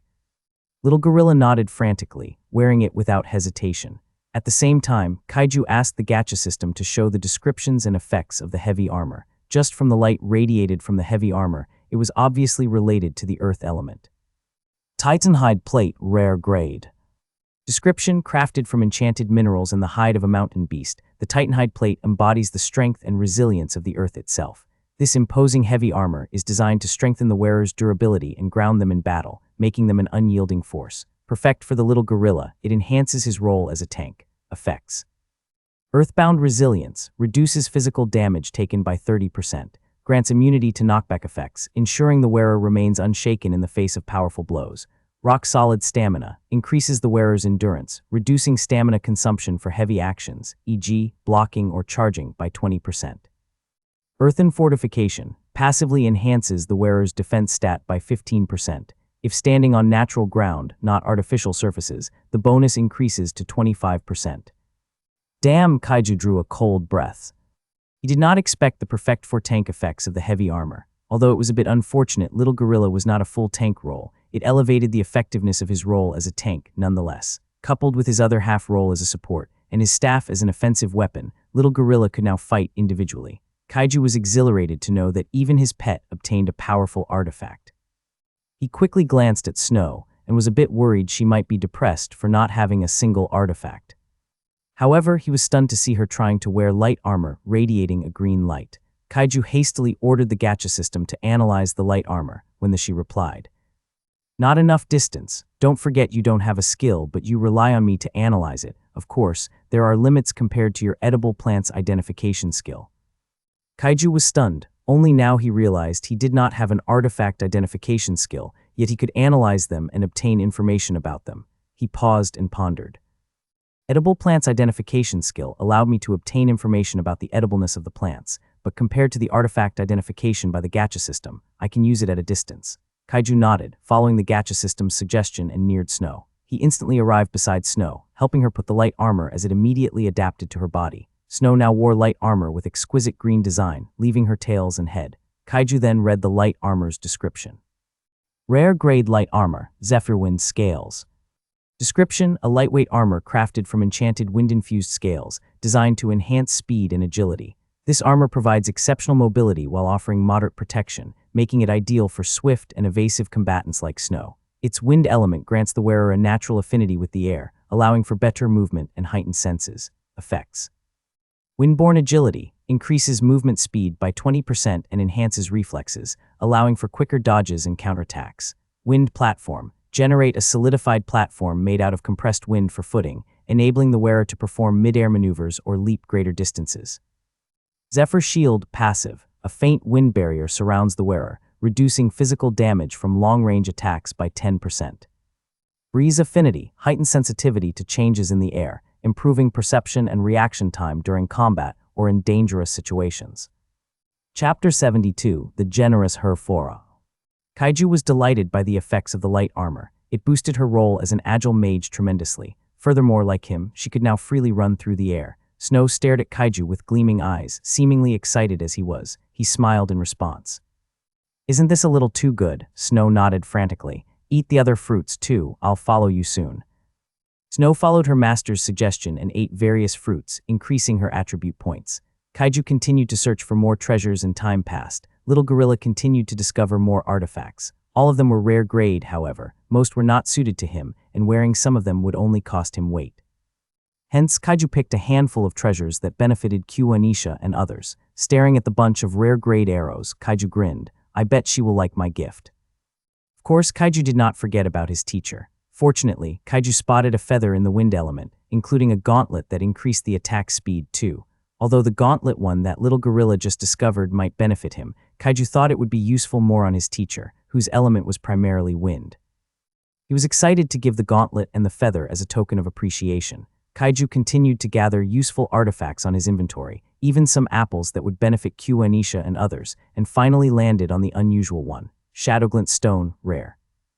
A stone that disappears once put in a dark place, especially a shadow. If illuminated by the light, it would gleam to black color, seemingly detesting the bright. It can be used to add another shadow effect on the artifact. Kaiju was stunned. He did not expect such a unique artifact, worth of being called a treasure of the Overlord indeed. "I don't even know these things exist," Kaiju thought, laughed dryly. Without hesitation, as he instantly thought of the Shadowweave battle garb that only has 3 effects, he asked the gacha system in his mind. "How do I use this one?" Pour your shadow mana into it, and at the same time, interlink the mana connected on the stone to the artifact you want it to use. Kaiju nodded and followed her instructions. The Shadowglint Stone illuminated a black light, absorbing all the light on the place. The only source of light on the secluded place was from above, where moonlight managed to gleam through. The Shadowglint Stone shortly lost its brilliance, and the Shadowweave battle garb radiated a black light instead. Soon, it faded and Kaiju hastily ordered the system to show what was the added effect. The added effect on the Shadowweave battle garb is Dusk Step, passive. Dusk Step, the armor creates faint wisps of shadow beneath the wearer's feet, muffling movement and reducing noise by 15%, making it harder for enemies to detect their presence. So it is similar to Feather Step. Kaiju thought, feeling exhilarated knowing his stealth ability increased 1,000-fold. He felt satisfied he even failed to restrain his mouth from grinning ear to ear. "Look at you," Herphora snorted. "If it was not for your beast affinity, I would not have thought of providing you these treasures. I would rather die than give my treasures of decades." Kaiju chuckled. "Thank you. I really appreciate you, Herphora." Herphora nodded. "You better be." He tilted upward and guessed the current time based on the position of the moonlight. He said, "I think it's time for you to have training on my 5 strongest soldiers. I can give you 3 of them, too." "Really?" Kaiju was taken aback. "However, will they be willing, though? I was informed that my beast class can only tame savage beasts. It is even more difficult if it is an underlings. What's more about corrupted rank?" Herphora was stunned, staring at Kaiju in a daze, and then exploding in the hoot of laughter. "How dumb you are. Have you forgotten you already have a beast affinity when you are not awakened yet?" Kaiju fell into a daze. He then ordered the system and discovered the beast affinity percentage of the Beastmaster was higher than Beast Tamer. Furthermore, the Beast Tamer really did not explicitly state he had a percentage of affinity with beasts, as it focused on post-taming effects, increasing their loyalty and combat efficiency. Furthermore, if Kaiju did not interpret it wrongly, then he could tame many beasts as many times he wanted to, compared to convincing them to be his pet, needing a contract. He could even tame beasts simultaneously. Hence, if Kaiju was not wrong, Kaiju could even tame a corrupted rank beast if he only poured all of his attention, time, and energy. As a result, the Beast Tamer effects don't necessarily mean weaker than Beastmaster as they covered different aspects. They even supported each other, too. For instance, convincing other beasts to be pets was difficult and would just rely on luck, but if it was tamed, chances elevates, too. Tamed or pet, both would benefit on the post-taming effects of the beast tamer. He read the description of the command of the pack effect once again and thought, it is possible to command a pack simultaneously, 1 corrupted rank and 2 savage rank. The gacha system assured him his line of thoughts were accurate. Beast tamer effects were temporary but impactful, while Beastmaster was for a long term but progressed slowly and needed a lot of investments. Together, they covered the cons Kaiju possessed, making him the perfect Beastmaster or beast tamer existed in the tower. Kaiju scratched his cheeks awkwardly and said, "All right. I'll do my best to tame your 3 strongest soldiers." He then joked, "I will try my best to steal them from you." Herforo guffawed, "Yeah, you better do your best. They are a handful to deal with. They have been with me for almost a decade, some half. I'll suggest the latter as they did not have strong attachment to me yet, relying on the gratitude they owed to me." Kaiju nodded. "They are difficult to steal from you, but as long as I have your permission, that will be easy." He then stared at Herforo with an ambiguous expression. "You better don't forget what you said." Herforo snorted, "Who do you take me for?" He then threw his wooden stick at Kaiju, and the latter barely reacted as it smacked his head. "Work your ass now, stop procrastinating." Chapter 73, Gathering Treasures. Herforo returned to his original form, leaving little gorilla helpless from continuing to find more treasures. Kaiju smiled at him, petted his head, and assured they already had more than enough. He even felt his inventory was full. Staring at his inventory, he felt satisfied. Inventory. Flame Orb 5 common, Smoke Bomb 4 common, Scroll of Lesser Healing 9 rare, Scroll of Lesser Mana Recovery 8 rare, Arcane Spark Bomb 5 common, Throwing Dagger 15 common, Cooking Apparatus Frostbite Arrow 5 rare, Inferno Arrow 10 rare, Storm Piercer Arrow 8 rare, Earthquake Arrow 7 rare, Luminous Arrow 15 rare, Curse Arrow 5 rare, Red Apple 5, Gray Apple 5, Blue Apple 6, Green Apple 5. Sylph's Feather rare, Tempest Fang Gauntlet left rare, Pristine Tear rare, Earring of Infinite Thought rare, Terra Aegis Single-Handed Shield rare. Kaiju was delighted he was able to gather artifacts that Anisha, Max, Faith, and Griffin would receive. Although he was unsure about Max if he preferred double-handed or single-handed, he assumed he could do both, knowing Anisha could change to a pair of crossbows, good for short distance, to longbow for long distance. It was unfortunate Kaiju did not spot a longbow, even crossbows for Anisha, but the rare grade arrows amounting to double digit should suffice. He was excited to give it all to them, but he had matters to focus first. As soon as Herforo went back to his original form and closed his purple gem eyes, he said, "They are waiting below. Since you already possess most of my artifacts that enable you and your pets to walk in air, you don't need my help to come down." "We don't need help, my ass. Can you even imagine the height of this tree?" Kaiju complained inwardly. He smiled and nodded. He turned to Little Gorilla and Snow, who leapt on his shoulders as they began their descent. Kaiju exhausted the artifact, including Little Gorilla and Snow, as they finally landed on the surface. Kaiju's heart raced earlier, risking the amount of height he crossed, almost breaking his legs just to suffice the artifact's effect activation.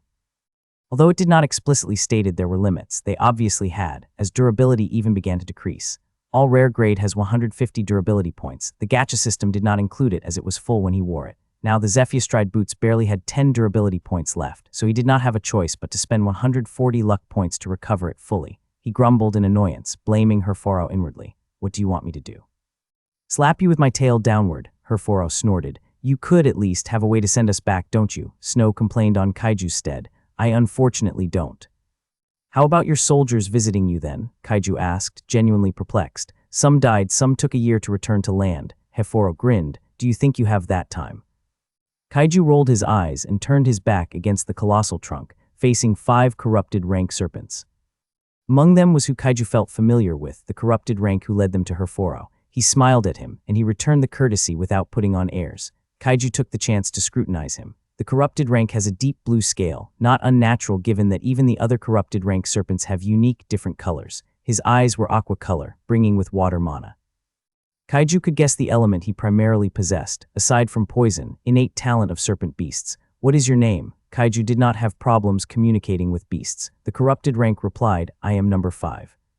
"Number 5, Kaiju mumbled in bewilderment. Herforo coughed awkwardly and explained, "I am too lazy to think of a name, so I just referred them from number 1 to 5, with 1 being the strongest, of course." Kaiju was in disbelief. "How could you?" He thought inwardly. "Don't blame me," said Herforo. "If you want him, pick 2 more and name them yourself. If they liked it, then that means you already tamed them." Kaiju asked number 5, "Are you aware of Herforo's arrangement?" "Yes," number 5 instantly replied. He wagged his tail and continued, I want to be your tamed beast." "Are you sure?" Kaiju was surprised. "Did you not dislike me for killing your kin?" Yes, number 5 did not deny. "That was because you were still a weakling and my kin, who was obviously stronger than you, died. It might be due to the interference of the outsiders, but he should not have been so careless to die by your hands. Also, you have proved me wrong. You have become stronger in the short span. For some reason, your affinity with us beasts increased too. With all that reason, I am willing to follow you." "Are you sure? Are you willing to abandon your current master?" "I am not abandoning him, I am following his orders," said number 5 innocently. "In addition, I am still his underlings. I will only be treating you as my temporary master. If Master Herforo called for me, I will not hesitate to abandon you." Kaiju's eyes turned sharp and said, "Can you assure me, Herforo, it will not happen? You calling him might be at the crucial moments. I don't want to mentally exhaust myself overthinking it." Herforo chuckled. "You are overthinking. I won't be forgiven by my ego if I call my underlings for help." Kaiju exhaled a sigh of relief. He gazed at number 5 and saw he was willing to be his tamed beast indeed and said, "All right, if you are willing, I will not reject you." Number 5's eyes sparkled in excitement, nodding frantically, and replied, "Thank you, new master." Kaiju paused for a while, waiting for Herforo to be infuriated by his underling, acknowledging a new master in front of him. However, what startled him was the voice of the gacha system. "Congratulations. You have finally obtained your first tamed beast. Luck has obviously played a part. You have gathered 100 luck points. 100 luck points is being multiplied 10 times. Congratulations, you have obtained 1,000 luck points. 1,000 luck points have been credited to your account."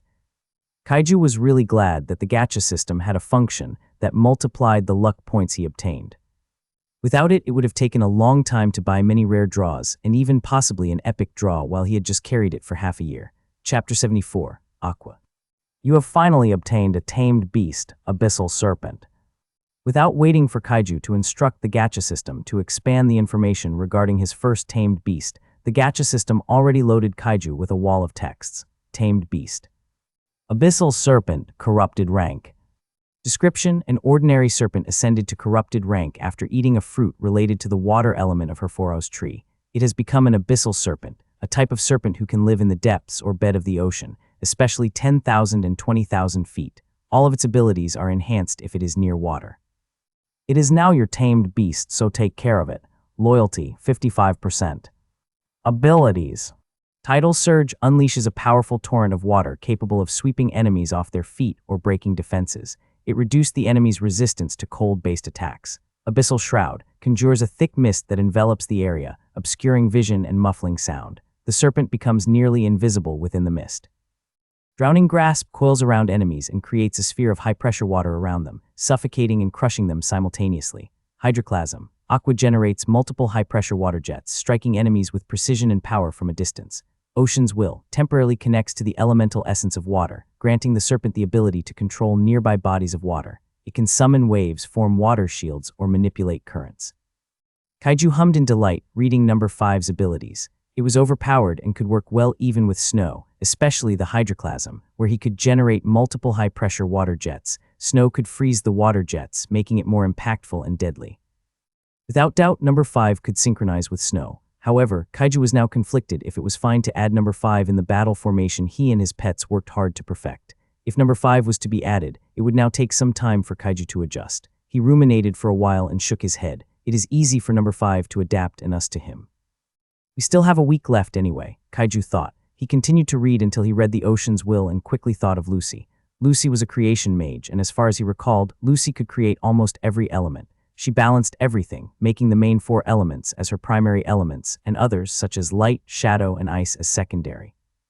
With Lucy's ability to create water, it would be perfectly in sync with number 5's ability. Kaiju thought for a while, should I give him to Lucy? He stared at number 5, seemingly waiting for something with his gleaming aqua eyes. What is it?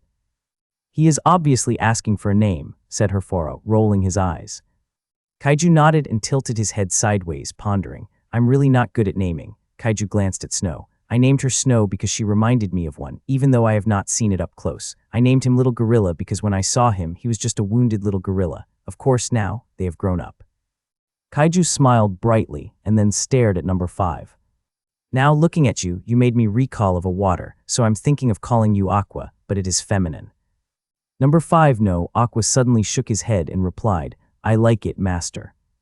Kaiju's eyes widened and smiled brightly. If you think so, then that is good. It does not care if it is feminine or not, they are not like you, humans. Kaiju's eyebrows furrowed, not getting what Heforo meant. Congratulations, you have named your tamed beast. Aqua's loyalty has increased to 65%. Luck has not played a part.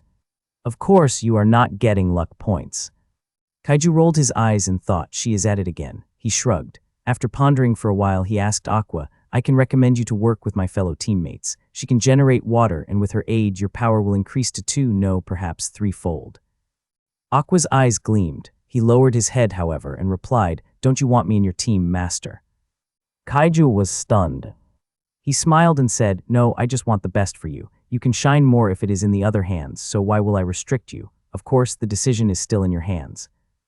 Aqua's worries lifted somewhat. Kaiju then thought of a final push to convince him to follow his suggestion. Also, I want you to keep an eye on her.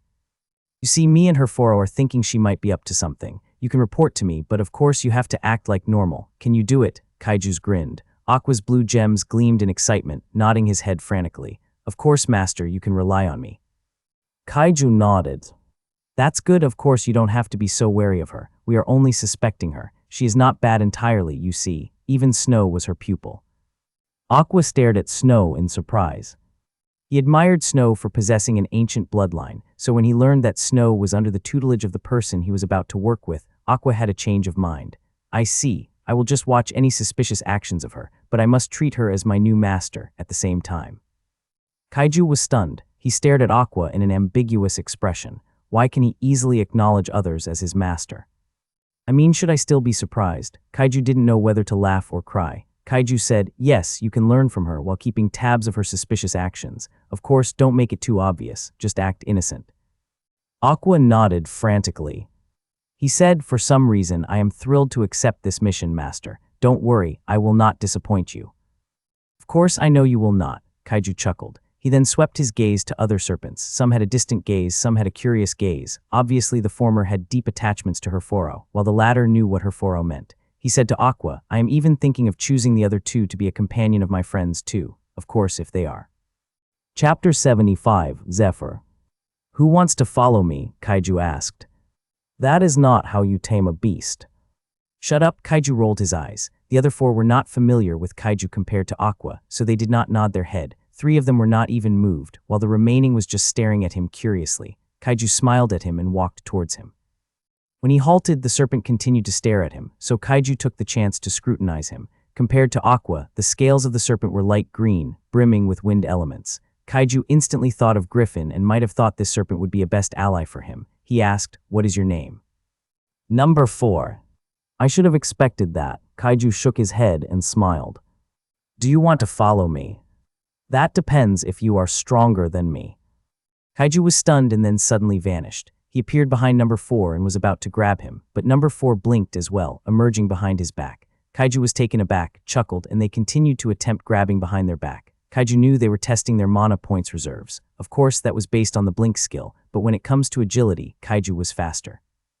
He did not even have to exhaust his mana when he saw a chance, went all out, and finally managed to grab number 4 before he was able to get away. Number 4 was deeply stunned. He was confident in his agility and blinking skill, after all, as his mana was in the wind element. Who would have thought he was defeated by Kaiju, who seemed to rely on pure strength? Kaiju had shown the difference between them just by raw strength, and number 4 admitted defeat.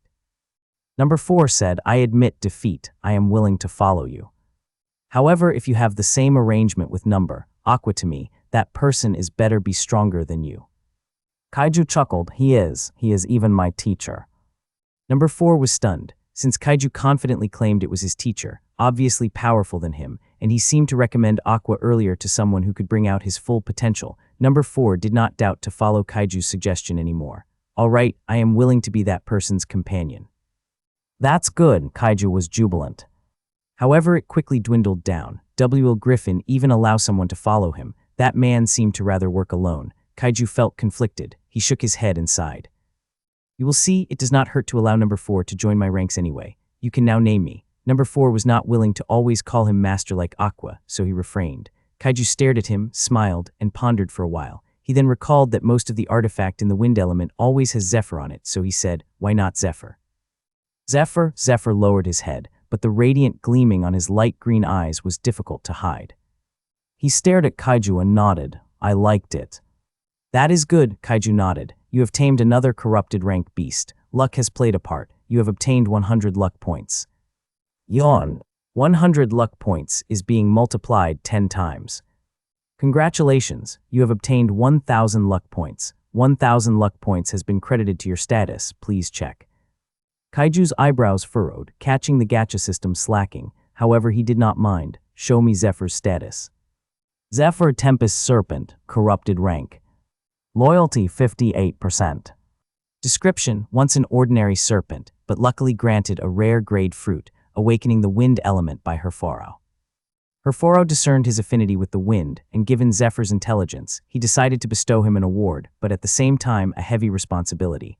Now he is willing to follow you, so take care of him before he follows your teacher, Griffin, who can bring out, theoretically, his full potential. Abilities.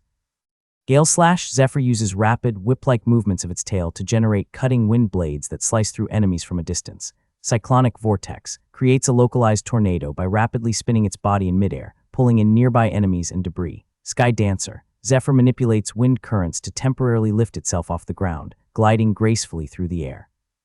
Tempest Barrage: channels its mana into a storm of wind blades and cyclones, unleashing a devastating, area-wide assault. Winds of Erasure: Zephyr summons a massive hurricane, covering a wide radius in destructive winds that tear apart the battlefield. Kaiju had a difficult time visualizing Zephyr fighting together with Griffin after reading each of his abilities. In the end, he shrugged. "Whatever, I will figure it out later." Zephyr slithered forward and arrived beside Aqua, following behind Kaiju. Snow glanced at them indifferently while standing at the right shoulder of her master, seemingly showing her status. Kaiju caught her and only rolled his eyes. He focused on the remaining serpent and discerned they were all unwilling to follow him. Kaiju swept his gaze and randomly said, "Number 3. Two serpents turned their heads simultaneously to their left, staring at number 3, who stared at them, refusing to gaze at Kaiju. The latter did not feel helpless and was about to ask number 3 when Herforo said, "If you don't want to follow him, at least state your reason." "We don't want to follow someone who is not stronger than you, master," replied number 3 instantly. "But if he is stronger than you, will you accept it?" That's number 3 gazed at Kaiju and was lost for words. "You don't want to fight him." Aye, number 3 stared at Kaiju, and feeling the oppressiveness of Kaiju's gaze, he lowered his head and turned to his fellow snake. Number 3 was still confident he could fight Kaiju. The only catch was that he felt like fighting against Kaiju would be against his conscience. He could not discern the origin of the strange feeling, but it would intensify whenever he stared at Kaiju. Herforo seemed to sense his thoughts and said to Kaiju alone, "Kaiju, it appears your Beast Tamer's class affects them. It seems you have awakened a rather high-rank class." Kaiju was stunned. Chapter 76, Ember. "But of course it can't be compared to Mana Aura. It is just an instinct we feel from you after you obtained a high-rank class suited for you. Simply put, only us beasts are affected." Kaiju sighed helplessly. "So, does that mean I won't be able to fight them at all?" "I guess so."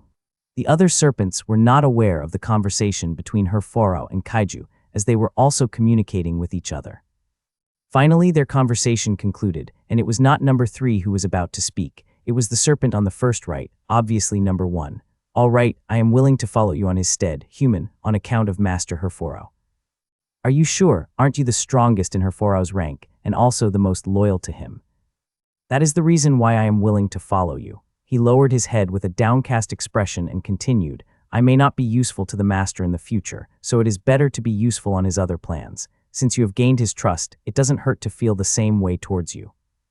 Kaiju's eyes widened, smiled, and nodded. He scrutinized number 1, and his scales were light, some deep red. Number 1 having an affinity with the fire element was not surprising. He would surely possess lethal offensive abilities. "I think he is better paired up with Faith. Should I?" Kaiju instantly changed his mind when the image of Faith, trying to convert him to her religion, manifested. He shook his head. "We shall see if number 1 wants to. If he does not, I will respect his decision." "All right," Kaiju nodded. "Since you possess fire mana, I will call you Ember. Do you like it?" Number 1 kept his solemn and matured countenance, but his tails wagged enthusiastically. He nodded. Kaiju smiled. "I'm glad you liked it." "Congratulations, Yawn, you have tamed another beast. Luck has played a part, luck you." You have obtained 100 luck points. 100 luck points is being multiplied 10 times. Congratulations, Yawn, you have obtained 1,000 luck points. Stop slacking off, will you? Kaiju said in his mind. He suddenly recalled something and continued, why won't you finally give me a mission? I cannot issue yet, I don't know why, just wait for a bit. Kaiju nodded, show me Ember's status. Ember, Infernal Serpent, Corrupted rank. Description, one of the oldest and most powerful soldiers in Herforo's rank. Often acts as his spokesperson and now, catching something from his master, he has decided to follow you. You better make use of him. Abilities. Inferno Spit, Ember unleashes a high-pressure jet of molten fire that spreads upon impact, setting everything in its path ablaze. Ash Cloak, Ember releases a dense shroud of ash, smoke, and embers into the air, choking and blinding enemies in the area. Scorching Coil, Ember wraps around its target, superheating its body to extreme temperatures that ignite flesh, armor, and even metal. Molten Eruption, Ember channels mana into the ground, causing a fiery eruption that sends molten lava spewing in all directions. Hellfire Frenzy, Ember enters a berserk state, radiating intense heat that scorches everything in its vicinity. It moves with blinding speed, leaving trails of fire and ash as it relentlessly attacks. Kaiju exhaled a ton of air. As expected of the strongest corrupted rank beast under Herforo, he even wanted to fight him badly. He went to assess Ember and discerned a dangerous aura emitting from him. Kaiju might not have reached the limit of the awakened rank, but he was already confident he could contend against them. However, with Ember's presence, he began to doubt now. He shook his head. It's just a pre-assessment. Who really knows the outcome when we battle? Can I view Ember's attributes? You can't. You tamed him in an instant, so the gacha system lacked complete information about him. In addition, only Beastmaster's title would trigger such effects. I see. I have to convince him to enter the master and pet contract. Kaiju shook his head. He was aware it would be impossible to achieve, knowing how loyal Ember was. The moment he had become a pet of Kaiju, it was no different than abandoning his parents, who he owed a lot. Kaiju was somewhat disheartened, but he quickly calmed himself down. He snapped awake and perceived the other two serpents vanished, leaving behind the other three, who were now waiting for his command. He smiled at them and said, we will be leaving now. You will be meeting your possible new master in a week, so be prepared. The three serpents nodded. They turned and faced the colossal trunk and bumped their forehead to the ground. They shouted at the same time, thank you, master. They knew, at this moment, they might not be able to meet Herforo anymore. They were not dumb. Herforo, making such an arrangement, conveyed the chaos inside their world was about to erupt, that even their powerful master was helpless. They held back their tears as memories began to flood on their heads. Herforo was so kind to them. He even went to save them from the assault of the other higher races. Even before they ascended to the corrupted rank, when Herforo noticed their unusual intelligence, they were taken care of by him. They owed Herforo their life, and now they were about to leave him. They suddenly felt unwilling to abandon him, but they remained firm on their decision. They might not be able to help Herforo, but they could do so in another way. Only through Kaiju did they think they were able to do so. Herforo guffawed and replied, you guys need to see the new world. Ignore the other two, they will regret their decision. Ember shook his head and said, they will not, master. No one among us will regret dying for you. Herforo went silent and did not reply. Instead, Herforo said to Kaiju, take care of them, let them see the world outside of this goddamn trial. Understood, Kaiju nodded solemnly. If you want, I can even return them back to your main body. No need, you better be able to help them survive first. Kaiju was instantly reminded of the difficulty of the trial, so he nodded with a grave countenance. He stared at the three serpents, taking their time for more than an hour, until they were finally able to be convinced by Herforo to leave with Kaiju. As Kaiju stepped foot outside of Herforo's domain, he glanced back once again, mumbling, this will not be our last meeting. Herforo, on the other side, smiled and replied in a hushed tone, it will not be. Kaiju did not need to hear his words to receive his reply. Chapter 77, Creation May. Master, what kind of person do I need to look out and follow for? Aqua's tone tingled with excitement. Kaiju peeked behind and smiled. He petted Snow's head and replied, you should ask Snow, she was her teacher. However, Snow did not want to communicate with Aqua. Since Kaiju initiated a conversation with her, she decided to continue it. She said, Master, I think the chances of teacher Lucy being the woman Herforo referred to is higher. She might just be acting. After all, we can't be wrong about what we feel from her. Kaiju nodded, deeply certain by their assumption, as well. Isn't she a creation mage? Can you explain the difference between an ordinary mage and a creation mage, Snow? Snow's snowflake's eyes sparkled. We, ordinary mage master, controlled the already existing element. For instance, we control the earth around us if we have an affinity with the earth. Although there is no ice, I possess a skill. We're bounded by a system to chant a magic spell to create and then control it. Hence, we are limited by the skill we learn from the system to create a magic spell. Creation mage creates from their imagination and then manipulates them. They are only restricted by their visualization, creativity, and knowledge. They are not confined to existing elements, which gives them a broader range of possibilities, but it requires exceptional skill in both creation and control. Kaiju nodded. From what I know, creation mages are divided. Some can only create infrastructure, some focused on illusion. The biggest reason is they can't be versatile since a single topic can cover endless branches of ideas. Snow was in awe of her master's knowledge as she nodded frantically. That is true, master, but I'm baffled by your claim. That they can't be versatile, Kaiju furrowed his eyebrows. Yes, because teacher Lucy is versatile. Kaiju's eyes widened and then contemplated. She can indeed build things like the dining table, and you said she can summon elemental magic as well. Though that is versatile at most, it can be called dual creation magic, or whatever it is called. Snow shook her head vigorously and said, You underestimate her, master. Teacher Lucy is versatile simply because she can summon elemental creatures, conjure elemental spells, induce illusions, and even possess her own custom spells.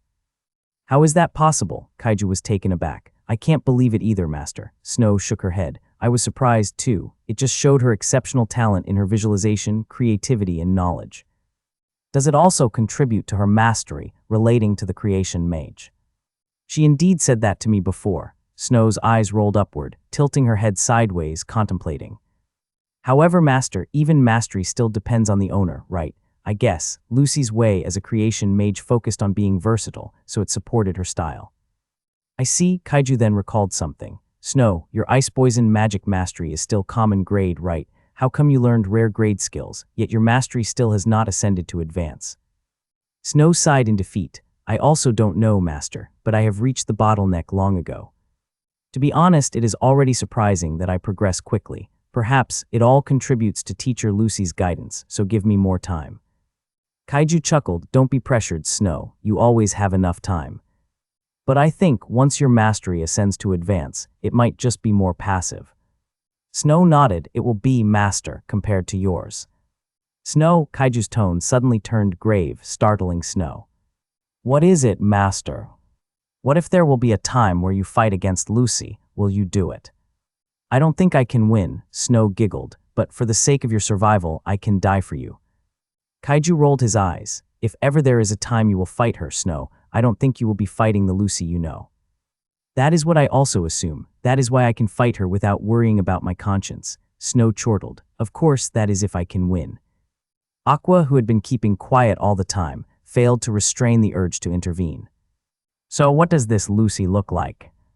Snow glared at him. How could you disturb our lovely conversation? What depressed Snow was Aqua seemed to be ignorant about her rage. Please read between the lines, will you? Kaiju could perceive Snow's exasperation, so he answered Aqua. Lucy, from what I know about her, she is shy, gullible, and kind, so you don't have to worry about communicating with her since you are extroverted. However, there is only one biggest catch. Your instinct is screaming whenever you see her. Why is that so? Aqua was filled with inquiries. We've just talked about it, didn't we? Snow rolled her eyes. Mind your attitude, Snow, Kaiju solemnly said. Snow lowered her head, receiving Kaiju's genuine scolding.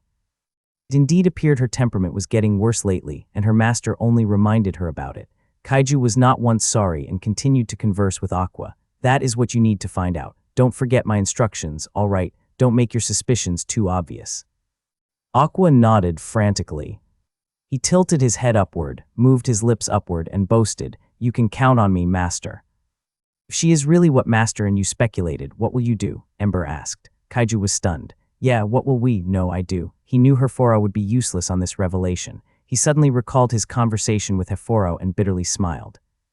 I guess I just have to be careful of her. Heforo warned me not to interact with that woman, so, if our assumption turns out to be correct, I will prepare for the moment to fight her. I see. Will master fight with you? He can't, Kaiju shook his head. I will fight on his stead then. Kaiju smiled, glanced at him, and nodded. That is. Halt! An unfamiliar voice reverberated in front, causing Kaiju and others to be frozen on the spot. Chapter 78, Violet Infernal. Yun was tasked to keep watch about an overlord beast's movement. Although it was a suicidal task, he accepted it gladly.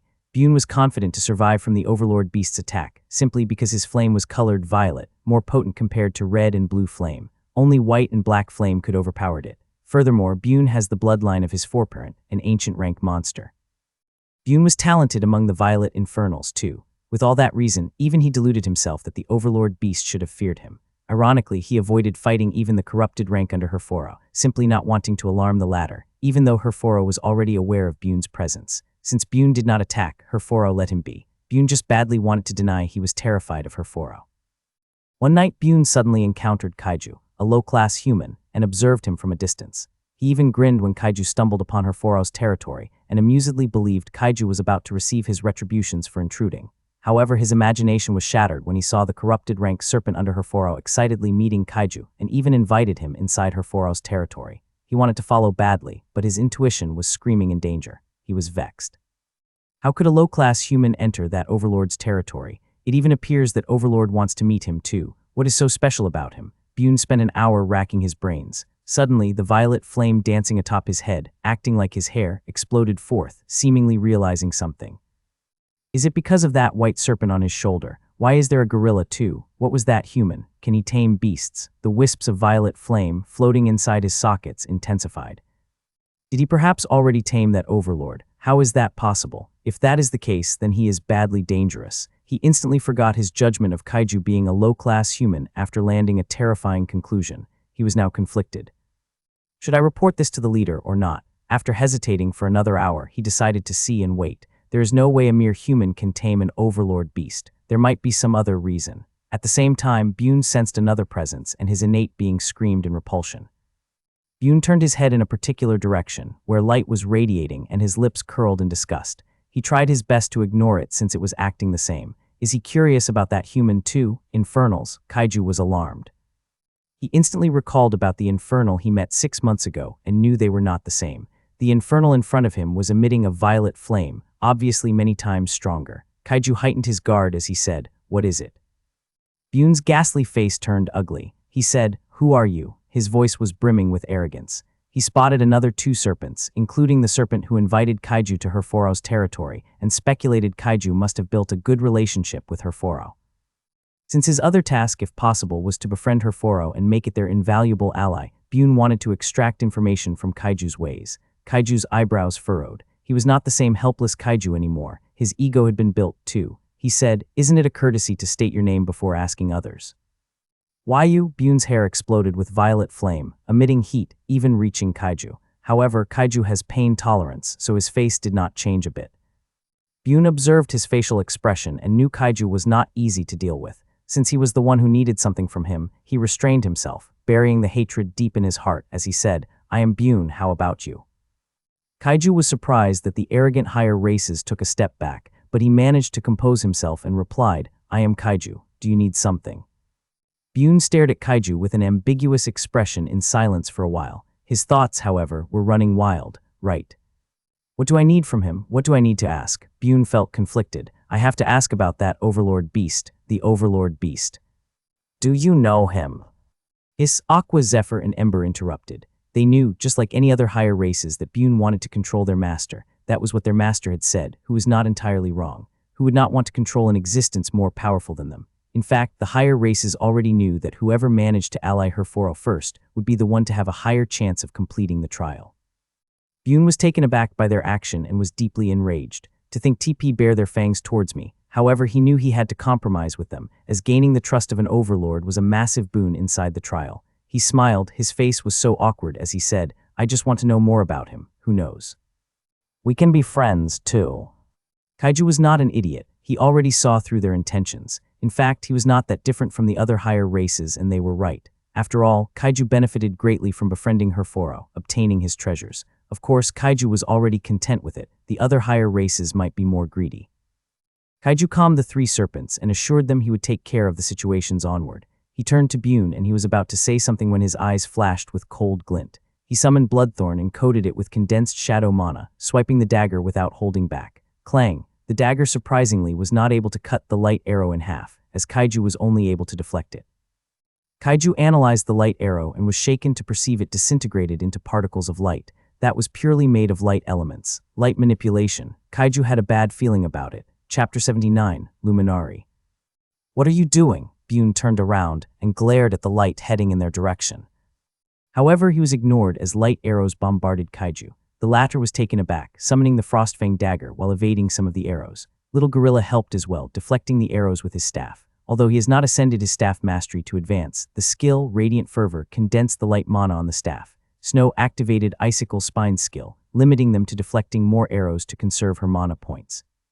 She might be infuriated for someone to dare harm her master, but she was clear-headed, learning a lot from Q-Anisha's lesson. The other three serpents did not stay idle either, as they deflected some arrows with their elemental magic. Bune was staring at the nearing light, which was expanding as it grew closer to them, and finally could not take it anymore as he swung his right arm, and a wall of violet flame blocked the entirety of the rain of arrows. Stop. Hellfire manipulation, Kaiju thought. The innate talent most of the higher races possessed was the ability to manipulate the element they were born with, though some other higher races, like werewolves, have their innate talent not on the element but the super strength, berserk. What are you doing? Finally, the source of a light had spoken and the voice appeared to be feminine. I was the first one to ask. Bune retracted the violet flame when he sensed the source of light stopped attacking anymore. The appearance of the source of light finally revealed. Luminari, Kaiju's expression turned grave. Luminaries are beings born out of pure light, and their appearance shifted to whatever they liked, but they mostly appeared in humanoid form. Luminari claimed they were the descendants of the creator, even though they did not point out if it was the same creator who created the tower. After all, it was light that started the creations of life. Contradicted the belief of the angel races, who relied on the Holy Scripture, stating there was only a single creator and everything was his creations. He did not have descendants. The conflicts of angels and luminaries are evident. If only their God could communicate with them, their conflict would have been long settled. Alas, the angel races could only rely on the Holy Scripture given by God a long time ago, and they were limited to borrowing his powers. Meanwhile, the Luminari held to the beliefs that the Creator, who created everything similar to the God the angel worshipped, was their progenitor. Kaiju glanced at the Luminari in front of him, and from what he read in the textbook, Luminari lacked sharp physical features compared to angels, who was deemed as the most handsome and beautiful existence in the tower. Their eyes were not like humans, just molten lights or galaxies. The biggest distinction between Luminari and angels was their wings, as the latter has feathers and in concrete form, while Luminari was abstract and the design was a geometric pattern. It doesn't even flap. Luminari could manipulate the light, while angel relied on the blessings of the power of God, and their power was leaned more on weapons, like the spear of judgment. They were both difficult to deal with. Simply put, Luminari are mages and angels are warriors in a sense. Good thing I have light resistance. Kaiju, to calm down himself, activated the emotionless skill and his thoughts cleared. At the same time, he communicated with his pets, including the tamed beasts, through telepathy. Fight is inevitable against them, that infernals might be convinced to fight us too. Aqua, Zephyr, and Ember adapt Snow's fighting style. The three serpents feel apprehensive, but for some reason their attribute points increased too. Kaiju explained the phenomena to them because it was related to his class. He even gave them a heads up that their combat efficiency would increase. Kaiju then focused on the Infernal and Luminari. Good thing they can't work together. The Hunter's Gambit formation will be very effective against them. Isn't it obvious? The Luminari rolled her eyes while levitating in midair. Particles of light fell from her wings to keep her floating. Whoever manages to kidnap that kid can blackmail that overlord beast. Are you crazy? Bune glared at the Luminari. We are still not that far from the overlord beast. What if he is alarmed and manages to annihilate us? Idiot. We just have to do it before that happens.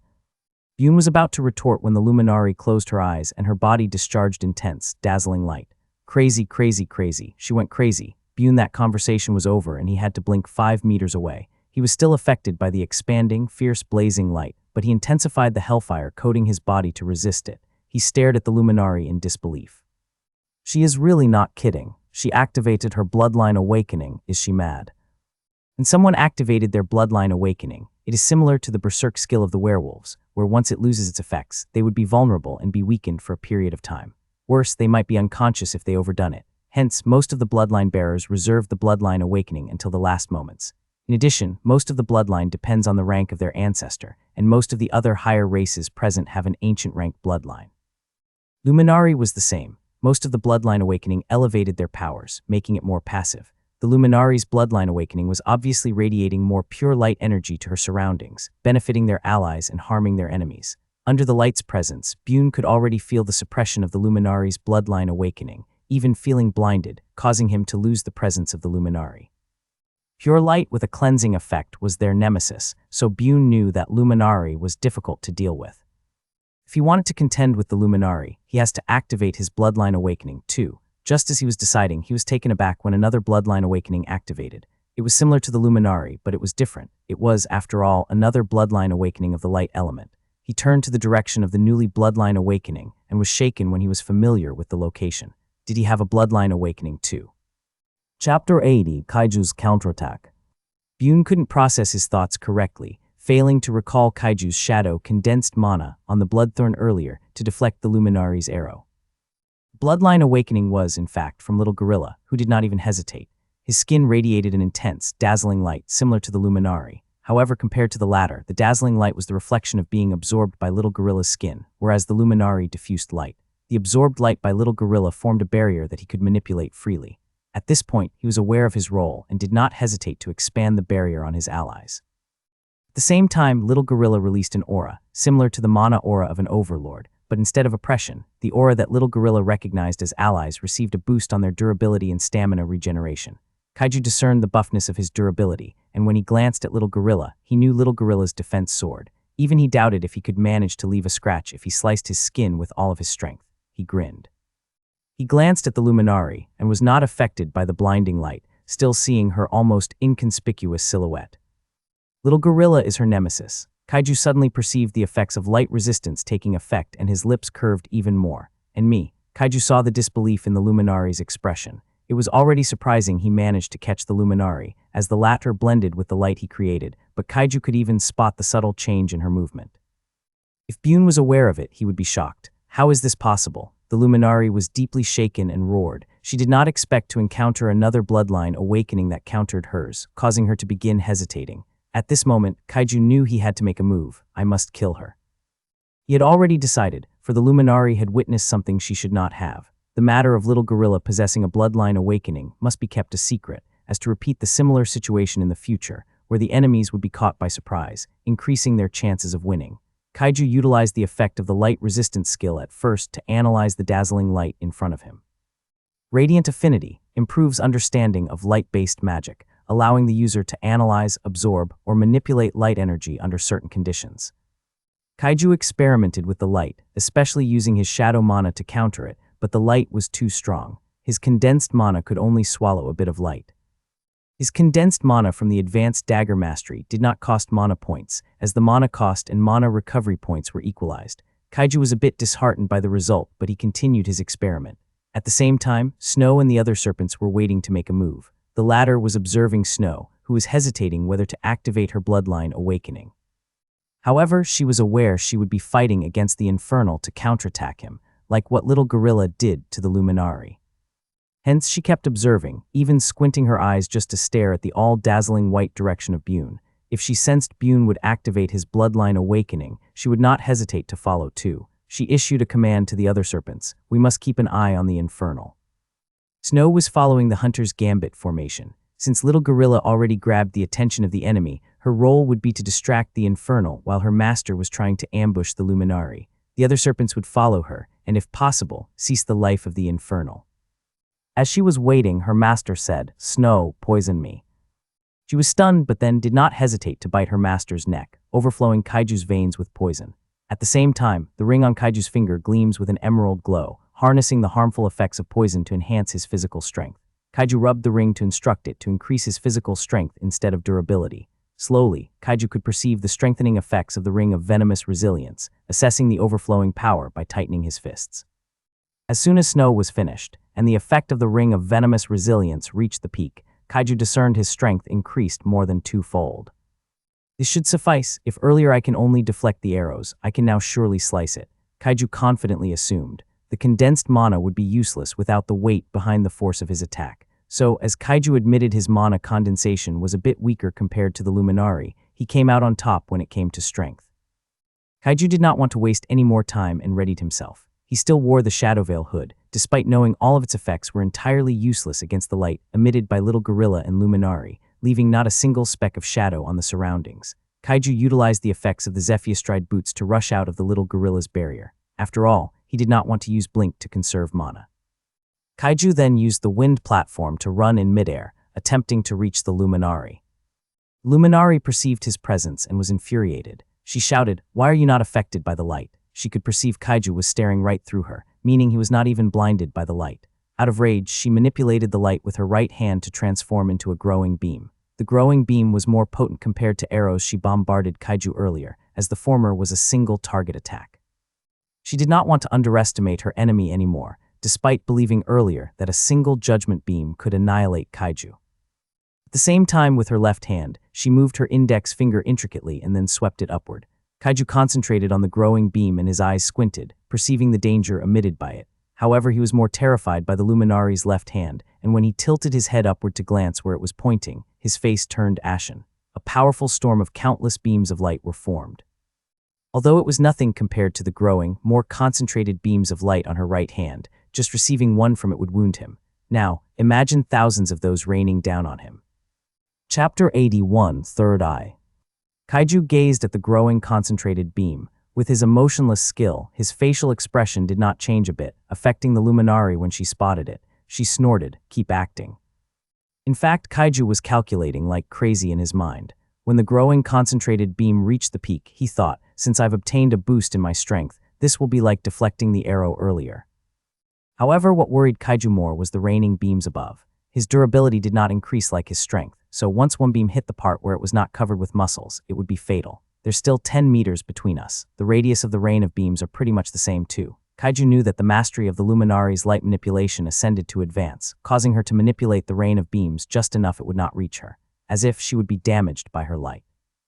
Kaiju shook his head, tossing the unnecessary thought at the back of his head. "I will have to activate one of the effects of the advanced mastery in Dagger." Kaiju's eyes flashed with shadow light, finally concluding his next move. The concentrated beam bolted towards him at the speed of light, and Kaiju suddenly felt the world slowing down. His reflex was considerably slow, but the beam of light was still swift. He suddenly realized his strength might have elevated, but his agility obviously did not. Not good. He did not have a choice but to activate one of the effects of the advanced mastery in Dagger. Dagger Weave. Kaiju's expertise with dual daggers and mana infusion allows them to attack in intricate, unpredictable patterns, overwhelming their opponents with relentless strikes. Effect: increases attack speed by 30% for 5 seconds. Critical hit chance is increased by 15% during this period. Mana cost: 10 mana points. His attack speed increased, and with both of his daggers coated with condensed mana on each edge, he swiped it in a cross-like manner. The concentrated beam was blocked just in time, and Kaiju was able to deflect it. The Luminari was deeply surprised. With widened eyes, she gritted her teeth and strongly swung her left hand, and the rain of beams finally fell, leaving Kaiju with no hope to escape. However, Kaiju's face remained passive and utilized the moment when beams were still taking their time to bombard him, bolting towards the Luminari. At the same time, the Luminari's face contorted into anger as she summoned a barrier. She felt humiliated. "To think I have to be on the defensive state against this useless piece of shit," she cursed under her breath. She admitted the dangerous aura Kaiju emitted, and so, by acknowledging it, she constructed a barrier to entirely cover herself. Barrier was similar to Little Gorilla, able to see through, but could block any physical and magical attack. The Luminari watched Kaiju halting his movements while deflecting the beams with her agility, seemingly faster than before. Furthermore, his strength surprised the Luminari, as she already assessed Kaiju earlier with her arrow. That was why she was confident in winning against him when she confronted him. Who would have thought that Kaiju suddenly grew stronger? Luminari still managed to grin and thought, "At least, I was able to force him draw out all of his cards." Kaiju continued to deflect, and at the same time, blink every 3 seconds, covering each meter. He calculated that since it would cost 5 mana points to blink for a meter, and then he had 2 mana points, recovery each second, then he could still have 1 mana point recovery for each 3 seconds and cover 1 meter. Since I managed to cross 2 meters before being forced to be locked down in my place and covering 1 meter for every 3 seconds, then it would only take 24 seconds to reach towards her. Now, 21 seconds. Although the dagger weave would lose its effects in the next 4 seconds, I can still keep up with the pace. Kaiju was clear-headed and every of his move was calculated, causing the future he envisioned to be certain. In addition, my mana points can recover 8, retaining the mana points by 30. It'll be sufficient then. Kaiju peeped behind the rain of beams and saw it was still never-ending. He sighed. This is the advantage of possessing a bloodline awakening. I can only imagine the mana cost to maintain that large-scale area of magic attack. Kaiju shook his head. He saw the Luminari still had her left hand down, always moving intricately to maintain her spells. With her other right hand was to maintain the barrier. Kaiju was in awe of the Luminari multicasting. A human mage who could perform the same as her would already be regarded as one in 1,000 among mage players. Kaiju concentrated in the next 21 seconds, and when he finally arrived a meter away from the Luminari's barrier, he sensed that blinking inside would be negated. Kaiju was not surprised, and saw he attacked the barrier with the Frostfang dagger. The barrier left a mark of being frozen, but it was quickly repaired as it was being maintained by the Luminari.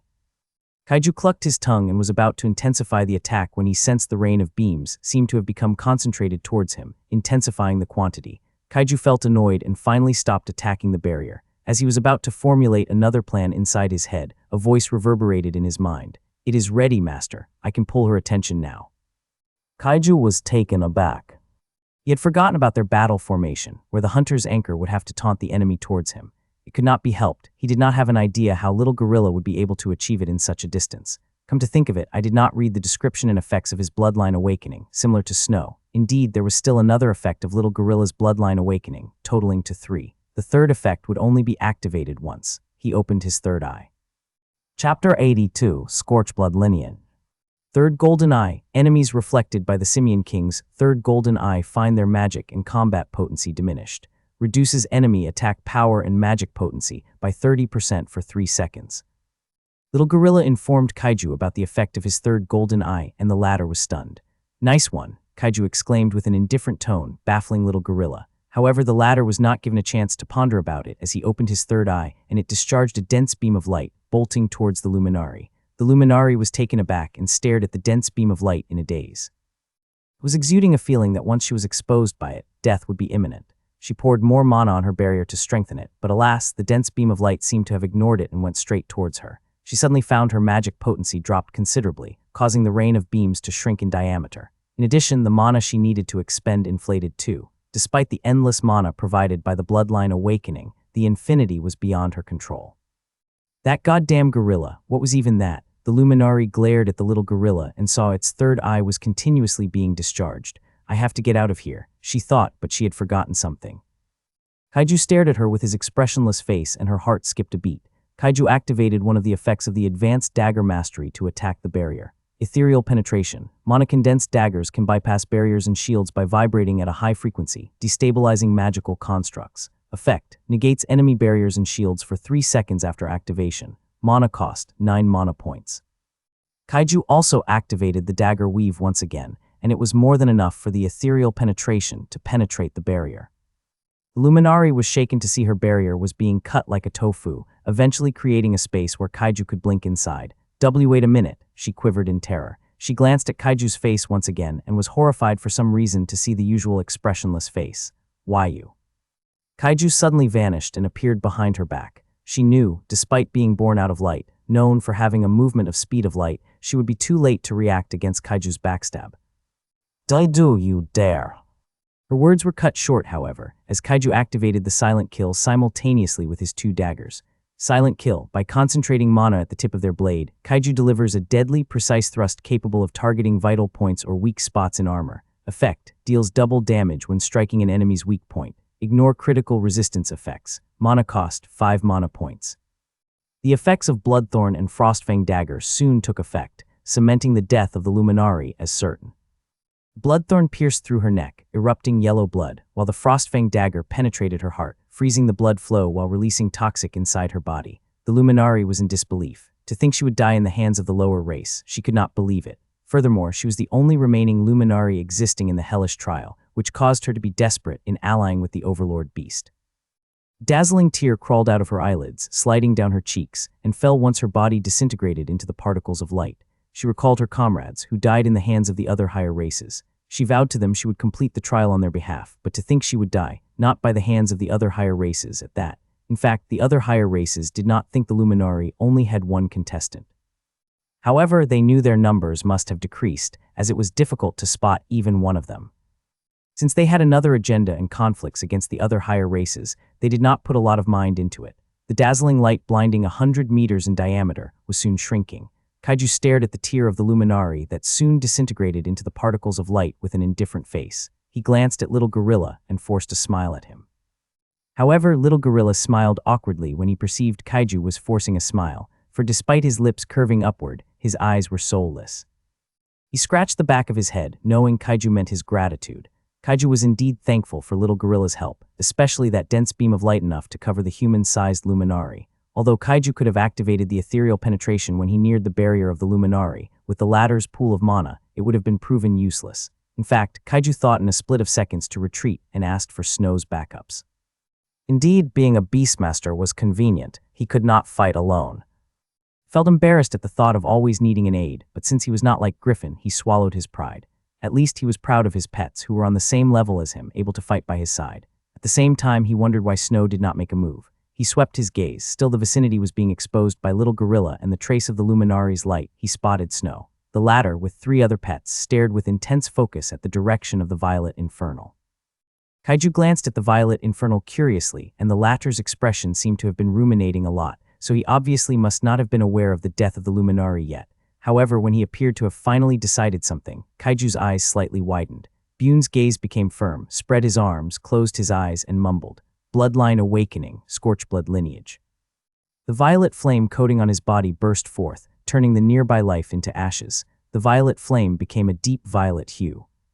A violet crown began to manifest at the top of his head. He opened his eyes, and the flame dancing inside his empty socket turned an even darker shade of violet. Chapter 83, Tower's Announcement. Announcement: the Tower is about to announce the alterations in the trial. The Tower's voice reverberated in the hellish trial. Everyone was apprehensive. They paused whatever they were doing and focused on the Tower's announcement. The human race's mission: obtain one of Vladislaus' treasures and offer it to werewolves or fairies or luminari or Nephilim or angels or infernals or witches, had some changes. The trial had determined the death of the remaining Illuminari, and thus it will be erased on their mission. The trial went quiet, but chaos erupted among the other higher races. In the werewolf's hideout, a black werewolf howled, calling his pack, with the white werewolf standing behind him. From the public's knowledge, white and black werewolves were naturally in conflict, but the only white and black werewolves on the trial have developed some romantic feelings.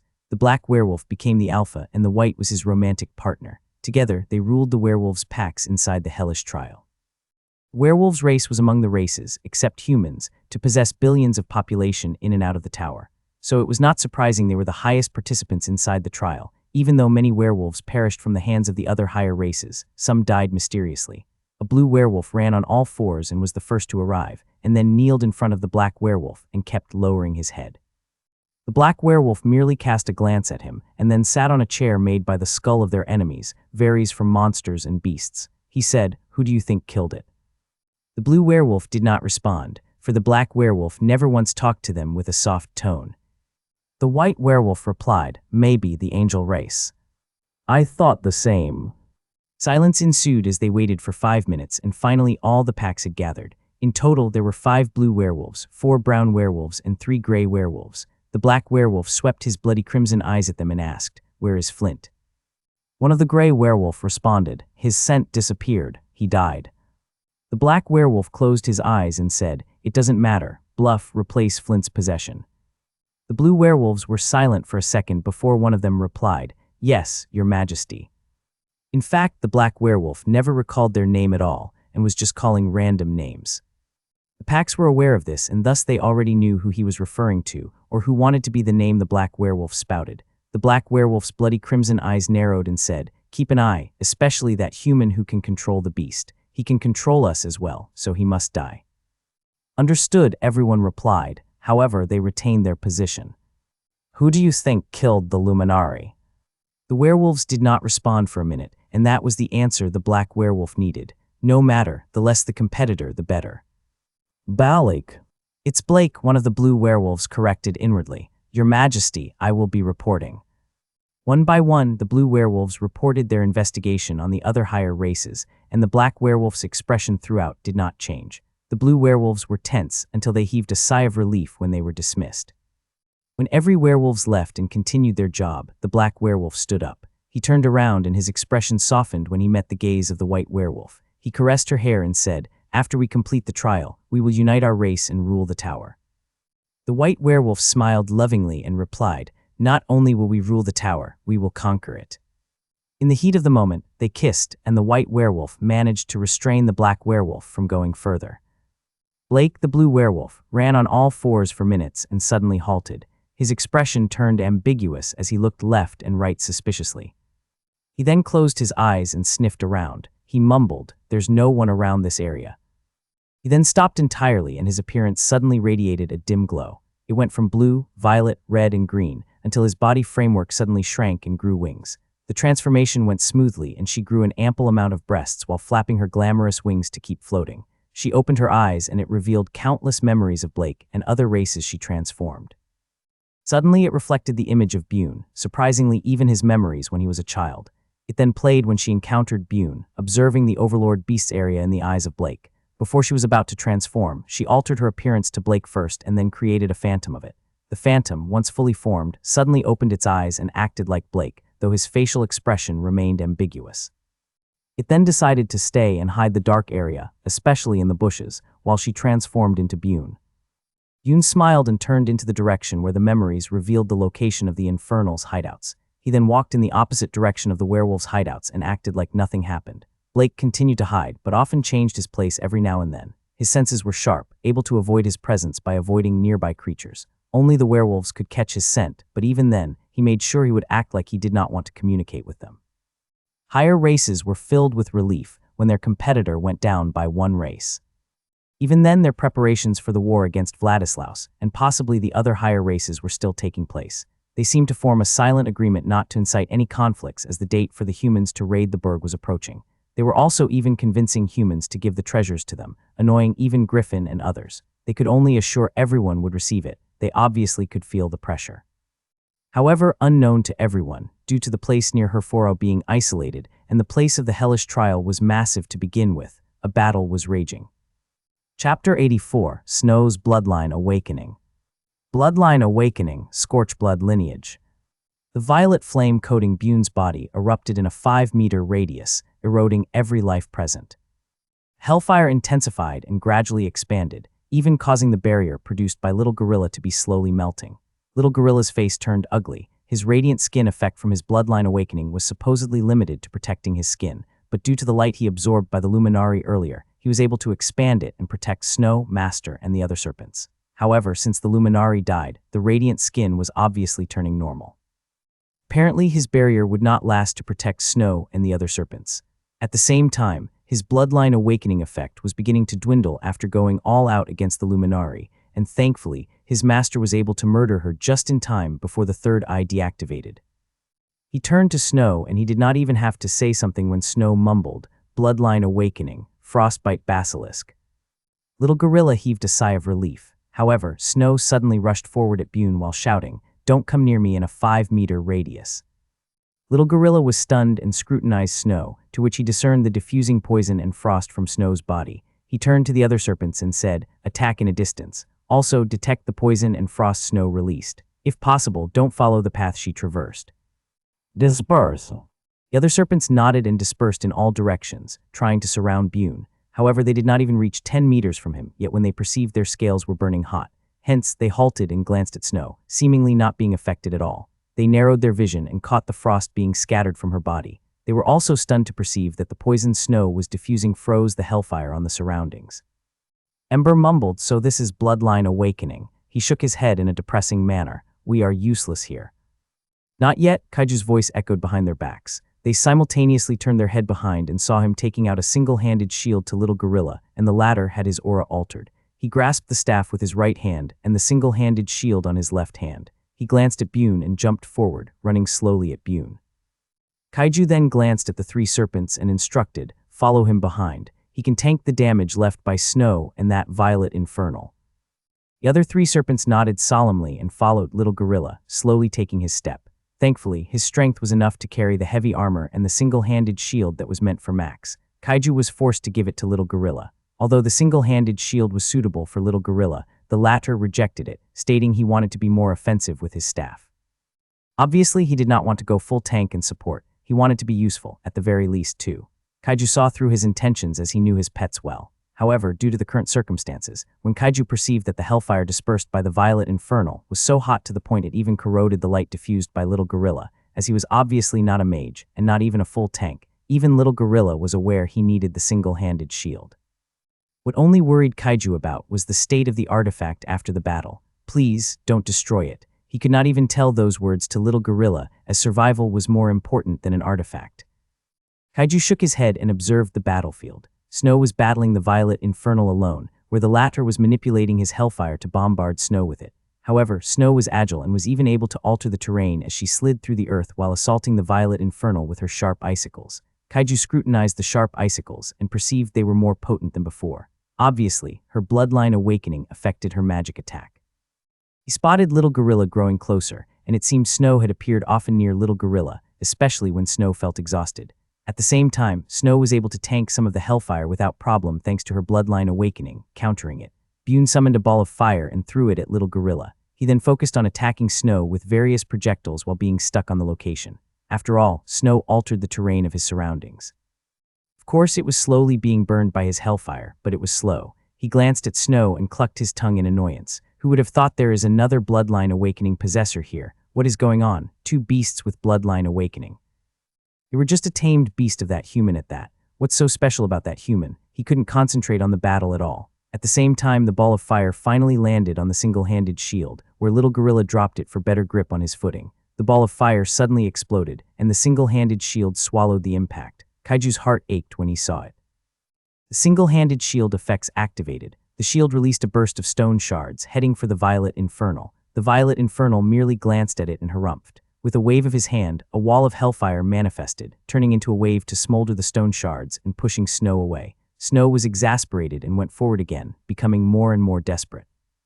Little Gorilla took the chance to grow closer, at least, for 3 meters at the Violet Infernal. Snow did not alter the terrain he took, following their training. They aimed to focus their enemy on Little Gorilla alone, after all. The other 3 serpents desperately attacked the Violet Infernal, but it was distressingly useless. The wind by Zephyr turned fire and even attacked them.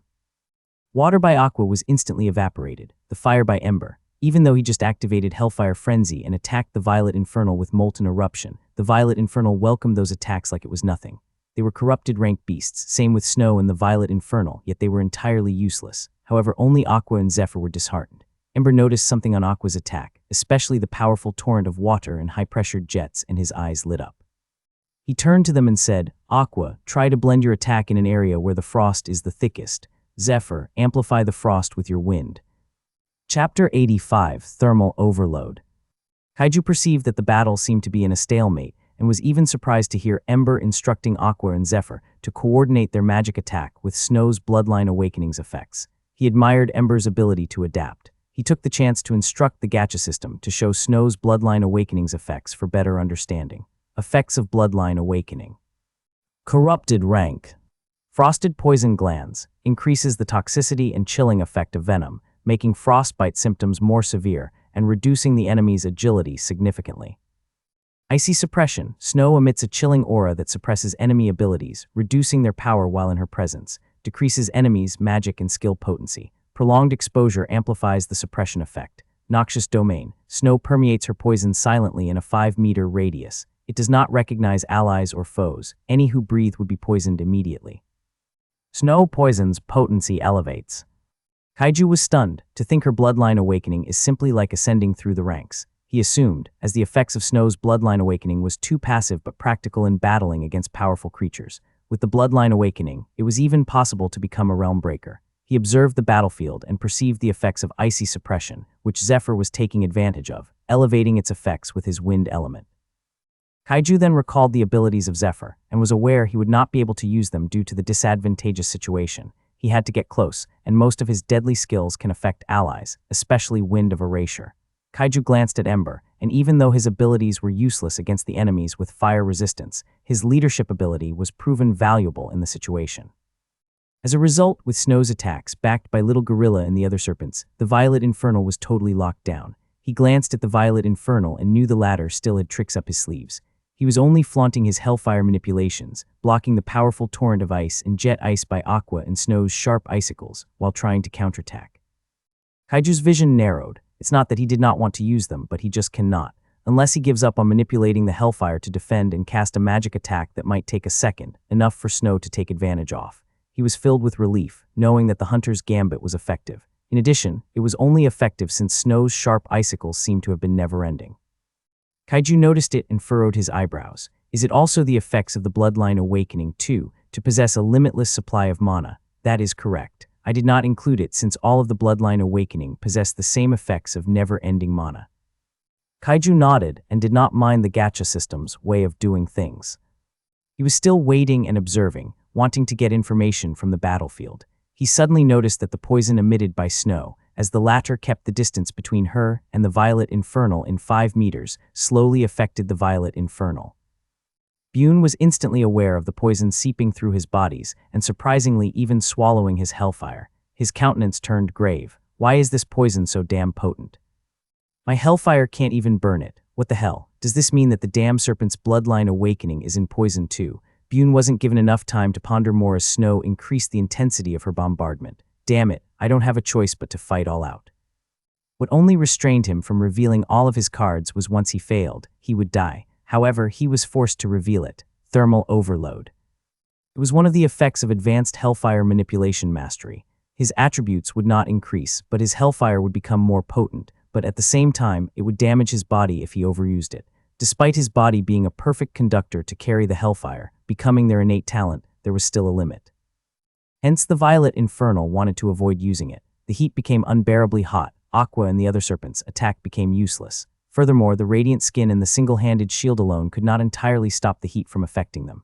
Retreat, Ember shouted without hesitation and was the first to retreat, where Aqua and Zephyr followed suit. His command was only pointed to them, however, as Little Gorilla did not even take a little step back. He gritted his teeth and endured the heat, where even his radiant skin's dim light was diminishing.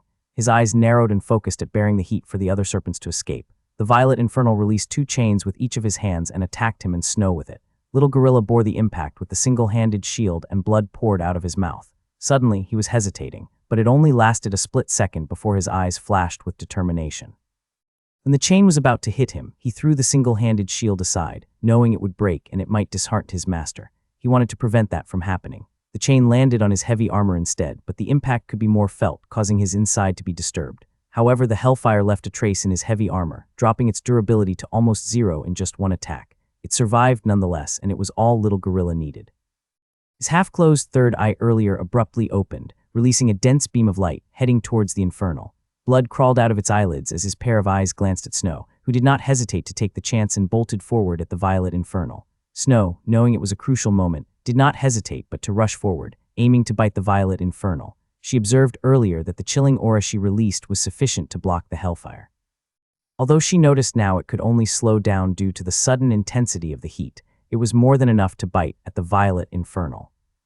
Bune, who noticed the beam of light was not being burned by his hellfire, was shaken. When he saw through Snow's attempt, he tilted his head upward and howled at the top of his lungs. He wanted to distract Little Gorilla to get rid of the dense beam of light and to stun Snow. Chapter 86, Kaiju Strikes.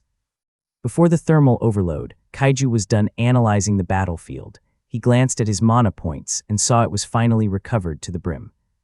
He was not only staying idle, but was trying to recover his mana points, too. At the same time, he browsed through his inventory and found only the Sylph's Feather and Tempest Fang could be used. As much as he wanted to use the Frostbite arrow, he did not even have a bow. He was also not keen on the sudden idea of stabbing the Violet Infernal with it, since Frostfang dagger would do. Kaiju instantly placed the Sylph's Feather behind his ear and wore Tempest Fang on his left hand, relished by their effects. Sylph's Feather effects. Windwalker Grace increases the wearer's movement speed and agility, making them faster and more agile in both combat and exploration.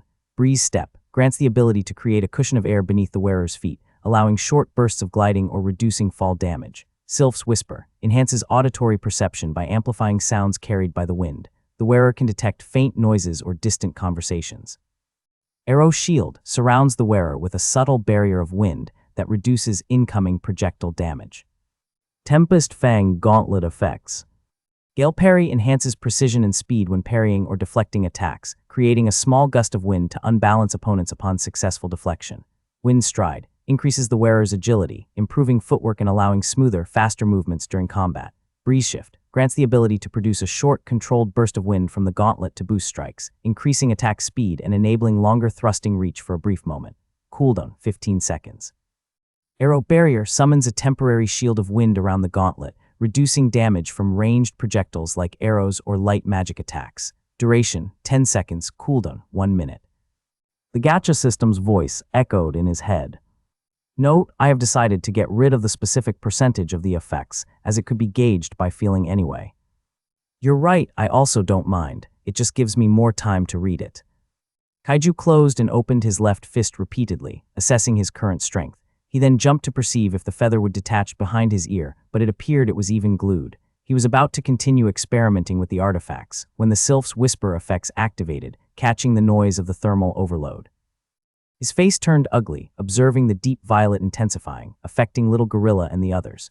Due to his emotionless skill still being in effect, he merely glanced at Little Gorilla and was assured he would be safe, not the single-handed shield. He returned his focus to the diffusing violet flame and clucked his tongue with an indifferent expression. I might not have a fire resistance, but I have pain tolerance. Kaiju was aware his body could be burned to ashes while feeling no pain. However, the shadowy battle garb would be the first to be smoldered. He shook his head and glanced at the swinging chains and did not hesitate to rush forward. His speed became faster. His agility was elevated, too. He watched as Little Gorilla threw the single-handed shield and bore the impact with his heavy armor, with a subtle change of his expression. What is he doing? He then saw the dense beam of light concentrating at the Violet Infernal and knew it was a crucial moment to end the life of the Violet Infernal. He glanced at Snow and his eyebrows furrowed for her reckless action. It's not her role, it's mine. What is she doing too? Kaiju shook his head. His thoughts were clear thanks to his emotionless skill. He then glanced at the Violet Infernal and heard his echo. He was not stunned thanks to the effects of light resistance skill and pain tolerance. At the same time, he blinked behind the Violet Infernal and used the skill, Silent Kill, to thrust the bloodthorn at the back of his neck, halting the scream. The dense beam of light returned to normal, increasing its effectiveness, while Snow finally recovered from the stunned state and was startled to see her master stabbing the Violet Infernal with the Frostfang dagger with an indifferent expression. The Frostfang dagger's effects spread on the chest of the Violet Infernal, whose bloodline awakening and thermal overload slowly diminishing. His life was slowly being taken away from him. Yoon was surprised his howl was stopped by the presence he did not even sense behind him. There was no killing intent at all. He tried to turn his head, but another stab penetrated his chest and could perceive the frost spreading in his chest, while the poison intensified, raging on his insides. He swept his gaze and still saw the serpent in midair, so it could not be her. Suddenly, he recalled something and everything slowly made sense. The Luminari's bloodline awakening suddenly vanished. Did she die because of the creature who stabbed behind my back? Byun knew he was correct. No, that is not what is important. I am dying. He tried to utter something, but it was inaudible as his vocal voice was damaged badly. He wanted to resist, but when he did so, Snow finally arrived and bit on his neck, ending his life. Due to Snow's bloodline awakening, his body was completely frozen in a dozen of seconds while poison ensured his life ceased. Kaiju pulled his daggers and cast an indifferent glance at the frozen Violet Infernal, feeling no more heat. Subconsciously, he tilted his head downward and was stunned to see his shadowy battle garb melting. He hurriedly stored it in the inventory and repaired it with luck points. He was left with a t-shirt and shorts, and that was when he noticed his skin was entirely burned. Simultaneously, the gacha system reverberated in his mind. All of the pain tolerance's effects have been activated. Kaiju's eyes widened and finally realized why he felt his concentration heightened. His strength and speed soared without his knowledge, as he focused on killing the Violet Infernal. He sighed. He turned to Snow and smiled at her. The latter wagged her tail elatedly and deactivated her bloodline awakening. She rested on Kaiju's shoulder, curling her body around, and immediately went to sleep. She informed her master she would be in slumber for at least a week, and Kaiju nodded helplessly. Kaiju was about to sweep his gaze at Little Gorilla when he felt the earth quaked. His heart skipped a beat when he saw Little Gorilla lying on the ground lifelessly, surrounded by the elemental serpents. Kaiju's face remained emotionless, forgetting to deactivate the emotionless skill. He instantly arrived beside the elemental serpents, asking Ember what happened. Without waiting for Ember's response, Kaiju tried to determine Little Gorilla's health through the master and pet connection. He is still alive. He must have overexerted himself. Ember glued his forehead at Little Gorilla's back on the latter's heart. His heartbeat is slow. He badly needs healing. Even before Ember said the last sentence, Kaiju already took out the scroll of lesser healing and lesser mana recovery and used them on Little Gorilla. He took out the latter, believing Little Gorilla must have suffered from mana deficiency. Chapter 87, Leadership Skills. Kaiju heaved a sigh of relief after using the scroll of lesser healing and lesser mana at Little Gorilla, whose heartbeat and breathing returned to normal. He carried the exhausted Little Gorilla on his left shoulder. Although he was a bit heavy, and the effects of the Ring of the Venomous Resilience and all other attribute-elevated effects had slowly diminished, Kaiju was able to carry him without problem. Kaiju stored the heavy armor and the single-handed shield carried by Aqua in the inventory, even the light armor by Snow, repairing them with luck points. When the gacha system informed him he had to spend almost 1,000 luck points, his heart ached, but he complied. After all, there would be more similar, if not dangerous, battles occurring in the future. Kaiju had 2,301 luck points left, and he was determined to save it in the future where his artifacts would be nearly destroyed. All of the artifacts had been stored and were being repaired in the inventory, so he and his pets were half, if not bare naked. Kaiju deactivated the emotionless skill.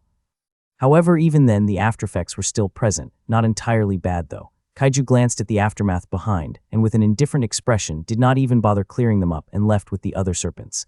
While Kaiju was venturing with serpents back at the main camp, he conversed with them. With our pace, it might take 3 days, including breaks every now and then. That is no problem. We can help you carry them too. Kaiju shook his head. No need, they are my responsibility. Ember went silent, and so was Aqua and Zephyr. Both the latter were still processing the impact of the deadly battle earlier and were a bit ashamed they were helpless. It could not be helped, they did not possess a bloodline awakening. If it was not for that main factor, they might be able to kill the other higher races. After all, it was not the first time they encountered other higher races and battled with them. They were even able to proudly brag about killing them by themselves, of course, those higher races in the lower ranking, not possessing a bloodline awakening. Now they understood how grave their future mission would be, and they could not help but be apprehensive. While they were lost in thoughts, subconsciously following Kaiju in front, the latter took the initiative to chat with Ember. Ember, I liked your leadership skills earlier. If it was not for that, the Violet Infernal might be able to turn the situation around. Ember shook his head and replied, you might be exaggerating. Snow knows how to fight. Only that she became desperate. Although I could perceive her synchronization with that gorilla, she seemed to begin acting in solitary. Kaiju's eyes widened and his admiration of Ember increased. You noticed that? You are right. In fact, we have a battle formation. This is the first time we implement them in life and death situations. I see, Ember nodded. If that is the case, then you should be their leader. I think you were not communicating with them earlier. Zephyr and Aqua were taken aback. After all, it appeared Ember was scolding their new master, assuming it was an inappropriate behavior. However, Ember saw no problem with his words as he was only stating facts. If Kaiju was offended, he would not be worthy to be his temporary master. As expected, Kaiju was not disheartened. He merely smiled and said, I want to explain, but you are right. I was distracted earlier by my own thoughts, and I forgot to communicate with them. How do you normally work in your battle formation? You are the finisher, right? At the same time, you instill terror in your enemy, especially in the backline. However, it didn't work earlier since the enemy was not a team to begin with. Simply put, it just appeared we were fighting them individually without rest. You are keen, Kaiju nodded. You're right, I should be the one to act in solitary, not Snow, as she must cooperate with Little Gorilla. Kaiju paused for a while and continued, what are your feedbacks on the battle earlier? What can you suggest? It's simple, Ember smiled slightly. It's for you to be focused on the battlefield. Earlier you indeed appeared that way, but a second later you were in a daze. I am really baffled by your actions. Kaiju scratched his cheeks awkwardly. I was communicating with the gacha system. He wanted to explain. Don't push the blame on me. Since Kaiju did not respond, Ember continued. My suggestion is that, since you and your pet's enemy are single, you control the battlefield similar to what I did earlier and then strike at the crucial moment after everything follows in the palm of your hands. You are a beast tamer, right? That is supposedly your job, but you got entangled with another role that drifted you away from it. I'm not saying it's entirely bad. I just want you to know how to handle both roles efficiently. Kaiju nodded. I appreciate your suggestions. I'll take note of it. Inwardly, his thoughts ran wild, thinking about what Ember had said.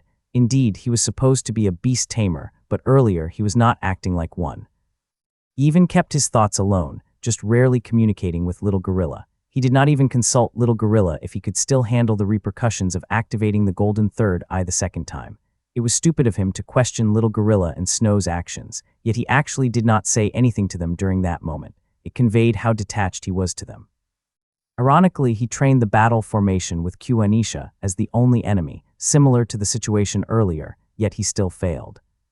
After all, he was used to observing the battlefield in silence, while acting to be the decisive factor in the battle. Simply put, he would adjust with Snow, often communicate with her, but not similar to what Ember had said, control with leadership skills. Kaiju was aware he lacked such aspects, supposedly significant in the role as a beastmaster. In addition, he was now a beast tamer, too, able to tame various beasts and control them in packs. If he would not learn simple leadership skills, that might be the massive wall he would face. Without hesitation, he said, "I want you to teach me what you did earlier." That was an order. Ember, however, just smiled and nodded. He did not mind teaching Kaiju, knowing Kaiju was still young. He needed to learn. As a tamed beast of his, Ember naturally had to heed to his order. "That is no problem. After all, I can't just let you waste the potential of your pets because of you." Kaiju smiled bitterly. "You are right." He accepted the criticism without grudginess to Ember. He admired his leadership skills earlier, quickly adapted to the situation despite being so disadvantageous, and often was perceived as a helpless situation. Kaiju desired to act similar to him, achieve the same thing, to build more trust with his pets. In that way, he could also increase the loyalty of the beast he tamed, in case they might leave him or overturn him due to his inability to be their master. What? AN, please show your support by giving GT, Power Stones, and reviews. This novel participated in the beast taming competition, about to end next month. Chapter 88, Little Gorilla Awakened. For a week, Kaiju and Ember chatted a lot. Their main topic was about leadership skills, but like how chat, most of the time, drifted to another topic. They even talked about Ember's past life, how he killed a brown werewolf 3 years ago by himself, earning him a scar on his stomach. After 4 days, Snow was finally awakened from her slumber and instantly demanded food, which resulted with Kaiju cooking for many hours, eating in between for feasts. He was still worried about Little Gorilla's condition. Snow could only assure him that Little Gorilla overexerted himself, causing him to recuperate unconsciously more than Snow. Kaiju could only secure abundant foods for Little Gorilla in the inventory. Surprisingly, he discovered the inventory could store food, and the quality never changed. The gacha system explained that the inventory's time was frozen, except whenever an item was being repaired. Even then, it was only applicable for that item alone. Afterwards, Snow and Kaiju conversed for a long time with Ember about their battle earlier, which made Snow feel ashamed. Kaiju had to comfort her, and finally, he noticed the subtle change by Snow's behavior. He felt satisfied. Aqua and Zephyr were always invited by Kaiju to join in with them, especially their conversation, but they simply rejected him, telling him they just wanted to listen. Kaiju did not force them. Unknown to him, Aqua and Zephyr began to like him too. If only Kaiju checked their loyalty, he would be surprised it went up by 10%. It was simply because of how Kaiju remained humble by Ember's insightful feedback. Though harsh, his criticism was on point. In fact, if a battle, similar earlier, occurred once again, and they had to choose between following Ember and Kaiju's orders, they would not hesitate to pick the former. Ember had been their leader whenever they ventured outside. Furthermore, Ember learned directly from their master, Herforo, so they knew they had to trust him. As expected, Ember had demonstrated his capabilities as a leader, and often as their older brother. Hence, they even came to treat him as their father. Now Kaiju was acting like them, so kind and humble, willing to learn from his tamed beast, which came as a surprise to them. Snow was not an exception. She even thought her master must have been obsessed about being a pupil to whoever he thought worthy to learn a lot from. It was not entirely a bad thing, as Snow came to understand how important learning was, especially if you were under the right teacher. That was how they improved to continuous learning. Snow slowly began to realize the satisfaction in learning. When they finally arrived at their main base after 5 days, they discovered they were the first to arrive. Kaiju found a place to settle with them and continued their conversation.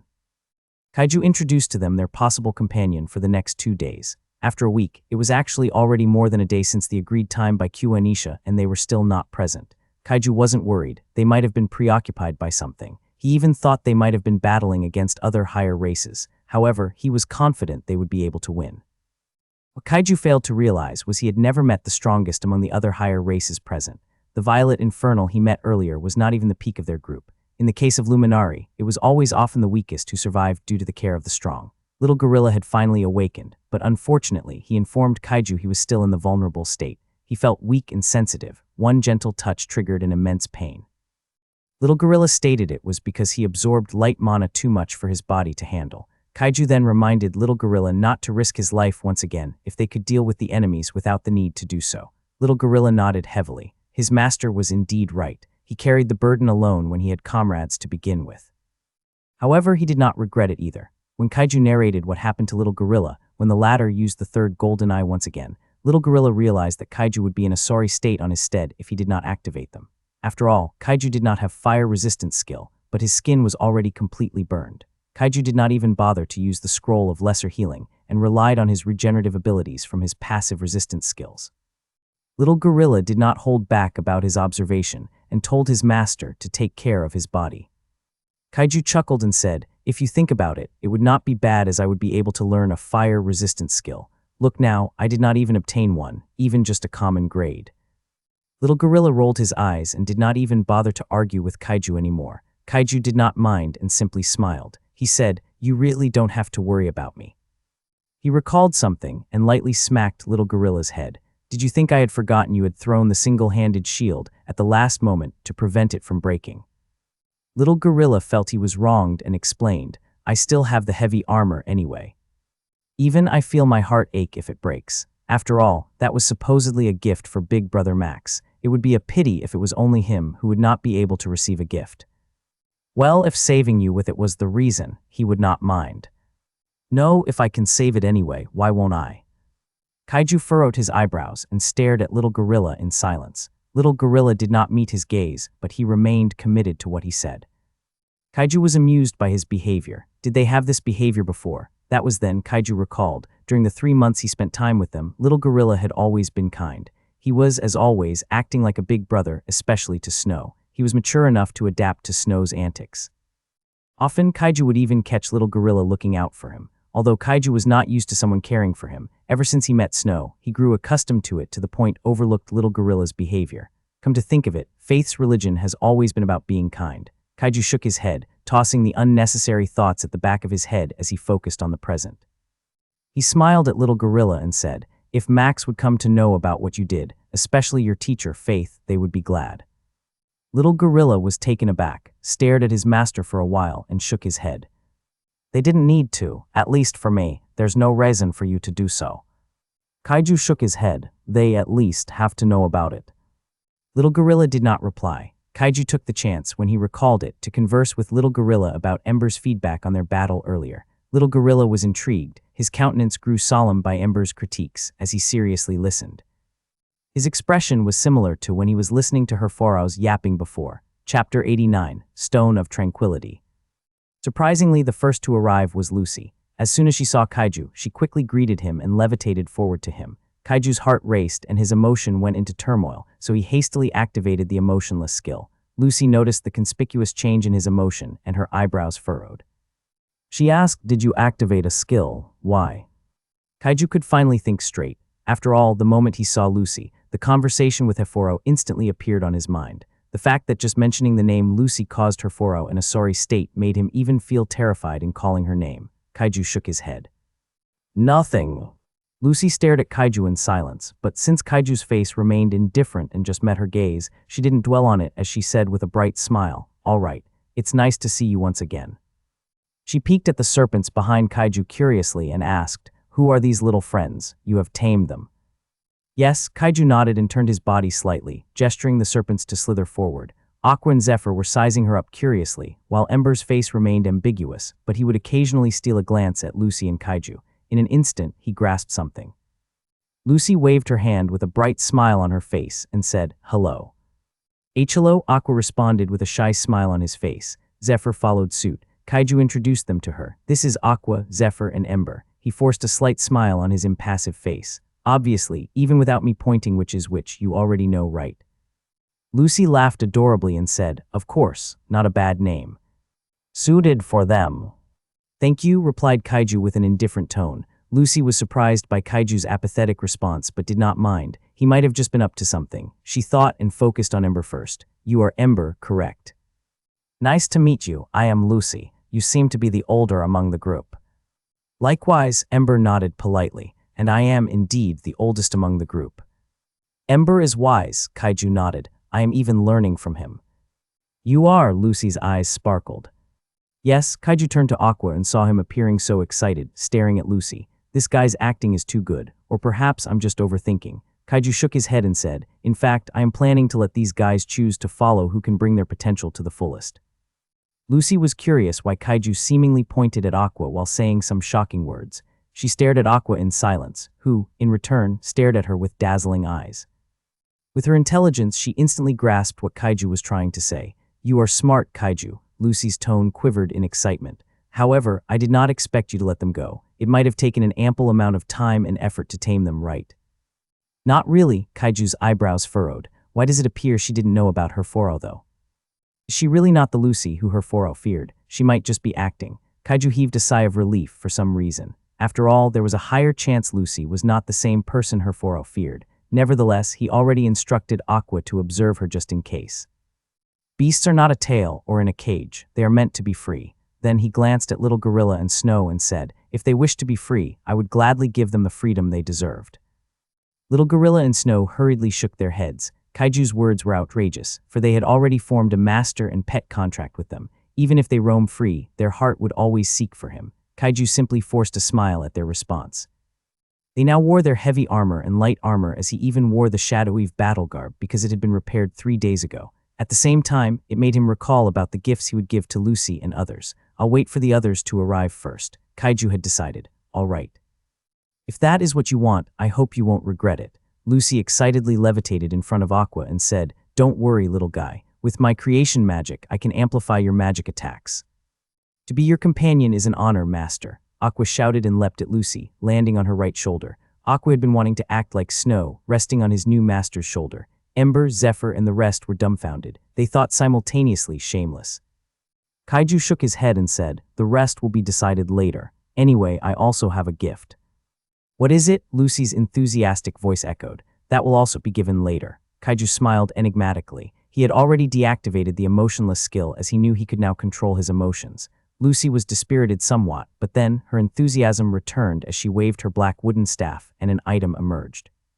Kaiju was taken aback, took a defensive stance, and waited for Lucy to say something. Why are you so defensive? Lucy giggled. Anyway, I also have a gift with you too, but in case I have forgotten, I will give it to you now. What is this? Some kind of item that will observe my action.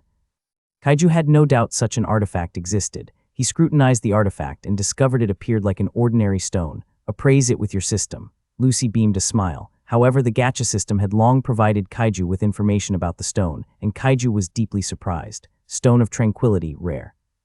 Description: it is not an ordinary stone. Lucy created the stone with her creation magic that could aid the owner increase the effectiveness of their meditation. It is a handheld type artifact. Effects: grounding focus, increases concentration during meditation, reducing interruptions caused by external stimuli. Elemental resonance, improves mana absorption rate from any elemental forces. Vital rejuvenation, gradually restores a bit of health per minute while meditating. Minutes used, 500. Chapter 90, Earring of Infinite Thought. Kaiju was shocked. If he recalled correctly, Snow mentioned receiving some mana potions that aids in increasing the mana points from Lucy. However, what he was about to receive was an artifact, with effects that could boost his meditation efficiency. In addition, it even provides healing during the meditation. He was in disbelief. System: calculate the effectiveness of this stone in meditation. It is assumingly can increase 5 times. Kaiju drew a cold breath. If it was 5 times then, he began to calculate. Lately, he has been beginning to feel the difficulty of increasing mana points. After 3 months of constantly meditating, he felt it has slowed down. Often, it would take a day to increase it. Hence, with the stone, it would reduce to half a day or even less. The only downside was there was a limitation, which was obvious in the minutes used below, but Kaiju felt it was worth it. You have probably understood why I'm giving you this, Kaiju. Lucy smiled brightly. They might take some time, even a day or two, so you should exhaust it before they arrive. Are you sure it is okay? Kaiju was perplexed. This is more precious to mages, you know. Lucy shook her head and smiled. Don't worry, I can still create that too. In addition, you don't have to think of giving this to Snow. I already thought of giving some to Little Gorilla and Snow. Lucy stared at the serpents and smiled bitterly. Unfortunately, I did not expect the presence of these 3.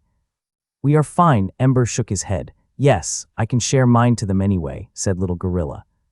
Lucy giggled. I wasn't saying I didn't have spare ones. Here too. Lucy waved the 5 stones, controlling them at the same time to deliver it to them. Kaiju was in awe of Lucy's actions, such precise control of mana. She can even control them individually at the same time. It would not be surprising anymore if Lucy claimed she was the strongest human present. Still, it won't be enough to instill fear at her Foro. Kaiju was determined to remain suspicious of Lucy. He said, I really appreciate your gift, Lucy. Giving you later my gift or now is pretty much the same, so the earlier I give this the better. Before Lucy could respond, Kaiju already took out in his inventory the Earring of Infinite Thought. Earring of Infinite Thought, rare. Description: found in the heap of treasures of her Foro. The origin cannot be determined. It is an earring-type artifact suitable for mage profession, even more so with women, as it is a thin platinum hoop with a dangling shard of crystal that glows faintly with inner light. Effects. Mental clarity boosts mana regeneration. Quick thinking reduces cooldowns of spells. Mana overflow grants a temporary boost to maximum mana when casting high-cost spells. Duration 15 seconds, cooldown 1 minute.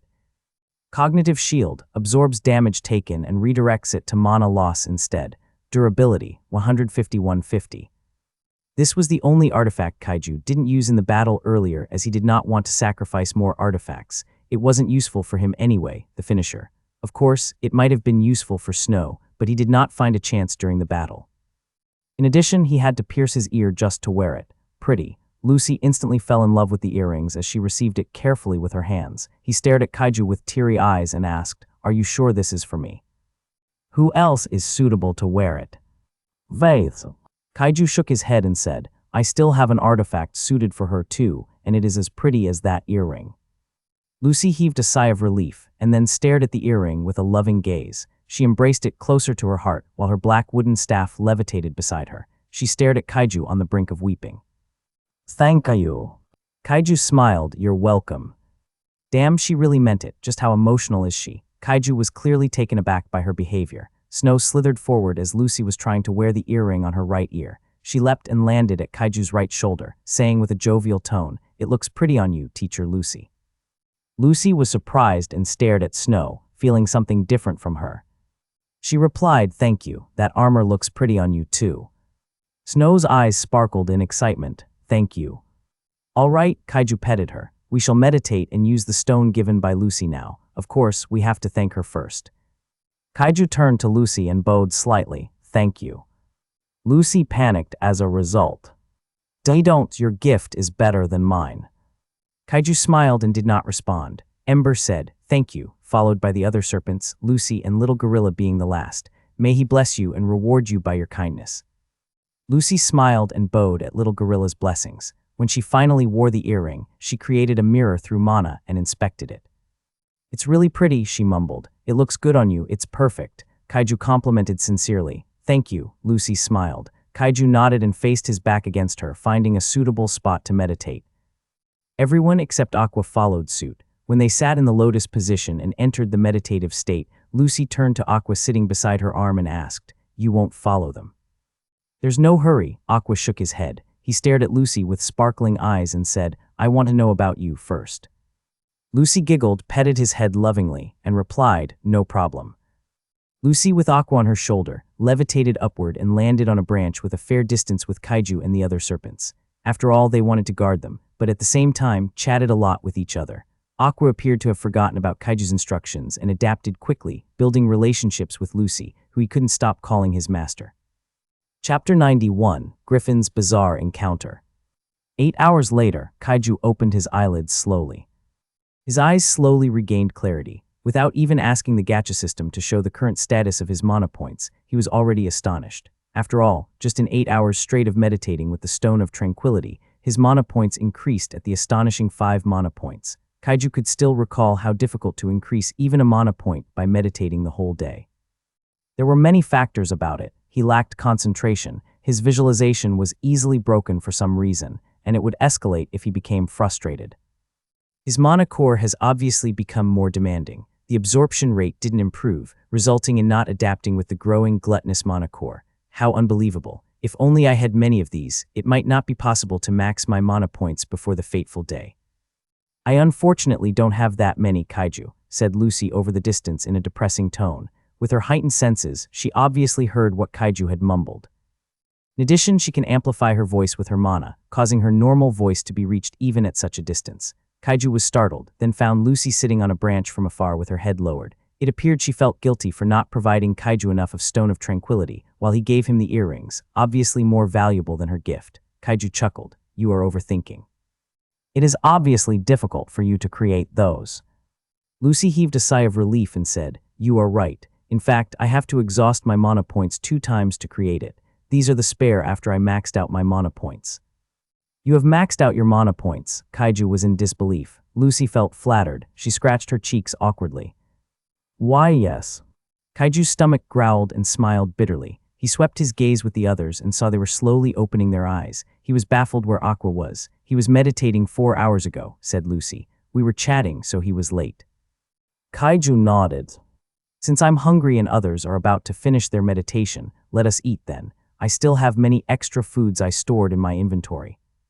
I have too. Lucy excitedly jumped down from the branch and levitated forward towards him. However, she recalled the meat she stored on her inventory was not cooked well, and some were saved to be cooked by Griffin and Kaiju, so it was still raw. Kaiju's foods must have been cooked already, right? Hence, she said with an abashed expression, but it is still raw. She didn't even want to mention the cooked meat. Kaiju smiled. Don't worry, mine is enough for us. Let's save those for Teacher Griffin to be cooked later. Lucy nodded with reddened cheeks. Once she arrived, she waved her hand and took out the dining table and chairs. Creating them with mana would take some time, and since she can create common items anyway, she stored them in the inventory for practicality. Kaiju quickly prepared for the feast, while Aqua, when he sniffed the smell of the cooked meat, didn't hesitate to stop meditating and slithered forward. Then everyone had a joyous meal. Meanwhile, while Lucy and Kaiju were enjoying a feast, Griffin was standing with straightened back and chin up high. His clothes were neat but were not clean. After all, some were splattered with blue blood just a minute ago. He was grasping the head of the blue werewolf while staring at its headless body. His eyebrows furrowed, feeling the strangeness of the situation. He uttered under his breath, "When I spotted this blue werewolf, I didn't mind, not until he attacked me. But there was no killing intent at all and seemed to just want it to be killed by me." He was trying to make sense of the situation. He stared at the headless body of the blue werewolf and threw it with a puzzled expression. This is not right. What are they planning? The blue werewolf had been hiding and often changing his position from time to time. When he spotted Griffin, he suddenly attacked him, not even activating his bloodline awakening. It was the most bizarre situation Griffin had encountered.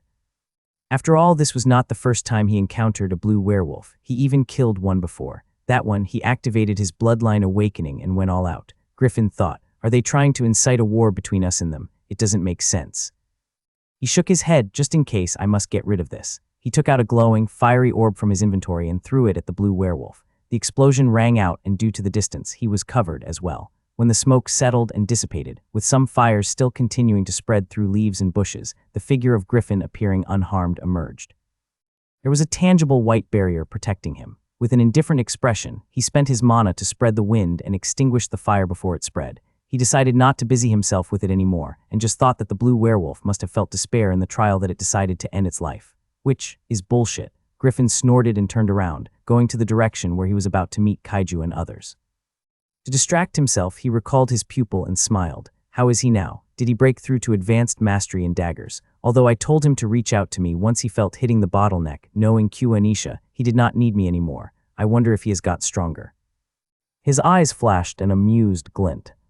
Strong enough to defeat me. Griffin was always hoping for Kaiju to defeat him, for him to be motivated to grow stronger. After all, that was how Griffin cultivated his skills, always comparing with others. If it was not for Lucy, he might have been lazing around for days, and I wonder if that devil has finally shown her colors. Griffin was always adamant about his impression of Lucy. Chapter 92, Griffin's Arrival. When Griffin arrived, everyone was already present. They were having a joyous meal. Anisha, Faith, and Max were eating like they haven't eaten for many ages. Kaiju, on the other hand, was wearing a pink apron and continued to cook for them with his cooking apparatus. Lucy, meanwhile, was talking to a blue serpent, causing him to furrow his eyebrows. Did he tame more beasts? Griffin slightly smiled. He casually observed the other serpent and lingered his gaze more at the red serpent, seemingly sensing his stare and meeting his gaze. That guy, not bad. Griffin's impression of Ember. Ember, on the other hand, felt apprehensive when staring at Griffin. He's strong, he exclaimed in his mind. Of course, when Ember meant strong, not only on his offensive abilities, but other aspects as well. It was more like how strong a person can control the battlefield with his intelligence and capabilities. Ember instantly gauged through Griffin with a single glance. He smiled. That guy must be who Kaiju is referring to. If that is the case, then he is worthy for Zephyr to follow as his new master. He is not all brawn, even though his fighting style seems like it. Ember instantly grasped how Griffin fought when he saw the rapier on his waist. Griffin, meanwhile, frowned at being scrutinized by the red serpent. I feel like I'm naked from his gaze. He did not like it at all. However, since he is the tamed beast of Kaiju, I'll let him off. Even so, he glared at the red serpent, so the latter could be aware of his actions. Ember's eyes widened and lowered his head with an apologetic expression. Griffin felt satisfied by his actions and nodded. Oh, that arrogant guy is finally here. Ah, Teacher Griffin, come and eat with us. Griffin gave an indifferent glance at Anisha and turned to Kaiju. He shook his head and walked towards him. I'm not that hungry like those ravenous wolves. Let me help you. Thank you in advance. Anisha did not bother to argue with him, having not contented with her eating yet. However, when she realized Griffin would be joining Kaiju on cooking, she still shouted at the latter, K Kaiju, be cardsforful, he migdfet pg jut puison on eighth feared. Kaiju understood what Anisha said. He smiled bitterly and said, big sister Anisha, do not speak when your mouth is full. Big sister. She's no big sister. She might have even witnessed the apocalypse. I'm not referring to the tower, but the meteor that ended the lives of dinosaurs. WGKTDIDKLNTA Anisha snapped. Now. Kaiju always admired Griffin's ability to annoy Anisha. Teacher Griffin was only joking. Alright, continue eating. We will cook now. Since he did not want the conflict between Griffin and Anisha to escalate further, Kaiju held back from mentioning Anisha's name. Anisha was about to say something but got choked. She hastily asked for water and Max seemed to have anticipated it would happen, so he instantly pushed the cup full of water towards his lover. Griffin just snorted and could not curse since he instantly went into full concentration in cooking. Cooking was his hobby, as it always helped him clear his thoughts. Even without him mentioning it to Kaiju, the latter was also cooking with the same aim. After all, Kaiju always found cooking as a way to vent his stress and a type of meditation. In addition, it also helps him forget about problems and just think of cooking something that would satisfy the stomachs of his pets and tamed beasts. With Griffin's appearance, the cooking duration lessened considerably, until Anisha, Faith, and Max felt full they fell asleep on their chairs. Griffin snorted at them and finally cooked for themselves. Lucy understood Griffin and Kaiju needed another dining table, so she created one. Of course, the chairs included the only awakened at the present that wanted to eat once again, like her. When the pressure of cooking cooled down and Kaiju sensed they could have a conversation with Griffin somewhat, Kaiju took the chance to converse with him. How have you been, teacher? It's all right, encountered some problems, but they were easily solved. Although that strange blue werewolf is still impossible to understand what he wanted to say. Oh, what were those? Kaiju had a feeling it was similar to his battle with the Luminari and the Violet Infernal, not telling. It corrected his assumptions. I encountered the same problem too. Thankfully, I managed to solve it. Griffin smiled, understanding what Kaiju meant, and nodded. Good for you. By the way, teacher, my dagger elevated to advanced mastery. In addition, I heed your suggestions, and now I'm using dual daggers. Griffin was somewhat surprised. I told you. Kaiju smiled. He then recalled Ember and said, I have been planning to let the serpents I've tamed to follow who can bring their potential to the fullest. After all, if they were to follow me during the raid, I'm afraid they might not be able to shine. Furthermore, I'm used to fighting with Snow and Little Gorilla, and we even have a battle formation we have practiced for 3 months with Anisha. Griffin was surprised and glanced at Kaiju. You mine.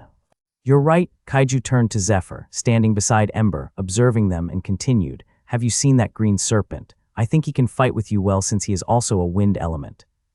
For some reason, Griffin was somewhat disappointed. I see, I thought you were referring to the red serpent. Ember, Kaiju's eyes widened and glanced at Ember. He lowered his gaze and pondered. It's actually not a bad idea. After all, wind can boost fire. I haven't thought of that. In fact, there was no way Kaiju would be able to think about it, as it was instantly discarded. After all, such an idea always means that fire would be the main offensive, while wind would become supplementary. Knowing Griffin's egoistic behavior, he was surprised.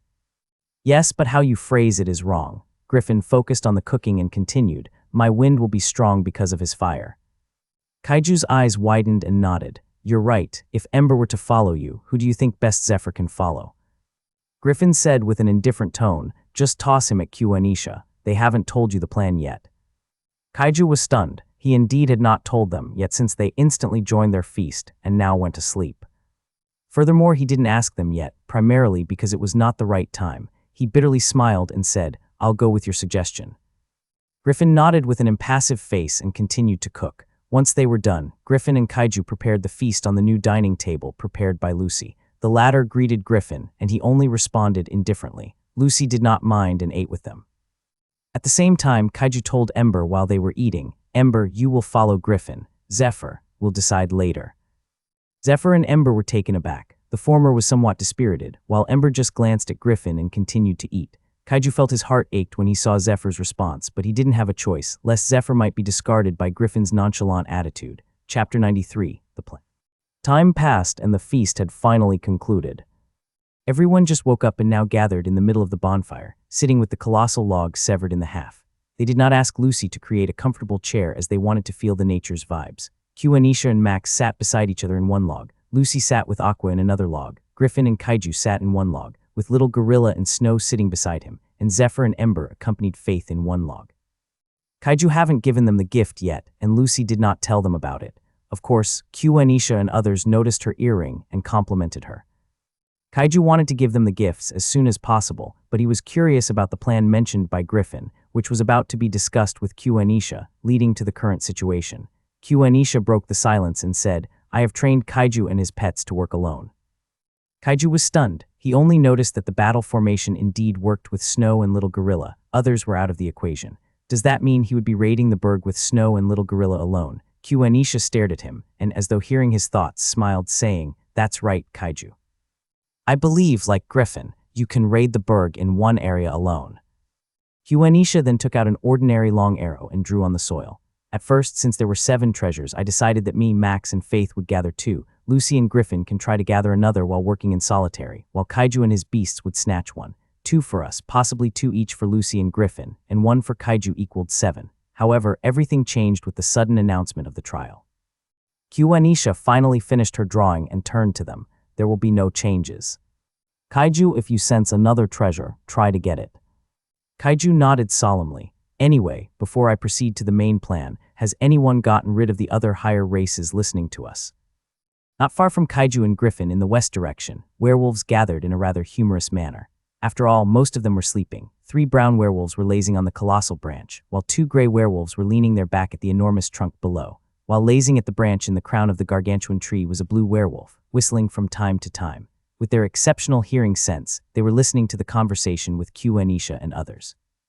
However, when they heard what Q, Anisha said before silence ensued, their instinct screamed in danger and they simultaneously sat up, abruptly opening their eyes. Not far from Q, Anisha, when she said the last sentence, the shadow in the gargantuan tree quivered. It suddenly swirled and manifested to a fairy of human size. Her adorable face turned ugly. She glared at Q, Anisha and disappeared into the shadows. At the same time, an arrow imbued with a light element pinned her, restraining her movement. She screamed in agony. Not far from Lucy, the witch who Kaiju had eaten her apple was staring at them with grave countenance. Her expression dropped massively when she heard what Q, Anisha said. She guffawed non-stop until she abruptly halted and waved her wooden staff, creating a wall of curses, screaming in agony, to block the incoming projectiles. In the west, infernals were leaning their body in leisure against the colossal trunk that can resist their fire. In total, there were 2 red infernals, 2 blue infernals, and 1 violet infernal, their current leader.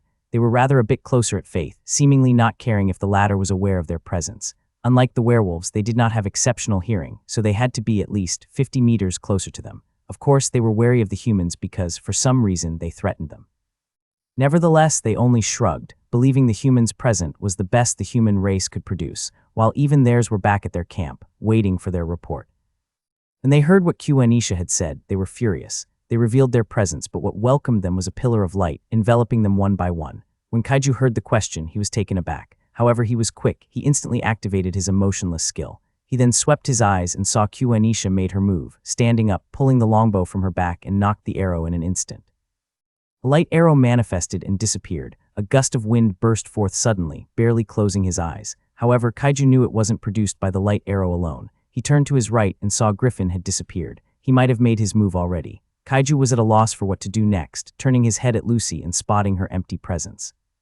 She must have made her move already, Kaiju thought. Griffin can take care of the other higher races, as long as it is not the strongest. I doubt there is. I guess I can only wait and see what to do. Kaiju had decided. Q, Anisha vanished, leaving behind Kaiju, his pets, Zephyr and Ember, who was beside Faith and Max. Kaiju was quiet, not even uttering a single word when he met Max's gaze. Faith suddenly mumbled and was clasping her hands, praying. Kaiju sensed a light mana concentrating not far from Faith. Since his primary mana was Shadow, he was more sensitive to the elemental mana that countered his. He turned his head and was taken aback to spot the infernals being enveloped by the pillar of light one by one. That was then, he clearly heard what Faith had said after uttering foreign language, divine invocation. The hellfire was naturally the nemesis of the light. Faith's divine invocation released a pillar of light, effective for his teammates and enemies, the former being healed, while the latter was being punished as though being smitten by it. Kaiju instantly understood that under the divine invocation, the infernals would be weakened unless they released their concentrated hellfire that could negate it. However, Kaiju doubted it, for Faith was not easy to topple with. Without hesitation, he blinked, arrived behind the violet infernal, and plunged the Frostfang dagger, instantly ending his life before he could awaken his bloodline. Chapter 94, Surprising the Higher Races. The rest were easy to take care of. Kaiju and Snow worked hard together to annihilate the infernal race in an instant. Kaiju even had a difficult time believing he instantly killed the violet infernal. He did not even condense his shadow mana, perceiving it would be nullified by Faith's light magic attack. While he was at it, he took the chance to gauge Faith's power and was surprised it was almost the same level of the Luminari. Do humans always have this potential? I thought we were being overshadowed by the higher races. Kaiju was befuddled. However, he thought it was sensible enough, knowing that his comrades were among the peak of the humans ever produced. From what he recalled, Faith, Lucy, and Griffin's class was on the legendary rank, the same as him. What only lacked humans to stand at the peak of the races in the tower was innate talent, hellfire manipulation of the infernal race, light manipulation of the infernals, blessings of the god by the angel race, curse manipulation by the witches, blood manipulation by the vampire races, berserk by the werewolves, and more. Nevertheless, the humans could now contend against the other higher races, astounding Kaiju. When Kaiju and Snow finished, the latter excitedly slithered to her master and exclaimed, "Master, my ice poison magic mastery has finally ascended." Kaiju was supposed to be elated, but with the emotionless skill being active, he forced a smile while saying in an indifferent tone, "Good for you, Snow. Now let's continue killing them." Snow didn't mind her master's lack of enthusiasm for her report, for she knew he meant it. With a bright smile, she turned to the other direction, deciding to help her teacher Lucy. "Snow, stop," said Kaiju as soon as he sensed Snow's intention. "You can't handle the curse of the witches yet. Lucy might have a way to deal with it, but you can't. I'll help her instead." On the second note, Snow giggled. "We should not disturb her, master. The witch dying will only be a matter of time." Kaiju's eyes flashed with understanding. "You're right. We should help teacher Griffin then. After all, I just sensed the werewolves' packs." Snow nodded and soon vanished. Kaiju turned to Ember and Zephyr, staring at him with wide eyes. After all, they were still taken aback by the sudden turn of events, now waiting for Kaiju's instruction. Kaiju said indifferently, "Let's go." Ember and Zephyr nodded, catching up with Kaiju, and disappeared. Meanwhile, only Faith and Max were left behind. Max glanced at Faith, who was slowly opening her eyes, and said, "We will help Anisha. Although she knew about her enemy, it's quite difficult to deal with." Faith nodded. "Indeed, a shadow noble fairy is a headache. Although we have created many light arrows for Anisha to be used, dragging the battle is no good." Max smiled, and then they used a blink to appear in Anisha's aid. When Kaiju arrived, he was flabbergasted by the scene that welcomed him. Griffin was fighting against a blue werewolf in a duel, yet still managed to block the attack of 2 injured brown werewolves and 1 gray werewolf. He was astounded when he saw there were already casualties, with 1 brown werewolf and 1 gray werewolf. He then surveyed the situation in scrutiny and was shaken to discover the blue werewolf has already awakened his bloodline, visible by the veins protruding on his muscles, razor-sharp elongated fangs and claws, and fur that seemed to even resist the hellfire of the infernals. Furthermore, the blue werewolf had also entered another berserk since there was a red moon hanging above. Even so, the blue werewolf was at a disadvantage, even with the aid of the berserk brown and gray werewolf. Kaiju instantly grasped the underlying reason, causing him to grasp wind manipulation. To manipulate the wind needed to have a certain degree of wind affinity. Humans rarely possess it, compared to races like Luminari, who was born out of light. Not only Griffin had a legendary class, but he also possessed a wind manipulation. Given the ability of the wind manipulation being shown in front of him, Kaiju had no doubt that it ascended to advanced rank 2. Through wind manipulation, Griffin possessed a passive skill, where wind surrounding him would form a barrier in a part where he was being attacked specifically. Of course, the barrier couldn't totally withstand the claws of the brown and gray werewolf, but with his swift movement, it aided him to evade and continued to fight against the blue werewolf in an elegant manner. He's so fast. Kaiju has always been confident in his speed, but seeing Griffin's movement, not only the speed, but his reflex and agileness, Kaiju admitted defeat. He smiled bitterly. "I guess we are not needed, Snow." Snow nodded. "After all, Master, it appears they have already planned on doing this. Her Foro is right." "He is," Kaiju nodded. Since he had nothing to do, Kaiju went into contemplation. It is now possible for humans to compete with the other higher races, even though I can't be sure. After all, the higher races we're not writing are not the peak they could provide, their leaders. Since the other higher races' hellish trial is to defeat Vladislaus, can we even compete with them? Kaiju took a deep breath, closed his eyes, and exhaled. His emotion was stable, thanks to the emotionless skill, but it doesn't mean his thought wouldn't run wild.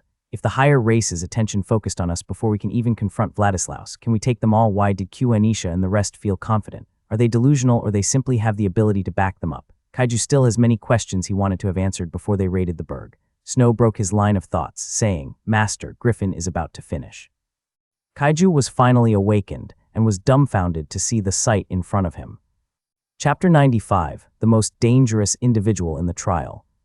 His Highness won't let you off. You might be stronger, humans, but you can't defeat His Highness, who possesses the bloodline of the almighty primordial rank. Primordial rank, Griffin gave a mocked smile to the blue werewolf, lying on the ground, panting. His limbs were all severed, and he was the only remaining of his race alive in the battle. Is that equivalent to ascended, right? What about it? I have one, too. The blue werewolf's eyes widened, shouting at the top of his lungs, "You are lying." Shut up, Griffin thrust his rapier, bursting his neck. He then swung his rapier, spraying the mixed colors blood to the grass, painting it, and then indifferently pushed it on his scabbard. He turned and glanced at Kaiju and said, "Are you surprised?" Kaiju, knowing he could deactivate his emotionless skill, smiled naturally and said, "I'm not alone, they are too." He meaningfully glanced at the werewolf's carcass, causing Griffin to burst into laughter. Kaiju asked with a grave countenance, "Can you fight against their leader?" Griffin snorted, "Of course, I can defeat them too." "I heard you." Griffin shrugged. "Anyway, seeing you taking your time to watch the battle here, it seems everyone is doing fairly well." "It should be," Kaiju nodded. He ordered Ember and Zephyr when they arrived to aid the other humans to fight against the other higher races, and perceiving no distress call from them, conveyed everything was proceeding normally. On the other hand, I still have many questions. Griffin smiled. "Let Lucy answer you later. Now that I have killed the werewolves, it would only be a matter of time before their leader would notice it. But it is still enough for us to raid the burg, right? Well, it wouldn't hurt to welcome them as early as possible." "Right. We'll continue our discussion back at the camp." Kaiju nodded, and they returned to the camp. Just when they turned back, a massive barrier of light expanded, even enveloping them. Kaiju could feel his attributes elevated just from the light alone, seemingly recognizing them as allies. It might not even conflict with his shadow magic skills if he conjured it. In addition, he also felt he was protected from any form of attacks that could ignore physical and mana defense, especially curses. He then recalled Faith's divine invocation, where it punished the enemies heavily, while providing support buffs to his allies, causing him to understand the origin of the massive barrier of light. "This is Faith's sanctuary of light. She might not be strong enough to defeat me, but she is undoubtedly the strongest priest I know." "Wow, to receive the praise from you. I can tell you are not lying." Griffin did not say anything. "This proves that we can fight against the other higher races." "Not necessarily." Griffin crushed Kaiju's fighting spirits. "We can just put up a fight. I still wonder how Lucy will proceed with the plan."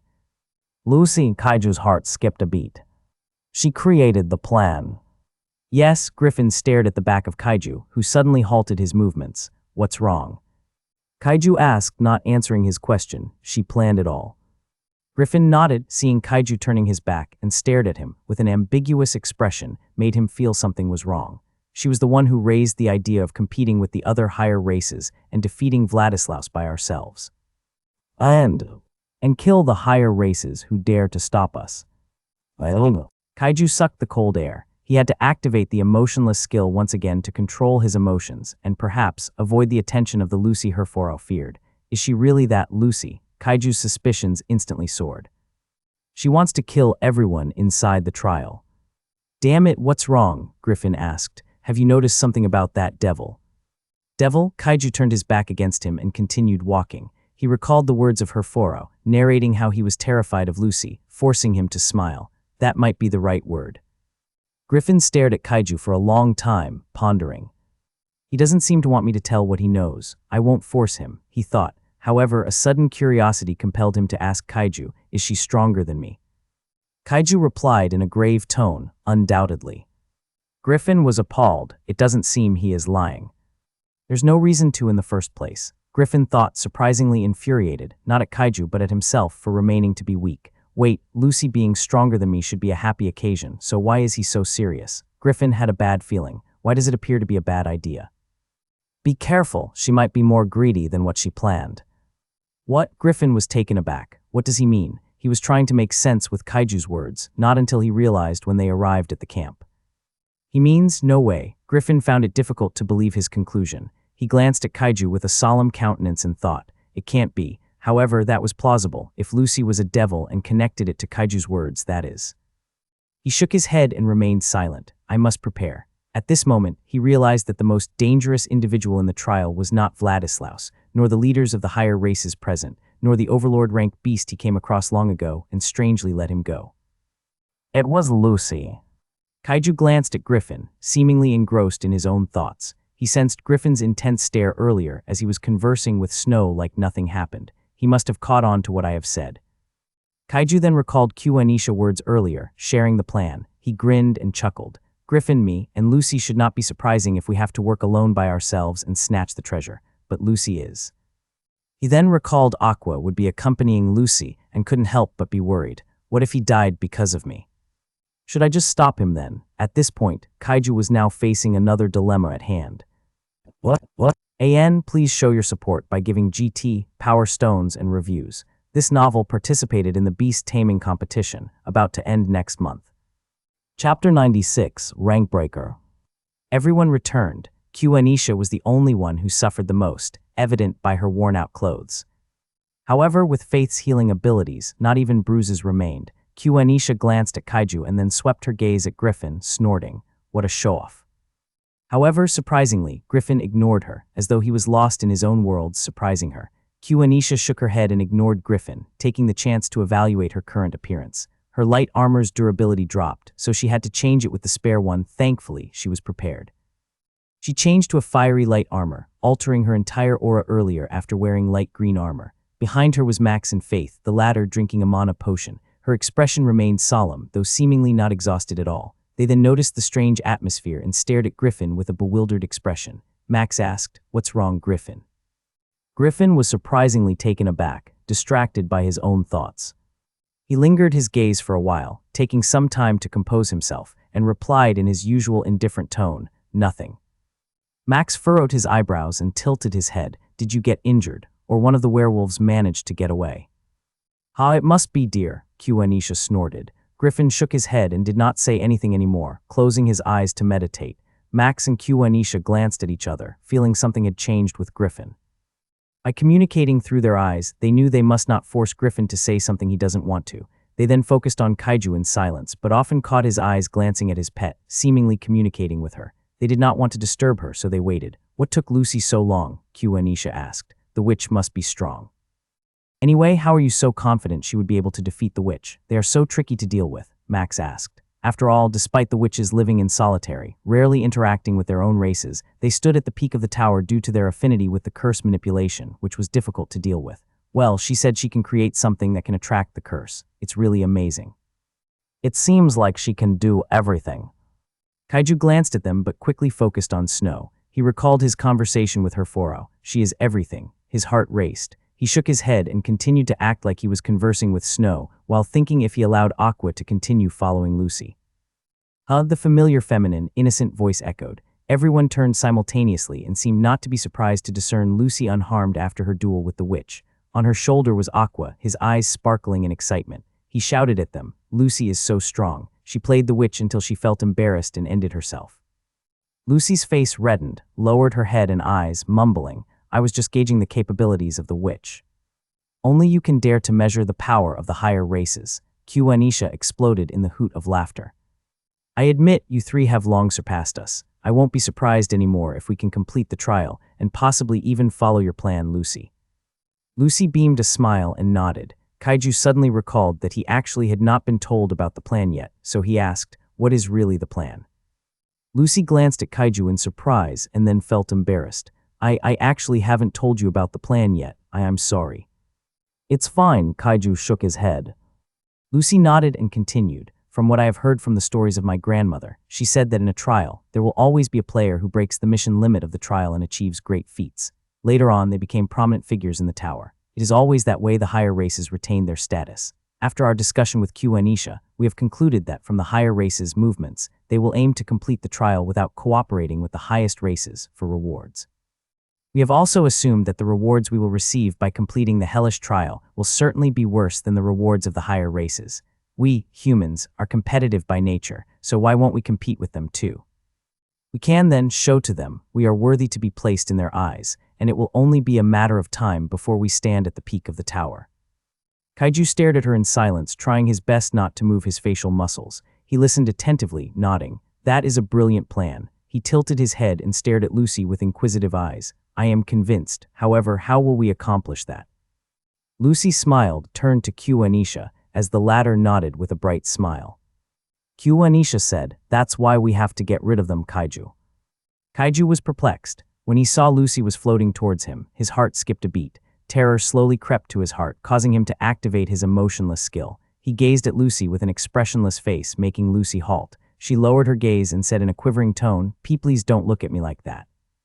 Kaiju narrowed his gaze and hastily withdrew his gaze to avoid gaining the suspicions of Q and Isha and others. She still has the audacity to act like that. Then he recalled Lucy's reasoning earlier why she initiated the plan and concluded it with Q and Isha, causing some doubts to arise. If she planned it, she wouldn't have needed Q and Isha's cooperation, especially her opinion. Is it just a coincidence? He glanced at his master and felt bad for distressing him. After all, what if what he said was wrong? Kaiju internally disregarded his overthinking and thought, if Lucy is not the Lucy we know, at least, Griffin is aware of the existence of the former. Kaiju was lost in thoughts and was then awakened by Lucy's physical interaction. Lucy already closed her eyes after tapping her black wooden staff on Kaiju's forehead, mumbling something incomprehensible. When she was finished, the gacha system's voice echoed in Kaiju's head. Someone is attempting to impart a skill, secret technique, rank breaker, epic rank into you. Do you want to accept it? What? AN, please show your support by giving GT, Power Stones, and reviews. This novel participated in the Beast Taming competition, about to end next month. Chapter 97, Kaiju's Conclusion. Secret technique, epic rank, Kaiju gasped. Please accept it. As soon as he heard what she had said, Kaiju did not think anymore and instructed the gacha system to accept it. The secret technique, rank breaker, is being imparted to your knowledge. Intelligence points are sufficient. Receiving. Pain tolerance passive effects are being activated. You will barely receive any pain in the process. With the emotionless skill being active, Kaiju's facial muscles did not even twitch. Q and Isha and others were not surprised, but they still recalled the agony of receiving the same skills from Lucy. The secret technique has successfully been imparted. You have learned secret technique, rank breaker. At the same time, another wave of pain coursed through Kaiju's brain, receiving information about the secret technique, rank breaker, epic. Description, an unknown secret technique in epic rank imparted by Lucy. Claimed technique developed by her grandmother, enabling to temporarily elevate another rank, becoming a full-fledged rare realm breaker. However, the requirements for the technique to be activated is an epic-grade weapon. The technique draws upon the latent energy within the weapon, using it as a catalyst to channel and amplify the wielder's mana, body, and soul at the cost of the epic weapon itself. However, such immense power comes with significant risks and limitations. Effects. Rank ascension temporarily elevates your rank from awakened to pseudo-rank based on the weapon's durability. Additionally, all attributes, strength, agility, endurance, intelligence are boosted during this period. Weapon resonance. The epic-grade weapon resonates with you, unlocking its full potential. The weapon gains a temporary ability depending on its elemental or inherent traits, e.g., a fire weapon releases destructive flames, while a shadow weapon enhances stealth and creates illusions. Overcharged abilities. All skills are enhanced to pseudo-rank potency. Cooldowns and mana consumptions are drastically halved during the ascension. Mana aura. You can temporarily release mana aura, guided by the overwhelming mana of the weapon after your ascension. The overwhelming aura suppresses weaker enemies, decreasing their attack potency. Temporal backlash. After the duration ends, you will experience catalytic exhaustion, reducing your rank and overall combat capability by a quarter for 6 hours. This includes diminished mana regeneration and physical stamina. Overuse can permanently damage the user's connection to their weapon or mana core. Activation condition. The durability of the epic-grade weapon would be halved to be activated, and continuous experiencing, the temporal state would diminish by 1 point for each second. Kaiju was stunned. It took him some time to process what he had just received, while Lucy and others let him be. When he was finished, he went back contemplating about Lucy being suspicious. Is it really just a coincidence? Her plan and that Lucy's plan is similar, yet different. Furthermore, this shouldn't suffice in terrorizing her fora, right? I meant she would have many epic weapons in her possession to activate the secret technique. In addition, the temporal state depends on the durability of the weapon. If an epic-grade weapon has 500 durability, and assumingly it would reduce to 250 and would continue to decrease by 1 point for each second. It can be activated for approximately more than 4 minutes at a cost of completely exhausting the durability of the weapon. Whenever her fora and that Lucy meet, their interaction time should be more than that. In addition, Kaiju's eyes flashed with recollections. That Lucy was able to injure her fora just by saying her name, making her no doubt stronger than him, if that is the case. Kaiju stared at Lucy solemnly and found it difficult his assumptions reached its conclusion, even more so, finding it difficult to believe his conclusion. Lucy are not the same person. Faced with Kaiju's intense gaze, Lucy tried her best not to make eye contact with him. She was genuinely scared of his behavior towards her, as if she did something wrong. However, she clearly recalled she did not, and he actually owed her for teaching his pet, making her wonder about his actions towards her lately. However, she was too shy to ask, so she could only swallow the question on her throat. As much as she wanted to break Kaiju's line of thoughts, she felt it would be rude to do so, so she endured his intense gaze. At the same time, Kaiju continued to think. There's still many factors that negate the conclusion. For instance, the dangerous feeling we felt from her. Perhaps it is simply because she is strong, and from what I've recalled from an adult's advice, never test the limits of the kind person because they can't control their anger, and it would make sense if it is to correlate to Lucy. In addition, she is genuinely strong, so it should be normal for her to make us feel that way. Anyway, I am half convinced she is not the same Lucy, but can they be related to each other? Kaiju's mind overworked too much to the point he felt emptiness. At the same time, Anisha sensed Kaiju's strange reaction, seemingly not the result of digesting the shocking information about the secret technique, which she could relate when she received it. Seeing Kaiju staring intensely at Lucy, and the latter was obviously feeling uncomfortable by her fidgeting body, she decided to break Kaiju's line of thoughts. Kaiju, what are you doing? You've been acting weird, even activating your emotionless skill. Care to share what is disturbing you? Kaiju was snapped awake, deactivating his emotionless skill, and smiled at her. Nothing, it's just that I'm too surprised. With this secret technique, it is really possible to fight the higher races and Vladislaus altogether. Anisha was stunned and exploded in a hoot of laughter. You're exaggerating. The duration won't let us achieve an amazing feat. In the end, we will only activate it if we come across Vladislaus, so fighting the Crimson Knights and the other higher races by unlucky chance needed our own fighting capabilities. Anisha smiled ambiguously. We are already capable of achieving that.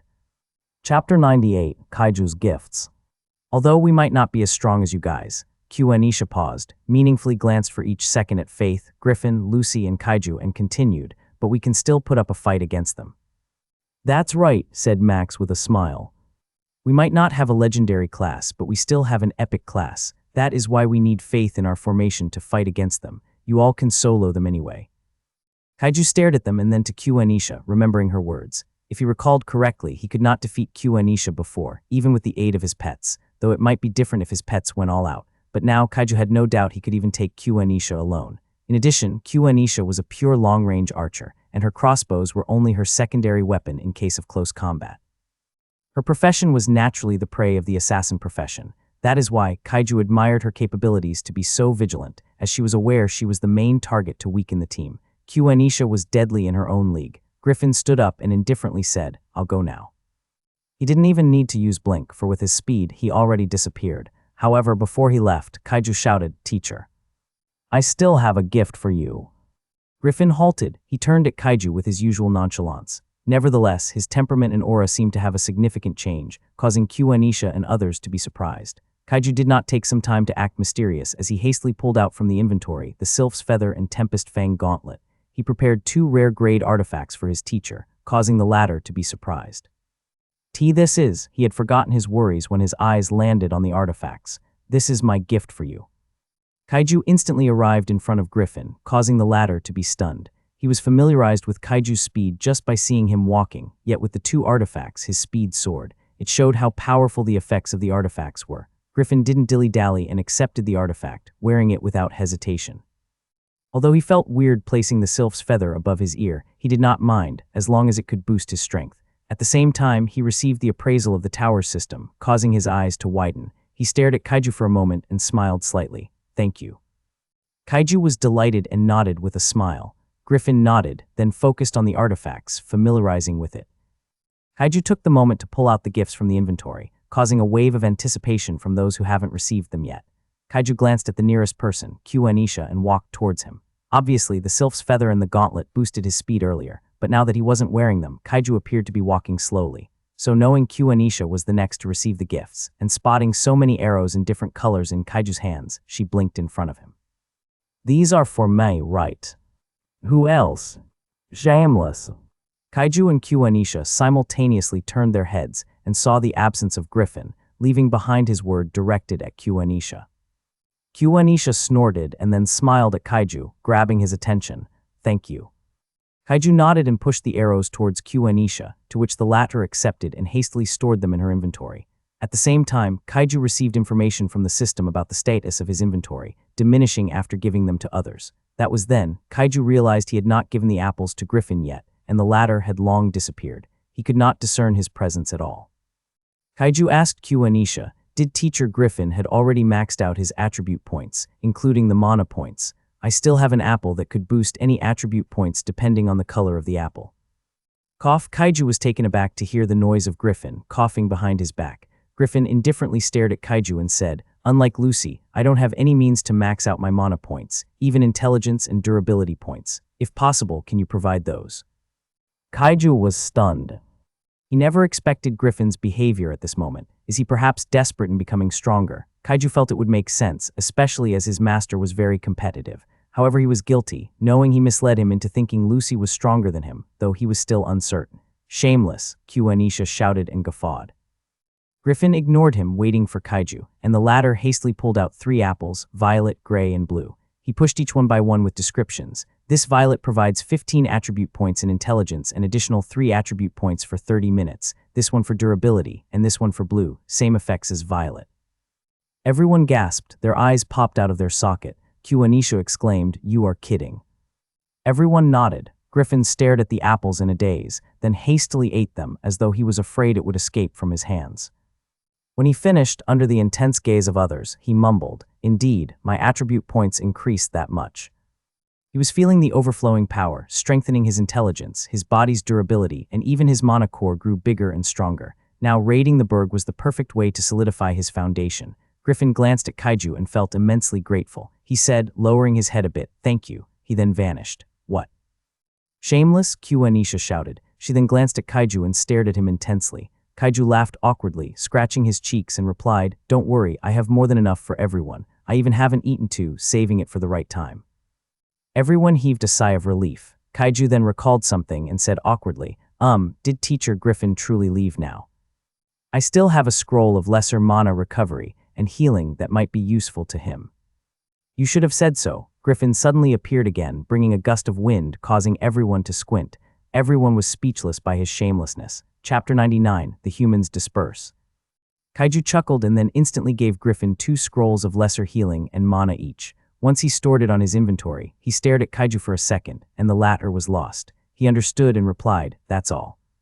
Before he could even finish what he said, Griffin said, "Thanks," while disappearing without even using the blink skill. Q-Anisha snorted and shouted, "Shameless," before focusing at Kaiju, waiting for the scroll of the lesser healing and mana to receive. However, Max was worried that Kaiju did not possess a lot of treasures, so he interrupted before Kaiju was able to take out something from his inventory. "Let us just give 3 scrolls of lesser mana if you have, Kaiju. We have faith anyway." Kaiju was stunned, glanced at Faith, met her gaze, and she nodded. "If that is the case, then I'll give 4 then, 2 for Faith and 1 each for you 2. He stared at Q-Anisha for a while, receiving her nod, and then took out the items from his inventory and passed them to Q-Anisha. Q-Anisha received 1 scroll of lesser mana, while letting Kaiju give the other scroll of lesser mana to Faith and Max, knowing Kaiju must have artifacts to give to the 2. As expected, once Kaiju arrived in front of Max, he took out a single-handed shield and pushed them to Max. Max was lost for words, just staring at Kaiju, hearing him saying, "I really don't know your preference when it comes to shields, but I hope it'll help you." Max shook his head, laughed boisterously, and received the shield politely. He tested the shield, waving it, examining its weight and other aspects like a true shield master, and smiled brightly. He said, "I really must thank you, Kaiju.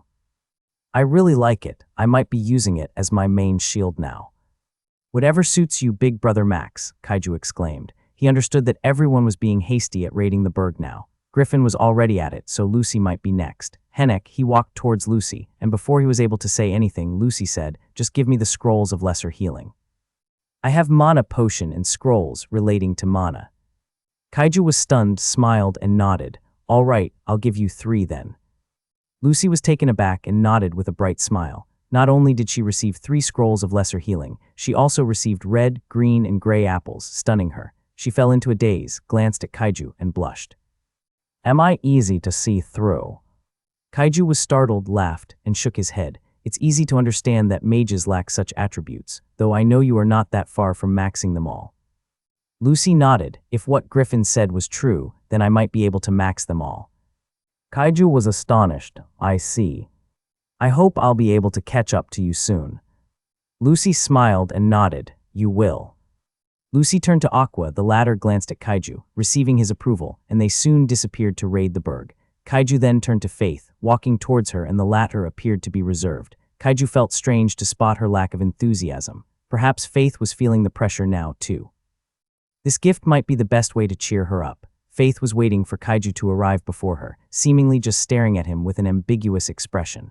Once Kaiju arrived, she giggled out of the blue, startling Kaiju. She said in an embarrassed tone, "You might need to give all the color of the fruits to me." Kaiju's eyes widened. "You even haven't maxed out even a single attribute." Faith shook her head. "Because I want to balance them all. Don't worry, with those fruits, I will be able to max them all out." Kaiju was perplexed. Isn't she a pure priest? Why would she need to balance her attributes when she could prioritize her intelligence and mana points? However, Kaiju restrained himself from asking. Furthermore, it appeared Faith had already sensed her bewilderment, but just merely smiled at him. Before Kaiju took out the fruits, he pulled out the pristine tear first. Faith's eyes instantly glued at the pretty necklace artifact. She knew it was meant for her, causing her body to tremble in excitement. Kaiju pushed the artifact for her and said, "This is my gift." I like it." Kaiju helped Faith wear the necklace, while Faith was admiring the design of the necklace, massaging it.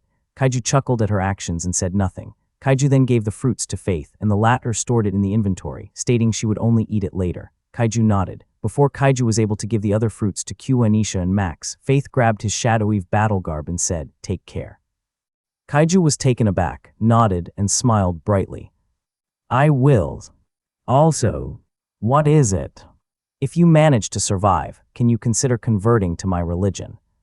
Kaiju's eyes widened, felt he was placed in a hard place, and said in an awkward tone, "I will consider it." Faith's golden eyes sparkled in excitement. "Then, you better survive." "Likewise." Kaiju nodded. Q, Anisha, and Max stared at the two and giggled, staring at each other and just smiled. They received Kaiju's fruits, and then invited Zephyr to follow them in line with Kaiju's suggestion. They also noticed the depressive state of Zephyr.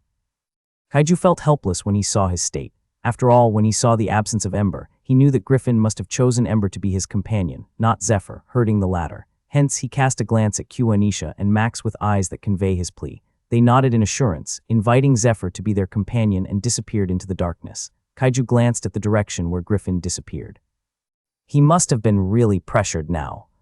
Suddenly, his eyes flashed with cold glint, and mumbled, "I hope we really have the power to take care of that woman." Kaiju shook his head, and with Snow and Little Gorilla on his shoulders, he glanced at the east side of the burg, disappearing into the darkness. Chapter 100, Raiding the Burg 1.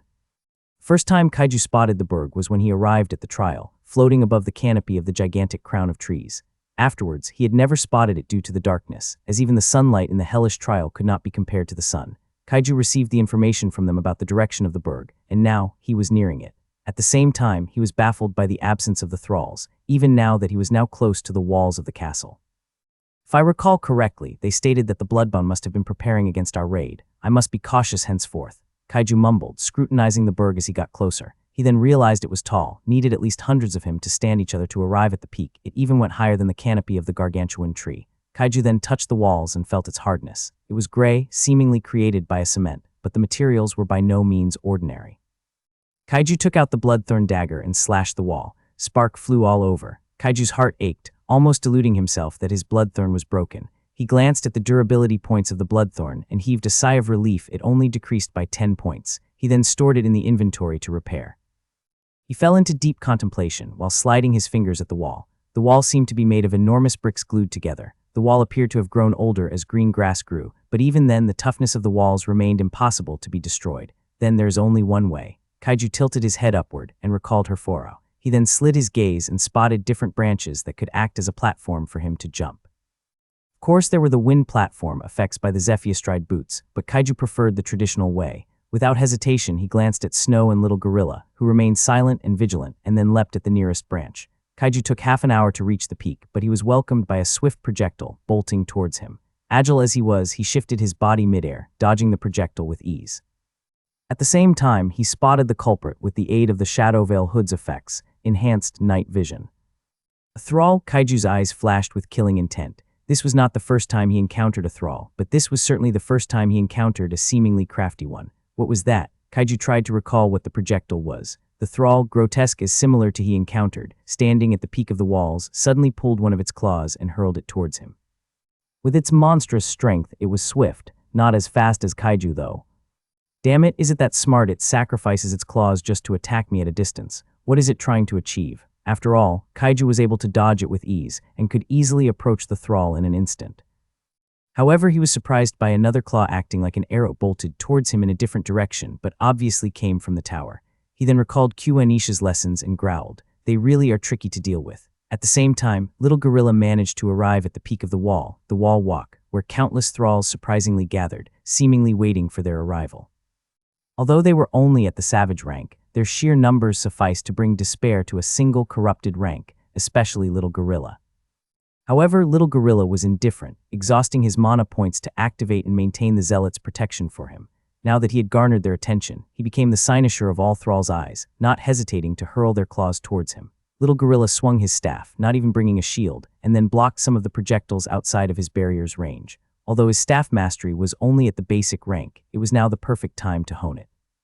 At the same time, Snow altered the terrain of the wall, slowing the thralls' movement, while simultaneously releasing toxic to the savage thralls. With her deadly toxins and frost, it did not take long before all the thralls in range with Little Gorilla were taken down. Kaiju, meanwhile, went into stealth mode, searching for the bloodbound and surprisingly could not catch a single one. He furrowed his eyebrows. This is strange. If he is not in the wall walk, then he could only be there. He tilted his head upward, sliding his gaze to the sky, squinting his eyes, and finally spotted a silhouette levitating, while seemingly watching an entertainment scene in front of him. Kaiju grinned. There you are, little puppeteer. He bolted towards the nearest silhouette, instantly arriving behind his back. He did not use blink as his mana would fluctuate, enough to alarm bloodbound, especially as they were mages. However, just as he arrived behind the silhouette, and finally able to scrutinize his appearance up close, under the crimson light, he was stunned there were more silhouettes scattered in the skies. He was only momentarily distracted by them, as he instantly stabbed the back of the bloodbound as its attention was not him, seemingly closing his eyes and focusing at controlling the thrall. The Bloodthorn and Frostfang dagger instantly killed the bloodbound without costing any mana points. Although Kaiju was elated to know he was strong enough to take care of a single bloodbound without putting much effort, he was not happy to discover endless thralls, pushing each other at the wall walk, seemingly inciting an apocalypse, targeting his pets. His face turned grave. He could not focus on helping them. He turned around and faced tens of silhouettes with their appearance now as clear as day to him. They have now opened their eyes, bared their fangs at him. Kaiju activated his emotionless skill and planned for a massacre. Chapter 101, Raiding the Berg 2. At the east side of the berg, the peak of the wall reached the skies. The crimson moonlight was blocked by the clouds, dimming the presence of the bloodbounds. However, Kaiju could now clearly see them, and he discerned more than tens of them gathered in front of him. They opened their eyes, baring their fangs at him and staring at their fallen kin. They were so focused on controlling the thralls, ordering hundreds near the wall walk at a distance to rush at Little Gorilla and Snow, forgetting the presence of Kaiju. They might have been careless, but they were confident of their sensitivity to danger, yet one of them was taken out sneakily. If it was not because they could sense the life essence of their fellow bloodbound, they would not have been aware of it. Most of the bloodbound were players of the vampire race. They were certainly arrogant. Despite possessing their servant's body, they were undoubtedly stronger than humans, yet the humans in front of them could easily assassinate their kind. When did humans become this strong? One of them exclaimed in disbelief. Not only that, he seemed to have tamed those monstrous beasts too. What is happening? They were not this strong when they raided before, said the oldest player present. They were clamoring through mental connection. Kaiju was unaware of their feelings at all, as he was scrutinizing their appearance. So this is a bloodbound. Vampires were supposed to be handsome, comparable to angels.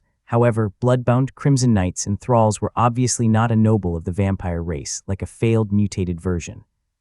Hence, Kaiju was not surprised by the hideous appearance of the bloodbound, paler than the noble vampire, no nose, elongated ears, bald head, uneven mouth, and protruding gray veins all over their body, while they were wearing only the cover of their private parts. Some of them weren't even wearing any, knowing that bloodbound doesn't have a private part. Clearly, they were old players who were already accustomed to their new body. Kaiju smirked. How does it feel to enter the body of your slave? Does that make you feel good? The new vampire players were furious, pointing their trembling fingers at him. Why you? Kaiju's eyes flashed with cold glint. Due to the existence of numerous clouds, shadows were all over the place. Even some of the bloodbound were entirely embraced by it. Since he finally succeeded in agitating the bloodbound, he instructed Snow and Little Gorilla first before making a move. Snow and Little Gorilla, don't forget Q Anisha's lesson about information regarding bloodbound. Kill as many thralls as possible.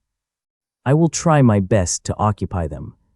He received their positive response. He blinked behind one of the bloodbound and successfully plunged his bloodthorn at the heart, and then blinked once again, thrusting the Frostfang dagger to another near bloodbound. He was swift, lethal, giving no room for the bloodbound to react. He did not even spend mana points for the active effects of the advanced dagger mastery, fully utilizing its passive effects. He was surprised at his ability to massacre the bloodbound. He was astonished deeply. They are supposed to be strong, no, this is easy. Kaiju even almost forgot he was inside the hellish trial. Only now he acknowledged the result of his training with Q Anisha and Griffin, helping him to shape and grow to be multiple times better than before. If it was not for their help, probably, Kaiju would be having a hard time as of this moment. Now, despite the sheer quantity of his enemies, he was able to slay them one at a time slowly. As a result, panic ensued among the bloodbound. The oldest player, one who deserved the title for possessing a high noble bloodline even in the vampire race, managed to regain his composure, despite being taken aback himself. After all, the human he was facing now was vastly different from the humans he came across long ago. Those humans, they managed to lure them into their trap, leading the humans to the Crimson Knights. For the past year, they slackened, except they were turning beasts to be thralls, a failed vampire transformation, just to prepare for this moment. As long as they were able to slay all of the humans, which they failed long ago, their first phase of the trial would be completed. However, it appeared the first phase right now was not as easy as they appeared. He had to take the human in front of him lately. He shouted at the top of his lungs, "He is just alone, kill him." How ARGH? Indeed, how would they be able to slay the human when they could barely keep up his speed? Idiot. However, he retorted them and moved first, trying to intercept Kaiju's next actions. Sense the fluctuations of his next blink. Anticipate it. For fuck's sake, what are you all doing? He succeeded while shouting. He blocked Kaiju with his claws, but he was surprised by the weight of Kaiju's attacks. In addition, his claws were certainly incomparable to a rare-grade artifact, and was now alarmed it was slowly being cut. He kicked Kaiju away, and the latter received it, taking the chance to distance himself from them. He is not that fast, he was surprised. So you've noticed, Kaiju grinned. However, what about it? He suddenly appeared behind his back, stunning the oldest player. The latter was not aware of Kaiju's presence, but he sensed the danger emanating behind him. He knew it would be too late for him to react to Kaiju's attack speed, but he tried his best to prevent fatal injuries. He succeeded. Even so, he was surprised when he perceived his regenerative abilities diminished, an artifact that has a bleeding effect. Not good. He leapt forward, but blood appeared on his lips as he turned around and licked it. How? He was in disbelief.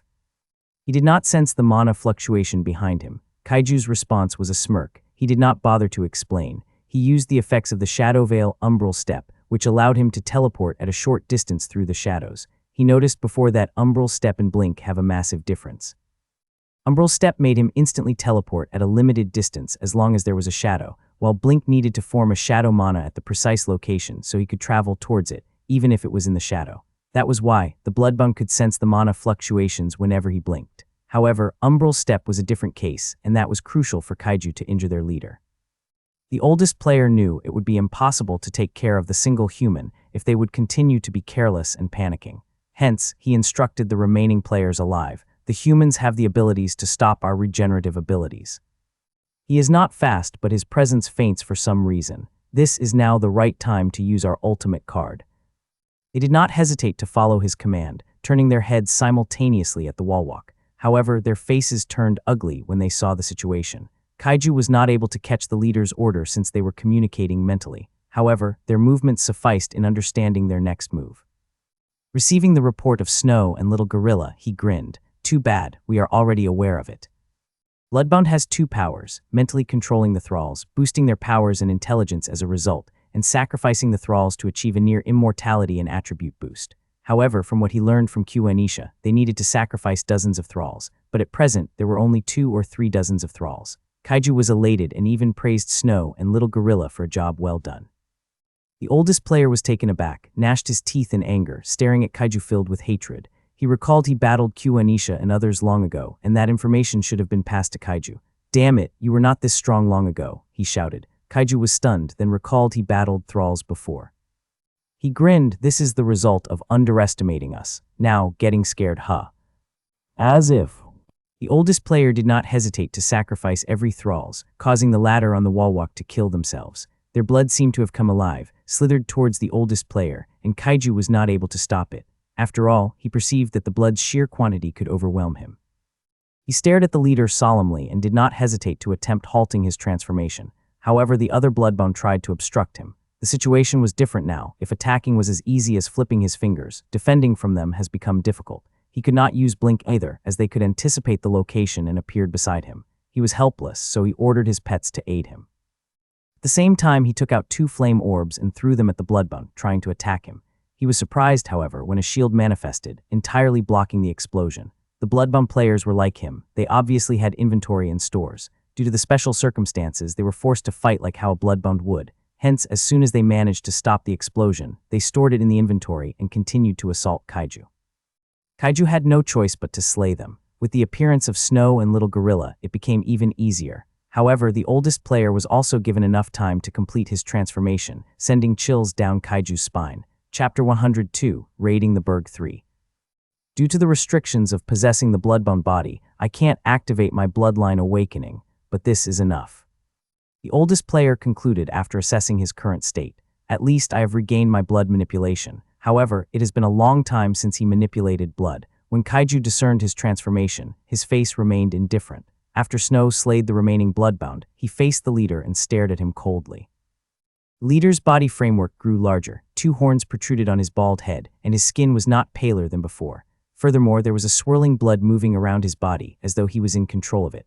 Blood manipulation. He was not surprised. Blood was not an element, but vampires could control it at an expense they could not focus on other elemental mana.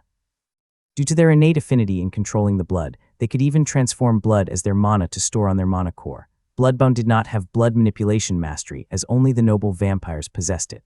Obviously, the leader he was facing was not an ordinary noble from their world. So what? Kaiju shrugged and did not hesitate to go all out and made his first move. At the same time, Little Gorilla and Snow blinked as well, attacking him in different directions.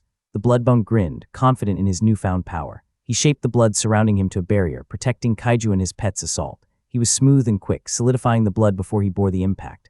However, he underestimated the power behind Kaiju and his pet's assault, as barriers instantly formed cracks, unable to handle the light, frost, and toxic, and shadow magic power. The oldest player's face turned horrified, quickly blinking away as soon as a hole was made. However, after he blinked 3 meters away, Kaiju arrived in front of him and slashed his Bloodthorn dagger, followed up by the Frostfang dagger. The former successfully connected, while the latter failed as the oldest player managed to get away. The oldest player contorted his face into anger. Due to his newfound power, his wound was still regenerating, but the bleeding was quite excessive. He clucked his tongue as he controlled the blood spilling from his chest and formed it into a spear, pushing his hand towards Kaiju. Blood spear after one another bolted towards Kaiju, but he was agile and dodged it without any effort. At the same time, he instructed Little Gorilla to taunt the bloodbound once again, while Snow maneuvered around while conjuring icicles, attacking the bloodbound at a distance. As always, her icicles were filled with toxicity and frost, and it has become deadlier after it ascended to advanced mastery. Kaiju was elated to perceive Snow's current power. It was all passive, but it massively boosted Snow, the chilling effect of the frost and the toxicity of the poisoned sword. Furthermore, the mana efficiency usage considerably reduced, increasing her time to annoy the enemy as much as possible. The bloodbound was instantly put in a difficult state. Not only was Kaiju deadly to face against, requiring his full attention of his sneak attack, Snow's constant icicle assault was beginning to affect his movement. In addition, although Little Gorilla's attacks were not threatening like the two, he was more annoying than Snow as he was harder to push away like a rock. He is clingy as fuck. The oldest player grunted. His light manipulation coating on his staff countered his blood as well, cleansing his magic attack. At this point, he began to realize his defeat was only a matter of time. He soon fell into despair as his movements began to be affected by his mental state. He continued to shape spears to occupy kaiju while forming a barrier to block Snow's attacks, often failing as his attention was divided. He also has to dodge Little Gorilla's continuous assault. Is this it? His life flashed on his mind, playing like a film. He realized he slackened too much, even failing to observe the battle of kaiju and the thrall he controlled the second time. He underestimated them too much. They hid their power so well. He was furious but helpless at the same time. Suddenly, as kaiju noticed the Bloodbound was distracted, not noticing he closed their distance, kaiju instantly blinked behind him and activated Silent Kill 2 times for Bloodthorn and Frostfang daggers. The Bloodbound was instantly paralyzed, and soon he was showered with Snow's icicles. Little Gorilla's staff brimming with light mana connected to his neck as well. His life was now sealed. Before he died, he mumbled enough for kaiju to hear, "Why, you won't succeed." Kaiju snorted, "You're worrying too much, we will." The Bloodbound had long died for him to hear what kaiju had said. Now that he was reduced to a corpse, gravity pulled him, and kaiju let him go after extracting his daggers from the body.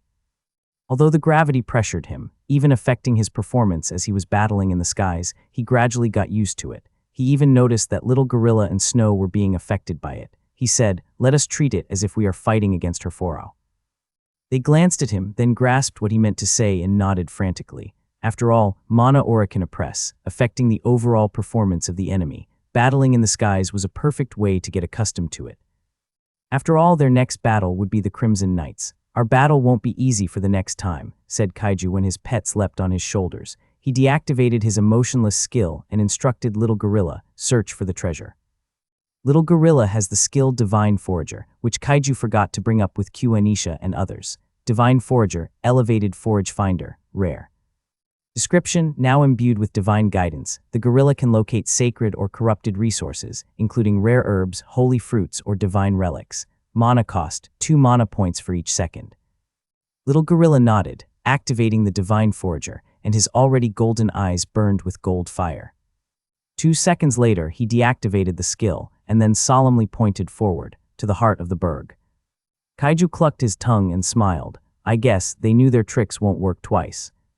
Indeed, Kaiju speculated that the treasure was now in the hands of the Crimson Knights.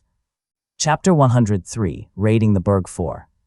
Kaiju slowly descended. At the same time, he checked his inventory. Inventory, Flame Orb 3, Common, Smoke Bomb 4, Common, Scroll of Lesser Healing 6, Rare, Scroll of Lesser Mana Recovery 3, Rare, Arcane Spark Bomb 5, Common, Throwing Dagger 15, Common, Cooking Apparatus, Red Apple 2, Gray Apple 2, Blue Apple 2, Green Apple 2, Bloodthorn Dagger, Rare, Frostfang Dagger, Rare. Since Little Gorilla was the first to eat the apple, the remaining was reserved for him and Snow. He checked Little Gorilla's current attribute status. Pet, Little Gorilla. Attributes: Strength 83, Agility 77, Durability 87, Intelligence 71. Compared when he first checked his status during their reunion, there was an immense difference. However, Little Gorilla was still far from maxing his attributes, especially durability. Those guys are really monsters. They just came a year ahead from me, right? And they maxed out some of their attribute points, though faith is just almost near in a year or more. Even if they have Genesis Serum, they did not have the fruits either. What a bunch of monsters. Kaiju shook his head, tossing the pessimism at the back of his head. He then distracted himself after remembering he had not checked Snow's Advanced Mastery yet. Advanced Ice Poison Magic Mastery, Rare Grade. Description: this advanced mastery refines Snow's control over the rare and potent combination of ice and poison magic. Through this mastery, Snow learns to seamlessly merge the two elements, amplifying their effects and granting her access to unique hybrid spells. With this level of expertise, her magic becomes more versatile, deadly, and efficient, solidifying her position as a fearsome hunter's flame on the battlefield. Effects: Elemental Fusion. Enhances the synergy between ice and poison magic, increasing the potency of hybrid spells by 25%. Combines ice and poison effects into a single attack, allowing Snow to inflict frostbite and toxic damage simultaneously. Venomous Frost Manipulation. Grants Snow the ability to coat her ice constructs, shards, spikes, or barriers with poison, adding a 20% chance to inflict lingering venom damage to enemies in contact with them. Mana Efficiency. Reduces mana cost of ice and poison magic by 15%, enabling prolonged use of her abilities in combat. Chilling Toxin. Poison effects now include a freezing component, slowing enemy movements. stacks up to 3 times, further reducing speed and reaction time with each application. Corrosive ice. Ice-based spells now have a corrosive quality, dealing additional durability damage to enemy armor and shields. Kaiju was elated to read the effects of the Advanced Mastery. Compared to his Advanced Mastery in Dagger, the Ice Poison Magic Mastery was more passive. It was understandable since Snow already had active skills before she ascended it to the Advanced rank. What delighted Kaiju more though was the corrosive effect of her ice. Not only her ice has a chilling effect, inflicting frostbite, the corrosion enhanced the toxic effects of the poison. Furthermore, the enhanced synergy effect of ice and poison magic lessened her activation duration. The system even added a specific reduction percentage of mana for Kaiju to grasp Snow's power. Indeed, Snow was now a force to be reckoned with. Even Kaiju felt behind his pet's monstrous growth, but he was not pessimistic. On the contrary, he was exhilarated. Furthermore, he was a monster himself that even Anisha and Griffin acknowledged, so he did not allow himself to suffer from a meaningless depression. Kaiju slowly and finally descended while he was lost in his worn worlds. He was abruptly awakened when his peripheral vision caught the interior of the burg. The burg was divided by an outer section filled with ordinary houses and the castle at the center, where Vladislaus resided. The ordinary houses were worn-torn. Kaiju surveyed, scrutinizing every nook and crook, and discovered it only aged due to the lack of management. Supposedly, Bloodbound must improve their living conditions, but since they were in the trial, the players would rather laze around than build a grandiose castle that would soon be gone in an instant. Kaiju spotted some thralls, but he did not bother himself, letting Snow take them out. As Kaiju descended earlier, he was walking forward, so he did not notice the numerous carcasses near the wall, falling from above.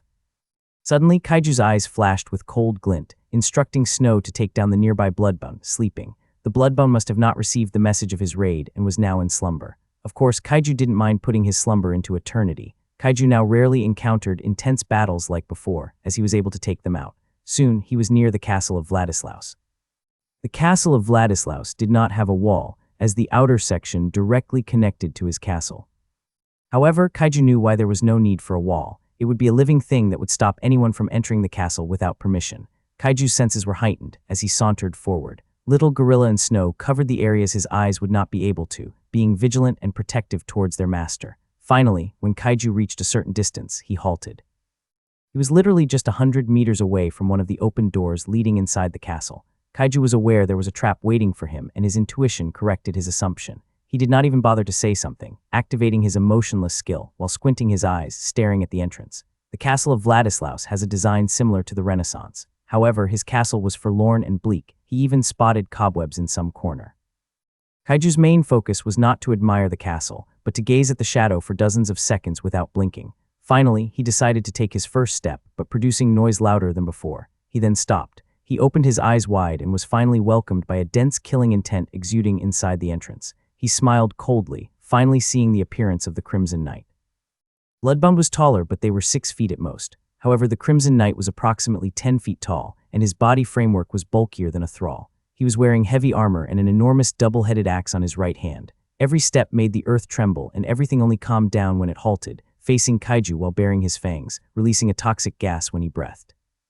At the same time, Little Gorilla and Snow dispersed, while Kaiju remained on his spot, scrutinizing the appearance of the Crimson Knight. He grinned and mocked, "You are uglier than the thrall." Chapter 104, Raiding the Burg 5. You are uglier than a thrall. The Crimson Knight seemed to have understood what Kaiju had said as he suddenly roared at the top of his lungs, bringing gusts of winds, accompanied by the mana aura. Kaiju did not hesitate anymore to bring out the fruits and ate them, giving some to Snow as well. Kaiju instantly perceived the power coursing through his body, but it quickly diminished as well under the oppression of the mana aura. Kaiju continued to assess the oppressive effects of the mana aura. He distressingly discovered it even affected the mana flow on his body, affecting the efficiency of his magic skill and even the activation time.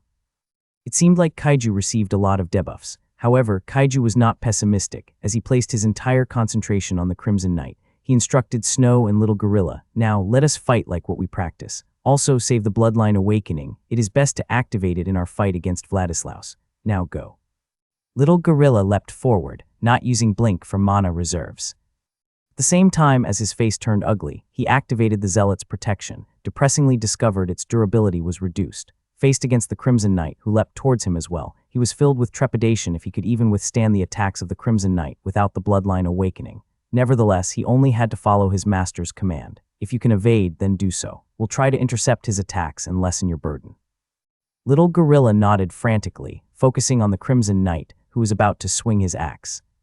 The double-headed axe was almost the same size as him, making him feel terrified when he glanced at it moving at a rapid speed. His skill, Heavenly Devotion, activated when his master arrived behind the back of the Crimson Knight. Heavenly Devotion, rare. Description: the gorilla's newfound faith drives him to protect his master at all costs, increasing his combat capabilities when defending kaiju. Effect: gains a 20% boost in speed, strength, and agility when kaiju is in danger.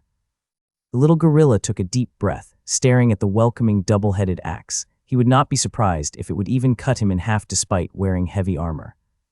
He did not have a shield. His idea was that if his staff, having practiced sets of defensive techniques using the staff, was useless, then it was even more so if it was a shield. He had a feeling that his master would magically stop the double-headed axe from severing him. Kaiju, meanwhile, understood Little Gorilla's worries. After all, just like what Anisha had said, the biggest cons of the battle formation was facing a powerful enemy. Once Little Gorilla failed to anchor the enemy, then attacking would become more difficult, eventually leading to their downfall. Hence, Kaiju was now activating his silent kill, providing him vision about the vital parts of the Crimson Knights. It was pointing at the joints, where heavy armor failed to cover, so he, instead of thrusting his daggers, slashed the Bloodthorn and Frostfang dagger simultaneously. At the same time, Snow finally made her move. As always, she summoned several sharp icicles filled with venom and hurled them towards the unprotected head of the Crimson Knight. Looking at Little Gorilla's perspective, Kaiju and Snow's attacks would proceed smoothly, and the double-headed axe that was about to sever him would halt. Hence, instead of trying to defend, he aimed to bore the impact. If Kaiju and Snow failed to stop the axe, through his heavy armor and counterattacked with his magic skill, Holy Fang Strike. Now 3 deadly attacks assaulted the Crimson Knights, and facing them would certainly injure him. However, suddenly, the Crimson Knights blinked away and disappeared, stunning them. Kaiju was not surprised, however, as he instantly turned around, seeing the double-headed axe coming towards him. The momentum had been built, as it was supposedly landed to Little Gorilla, and now it was about to cut him in half. Kaiju snorted and blinked away, failing the Crimson Knight's attempt. Kaiju narrowed his eyes, staring at the Crimson Knight. He perceived his Bloodthorn and Frostfang dagger connected, but before it was able to penetrate deeper, the Crimson Knight blinked away. The Crimson Knight's regenerative ability was more astonishing than the Bloodbound, as it quickly sealed the further implications of the Frostfang dagger's effects. However, Kaiju was certain that the joints, particularly on each of his broad shoulders, should be disabled. Yet he was deeply surprised the Crimson Knight was able to easily move his upper limbs, even finding no difficulty in carrying the double-headed axe, which should be as heavy as the gargantuan tree. Though exaggerated, just the wind the double-headed axe carried alone whenever it moved confirmed Kaiju's assumption. As expected, even though he lacked intelligence, he has the instinct of the beasts. This battle will be more difficult than before, Kaiju assumed. He turned to Snow and Little Gorilla and instructed them, "I believe our attack earlier won't work twice on him anymore. We have to try a different approach. Let us try the 3-on-1 first variation." The 3-on-1 consisted of many variations, depending on the situation. They were more familiar with the first variation, where they would attack simultaneously, but now in close combat. So Snow even has to bite the Crimson Knight. Although it was a dangerous approach, it worked better, especially to the individual enemy. Little Gorilla and Snow nodded as their faces turned grave. Kaiju did not have time to care what they felt right now, as he instantly rushed forward, not intending to keep using Blink because of its mana cost. Snow slithered swiftly as well, while Little Gorilla bitterly had to keep up with their speed while running. Thankfully, he could activate his Blink as the Crimson Knight also helped him cover the distance, quickly appearing in front of him. Little Gorilla activated the Holy Fang Strike once again, while Snow the Ice Venom Fang, targeting the neck. Simultaneously, Kaiju activated the Dagger Weave to increase the attack speed of the Silent skill, targeting the joints on the Crimson Knight's lower limbs. The Crimson Knight, perceiving the danger, roared at the top of his lungs, attempting to stun and halt the enemy's attacks. Unfortunately, it wouldn't work Kaiju, as it only activated the passive effects of his pain tolerance more. Chapter 105, Raiding the Berg 6. Kaiju successfully penetrated his dagger deep on the Crimson Knight's joints, causing the latter to fall on his knees. However, Kaiju was not delighted as his daggers were stuck when the Crimson Knight kneeled on the floor. Furthermore, the roar of the Crimson Knight still stunned Snow and Little Gorilla, entirely negating their magic skills, even causing Snow to fall, as Kaiju received her with his right shoulder. Kaiju desperately tried to pull the daggers, but to no avail. In the end, he stored it in his inventory, and he actually succeeded. However, he did not anticipate that the second roar of the Crimson Knight was not to stun him, but it fell into enraged after it was injured. Hence, as it entered the berserk state, the mana aura's oppressive effects soared, causing Kaiju to feel the gravity increase instantly. He felt he was about to be crushed by the heavy weight. The Crimson Knight then grabbed the double-headed axe's handle with his 2 hands and swung it towards his back, seemingly not caring if it would break his spine or not. Kaiju did not expect the speed of the swing, even he assumed it was faster than he was. Not good. Kaiju's hair stood on ends. Using Blink now was meaningless as it would take some time to be activated, hence Kaiju's only choice was to welcome the attack. Kaiju clucked his tongue and then summoned his daggers. He wanted to parry it with his daggers, but he activated the passive effects of the Advanced Dagger Mastery, Phantom Slash, hoping it would reduce the force behind the double-headed axe's attack. Phantom Slash, a high-speed strike where the dagger leaves behind an afterimage of condensed mana, creating a secondary attack that follows the initial blow. Effect: each strike delivers an additional phantom hit, dealing 50% of the original attack's damage. As expected, the double-headed axe slowed down. Somewhat, he even failed to catch the difference. Kaiju knew his daggers would be done for if he would not come up with more skills to slow down the double-headed axe. Suddenly his eyes lit up. He recalled one of the unusual effects of his Advanced Dagger Mastery, the Shadow Bind. Shadow Dagger Bind. By infusing Shadow Elemental mana, Kaiju can temporarily bind an opponent's weapon or movements by striking their shadow with his dagger. Effect: immobilizes a single target for 2 seconds. Targets with strong willpower or mana shields may reduce the effect duration. Mana cost: 7 mana points. He read the description in his mind, so it didn't take much time in the real world to finish reading it. However, Kaiju faced a problem now. I have to strike his shadow with my dagger. The double-headed axe was still a bit far from him, but time slowed down. He only had a second left before it would cut him in half. Thankfully, Kaiju already came up with a plan. He was only hoping he still had time. He pointed his Frostfang dagger at the shadow of the Crimson Knight near him and activated one of the effects of the Advanced Dagger Mastery. Blade Flux. Kaiju generates an aura of condensed mana around their daggers, allowing him to extend the blade's reach or create small, fleeting mana blades for ranged attacks. Effect: extends attack range by 2 meters, dealing 75% of a standard attack's damage. Mana cost: 5 mana points.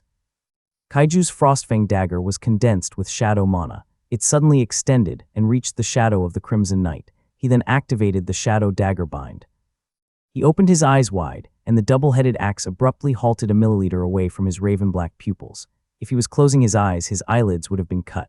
Kaiju knew he only had less than a second left, as based on the Shadow's Bind description, the effect's duration depended on the power of his enemy, so obviously, despite having 2 seconds effects, Kaiju would not be surprised if it would not last even for a second.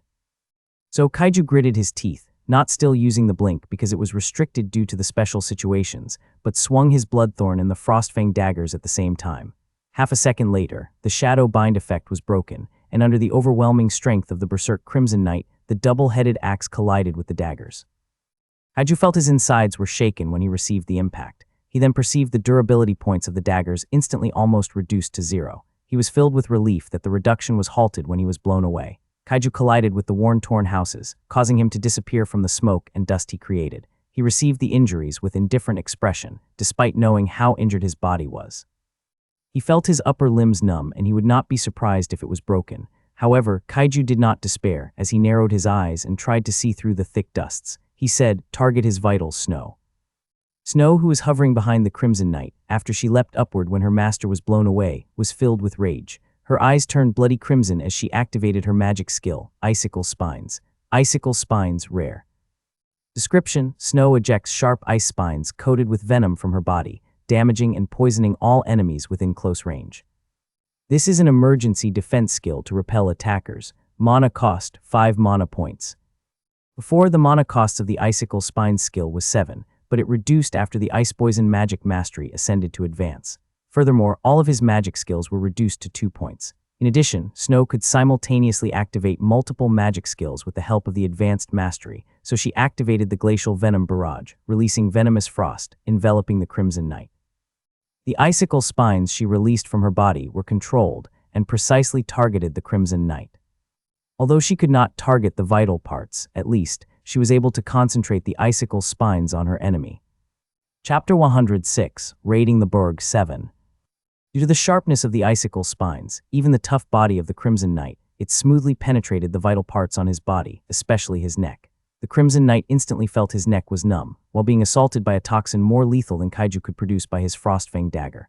due to its twisted body to get rid of kaiju. It was now having a hard time fixing its body to the right shape, and now that snow worsened it, it was having a difficult time to move. In addition, snow was able to penetrate the joints kaiju had injured earlier. The Crimson Knight was now in its weak state despite being berserk. Little Gorilla, who had been stunned, finally abruptly awakened. He awoke earlier than Snow, so he simultaneously activated his Holy Fang Strike, the perfect defensive magic skill that would work against the Crimson Knight due to its holy mana. Little Gorilla, despite being smaller compared to Crimson Knight, aimed the attack at the head of the Crimson Knight, leaping upward. Despite the heavy weight of his heavy armor, it did not hinder him from biting the head of the Crimson Knight at all. The Crimson Knight's instinct screamed and screamed at the top of its lungs again. However, Little Gorilla let go of the staff, and with his hands covered with mana condensation, he destroyed his eardrums. He almost lost his consciousness, but managed to keep himself awake and retain the magic skill, successfully landing it at the head of the Crimson Knight. The Crimson Knight's legs were totally disabled, and with his twisted spine, all he could perform was facing the attack of Little Gorilla while opening his mouth wide. Little Gorilla, as a result, successfully bit his enormous head, seemingly swallowing it due to the expanded holy mana. The Crimson Knight screamed not to stun the enemy, but due to the immense pain of its face being corrupted by the holy energy. He forcibly tried to move the double-headed axe but failed. It appeared he had broken his own spine, making his upper limbs immobile. In addition, the double-headed axe was not light to begin with, so it would take some time even if he could move it. Now that he was immobile, Snow and Little Gorilla took the chance to bombard it with their offensive magic skills, slowly damaging it to some extent. Finally, its resistance turned futile as its life was slowly being taken away. At the same time, Kaiju suddenly appeared behind him, seemingly healthier like before. After all, he used the Scroll of Lesser Healing towards himself. The only downside with the Scroll of the Lesser Healing was it would take some time to activate, approximately 5 seconds, and then Kaiju had to be chanting whatever was the content of the scrolls. The healing process would also take more seconds, depending on how injured he was. Hence, he appeared to be a bit late, but nevertheless, he came at the right time to end the misery of the Crimson Knight. He used Silent Kill simultaneously for his Frostfang and Bloodthorn daggers, and the Crimson Knight stayed still. Its mana aura vanished, assuring Kaiju and his pets that they had finally killed the Crimson Knight. Kaiju rejoiced, welcoming the Leaping Snow and Little Gorilla with open arms, celebrating with them about their victory. He then wasted another Scroll of Lesser Healing to heal Little Gorilla's destroyed eardrums. Afterward, he recalled Anisha's narration of how her teammates were wiped out against the Crimson Knight, and felt she might have exaggerated the strength of the Crimson Knight. Either I am strong compared to them, as they might not have awakened the legendary class, or they might have perished due to the ambush set by the Bloodbound. Kaiju felt both of his assumptions were correct. Nevertheless, now was the perfect time to celebrate the victory with his pets, tossing the unnecessary thoughts at the back of his head. Suddenly, the voice of the gacha system, which he had long not heard since he was reading the descriptions and effects on his mind, reverberated inside his mind. Finally. I can issue a mission to you, Kaiju. In addition, it seems that you have accumulated a lot of luck points, enough for me to activate a high-risk, high-reward mission. Kaiju was stunned. Before he was able to say something to the gacha system, she continued. Congratulations, by the way, since you have killed an Overlord rank monster, even though it was not as strong as her Foro, you have received 1,000 luck points. 1,000 luck points is being multiplied 10 times. You have received 10,000 luck points. It has been credited to your account. Enough of that. Are you ready to hear the content of the mission? This will be your first mission granted by me. I'm so very sure you are looking forward to it. Enough with the suspense. Tell me the details. Kaiju's indifferent tone made the gacha system displeased. However, the gacha system was aware that he was under the spell of the emotionless skill, even affecting his state of mind. Hence, the gacha system reminded him about it, and Kaiju deactivated it. The gacha system then filled Kaiju with the mission details with her voice. Mission: go beyond the Hellish Trials mission. Description: you have defeated the Crimson Knight, conveying your potential to compete with the higher races for the biggest reward granted by the Hellish Trial.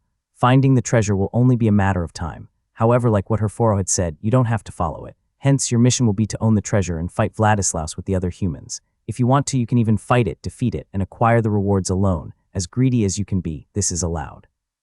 However, once the tower grasped your intention, it would alarm the other higher races, so be careful. Rewards: guaranteed ticket 1, luck points 5000 x 10, Beastmaster epic. Failure deaths. The emotionless skill has not fully subsided yet, so when he was reading the descriptions, his face remained indifferent. However, when he read the rewards, he opened his eyes and mouth wide. Chapter 107, Raiding the Burg 8. Guaranteed ticket 50,000 luck points, epic rank Beastmaster title, Kaiju drew a cold breath, receiving the most shocking information in his life. "Are you okay, Master? What happened?" Snow was startled. Little Gorilla was silent, but silently checking the health of his master, even spreading holy mana on Kaiju's body. Kaiju was awakened by Snow's concern, dazedly staring at her, and then shook his head. Nothing. Kaiju then went into deep contemplation after sitting in a lotus position. Gacha system is certainly not that magnanimous as she said earlier. Since it has such high rewards, the risk is high as well. I can't take this lightly. Even I have to forget about the rewards and should focus on the mission itself. The mission came at the right time since it aligned Kaiju and other humans' intentions. Furthermore, the reward was enough for him to guarantee drawing a legendary item. However, just like the famous warnings from the players of the tower, once you see a treasure in front of you and are even tempted to grab it due to some unknown whispers in your mind, don't forget Eve made the same mistakes, and that caused the humans to suffer. Kaiju would not be able to forget that saying, even memorizing every word in his mind. He knew how grave the mission now, especially the gacha system had initiated it. As though the gacha system was reading his mind, she said, "Don't be surprised, Kaiju. This way I can grasp that the mission will only be issued towards you if it has the similar difficulty. After all, the guaranteed ticket itself is already a valuable reward. At the very least, there is more reason for you to work hard, completing the hellish trial." Kaiju nodded with a grave expression. He then took a deep breath, exhaling for a long time, and turned his focus to Snow and Little Gorilla. Snow and Little Gorilla sensed the unusual temperament emanating by their master and felt worried. They wanted to say something, but Kaiju beat them into it. "You do understand our next battle right now can't be compared to earlier." Snow and Little Gorilla nodded with a heavy expression.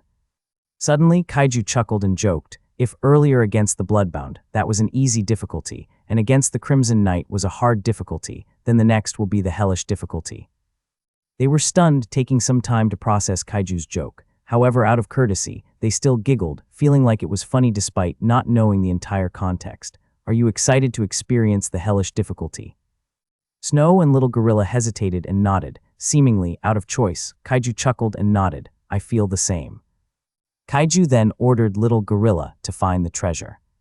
Surprisingly, Little Gorilla stated there was another treasure near them, but he was afraid another Crimson Knight was present. Kaiju shrugged, assuring him they would have just to fight it since they could defeat another. In addition, they still have Scroll of Lesser Healing anyway, which was proven effective. Although the temporary additional effects of the fruits would subside, it doesn't mean the temporary 15 additional attribute points would disappear, making Kaiju confident they could still take it down. They were learning, after all. Little Gorilla then activated the Divine Forager and finally discovered the treasure half an hour later. He excitedly informed his master as he foraged at the vicinity of the entrance.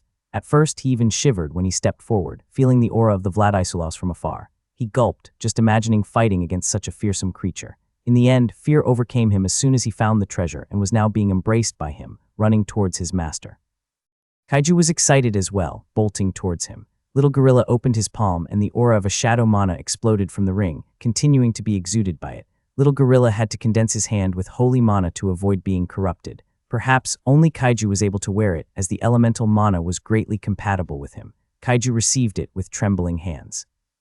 Without even waiting for Kaiju to be ordered to analyze the treasure, the gacha system instantly instilled information inside his brain as soon as she finished examining it. Ring of the Eternal Night Epic. Description: one of the treasures necessary for Vladislaus' ascension to become a vampire king.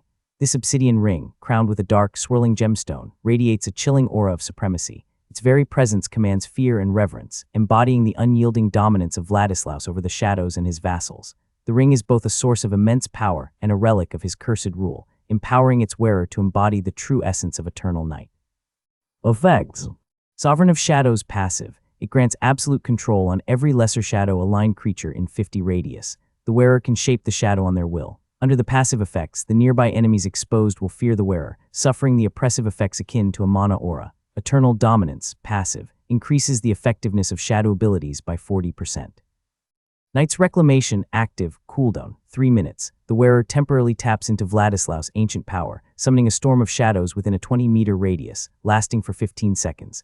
Enemies caught within the storm suffer shadow damage over time and are slowed by 50%. Recognized allies within the storm gain enhanced stealth and increased regeneration of stamina or mana. Temporary Ascension active, cooldown, 7 minutes. Temporarily unlocks the ancient power of Vladislaus' bloodline for 30 seconds. In this state, the wearer gains plus 50% speed, attack power, and mana regeneration. Shadow abilities bypass magical defenses and deal damage directly to life energy or soul essence. Leaves the wearer weakened for 10 seconds after the effect ends. Durability, 500/500. Kaiju was shaken by the effects of an epic rank artifact. He sucked a cold breath. This is so powerful, Kaiju exclaimed in his mind. Mana Aura, Bloodline Awakening. Shadow Control, this is so staggering. Of course, Kaiju was exaggerating. Why am I so lucky to come across an epic rank artifact with the same affinity? Kaiju concluded. After all, he speculated that, after receiving the secret technique by Lucy, only by activating it would forcibly connect him with the artifact, thereby allowing him to wear it and control its overwhelming power. However, now he could wear it and he would enjoy the effects without activating the secret technique. Of course, he still had to activate it since ascending to pseudo rank temporarily was important, but it means he didn't need to destroy the epic rank. Kaiju was utterly delighted. As Kaiju was swallowing the joy he received, the gacha system's voice interrupted his moment. Kaiju. Her voice was gloomy, and Kaiju frowned a bit when he heard it. What? He was a bit annoyed. Your tamed beast, Aqua. Kaiju's heart skipped a beat. Has died. What? End of Volume 1, Hellish Trial. What? Finally, the first volume is finished. Quite long, right? Well, I'm quite satisfied, though entirely not regarding the book's engagement. It remains stagnant, and I don't even sure if there will be readers reading this. Anyway, I'll still continue to update for the next 4 months, even though I might not receive money next month. By then, it'll depend on the book's performance. Chapter 108, The Angel's Dilemma. During the battle of the humans against the higher races, there were only 2 races that were not present, angels and Nephilim. In fact, the latter had not shown their appearance ever since they appeared in the trial yet. It vexed the angels. Supposedly, Nephilim should have long ceased in the tower. As much as they wanted to observe Faith, who they had been in contact with due to her background, they were anxiously searching for the Nephilim. A 4-winged angel holding a thick book, radiating a golden glow, faced his fellow 4-winged angel with the similar book on his grasp and asked, Joshua, how can we not still find that Nephilim? Also, I thought the Nephilim had been purged in the tower 3 years ago. Joshua entered the hellish trial 2 years ago and shared the information with his fellow angels, who only knew about the ongoing war against the Nephilim race. They were joyful from his information, but as soon as a year passed, he was punished when the trial announced the participation of the Nephilim, bringing a wave of shock even to the other higher races who were aware of the Great War. Joshua was anxious as well, and he said with an angelic, manly tone, Chalil, even I don't know why it is the case. Perhaps a lost child of the Nephilim managed to escape by entering the trial. Chalil shook his head and sighed. How long will you continue supporting that ridiculous idea, Joshua? It might be possible, but do you think a single Nephilim, as soon as our race declared victory, managed to survive for a year and even participate in the trial? Surely they are already plotting their revenge. Joshua was silent, not knowing what to say. Another 4-winged angel carrying the same book intervened. For some reason, their voices were heavenly and divine, pleasing to the ears. We will never know. That's why the most important thing is to get rid of that Nephilim. Since it has been hiding from us for over a year, it showed that it was alone and it could not fight against us, so it was trying to find the opportunity to take us all for once. Chalil snorted, Don't be delusional, Kahethel. There's no way it will be able to get rid of us. We are under the protection of Razil, a 6-winged angel, Kahethel, 6-winged. That is equivalent to the overlord rank, hierarchy set by the towers. Kahethel's eyes lit up. Is the rumor true? Chalil smugly nodded. It is, since when do angels lie? That is a mortal sin. Anyway, it came from the Sentinels and Templars, who had been guarding Razil during his ascension a week ago. Kahethel couldn't hide his excitement. That means we have a higher chance of completing the trial. Chalil nodded frantically. That is for sure. By the way, are the Ophanims back?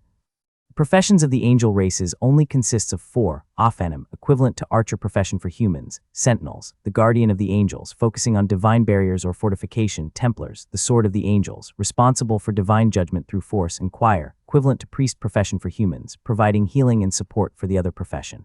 Ophanims are also known as the smiting eye of the heaven, carrying tasks similar to scouts in the human profession. They were supposed to observe Faith's movements, but with the unexpected appearance of the Nephilim, they put their whole attention on it.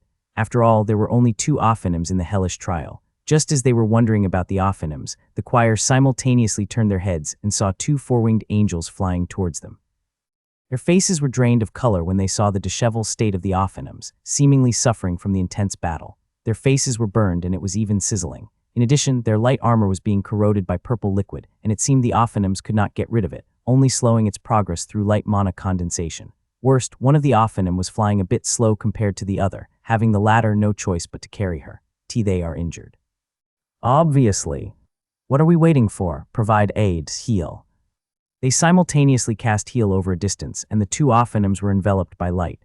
The choir used their voice, singing, to constantly heal the Ophanims. Their thick book was opened, flipping pages by itself, seemingly radiating intense glow as they sang the texts. The Ophanims were being healed, but cleansing the purple liquid seemed to be impossible, as they could only slow it down. Damn it, what is that poison? Why is it so potent? Stop cursing, you idiot. Stop insulting me then. They shut their mouths when they perceived the earth was trembling, intensifying as time passed by. With certainty, the Ophanims were being followed by something massive, fearsome, and lethal to deal with. To spot their poor state conveyed they needed immediate assistance. Call Raziel, call the Sentinels. Due to the constant war with the other higher races, Raziel are the only remaining Templars with 2 other Sentinels. However, due to his ascension, they make up for their lack of offensive power. Ophanims were a lethal offensive profession, too. No need to call for us. A masculine voice reverberated behind their back, and their eyes lit up. They did not need to turn their heads, as they did not want to lose their concentration either. They remained quiet as Raziel with the Sentinels appeared on their line of vision, staring at the Ophanims. The 6 wings behind Raziel confirmed the rumor, elating them. Raziel and the 2 Sentinels wore a grave countenance, staring at the Ophanims. The Ophanims were greatly injured. Thankfully, the choir was a capable healer, for they only needed 5 minutes to completely heal the Ophanims. However, they were afraid that the psychological trauma dealt to the Ophanims were serious, evident by their terrified expression. When they saw Raziel and the 2 Sentinels, their faces were not even hopeful, seemingly hesitating. Raziel stopped staring at them and focused his attention forward, the direction where the trembling originated. He said in a solemn tone, "It seems that the snake is finally making its move. But why is it targeting us? It seems deliberate, Sir Raziel. It seems it was only waiting for you to ascend to fight against you." "Yes, it seems deliberate, but I want to know its intention of attacking us. I'm certain I have already warned the Ophanims not to disturb that big snake." The Sentinels were silent, waiting for the Ophanims' answers. As soon as the 2 Ophanims arrived, they fell to their knees, panting. They struggled to tilt their heads upward and met Raziel's gaze.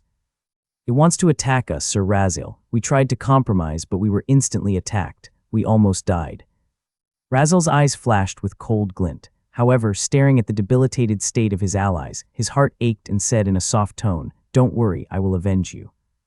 He then stared forward, catching a massive shadow covered by gargantuan trees. It easily managed to trample them due to its massive size. Raziel was actually unsure if they could manage to defeat the massive snake, even though he ascended to the 6-winged angel rank. Nevertheless, he must bring divine judgment to whoever hurt his allies. Chapter 109, Her Furrow Against the Angels.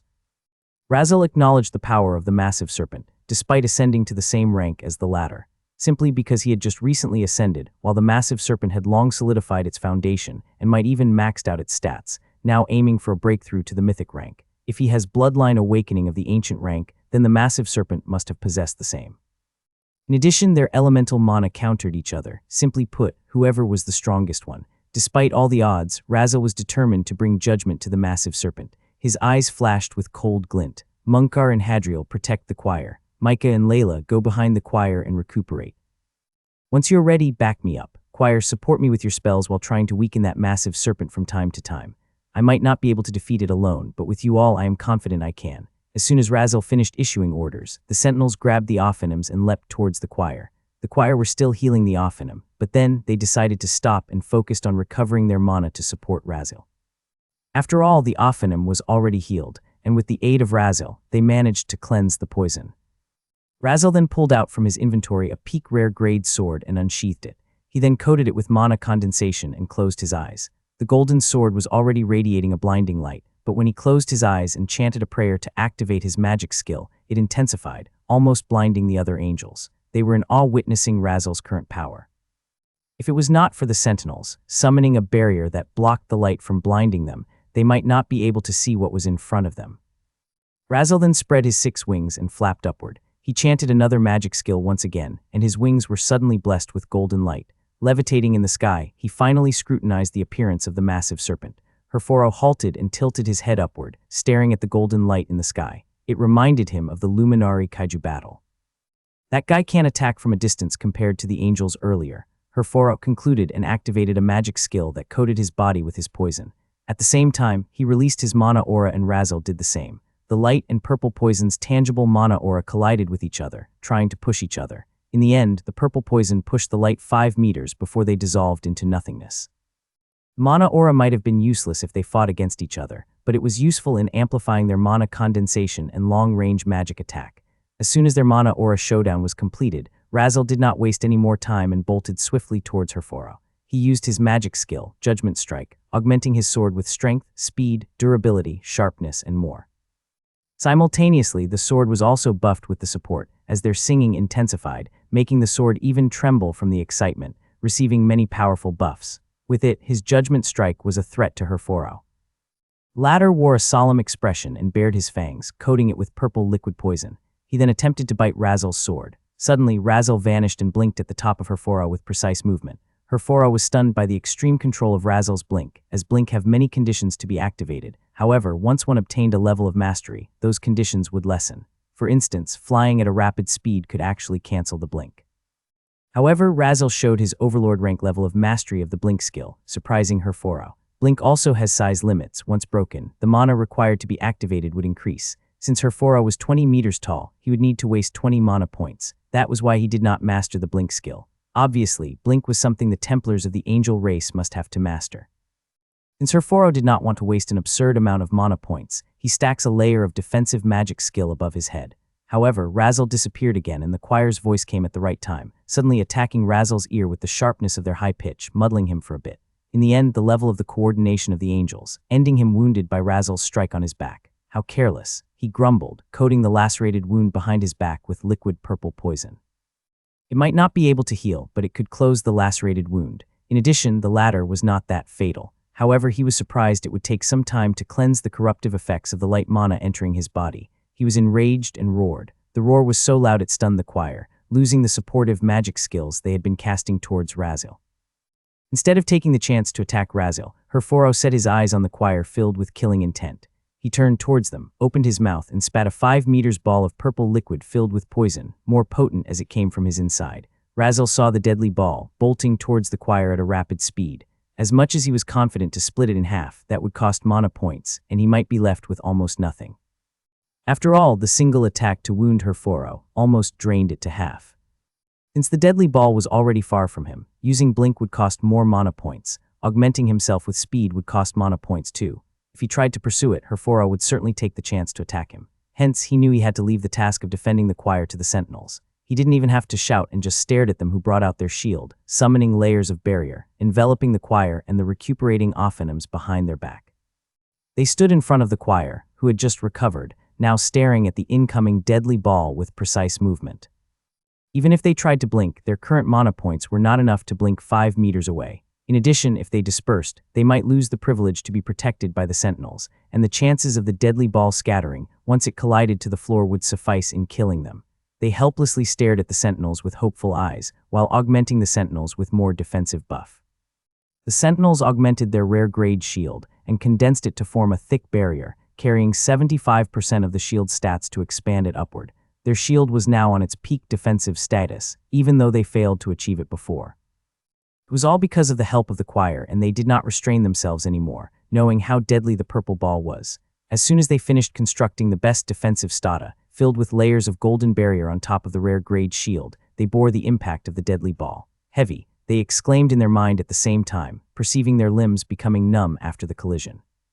Soon the purple liquid swallowed the entire barrier, and the latter vanished one at a time, failing to stop the corrosive effects of the purple liquid. Chapter 110, Flaming Sword of Retribution. Herforo smirked, finally able to get rid of the annoying group. He then turned his head at Razel, who was staring at him with a face contorting to anger. "How dare you? I won't forgive you. You will be punished." He was saying something along those lines, and honestly, Herforo was already growing tired of hearing it. Hence, another round began. Obviously, Razel was at a disadvantage. Due to the lack of buffs supported by the choir, his speed decreased and even his attack could only scratch at the scales of Herforo. Herforo also began not to restrain himself, shaping the liquid form effortlessly to cold, sharp weapons and bullets, limiting Razel's movements. Razel was clearly distracted, peeking at the state of his fellow kin from time to time. Suddenly, his golden eyes flashed. Then Herphora was startled to feel the sudden outburst of mana in the direction from the other angels. He turned, though continued to bombard Razil, and narrowed his eyes, staring at the ball of purple liquid, boiling. Bloodline awakening. They all have it, damn it. Do they possess the same foreparents, or what? The prerequisite of bloodline awakening was possessing the bloodline of an ancestor, who attained the ancient rank, at least hierarchy set by the tower. Herphora could clearly perceive that all the angels under the ball of purple liquid activated their bloodline awakening simultaneously. Herphora continued to observe the changes happening on the ball of purple liquid while distracting Razil with his precise manipulation of the purple liquid. Even Razil was startled by how easily Herphora managed to entertain him while his attention was on somewhere else. Frustrated him somewhat, but since he had already spent most of his mana points earlier to deliver his strongest, deadly attack, he had to be recovering now while occupying Herphora. Who knows, Herphora might have delivered another ball of purple liquid to his fellow angels. In fact, Herphora could activate the magic skill twice, but as always, it would cost mana points. In addition, he was entertained on how the current angels in the trial perform. Will it be enough to fight against her? However, he shook his head in pity inwardly. As he was lost in his reverie, the ball of purple liquid was suddenly pushed away by the blinding golden light. Intricate, ancient symbols enveloping a barrier appeared, seemingly pushing and cleansing the ball of purple liquid. The choir's voice was not blocked anymore, thundering as though they were celebrating. Surprisingly, the shield of the sentinels suddenly disintegrated, but a tangible shield was being held by each one of them, solidifying and expanding, mainly driving the ball of purple liquid away. Herphora was astonished. The mana radiated by the angels after their bloodline awakening become concentrated, similar to the Luminari. However, compared to the Luminari, the transformation of the angels seemed more apparent in their physical attributes. Their muscles expanded, causing the mana overflowing from their body to explode, assisting in creating a shield that seemed to have surpassed even the stats of a rare-grade artifact shield. In addition, the thick book held by the choir exploded in a blinding light, and its own flipping speed soared. The choir's voice became even more unpleasant to the ears of Herphora, while in the ears of the other angel, it cleared their mind and soul, even elevating their attributes. Herphora did not hesitate anymore to spat at the angel once again, but before he was able to do so, another mana exploded from Razil, who activated his bloodline awakening. Herphora heard him saying, "Bloodline awakening, seraphic genesis." Razil's presence became blinding for Herphora, causing him to squint his eyes just to stare at the transformation of Razil. Razil's wings sparkled with countless wisps of light, dancing throughout his white six wings. Suddenly, golden chains emerged behind his back. Two from his left and right were moving according to Razil's left hand, and he suddenly pushed it towards Herphora. Herphora narrowed his eyes, actually letting the chains to wrap his body, curiously wanting to test its durability. He was in awe. The chains actually even corrupted the poison on his scales, seemingly cleansing it. He then tried to struggle, but it appeared futile. Razil was staring solemnly at Herphora and brandished his sword upward, and the choir's voice exploded forth. Extreme golden light enveloped the sword, appearing to even replace the sun. It was more blinding than the bloodline awakening of the Luminari, Judgment Strike. The same magic skill yet appeared to be different than earlier, more lethal, and even posed a threat at Herphora. The damage will be much deadlier than before, Herphora assumed. After struggling for a bit, he chuckled and sighed. He mumbled, "Bloodline awakening." As soon as he heard it, Razil panicked somewhat. He could already perceive the abnormal changes of mana emanating from Herphora. At this point, he would not be able to use Blink as it would sever his connection with the chain, so he had to rely on his speed. Thankfully, he was faster than before after the bloodline awakening and the augmentation of the awakened bloodline of the choir. Ancient Serpent, ch Thonian Venomworm. Herphora mumbled it so fast that he might even stutter, but did not. Even so, Razil managed to land his deadly attack at Herphora's face. Herphora indifferently welcomed it, slightly tilting his head sideways, ending the lethal attack to land at his cheeks. Another lacerated wound emerged, spitting red blood in the process. Razil gloomily retracted the golden chains, perceiving it was failing to corrode the body of Herphora and appearing to be the opposite. Herphora finally finished his transformation. There were now two large horns manifested on his forehead, and the air coming out of his nose was so toxic it quickly withered the grass and trees who were exposed to it. He glanced at Razil's back, who was flapping his six wings, and the chains were dancing around after they wrapped him. Herphora opened his mouth wide, and another ball of purple liquid manifested, quickly expanding 2 times the size before. Furthermore, it was more potent that even the surrounding air began to be corrupted, quickly spreading to the vicinity. Suddenly, myriads of divine arrows bolted towards Herphora, raining towards him. The wound left by Razil quickly closed after he activated his bloodline awakening, but the divine arrows managed to open it once again. Herforo, however, ignored them, focusing on his deadly attack. Meanwhile, Razel faced Herforo and his face grew solemn. At this moment, he realized the decisive exchange finally arrived, where he or Herforo would die afterward. Razel knew that the ball of purple liquid would be inescapable. Razel clasped the sword with his 2 hands and then closed his eyes, took a deep breath, and forcefully controlled the chains to wrap itself around the sword. The chains and the sharp sword become one, but at the cost of the rare grade sword. Razel felt his heart ache, and a tear already flowed out of his eyelids whenever he lingered his gaze at his sword. Slaying that massive serpent is not bad, isn't it? Kavzil. Kafzil, his sword who accompanied him throughout the trial, hummed in response, mixed with excitement, sorrow, anticipation. Razel took a deep breath and tried not to affect himself from meaningless emotion. Then he stared at Herforo, who he could not spot the face anymore, as all he saw was a massive, expanding ball of purple liquid. Suddenly he exclaimed, "Roar, Kafzil." A flame ignited from the sword, enveloping around its body. The flame was no ordinary, blessed by the light of God, which was the highest form of flame. Even corrupted creatures would fear it the most rather than the light mana. Razel shouted at the top of his lungs, "Magic skill, flaming sword of retribution." It was more like a forbidden skill or a secret technique. Always activating them would sacrifice something worthy, more common on the artifacts. Furthermore, as long as the artifacts agree and have resonance with the owner, the secret technique could even become a realm breaker attack. At the same time, the choir's voice changed, and their buffs were now not directed at the sword, but at the wings of Razel.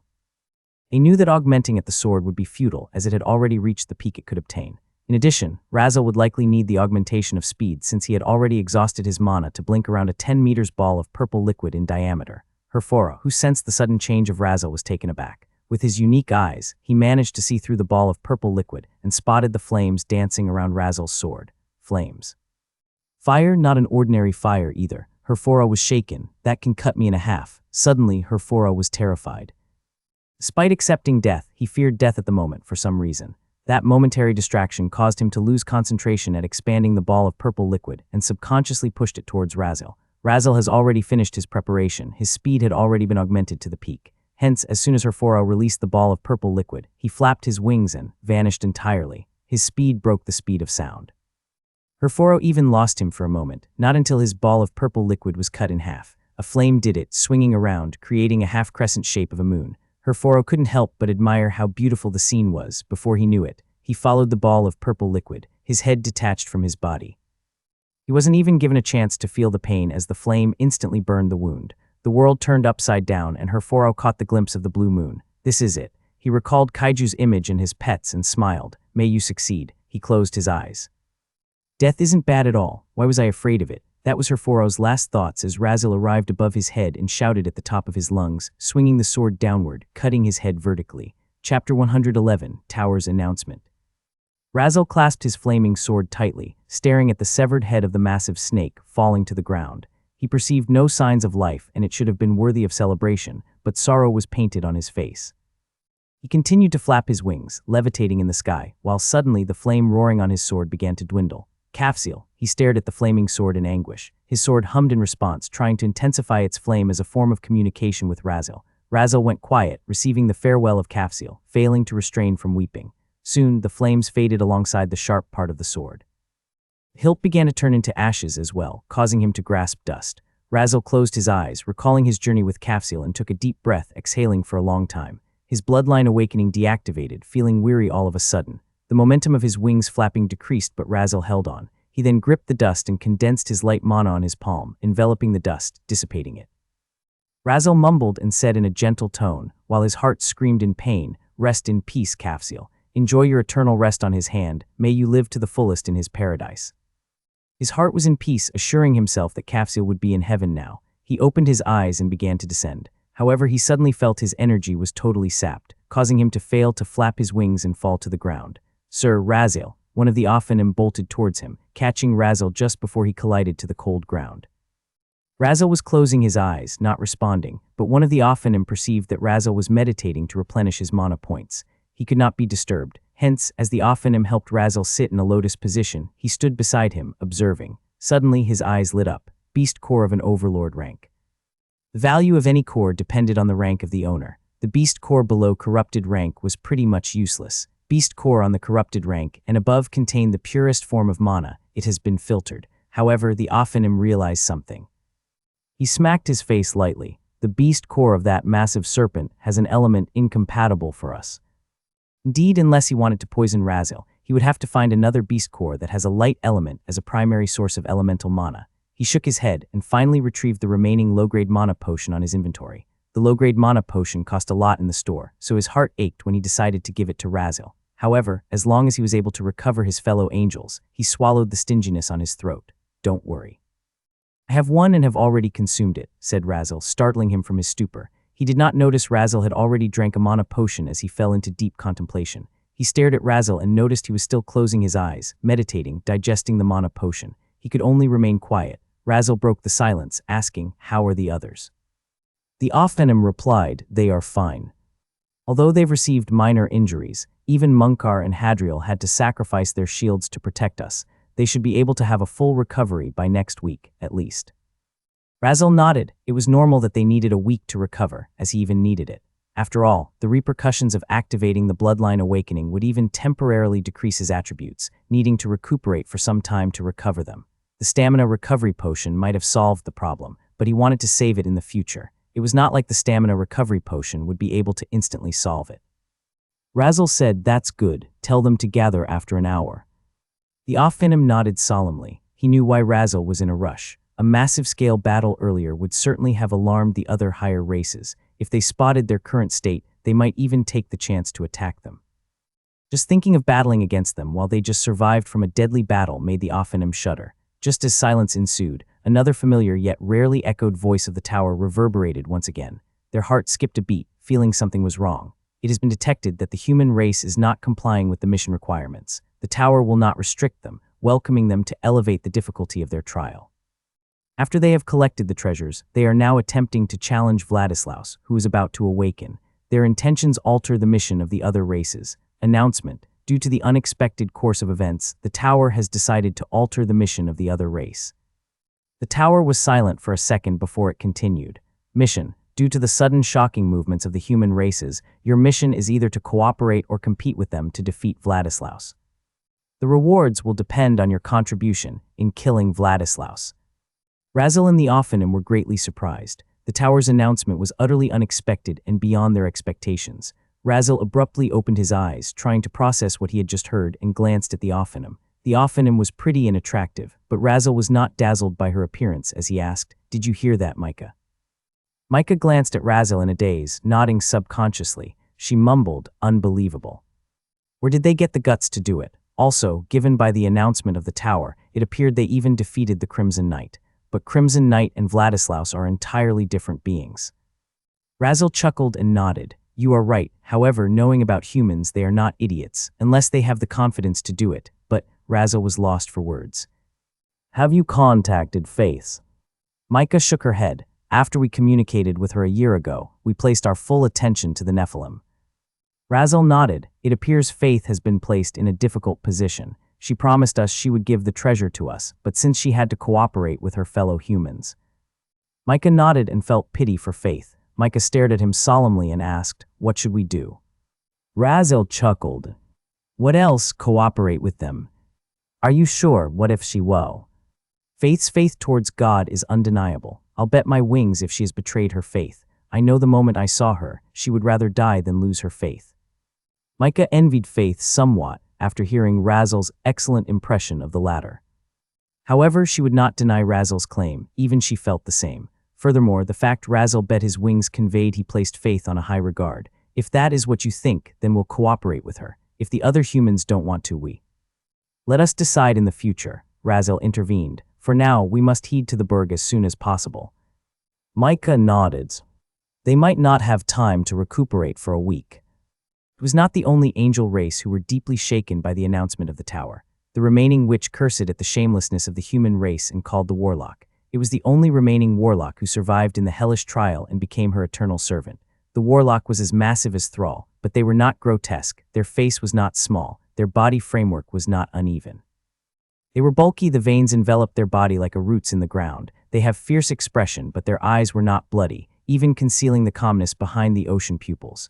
It sprinted towards the witch, the ground trembled as a result, and suddenly jumped, instantly covering hundreds of meters in an instant. It knelt in front of the witch, lowering his head, and the witch leapt towards his broad shoulder, standing on it with her long heels.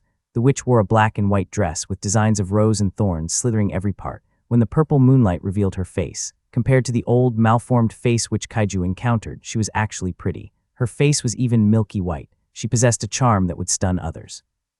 It would not be surprising if she had used her charm on the warlock to make him her servant. The warlock stood up and ran towards the direction where the witch pointed her black staff.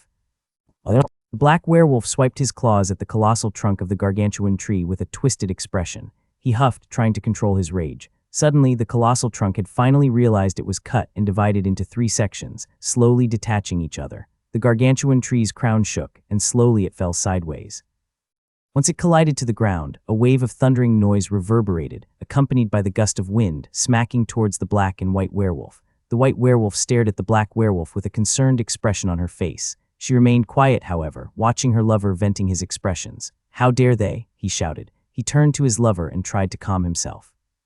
Once he felt his head cooled down somewhat, he roared, calling for his packs. However, minutes passed, and only 2 blue werewolves, 1 brown werewolves, and 1 gray werewolves appeared. His breathing quickened and his eyes turned bloodshot. He was barely restraining his anger.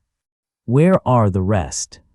The werewolves were shaken. The black werewolf's voice was so sharp they almost felt their eardrums destroyed. They shuddered in fear. One of the blue werewolves managed to gather courage to reply. Finn led them to observe the human race. "I don't know about Blake." Finn, the blue werewolf who died in the hands of Griffin, led the 4 brown werewolves and 2 gray werewolves to observe the human race. So, Flint died. The black werewolf turned around and swiped his claws at another gargantuan tree. The white werewolf stood by her side, watching helplessly.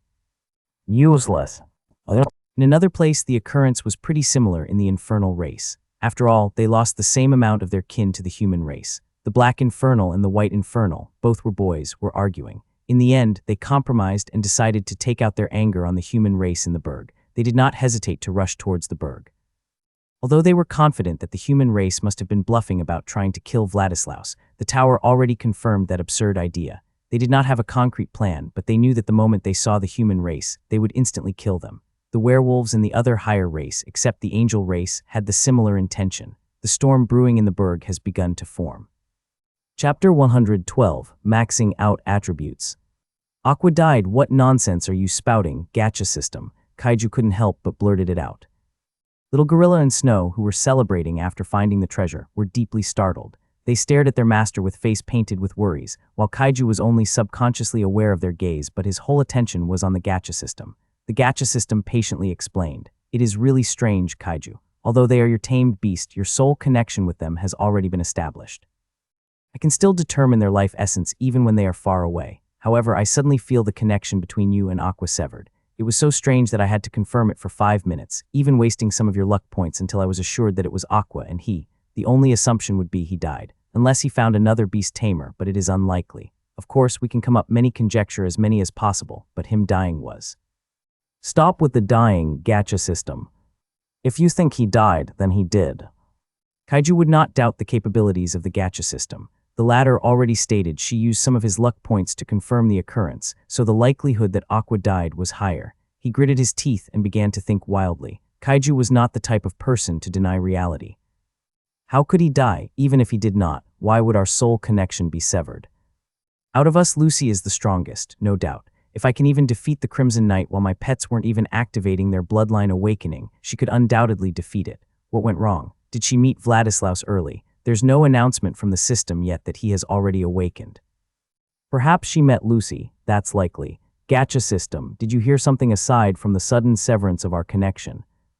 At this moment, Kaiju was conversing with the gacha system in his mind. He had to control his outburst, after all. To be honest, I can track the vital signs of your tamed beast. If it spiked, that means they were experiencing adrenaline rush, obviously fighting in a serious life and death battle. However, in the case of Aqua, it was so strange. So strange that he just disappeared as though he did not exist. His battle sign was the most calm of all. I could even spot some signs that he was enthusiastic as always. Kaiju nodded solemnly and began to investigate. That means he died without even knowing. However, how could while he was with Lucy? Lucy was so strong that she might even be able to fight her for a while. Was Lucy so strong that even Lucy and he were not able to react? Suddenly, Kaiju came up with the most ridiculous idea he had been trying to deny earlier. What if it was Lucy who killed him? He shook his head profusely. There's no way, right? Minutes passed, he could not come up with a viable assumption, frustrating him. He exclaimed, "Damn it." Out of anger, he forcefully pushed the ring of eternal night on his finger and was taken aback by the sudden wave of overflowing shadow mana, seemingly trying to swallow his mana core. What? Master! Little Gorilla and Snow wanted to leap towards him, but were unable to do so since Kaiju was entirely enveloped by a thick concentration of shadow mana, threatening them. Little Gorilla attacked the barrier of shadow mana with his Holy Fang strike, but it only dealt minimal damage. Snow tried to attack it at the same time, but the more she realized how negligible her magic attack, the more her heart was being swallowed by despair. Master. What is happening, Gacha system? Kaiju, the ring is beyond your capability to wear it. What are you thinking? Shit, how did I forget? But there was no warning, though. What do you mean there was no warning? Have you forgotten that epic and legendary artifacts have almost a spirit dwelling inside? If they won't choose you, then you will be devoured. Damn it, Kaiju, make it acknowledge you. That goddamn ring is so sinister. Why are you cursing? Kaiju was taken aback. However, he realized it was not the right time to dwell on useless things. Now, how should he force the artifact to acknowledge him? The Ring of Eternal Night's shadow mana was slowly affecting the mana on his mana network. It would not be long before even his mana core would be devoured. Kaiju fell into panic. He did not know what to do. Suddenly, the gacha system's voice echoed in his mind. Kaiju, I think it is because your mana points and attribute points are so weak to be acknowledged by it. I have finished calculating. Do you want to spend 12,101? What? Why is it more than 10,000? That is ridiculous. That is because it includes maxing even your mana points. If your mana core grew to the peak of the Awakened rank, it might be able to suppress and swallow the overwhelming mana of the Epic rank. Make your decision now. Damn it. Then go ahead. Good. As Kaiju was closing his eyes, observing the changes on his body, he recalled his current attributes. Strength, 86. Affects physical and magic attack power. Agility, 85. Influences movement speed, dodge chance and attack speed. Durability, 76. Ability to withstand physical and magic attacks. Intelligence, 74. Impacts spell power, magic efficiency, and the ability to learn new skills. Mana points, 40, 3 mana points, recovery each second. When he saw his stats, Kaiju smiled bitterly. Indeed, he was still far from maxing his attributes. Even his mana points were far from reaching 100 points. After all, he realized that meditation would take a long time to increase it by 1 point, even though the meditation was meant for him and it was a rare grade. Now, to spend 12,000 luck points might not be bad. Kaiju had to delude himself. Chapter 113, Can I Defeat Teacher Now? Kaiju felt the overflowing raw of strength coursing through his veins, affecting his muscles. His body framework became bulky, now more solid, but his joint was not compacted by the muscles to the point of finding it difficult to move his limbs to some extent. In fact, it has become flexible, and its connection with the brain has become stronger. Kaiju's reaction time has undoubtedly increased. Kaiju welcomed the pain of forced alteration on his body. He felt a slight headache. However, with the pain tolerance, it was all meaningless, so much that Kaiju retained his indifferent expression without activating the emotionless skill. Kaiju, however, was used to the sudden change on his body, but his mana core and mana network was not. As soon as his mana points reached the max, he was greatly startled when he saw his mana core expanded for 5 centimeters in radius. In addition, his mana network enlarged, creating some to connect to his skin, increasing his mana sensitivity and absorption. The mana core at first was divided by many elements, has now occupied at least 80% by the shadow mana. Kaiju was somewhat worried when he saw it. Gacha system, does it mean my meditation technique would be useless if I focused on shadow mana? After all, his meditation technique focused on balancing different elemental mana on his mana core. If his mana core was occupied by the shadow mana, breaking the balance with the other elemental mana, Kaiju was worried it might hinder his growth. Not entirely useless, but it would indeed affect your meditation. My suggestion is that, before you ascend to the Suda rank, you have to balance your mana core with other elemental mana. At least, expand another elemental mana in your mana core. The higher the quantity of mana you balance, the more effective your meditation technique. However, if you want to focus on shadow mana alone, you might have to change your meditation technique, though it would take some time, but your mana core and mana network would gradually get used to it. The only downside of that would be discarding other elemental mana in your mana core. Kaiju felt helpless when the gacha system proposed a suggestion. However, after careful consideration, he decided he would think after some time. He knew he could be a jack of all trades, but he could control different elemental mana in different ways. For instance, focusing his magic skill on Shadow alone, while other elemental mana would be focused on artifacts like Frostfang Dagger. Since he already had passive resistance skills towards them, then it might have worked. However, Kaiju was also wary of elemental conflict. For instance, Frostfang Dagger's effects might be negligible if it was condensed with Shadow mana. Why it was only possible earlier, where Frostfang Dagger's effect would still be effective even if it was coated by the Shadow mana, was due to the meditation technique. Now, if he had gotten rid of the meditation technique and changed it, it might affect his battle style entirely. It was like switching professions, which would take a lot of time to get accustomed to. Hence, Kaiju had decided he would decide after the trial. Kaiju returned his focus to the occurrence inside his body. After he entered into a deep contemplation, he had forgotten his worries about the Ring of Eternal Night. When he glimpsed at his mana core, he was surprised by the mana core, as the shadow mana of the Ring of Eternal Night was slowly attempting to swallow it, devouring the shadow mana, instead with the help of the strengthened mana network. Earlier, the mana network was enveloped by the shadow mana of the Ring of Eternal Night, but now it was flowing inside of the mana network, seemingly already in control of it. Kaiju was astonished when he saw it, and he could not feel but excited. Slowly, the shadow mana inside his body, chaotic before, had slowly calmed down, as though the mana core and mana network were assuring Kaiju that everything had been settled. Kaiju smiled as a result and opened his eyes. He was still enveloped by a thick concentration of shadow mana like a barrier, but with a light tap from his index finger, it suddenly broke into smaller pieces, falling to the ground. He was welcomed by a magic attack of his pets, startling him. However, he realized it was too slow. He could easily elude it. Even so, he blocked it calmly with his hands covered with mana concentration. After he maxed out all of his attribute points, even his mana points, and with the passive effects of the Ring of Eternal Night, his shadow ability's effectiveness, including the active effects of the advanced dagger mastery, had soared. Kaiju could perceive the difference. His mana concentration has become more flexible and strong to the point Kaiju easily disintegrated the magic skill of Snow and Little Gorilla. Snow and Little Gorilla were so focused on attacking the barrier that they were startled, and it suddenly disintegrated, failing to stop their magic attack. When it landed in Kaiju, they panicked, but when it was easily blocked and was shattered by their master's simple gesture, they were dumbfounded. What happened? How did our attack get easily destroyed? The ring on Kaiju, despite its color black, was so conspicuous they stared at it simultaneously. Under their gaze, the ring gleamed a black light, seemingly responding to their stare. They were speechless. "I'm sorry for making you too worry." Their master voice made them dazedly stare at him. Kaiju was amused by their reaction. He had an idea or two. He glanced at the ring and it appeared there was a spirit inside indeed. It was humming towards him, attempting to communicate with him through mental connection. However, Kaiju only heard gibberish, creasing his eyebrows. He smiled at it and rubbed it gently. With the appearance of the ring, Kaiju felt like he was he should be 3 times stronger than before. He couldn't help but wonder, can I defeat Teacher now? Meanwhile, Snow and Little Gorilla glanced at the ring being petted by their master. The latter felt a bit dissatisfied, knowing their master had another pet now, but the former growled in envy. Chapter 114, We Own the Skies. Kaiju's celebration was cut short.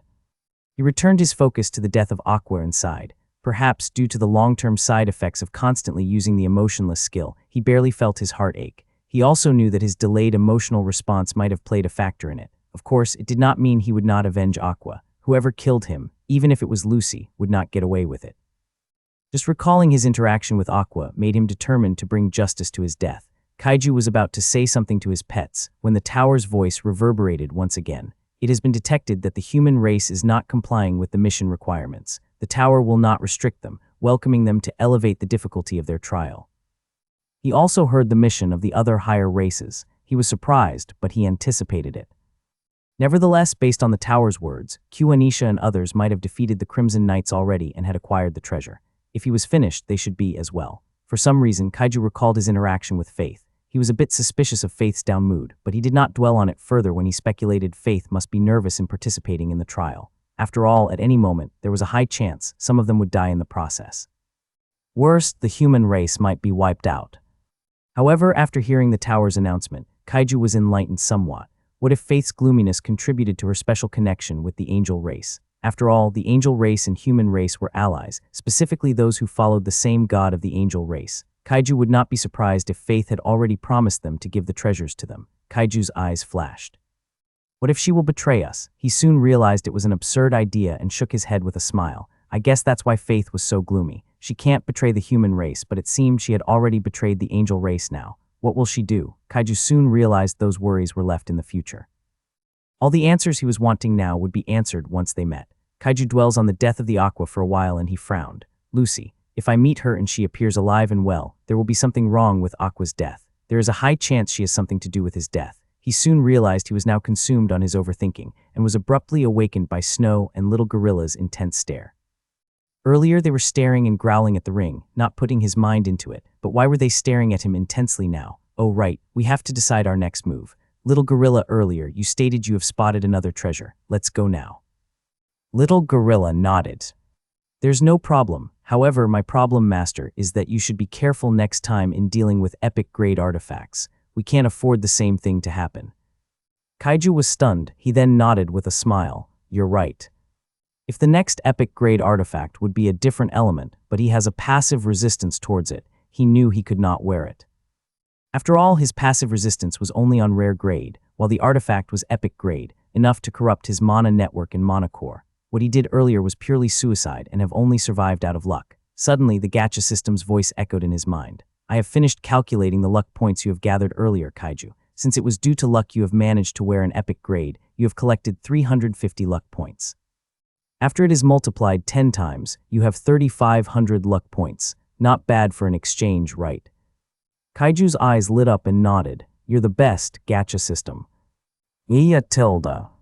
Kaiju's face turned comically ugly. Huh. That was not me. Huh. Well. Kaiju shook his head, trying to forget the strange childlike scream of gacha system, but to no avail. He was forced to distract himself. All right, let's go now. Little Gorilla nodded. He then turned and faced the entrance of Vladislaus Castle and headed inside. Kaiju was startled, but then decided to follow Little Gorilla. He glanced at Snow as the latter leapt towards his shoulder. However, he caught her frustrated expression. He wanted to ask her, but seeing her acting like she did not want to talk to him, he sighed helplessly. In the end, he decided to follow Little Gorilla and entered the entrance. There was not only one Crimson Knight, but two. What was worse was that among them was a vampire player. So a human has finally entered the castle. It's really daring of you to try to attack Vladislaus. Do you not know your limits? Kaiju smirked. He took out his daggers and walked towards him leisurely. Limit. Since when humans have limits, long ago we could only look up at the skies. Now we own the skies. The Crimson Knight snorted. Own the skies, wake up. Stop dreaming. He then turned to the other Crimson Knight and ordered him to attack Kaiju first, while he was observing on the sideline. Although he knew Kaiju had killed the Crimson Knight earlier, that was because the Crimson Knight was unintelligent. The fact he could order the other Crimson Knight around conveyed he defeated it to convince it to serve him. He was relaxed, watching on the side, staring at the running Crimson Knight towards his enemy. However, the more he lingered his gaze at Kaiju, the more he felt something was wrong. Kaiju was more relaxed than him. What was worse was his pets were just watching on the side as well, acting like him. Their nonchalant behavior made him more vigilant. What in the... Before he was able to finish his sentence, Kaiju suddenly appeared in front of him. He was able to react, but that was not fast enough to block Kaiju's blade from penetrating his eyes. He screamed in pain, wildly swinging his double-edged heavy sword. The dagger was then pulled, and with his remaining eyes he did not see Kaiju anymore. Kaiju maneuvered above him and arrived behind him, not hesitating to use the silent kill. He suddenly felt a pang of pain on his neck, but then felt numb all of a sudden.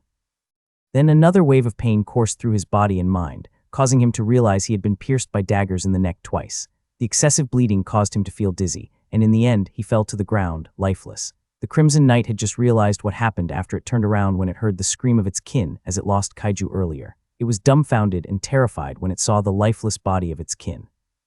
Soon, it followed its kin after Snow and Little Gorilla attacked behind his back, taking advantage of the distraction. Kaiju and his pets gathered around, staring at each other, and then guffawed. This was probably the first time Kaiju was able to witness the difference of prior and post-use of the gacha system. Chapter 115, Nocturne Vale. Little Gorilla soon foraged on the treasure. He found it in an isolated corner not far from the location of two Crimson Knights. From its location, it seemed it was deliberately thrown. Little Gorilla was not surprised. He even speculated it should be because the Crimson Knights and the Bloodbone could barely carry it. With his mana concentration, he was able to lift it without problem. His light mana could barely grasp the extreme concentration of shadow mana, enveloping the artifact. It was a cloak, dark and sinister. Even so, Little Gorilla was glad to discover it was an elemental mana suitable for his master. He enthusiastically ran towards his master, as the latter's raven-black eyes gleamed in excitement. After all, the moment Kaiju's eyes landed on the cloak, he instantly fell in love with it. Gacha system, can I wear it? I have just checked. It seems your mana core can handle it. With the thick concentration of mana exuded by the artifact, it can even increase your mana recovery, as it already did in the Ring of the Eternal Night. My suggestion would be, you should be satisfied with 2 epic-grade artifacts for now, Kaiju. If there are 3 or more, your body might not be able to handle it. Kaiju was excited. Suddenly, he was startled when a noise echoed on his finger. He hastily checked what it was and discovered a ring was destroyed and snapped into pieces. It was a common-grade artifact, Copper Ring of Endurance. As expected, your common-grade artifact could not handle the aura of the epic-grade artifact. It is within expectations, Kaiju. Don't be disheartened. I am not, Kaiju shook his head. I guess I should have expected this as well. It doesn't matter anyway. Common-grade artifacts at this point could barely support me. You're right. Kaiju then returned his focus to the cloak on Little Gorilla's hands. As soon as the latter arrived in front of him and handed the dark cloak towards him, he did not hesitate to analyze it once it was within his grasp. Nocturne Veil, Epic Rank. Description: one of the treasures necessary for Vladislaus' ascension to become a vampire king. Forged in the twilight between the tower and the abyss, the Nocturne Veil is a dark, flowing cloak that feels as though it is made of liquid shadow. Its surface shimmers with an ethereal sheen under moonlight, revealing subtle constellations that shift with the wearer's movements. The veil is said to grant its wielder unparalleled mastery over shadows and the ability to traverse unseen paths, embodying the essence of the night itself. It is often sought by those who walk the line between light and dark, vampires alike, tempting even the most noble souls with its forbidden allure. Effects: Abyssal Shroud. The Nocturne Veil cloaks the wearer in a shadow aura, making them harder to detect. Reduces the detection range of enemies by 50% and grants immunity to vision-based tracking abilities. Attacks aimed at the wearer have a 20% chance to miss completely, as the shadows blur their outline. Night Sovereign's Authority increases the wearer's damage with dark and shadow-based abilities by 30%. The veil resonates with the night, granting the wearer regeneration of 1% mana every second when in low-light or shadowed environments. In the presence of a full moon, this regeneration increases to 2%. Shadow Step active, cooldown, 1 minute. Allows the wearer to instantaneously teleport to any location within 15 meters, as long as there is a shadow present.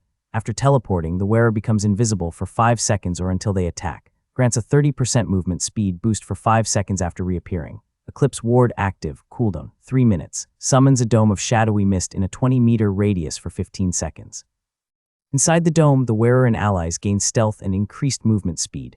Enemies within the dome experience reduced visibility and have their accuracy lowered by 25%. The dome blocks magical scrying and prevents long-range targeting from outside the area. Durability, 500-500. Compared to the Ring of the Eternal Night, the Nocturne Veil was more into stealth, and as always, increasing his abilities exponentially. At the same time, Kaiju wondered why the treasures of Vladislaus were more into shadows instead of blood. He then realized that vampires were similar to snow, possessing 2 elemental affinity. Of course, it still depended on the hierarchy. Since Vladislaus was a baron, it was already surprising he even had the elemental affinity of shadow, showcasing his potential to soar through the hierarchy of the vampire race. Kaiju was glad he found the treasures with the affinity with the shadow element instead of the blood, as it would be utterly useless to him. Kaiju then returned his focus to the effects of the Nocturne Veil and kept it in mind, especially the Shadow Step. He already had Blink and Umbral Step, causing him to think it would be unnecessary. However, when he read the effects, he even thought of how lowly the other 2 were. To teleport in 15 meters, becomes invincible for 5 seconds, grants a movement speed boost. Isn't that overpowered? Kaiju tried to cool down his trembling body. He distracted himself through rumination. What does it mean to be invincible? Can I even escape the eyes of Vladislaus? I think he will be at mythic rank, or worst, arcane. His teacher did not disclose information above awakened rank. After all, it was already expected that once they became awakened, they could take another special class, even taught by the ranker themselves. Of course, being taught by the pseudo-rank was already beneficial for them. Hence, Kaiju did not have information about them at all, not even Q, Anisha, and others. Of course, he knew the hierarchy set by the tower. Feral, Savage, Corrupted, Overlord, Mythic, Arcane, Ancient, Abyssal, and Primordial. This was the currently known hierarchy known by the players. The hierarchy worked for all races, except they created their own too, often the tower themselves for specificness for their race. Primordial being Ascendant, and since the latter has obviously not reached the peak of the tower yet, then there was more that the tower had not disclosed. The tower obviously wanted to retain its mysteriousness. Chapter 116, Vladislaus Awakened. Kaiju enjoyed himself, reading the effects of the artifact, visualizing his future battle by utilizing it. He also realized he has to adjust himself. He has to solidify his foundation to increase his power when fighting against Vladislaus later. He desired to fight another Crimson Knight and was about to order Little Gorilla to gather more artifacts, not aiming to wear it, but to use it as a medium to activate the secret technique. He contemplated it for a bit and finally decided to choose the route. After all, searching for another treasure with the aid of Little Gorilla's divine forage skill and his ability to instantly kill Crimson Knight wouldn't take much time. He also has to solidify his foundation anyway, so it would be 2 birds with 1 stone. Kaiju smiled and then instructed Little Gorilla, search for another treasure. But don't take it anymore. I know you can barely grab them. Little Gorilla smiled and nodded, activating his divine forage's skill, searching for the treasure. Kaiju glanced at him, running away but stayed still, accompanied by Snow on his shoulder. He contemplated, since there are a total of 10 treasures, I can have 3, while there are still 2 left after Anisha and others take them. Should I bring the other 2 more? He considered the pros and cons, but the announcement of the tower made him finally decide. Announcement: Vladislaus has finally awakened. To keep the fairness of the trial, Vladislaus, an arcane rank monster, has been debuffed to mythic rank. In addition, the player in the vampire race has been chosen to possess the body of Vladislaus to equalize the difficulty. Good luck, players. Rewards await for your trial. Kaiju knew he did not have much time left. It took some time for Little Gorilla to locate the treasure. He exhausted his mana points once until he was finally able to find it. However, there were surprisingly 3 Crimson Knights, surprising Kaiju. Kaiju mumbled, hiding with his pets on his shoulder while observing the Crimson Knights, standing while watching him in amusement. Since when was there the sudden increase of Crimson Knights? Furthermore, they are all players. Did the trial increase the difficulty for us? Or are these really the actual difficulties the higher races must face? Of course, Kaiju was not aware he should not dally anymore, so he did not hesitate to bolt towards them. Despite having 99 mana points, he was too stingy to waste it to use Blink. In addition, he also maxed out his agility anyway, so why does he have to waste Blink for a long distance when he could utilize his agility to the fullest? As soon as Kaiju rushed towards them, the Crimson Knights took a battle stance. They were surprisingly coordinated, as though they have worked together before. The only explanation would be they were siblings in their original world, trained just for this moment. 2 of them have double-headed heavy axes, while the other has a broad, double-edged heavy sword, standing in the center. They quickly respond to Kaiju's attack. However, Kaiju suddenly disappeared. He did not blink, but when he passed on a shadow, his presence seemed to have vanished into thin air. Where is he? There's no mana fluctuation or whatsoever.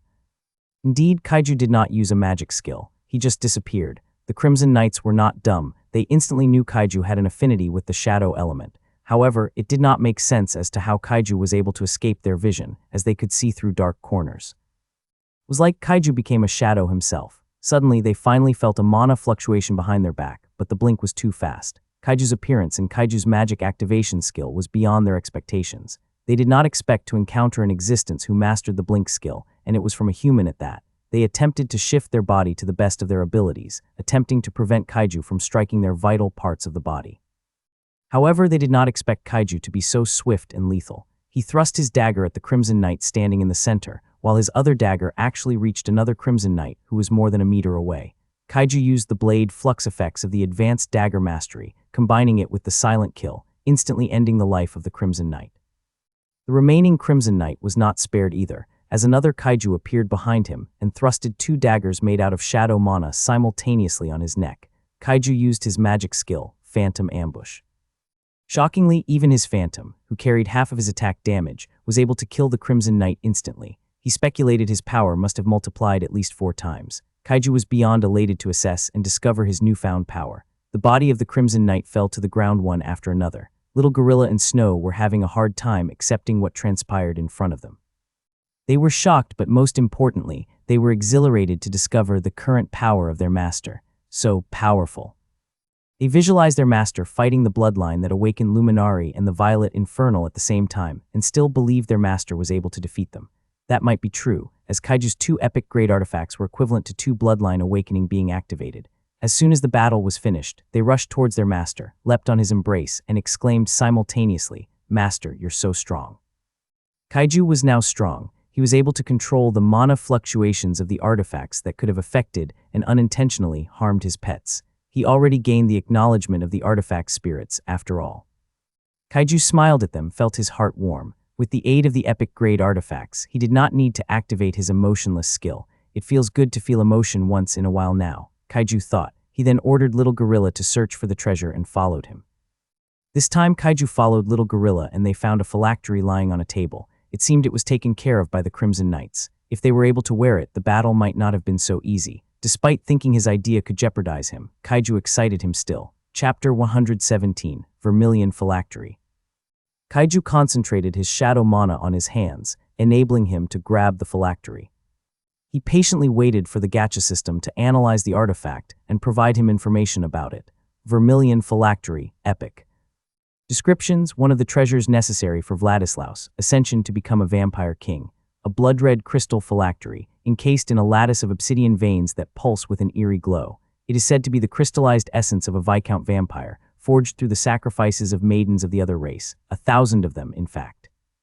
The phylactery constantly seeps a slow trickle of blood, as though it is alive, and those who wield it feel a dark presence lingering within, whispering secrets of blood magic.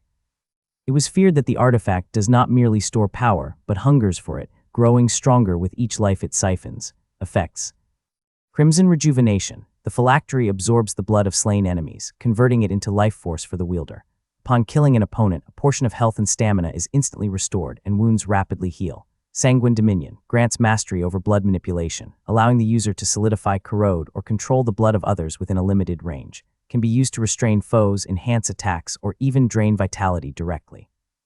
Phantom Heart. If the wielder suffers a fatal blow, the phylactery shatters in their place, reviving them with a portion of their strength at the cost of permanently weakening the artifact. After 3 revivals, the phylactery crumbles into dust. Covenant of the Forgotten allows the wielder to channel the knowledge and power of the phylactery's previous owner, temporarily boosting their magic rank by 1 tier for a short duration. However, prolonged use risks losing control to the phylactery's lingering will, causing the wielder to succumb to madness. Kaiju was a bit disappointed, but knowing he was not able to wear it made him more dismayed. It would benefit it more to the vampire race.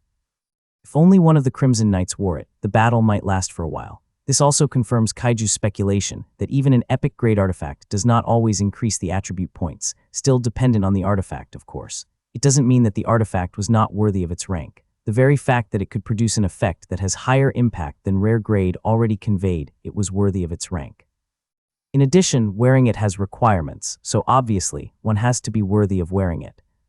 It was like a man who was expert at swinging a branch of a tree was rewarded with a cold, sharp sword to his liking.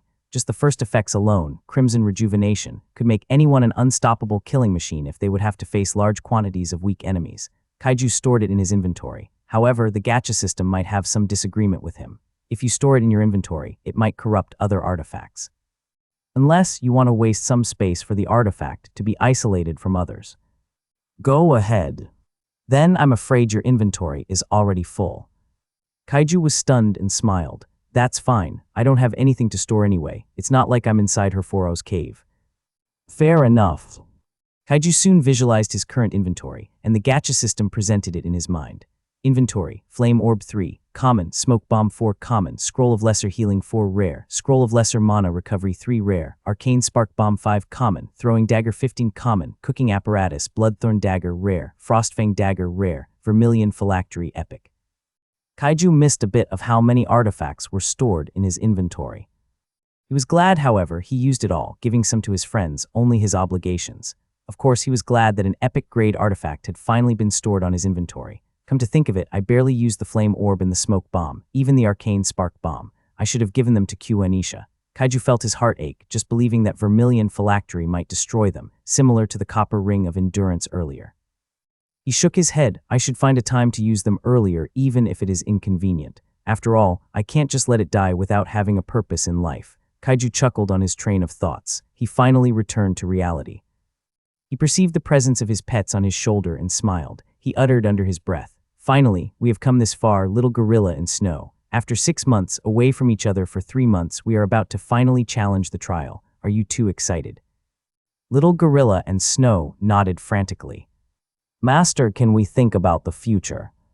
Kaiju nodded. "Of course. I think we better think about it now, so we will do our utmost to stay alive and complete the trial." You're right, master. There's nothing more I wish to be in your hometown. Kaiju was taken aback. If it was before, he might have been affected and lowered his head. However, now he calmly replied, there's nothing special really, Snow. But if you're referring to my world, not a specific place, of course, we will explore every nook and crook of it.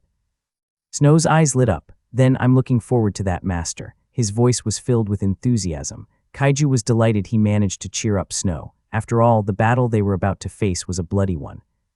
It was good that he managed to raise her spirit, as long as she won't be exhausted by the time we fight Vladislaus and others. He then noticed the silent little gorilla. The latter must have been pondering about the future as well. What are you thinking, little gorilla?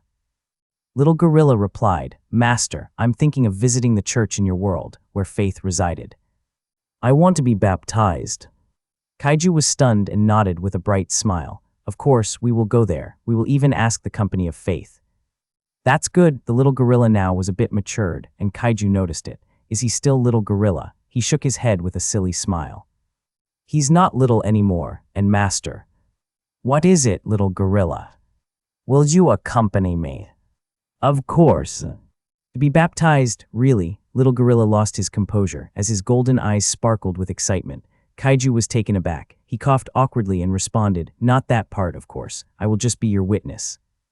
Oh, little gorilla was disheartened. Kaiju sighed helplessly. Why are they so desperate to baptize me? I can't just believe in a god while doubting his existence, right? He could only try to comfort little gorilla. I apologized, little gorilla. I'll contemplate it more. Little gorilla shook his head. You don't have to force yourself because of me, master. Kaiju was stunned. My little gorilla has finally matured. An image of Faith appeared in his mind. She should too. Despite Faith being depressed when he last met her, the latter was still able to ask him if he could be converted. He did not know whether to admire or be annoyed by Faith's determination. Chapter 118, Horde of Crimson Knights 1.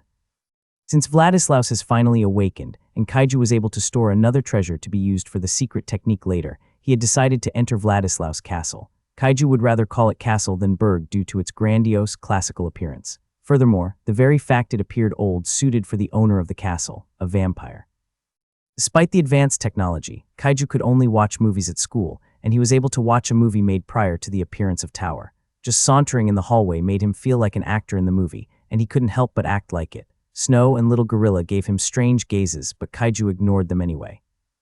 Kaiju enjoyed his leisure walk, even though the cobweb and insects crawling at every nook and crook, unable to be undetected with Kaiju's night vision, made the place creepy. Nevertheless, Kaiju enjoyed every moment of it. Of course, it would not always last. Another Crimson Knight appeared, and as he was about to kill it in an instant, the Crimson Knight grinned and another appeared, until they seemed to be endless. Kaiju was stunned. How many Crimson Knights are there? Are these supposed to face the higher races? So them being asked by the tower to cooperate to fight against Vladislaus made a lot of sense. At first, Kaiju thought that the tower asked the higher races to cooperate with each other to fight Vladislaus alone. However, he was wronged. The hellish difficulty deserved its reputation of the most difficult trial after this discovery. Nevertheless, Kaiju did not falter. On the contrary, he was brimming with excitement. He could finally integrate the effects and magic skills he barely used on the battler prior. He needed lots and lots of experience to make up for his mistakes. After all, he realized that even his battle style seemed to have been repetitive, as though he was following a single linear battle style, same order of magic skills and effects. He knew he should avoid repeating it, as life and death battle in the future, the present, and the past always differed depending on the circumstances. Realizing this, Kaiju could barely restrain his excitement. However, he was awakened when he recalled Ember, who taught him leadership. Snow and little gorilla should be in the fun, too. He thought just because he had gotten strong, it does not mean they were useless. Just recalling his actions earlier, where he battled alone and appeared to have forgotten little gorilla and Snow, made him seem like an irresponsible master who would abandon his pets and tamed beasts once he did not need them. Kaiju shook his head, realizing he was slowly getting consumed by his negative thoughts. He communicated with Snow and little gorilla. See that sea of Crimson Knights? Yes, master, they are already running at us. What are you waiting for? Snow panicked a bit. Although she was aware her master had become strong, he was able to defeat a Crimson Knight in a matter of seconds. The quantity of the Crimson Knights in front of them was no joke. She could count almost 100, and if they attacked together, adding to the fact that they seemed to be intelligent compared to the first Crimson Knight, caused her to feel apprehensive. Little gorilla nodded frantically, as they were watching forward in horror that the Crimson Knights had crossed 100 meters of them, only 20 meters away from them. However, their master was still staring at them, turning his head from time to time as they sat on his shoulders, terrorizing them more. Relax, Kaiju smiled. You two proceed to our battle formation as usual, but this time you don't have to be so active, Snow. Leave the cleanup to me. You just have to distract them, and if you can, kill some too. We haven't maxed out our attributes yet, Master. It's also impossible for me to anchor them. Little Gorilla sighed. Well, you gotta do what you're supposed to do. Don't forget our weakness. Make up for it. I'll try my best to lessen the burden. It's time for you two to have a breakthrough. As soon as Kaiju finished his sentence, he used Blink and appeared on the corner of the ceiling, completely erasing his presence, baffling the Crimson Knights. Little Gorilla leapt backward, nervously staring at the hordes of Crimson Knights in front of him. Snow sprung upward, maneuvering around the Crimson Knight through the effects of her light armor. She used the glacial venom barrage from time to time, until she managed to create a cloud of venomous frost that slowly enveloped the Crimson Knights. Unfortunately, the Crimson Knights' respiratory system was tough, barely freezing it. They could still breath, albeit slowly and rough. Nevertheless, they swung their heavy weapons simultaneously and managed to blow the smoke through raw power. Snow was a bit depressed. However, that was the least she could do.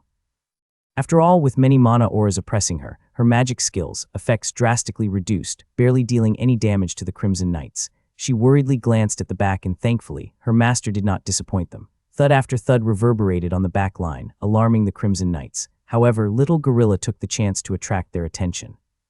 He activated his Holy Fang Strike, but remained on his ground, increasing his mana points to activate the Holy Fang Strike, and was able to push it forward. Light was the Crimson Knights' nemesis, so they were instantly drawn towards it. Unfortunately, it would have worked more if the Crimson Knights were not unintelligent. Everyone, those in the front, attack that monkey. Those in the back, attack that despicable motherfucker. Ignore that damn snake, she doesn't do a thing. Despite the fact that they spoke in the vampire language, the very fact that the Crimson Knight, who was spreading orders while in the center, cast a mocking glance at Snow while uttering the last sentence. Snow was sensitive, and so she fell into enrage. Hence, she added sharp icicles to specifically attack the Crimson Knight leader, and it worked. Now, the hordes of Crimson Knights' attention were divided. Chapter 119, Horde of Crimson Knights 2. While Snow and Little Gorilla barely dealt any damage to the Crimson Knights, here, Kaiju easily took them one by one. Of course, it did not mean he was killing them leisurely. On the contrary, he was treating the Crimson Knights seriously. To increase his killing machine capabilities, he activated the effects of the Advanced Dagger Mastery, Dagger Weave, to increase his attack speed. Despite his strength and agility being maxed out, he still wanted to increase his attack speed, barely leaving any afterimages in the eyes of the Crimson Knights. It was one of the reasons the Crimson Knights barely spotted him, resulting in the death of 3 Crimson Knights in a minute. In addition, Kaiju had decided to use ethereal penetration rather than silent kill. After all, the latter would only activate on an individual, providing him direction to attack the vitals of the Crimson Knights. It would cost 5 mana points, and using it to 3 Crimson Knights would add it to 15 mana points. However, ethereal penetration, where it can bypass barriers and shields by vibrating at a high frequency, destabilizes magical constructs of the artifact, especially heavy armor, only costs 9 mana points, and it effectively sliced through the Crimson Knight's armor, ending their life through the effects of the Bloodthorn and Frostfang daggers. In addition, Kaiju was elated to discover that the reduction of durability points of the daggers increased a lot, going from 1 durability points in every collision of physical objects, to 1 durability points to 2 or 3 times collision, even if it was a rare-grade heavy armor. Kaiju speculated it should be because of how thick his mana concentration was now, adding a layer of protection to his daggers. This discovery thrilled him so much he did not restrain himself anymore and went all out. The idea of destroying his daggers during the battle scared him that he rarely used his daggers as a means for block and tried his best to dodge, increasing the probability of messing up and injuring himself. His heart would not ache anymore every time his daggers collided with the heavy armor. He still recalled how almost his daggers were destroyed after blocking the single attack of the Crimson Knight earlier, but now. It's really crazy how strong I have become. Kaiju thought to himself as he had taken out another Crimson Knight for the 6th time. There were still 20 left, and Snow and Little Gorilla were performing fairly well. They efficiently handled their mana consumption without injuring themselves too much compared to before. Kaiju was glad they improved a lot. I guess I should not be left behind, too. Kaiju had almost forgotten he had 99 mana points. He almost smacked his face. Hence, after activating some of the effects of the Advanced Dagger Mastery, it was now time for Kaiju to activate his magic skills, too. An illusionary shadow appeared beside him, imitating his appearance, except it was all black. It suddenly activated his Advanced Dagger Mastery, too, visible on the vibrating replicated daggers on the shadow's hands. Kaiju was not used to seeing the image of him in a shadow form, making him somewhat uncomfortable. Nevertheless, the shadow form did not have intelligence, as its pure purpose was to confuse the enemy while attacking them. With the appearance of the illusionary shadow, the Crimson Knights, who could barely spot Kaiju earlier, screamed, "Here he is, kill him." Kaiju's presence disappeared again once he stepped on a dark corner. The hallway of the castle was not bright enough despite the appearance of lamps every now and then. Furthermore, the hallway was not cramped to begin with, so the dark part of the place was inevitable. He suddenly fancied watching how his illusionary shadow fought, so he took a break. The skill cost him 15 mana points, but his mana recover was 4.5 mana points in every second anyway, and the skill would last for 3 seconds. In a sense, he could activate the magic skill again and again for a long time. Of course, if it would not be destroyed in the duration of 3 seconds. The illusionary shadow, after being spotted by the Crimson Knights, was quickly surrounded and faced numerous attacks. However, the illusionary shadow was indifferent, as it lacked emotion and intelligence, purely moving as how should Kaiju be. It dashed towards the near Crimson Knight. Kaiju was a bit surprised it did not use Blink, as relying on agility jeopardized the illusionary shadow. Kaiju assumed that the magic skills the illusionary shadow learned were limited to advanced dagger mastery. Using Ethereal Weapon, which cost 9 mana points, when it only cost 15 mana points to be created, was already surprising. As soon as the illusionary shadow appeared in front of the Crimson Knight, it suddenly shifted its body and arrived beside another Crimson Knight. Since it only possessed half of Kaiju's attributes, the Crimson Knights could keep up and managed to block the attack of the illusionary shadow. However, Kaiju was not surprised the Crimson Knight was able to react to the illusionary shadow's feint and blocked it. What surprised him was the 2 shadow daggers of the illusionary shadow almost slicing the rare-grade artifact of the Crimson Knight in half. The illusionary shadow struggled to pull its dagger, and the Crimson Knight, even though it was greatly startled its heavy weapon was almost sliced, grinned in excitement and said, "I have finally caught you, humans. Who would have thought you were all strong, seemingly stronger than other higher races, if..." His voice was cut off short when the illusionary shadow suddenly dissipated alongside the daggers. He was stunned. The illusionary shadow seemed to have been made up of purely shadow mana, not a human physical body.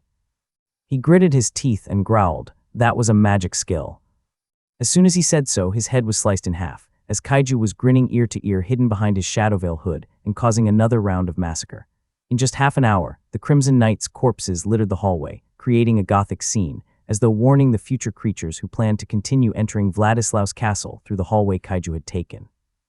Chapter 120, Let Them Come. Kaiju then analyzed the battle earlier. He was not used to seeing Snow and Little Gorilla struggling in a battle, except against Q and Isha. The main reason for the latter was that they held back and the constraint of adjusting with each other, especially on a battle formation. Obviously, with dozens of Crimson Knights spreading their mana aura, Snow and Little Gorilla has experienced its oppressiveness. Thankfully, most of the vampire players were not efficient in controlling their body, much less the mana aura. Perhaps, the biggest advantage they only had was they possessed the body of an Overlord-rank monster. It would indeed be difficult for the higher races to defeat them. Kaiju and his pets already struggled when they battled against a non-player Crimson Knights prior to obtaining the treasures. Kaiju continued to analyze his battle earlier, his decision-making, the flaws he noticed that might be good and bad depending on the situation, his coordination with his pets, and many more. Overall, he rated his battle earlier, like how normally his teacher would after their practice, as not bad. It was more like an average rating, which left a bitter taste on Kaiju's mouth. After all, he knew he was still short in fully capitalizing his current power, maxing out his attributes and wearing 2 epic grade artifacts. To obtain an excellent grade or even a perfect one, he could have annihilated the Crimson Knights in 10 minutes with just relying on Blink and the passive effect of the advanced dagger mastery. Of course, Kaiju was not depressed. He was aware he was still adapting and learning. Snow and Little Gorilla gathered around him, feeling weary. They were surprised at how exhausted they were, but only then did they realize the impact of enduring the oppressive effects of the mana aura, not just once, but more than 20 of them. Thankfully, compared to Herforo, the mana aura of the Crimson Knights was so unstable that it would disappear if their emotions were disturbed. This was exactly why he admired Kaiju. It might have been part of his plan. After all, one of the main reasons why the oppressive effects of the many Crimson Knights aura did not put them in a dire situation was because they were divided. Some were on Snow, and most of them were for their master.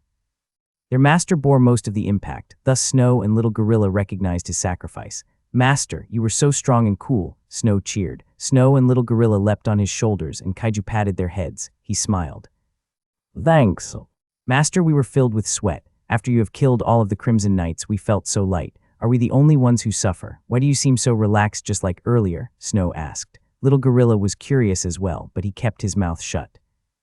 Kaiju responded, well, there is a passive effect of the Ring of the Eternal Night similar to the mana aura. Although it was not as strong as a pure mana aura exuded by an Overlord rank monster, it was still able to reduce their oppressive effects. It worked more, especially most of the Crimson Knights were vampire players, straight unawakened before entering the trial, while some were unintelligent, which their mana aura relied on their instinct. Mana aura, from what I know, always depends on the intellect, so I will say this now, we are just lucky that the Crimson Knights were a special case this time. However, despite their quality plummeting, we still have to worry, of course, about their sheer quantity. He turned around and faced towards the hallway, leading to the heart of the burg.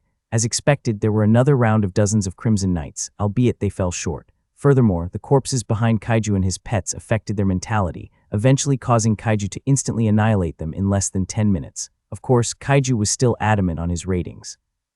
Although he might have annihilated them in less than 10 minutes, the Crimson Knights were disturbed, barely having their concentration on him.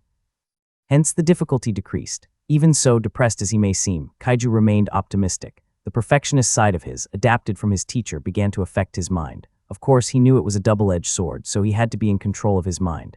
After Kaiju finished killing the Crimson Knights and perceived no more movement coming from the other side of the hallway, he turned around and contemplated. What should I do with the corpses? Should I waste my flame orb on them? I don't think a common-grade artifact is enough to burn a corpse of Crimson Knight into ashes. However, letting them be would reveal this place, and most of the other higher races might end up taking this hallway and attacking me altogether. After all, given by the announcement of the trial, he would not be surprised if the other higher races compromised with each other, proposing to settle their conflict only after they have wiped out the human races. The probability it would occur was high, convincing Kaiju. However, his worries suddenly subsided as he eventually shrugged. What's there to fear? Let them come then. Finally, Kaiju reached the other side of the long hallway. To his surprise, an open area awaited him. The space was bleak, with towering walls stretching high, and above them, a grand chandelier hung from the ceiling, its brilliance dulled by layers of cobwebs that hindered its illumination. His gaze swept across the walls, where he spotted familiar openings, identical to those in the hallway he had traversed. Instantly, he understood. This was where he would meet Anisha and the others.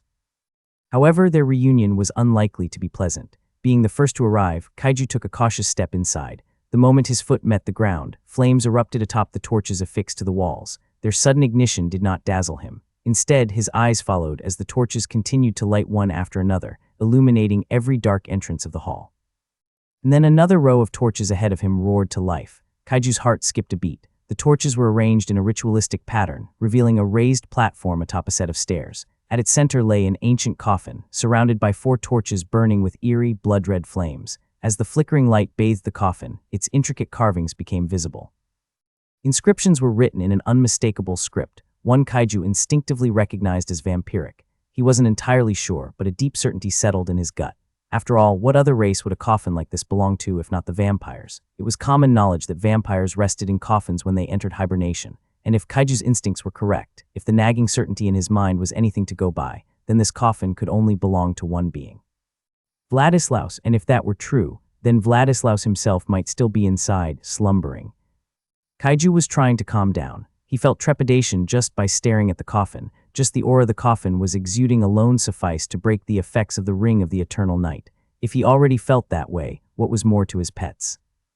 Master, the aura is so strong. Can we even fight it? Snow slowly spoke, catching her breath every now and then. Little Gorilla nodded with a concerned expression painted on his face. He glued his eyes on the coffin, seemingly trying to fight the oppressiveness exuded by the coffin. Kaiju smiled bitterly. I guess, Snow, this is the true hellish difficulty. Snow went silent, unable to respond. Similar to Little Gorilla, she was staring at the coffin with an unpleasant expression on her face. I think you too can handle the oppressiveness of its bloodline awakening. If it were not for the higher races, we might train your bloodline awakening until you too could activate it for a long period of time. Don't be discouraged, Master. Snow shook her head. After the battle before, we might be able to extend our bloodline awakening for a minute. In total, it can last for 10 minutes. That's the most we can extend, by the way. Kaiju nodded solemnly.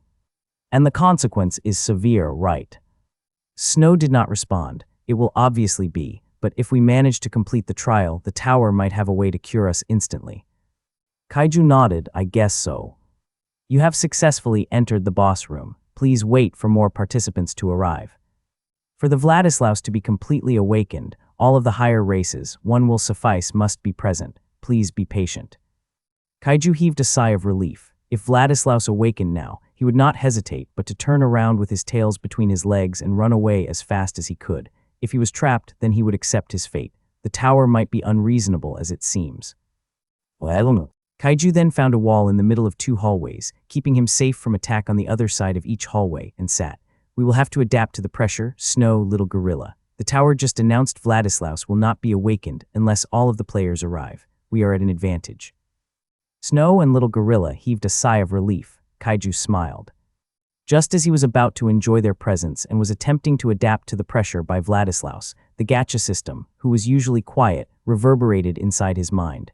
Kaiju. Kaiju had a bad feeling about this. Zephyr has died as well. Damn it, he shouted, uncaring about the presence of Vladislaus and startling his pets. What did they come across now? For Zephyr and Aqua to die. Little Gorilla and Snow gasped in shock. Chapter 121, Releasing Frustration. Snow blurted out, forgetting her master was in deep contemplation. Zephyr and Aqua died, master. What happened? Kaiju stared at her in a daze. When his eyes regained clarity, he sighed. To be honest, Aqua died an hour or two ago. Then I felt the connection between me and Zephyr was severed as well. They surely must have died. Kaiju almost blurted out the existence of the gacha system. It did not mean he did not trust Snow and little gorilla enough to reveal the latter, but it did not hurt to be cautious. Hence, Kaiju responded in a way that made it seem as though he could feel the connection between him and his pets, while ironically he could not, barely now after the gacha system revealed it. Why, how? Snow was lost for words. Meanwhile, little gorilla clasped his hands and closed his eyes, mourning. Kaiju sighed and closed his eyes in silence, eventually convincing Snow to act the same. Kaiju's heart ached a bit, especially recalling his interactions with Aqua and Zephyr, knowing that they would now remain only in his memories. Once little gorilla finished praying for Aqua and Zephyr, Snow irked to continue their conversation. Who do you think is responsible for this, master? I mean, how did Aqua die if he was with teacher Lucy? Even more so, how did Zephyr fall when there were already 3 accompanying him? Yeah, it does not make sense, Kaiju sighed. He did not know when sighing had become an addictive response to any situation, but it was better than puffing cigarettes. He was simply exhausted. What I worry about the most is the situation with Q Anisha and the others. I would not be surprised if they had rather let Zephyr live. Snow was taken aback. Simply put, what her master was saying was that Q Anisha and the others would rather sacrifice their lives to save Zephyr. If that was the case, if Zephyr had died, then that meant Q Anisha and the others must have died as well. She felt a pang of pain in her heart, and as she recalled the image of Q Anisha, the kind Max, and the persistent yet adorable Faith, her eyes teared up. Little gorilla could not stop himself from grieving either if what his master was trying to say was correct. After all, Faith was his teacher, and he had grown attached to her to the point that he even considered her as his mother. Faith had been so caring. He once tried to convince his teacher to be together with Kaiju, which resulted in Faith teaching him about her profession instead. He felt bad and apologized deeply. Just recalling those moments made little gorilla tear up as well. Stop crying, little gorilla, you're making me cry too. You cried first, little gorilla complained softly. Snow did not hear what he said as she was now weeping. Kaiju sighed, letting them feel what they wanted, but of course he had to comfort them. All right, we still do not know, so we must not lose hope. Your teacher Lucy and Faith are strong. If I can even defeat a Crimson Knight, what's more to them? But master, we barely defeated a single one that was not intelligent. What if they came across a wave of Crimson Knights? In addition, the artifact of Vladislaus must not have complemented them, making them less strong than you. Kaiju was unsurprisingly lost for words. Snow was correct. However, Kaiju could still not get rid of his intuition that there must be more to it. If they were killed by Crimson Knights, even if he had the treasures, he was still confident Q Anisha and the others could fairly hold their own even without them. They might be able to get rid of dozens of Crimson Knights similar to the ones he had encountered earlier, albeit with some struggle. What was more, Lucy had even played with a witch. There had to be more to it. Kaiju was adamant about believing his intuition. In the end, he said, we really can't know Snow. You should know yourself how strong Lucy is. Even without treasures, she is almost a realm breaker. She might struggle a bit against dozens of Crimson Knights, but she would surely be able to defeat all of them. Snow pondered for a while and hesitantly nodded. What her master had said was sensible, so she chose to believe him. In addition, worrying will lead us nowhere. Kaiju glanced at little gorilla and saw he was anxious as well. Understandable, Kaiju thought. Faith is even stronger when it comes to support. With her powerful spells, the already strong Max and Q Anisha would be even more powerful. Finally, Little Gorilla's worry receded somewhat. Kaiju was glad. However, since they had nothing to do but wait, they would inevitably overthink what really happened to Zephyr and Aqua. Hence, Kaiju contemplated for a while and finally decided. Should we take another hallway and kill Crimson Knights out of boredom? Snow and Little Gorilla were reluctant at first, until Kaiju was able to convince them. If it really was the Crimson Knights who killed Zephyr and Aqua, we need to take revenge on them, right? Kaiju grinned. Little Gorilla, wiping his eyes, nodded hesitantly. Snow, too, gathered herself and took a deep breath. Kaiju understood their hesitation. Unlike him, they had more time to grow attached to their fallen comrades. But in the tower, grief could not be a chain that held them back. Then let's go. We'll fight in their memory, Kaiju declared. As they moved through the dimly lit hallways, the oppressive silence was broken only by the sound of their footsteps. The weight of loss hung in the air, but so did the fire of vengeance. Crimson Knights, no matter how many, would fall before them. It did not take long before they encountered the first patrol, a group of 5 Crimson Knights, their blood-colored armor gleaming under the faint torchlight. Kaiju wasted no time, his body surging forward with explosive speed. With a single, devastating strike, he shattered the leading knight's helmet, revealing the empty void beneath. Snow lunged at another, her serpentine body coiling around its form, fangs sinking into the weak spots of its armor. Frost spread rapidly, freezing its limbs solid before she smashed it apart with a tail strike. Little Gorilla roared, his fists crackling with raw energy as he leapt onto a knight, hammering blows upon its head until it crumpled into a heap of shattered metal. The remaining 2 knights charged, but Kaiju intercepted them effortlessly. He parried one strike and countered with a brutal kick that sent the knight flying. Snow and Little Gorilla finished the last opponent in unison, their combined force utterly annihilating the enemy. Kaiju smirked. Not bad, but this is just the beginning. Let's hunt them all down. Kaiju and his pets spent 2 hours cleaning up 5 hallways consecutively. Little Gorilla and Snow did not hold back, killing as many Crimson Knights as they could. Of course, most of the Crimson Knights were already injured by Kaiju, letting them clean his mess. He accompanied Snow and Little Gorilla to vent their stress. After all, they had to. They had grown attached to something or someone who would eventually leave, even if it was by force or not. Although Kaiju might act apathetic, he was not able to deny the side effects of overusing the emotionless skill. He could control his emotions, but at what cost? After 2 hours, Little Gorilla and Snow were completely exhausted. However, their eyes were still fiery. They were still determined to wipe out as many Crimson Knights as possible. Kaiju had to hold them back, lest they might end up helping other higher races as a result. Do you, too, want to exhaust yourself to the point you can't move your limbs once you fight Vladislaus? Give yourself a break. We also cannot afford to give a free entrance to other higher races. We have to exhaust them, too.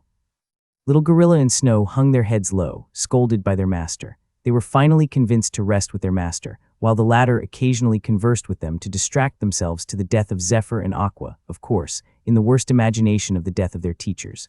They were not that attached to Zephyr and Aqua anyway.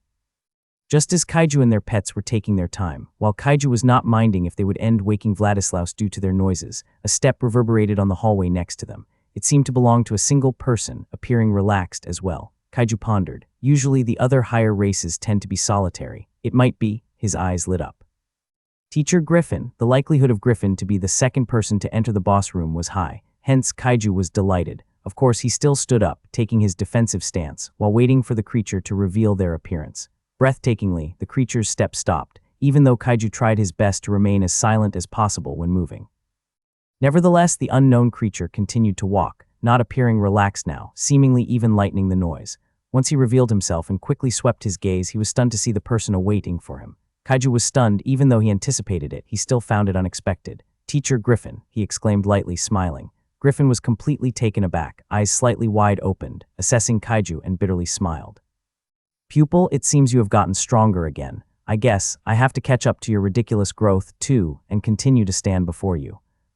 Chapter 122, The Black Werewolf. So you're saying that you tamed not 1, but 2 epic grade artifacts. You do know that it will be difficult for us to wear epic grade artifacts due to our rank, right? Aren't you a beast tamer? Kaiju couldn't keep up with Griffin's endless questions. The questions were not entirely connected to each other. However, he was patient when it came to his teacher. "Teacher, at first I was in trouble when I wore the Ring of the Eternal Night. I was blessed with Lady Luck as I was able to max out my mana points, enabling it to tame the overwhelming mana of the artifact. Then, after careful consideration of my greediness, I tried to wear the Nocturne Veil, and as expected, I was able to wear it without problem as well. The main reason for that, aside from maxing my mana points, was my compatibility with the element of the artifact, the shadow mana. This also provides us the idea that Vladislaus not only is able to manipulate blood like any vampires do, he also has affinity with the shadow element. Only nobles in the vampire race could have double elemental affinity. Griffin pondered with a serene expression. However, his emotion was in turmoil, his ego was crushed. My pupil is stronger than me now, damn it, so he's telling me he maxed out his mana points. How? Furthermore, the way he moved, he is fast, he also seems to carry a heavy weight. Does this mean he maxed out all of his attribute points? How is that possible? After all, it took them more than a year, 2 years in fact, to max out their attribute points. They already have legendary class like Kaiju, and now, the latter surpassed them in a year. Furthermore, Kaiju was so lucky to be chosen by 2 epic grade artifacts at that. He obviously was stronger than any creatures in the trial, except the person Kaiju feared. Griffin wanted to find out Kaiju's secret so badly, but he restrained himself. If I know too much, I might lose control of myself due to greediness and envy. I must keep my dignity. If he is stronger than me now, so be it. I was stronger than him before he became stronger than me, who said I will not be able to achieve what he did. Griffin finally settled his chaotic thoughts and focused on Vladislaus' matter. He glanced at Vladislaus' coffin and could barely handle the aura it was emitting. If it was not for the wind disrupting the thick aura with extreme oppressive effects, he might have felt suffocated and left already. I can't defeat that monster alone. Griffin was aware of his limits, but like any human carrying a pride, he wanted to break it and reach higher heights. He desired not only to become strong, but to be stronger than any creatures he met. He asked, "How confident are you to defeat that monster if we work together?" Kaiju glanced at the coffin and said, "To be honest, I am confident I can take that monster alone, of course, based on the fact I am carrying 2 epic grades artifacts and 2 beasts with bloodline awakening. However, I was meaning to say that I could battle it for dozens of minutes alone, with my pets. As for defeating and killing it, I really do need some help." He then stared at his teacher, and his face turned solemn. "I am afraid I only need not you, teacher, but more. Perhaps us human race will do, but ever since Aqua and Zephyr died, I have been worrying about the state of our teammates." "Aqua and Zephyr died?" Griffin was taken aback. Suddenly, a fiery snake's head popped up out of Griffin's nape, staring at Kaiju in shock. Kaiju already noticed Ember's presence, but since Griffin stated he was taking a rest after making him fight a Crimson Knight alone as a form of training, he restrained from disturbing him, not telling about Aqua and Zephyr death, sharing Kaiju's current state instead. Kaiju could admit that mentioning about the death of Aqua and Zephyr slipped out of his mind, but he knew delaying it would only provide more harm than good. Not only Ember has to be aware, but Griffin as well. Aqua and Zephyr accompanied Lucy and Anisha and others after all. "What happened?" Ember asked, his voice trembled. Griffin went silent, letting Ember converse with Kaiju. Ember sat on Griffin's shoulder while his eyes were glued to Kaiju, screaming for answers. Kaiju glanced at his expression and felt guilty. He sighed. "To be honest, I don't know. I suddenly feel like my connection with them as my tamed beasts suddenly disappeared. Even when I asked the Ga Tower to show the current status of Zephyr and Aqua, it was not able to since their information just disappeared. The only conclusion would be, they died." "How is that possible?" Ember asked. Kaiju did not reply. What could he say? Tell him about his speculations that lacked solid evidence? Kaiju sighed and reminded Ember of her Foro's mission. "Have you forgotten when your master told you how perilous to be my tamed beasts? I don't blame them and their current companions. I am just meaning to say that with the current time, death is inevitable." Kaiju's face turned grave after what he said. Griffin and Ember felt the gravity of his words as their faces turned solemn. Ember lowered his head, trying to compose himself. Griffin glanced at him in pity. He then focused on Kaiju and asked, "So, what are your speculations about their death?" "As always, she will not be out of the equation." Griffin nodded. "I thought the same." However, his eyes suddenly widened and asked, "Do you think?" "I thought the same," Kaiju bitterly smiled. "I could feel Aqua's stable emotion before he died, making it likely it was Lucy who killed him. In addition, Zephyr was clearly disturbed before he died. There is a high possibility that Lucy killed Aqua, then followed Zephyr. However, it is still difficult to trust that assumption as it still leaves many questions. Who said that the Lucy, her Foro feared, was not able to kill Aqua in an instant? Who said that Lucy has a straightforward personality? She might be playing with Zephyr and Anisha while taking Lucy and Aqua seriously. Furthermore, I still believe in my intuition that Lucy is not the same Lucy that I and her Foro feared. We will find out soon if they manage to stay alive, I know." Griffin's face turned ugly. Just imagining Anisha and others dying made his heart ache. However, he still believed they should be able to survive, or he might just be gaslighting himself. Griffin was then awakened by the aura Kaiju emitting. Most of them, especially the oppressive effects, came from the ring of the eternal night. He resisted the temptation to stare at it while feeling envious of Kaiju's luck. He shook his head, getting rid of the unnecessary thoughts. He asked, "So, we have no choice but to wait for them. Did you not think of finding them?" Kaiju's eyes widened. He bitterly smiled. "You do know how large the berg is. We might encounter the other races and exhaust it ourselves before fighting Vladislaus. That is a very disagreeable situation. I still believe they will be able to somehow arrive here." Suddenly, footsteps echoed, entering their ears. Kaiju and Griffin simultaneously turned their heads and glanced at the hallway on the east side, 15 meters away from them. Their conversation stopped. Silence ensued, but as though sensing something, the owner of the footsteps halted. It suddenly howled at the top of its lungs, and soon, numerous footsteps echoed in different hallways near it, entering Vladislaus' resting place. Kaiju and others heightened their guard. Griffin smirked while unsheathing his wrapper. "Speak of the devils, who would have thought they act so fast?" Kaiju nodded. "Are you not worried at all? Your worries are superfluous." Kaiju ignored Griffin's deep words, squinting his eyes to stare at the hallways where he felt which among the werewolves were the strongest. His eyes glued to a specific hallway, where a black werewolf manifested, seemingly panting in exasperation. Kaiju could feel the dangerous aura emitting by the black werewolf, and it soared when he met his raging eyes. That guy must be the leader. He is so strong. Kaiju was surprised. He did not expect. He was a bit scared after seeing the other higher races after wearing 2 epic-grade artifacts. It showed how strong the leaders of the werewolves' races were. Kaiju scrutinized the werewolves. He was as taller and as bulkier as the Crimson Knights. He also wore a rare-grade heavy armor, yet it appeared it was as light as a feather due to his monstrous strength. Werewolves' innate talent lies on their berserk, having different stages. Their body would also react to the berserk, elongating and sharpening their claws and teeth, strengthening their muscles and fiber, enhancing their concentration, in contrast to vampires that would lose their reasoning when entering berserk, and augmenting their magic skills. Coupled with their sheer quantity, the werewolves' race were among the races that stood at the peak of the hierarchy in the tower. Even so, Kaiju was confident, not blindly so but with facts. He could still take down the werewolf if he went all out. Of course, Snow and Little Gorilla had to participate in the battle since he was a beast tamer, not an assassin or swordsman by profession. However, that was a single-glance assessment. Life and death battles have always been unpredictable. Kaiju then turned to his teacher and observed his reaction. He knew that despite becoming stronger than his teacher, the latter was not to be underestimated. Like the black werewolf, Kaiju was only confident to defeat Griffin if he went all out with his pets. Meanwhile, Griffin stared at the black werewolf with a grave countenance. He thought, "That guy is ridiculously strong," but he smirked, trying to restrain his excitement. "He is as strong as me. He can put up a fight against me. I don't have to hold back when fighting him at all." Chapter 123, Griffin and the Black Werewolf's Confrontation.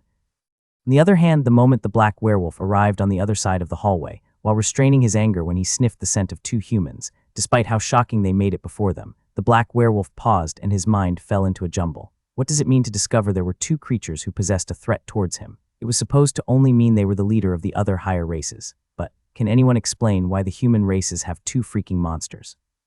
Obviously, like him, the humans awakened the legendary class. Of course, supposedly, they would still have an advantage as they possessed a fixed innate talent while humans clearly did not.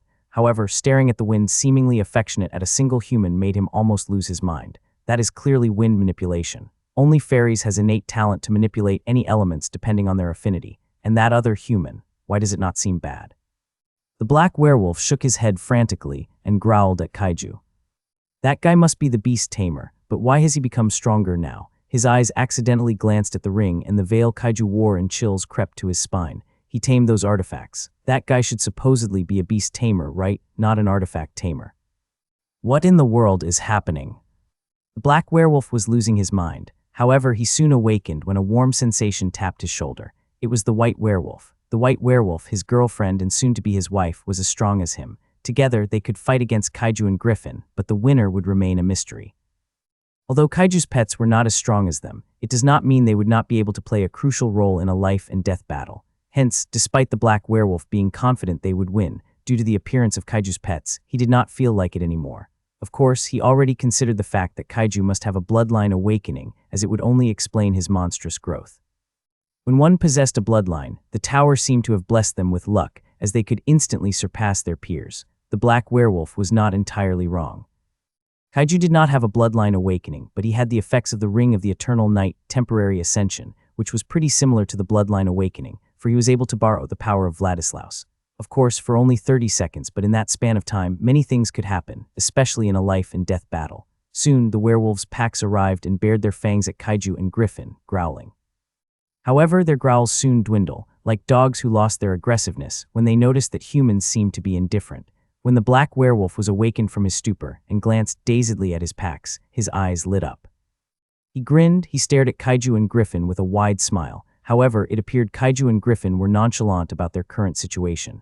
Kaiju remained silent, perceiving Griffin had something to say. "Do you think it is the right time to fight?" Griffin left his gaze at the black werewolf and glanced at Vladislaus' coffin. However, the black werewolf took the chance to attack, instantly appearing in front of Griffin and swiped his claws. Kaiju merely glanced at him, as though showing he was able to keep up with the black werewolf's speed, surprising the latter. However, since he was already at it, why not continue his attack at Griffin? After all, Griffin was still staring at the coffin, seemingly wanting to point out its existence to the black werewolf. Even so, he smoothly and swiftly thrust his rapier, without staring at the black werewolf's abrupt attack. The claws and the rapier collided. There was spark, but no stalemate, as Griffin managed to push the claws away while thrusting in another direction, parrying another claw. They were so fast that the werewolves behind the black werewolf, except the white werewolf, only caught shadows and spark. They gasped in astonishment. Who would have thought that a mere human is able to block our leader's attack?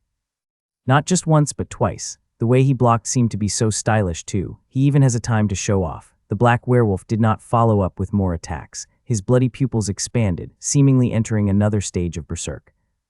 Griffin finally took him seriously and stared at the black werewolf, who was taller than him. What he hated the most was that he was being looked down upon. Hence, with his precise control of wind, it carried him upward until he met the gaze of the black werewolf. The black werewolf tilted his head upward and met Griffin's green eyes in the equal position. The black werewolf was aware that fighting against Griffin was meaningless. Just like the latter had said with the appearance of Vladislaus' coffin, it was not the right time to fight. However, he just received the tower's announcement. He had to wait for the representative of the other higher races before Vladislaus awakened. So of course they still have some time to awaken their fighting spirits. The black werewolf growled. "You're sent. You killed most of my packs, right?" Griffin said, "So, what about it? I can kill you because of that, right? That is, if you have the means to do so." The black werewolf was enraged, but aside from his trembling body, he cast out a smile. "Since then humans have become arrogant. I remembered from my father that he had human slaves." "Really? I heard from my father that he has wolves, pets too. Some came from your tribe." The black werewolf narrowed his vision, staring daggers at Griffin. Looking at his reaction, he does not seem to be lying. "But is that true?" The black werewolf sniffed Griffin again now that he was close. His eyes widened. After entering another stage of berserk, his senses enhanced too. Now he sniffed another familiar blood in Griffin's body. His face turned grave. "Now, I understand where your arrogance is coming from. Who would have thought you possessed the blood of the vampire race?" "I don't know." Chapter 124, The Black Werewolf's Condition. North continent of the Earth is ruled by an ascendant. It was known, and as his place confirmed it, he possessed the bloodline of the vampire race. However, half-vampire was not welcomed in the noble ranks of the vampire race, so he could only follow any nobles he wanted to. It would make more sense to follow the noble who gave him his blood essence to receive the bloodline of the vampire race. Ever since he attained the ascendant rank, he already surpassed the certain noble vampire and now served the vampire king, the same level as him. He was the only ascendant who was under another ascendant, obviously possessing the same strength. It was humiliating for the human race, but at that moment, they understood that they were in the lowest of the hierarchy, only bootlicking the other higher races to attain the higher ranks. The two other ascendants of the human race have mysterious backgrounds. It was not disclosed whose higher races they followed. The strongest high ranker in the human race was the same as the half-vampire ascendant, as he even created the religion of the angel race. It showed how divided the human races were, only following their desire to be stronger, even if it cost them their humanity. The black werewolf was deeply aware of the human race's shamelessness, or so he called it. Hence, the moment he finally connected the dots, and confirming the silence answer of Griffin, he bursted into laughter. "Your powers are only borrowed. How shameless are you to be so arrogant? Aren't you the same?" The black werewolf's guffaws halted. His face turned ugly, staring at Griffin with narrowed eyes. "What do you mean by that?" "You were born with innate talent. You rely on your innate talent. Who told you to be so arrogant when your power is only borrowed too, from your ancestors who worked their ass off, perhaps? Is that my fault we were born with innate talent? Is it my father's fault too, that he is able to receive the bloodline of the vampire race and surpasses the owner of the blood essence he obtained, even becoming as strong as the vampire king. The black werewolf was lost for words. This guy has a sharp tongue. The black werewolf knew that talking to him more would only cost his reasoning. However, he did not want to give up. He did not want to step back. So you are trying to justify the fact that your father leached to the vampire race just to become stronger. First, you don't seem to know the meaning of lech. My father serves the vampire race directly to the vampire king as a form of returning the favor. Second, we, the human race, are strong, but not physically like you all higher races have. It is by our intellect and decision-making. If we can become stronger as a cost of our humanity, why not? There is no doubt that we act in our individual's interest. You, the black werewolf, trembled. Are you that shameless to abandon your race just to become stronger? I did not say we abandon our race. I am just saying that even if we lose our features as a human, we will serve our races with our heart. Griffin grinned. Did I not already do the same after killing your packs? They are, after all, disturbing our moments. The black werewolf was losing his mind when arguing with Griffin, hence he did not hesitate to attack Griffin, and another round occurred. As expected, their battle was a draw. The black werewolf entered another stage of berserk, then Griffin used his wind manipulation to keep up with the black werewolf. The black werewolf gritted his teeth in anger as he entered another stage of the berserk. The berserk stages differed depending on the tribe. The black werewolf's berserk could have 3 stages, the last depending on the moon. The second stage he was at now made his physique expanded. His attribute points surpassed even the max points. Even then, Griffin showed his wind manipulation and sword mastery, and was still able to keep up with the black werewolf. The black werewolf was becoming exasperated over time and finally halted his assault. He did not ask for his girlfriend's assistance. After all, when he accidentally glanced at Kaiju, the latter was staring at his girlfriend from time to time, dividing his focus at their battle and being cautious at the white werewolf. Since they were settling their personal grudges, there was no point in involving others, either. Black werewolf paused, and so did Griffin. They were trying their best to stabilize their breathing, not wanting others to be aware they were panting. The battle only lasted for 30 seconds, but their energy was almost spent. They even used some magic skills, and at that point, the black werewolf assessed that Griffin must have maxed out his mana points, too, the same as him. Unfortunately, his berserk was not able to temporarily break the mana points. The black werewolf's mind was clearer than before after entering the second stage of berserk. He knew he had to reach consensus with Griffin and Kaiju. I let his sharp tongue slide for now. After all, the black werewolf could finally move on to his main intentions. The black werewolf breathed for a while and said, I have a proposal. Griffin narrowed his vision and replied, say.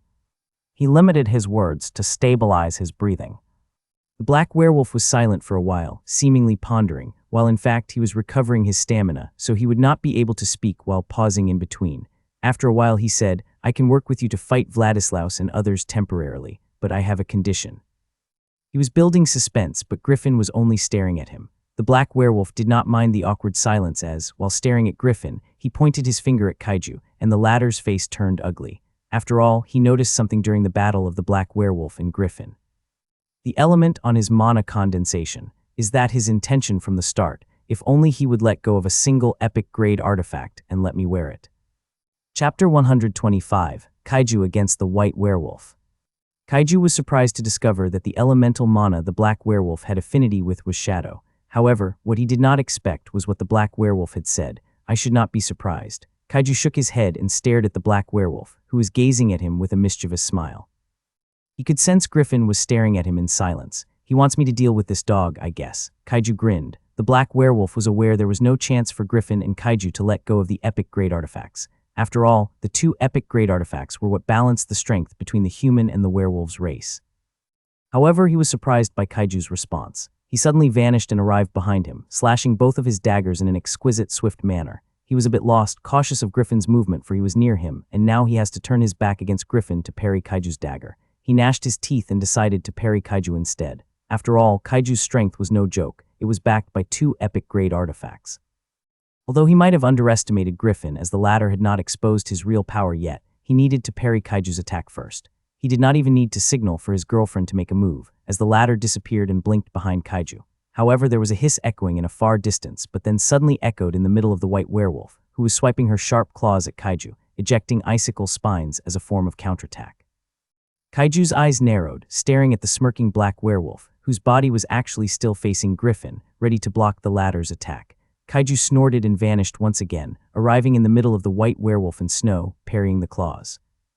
Heavy, that might have been the heavy attack he parried ever since he acquired 2 epic-grade artifacts. I was right to block this, or else Snow might have been in danger. However, instead of worrying more, Kaiju was actually trembling with excitement. Finally, a worthy opponent to solidify my understanding of my current strength. I have to fight her for a while first. He knew Griffin would understand his intention, so he could occupy the black werewolf while he was fighting the white werewolf. Meanwhile, Snow's icicle spines were ejected from her body and panicked. After all, the supposed target of the icicle spines was the white werewolf, but with her master blocking it, he would be attacked instead.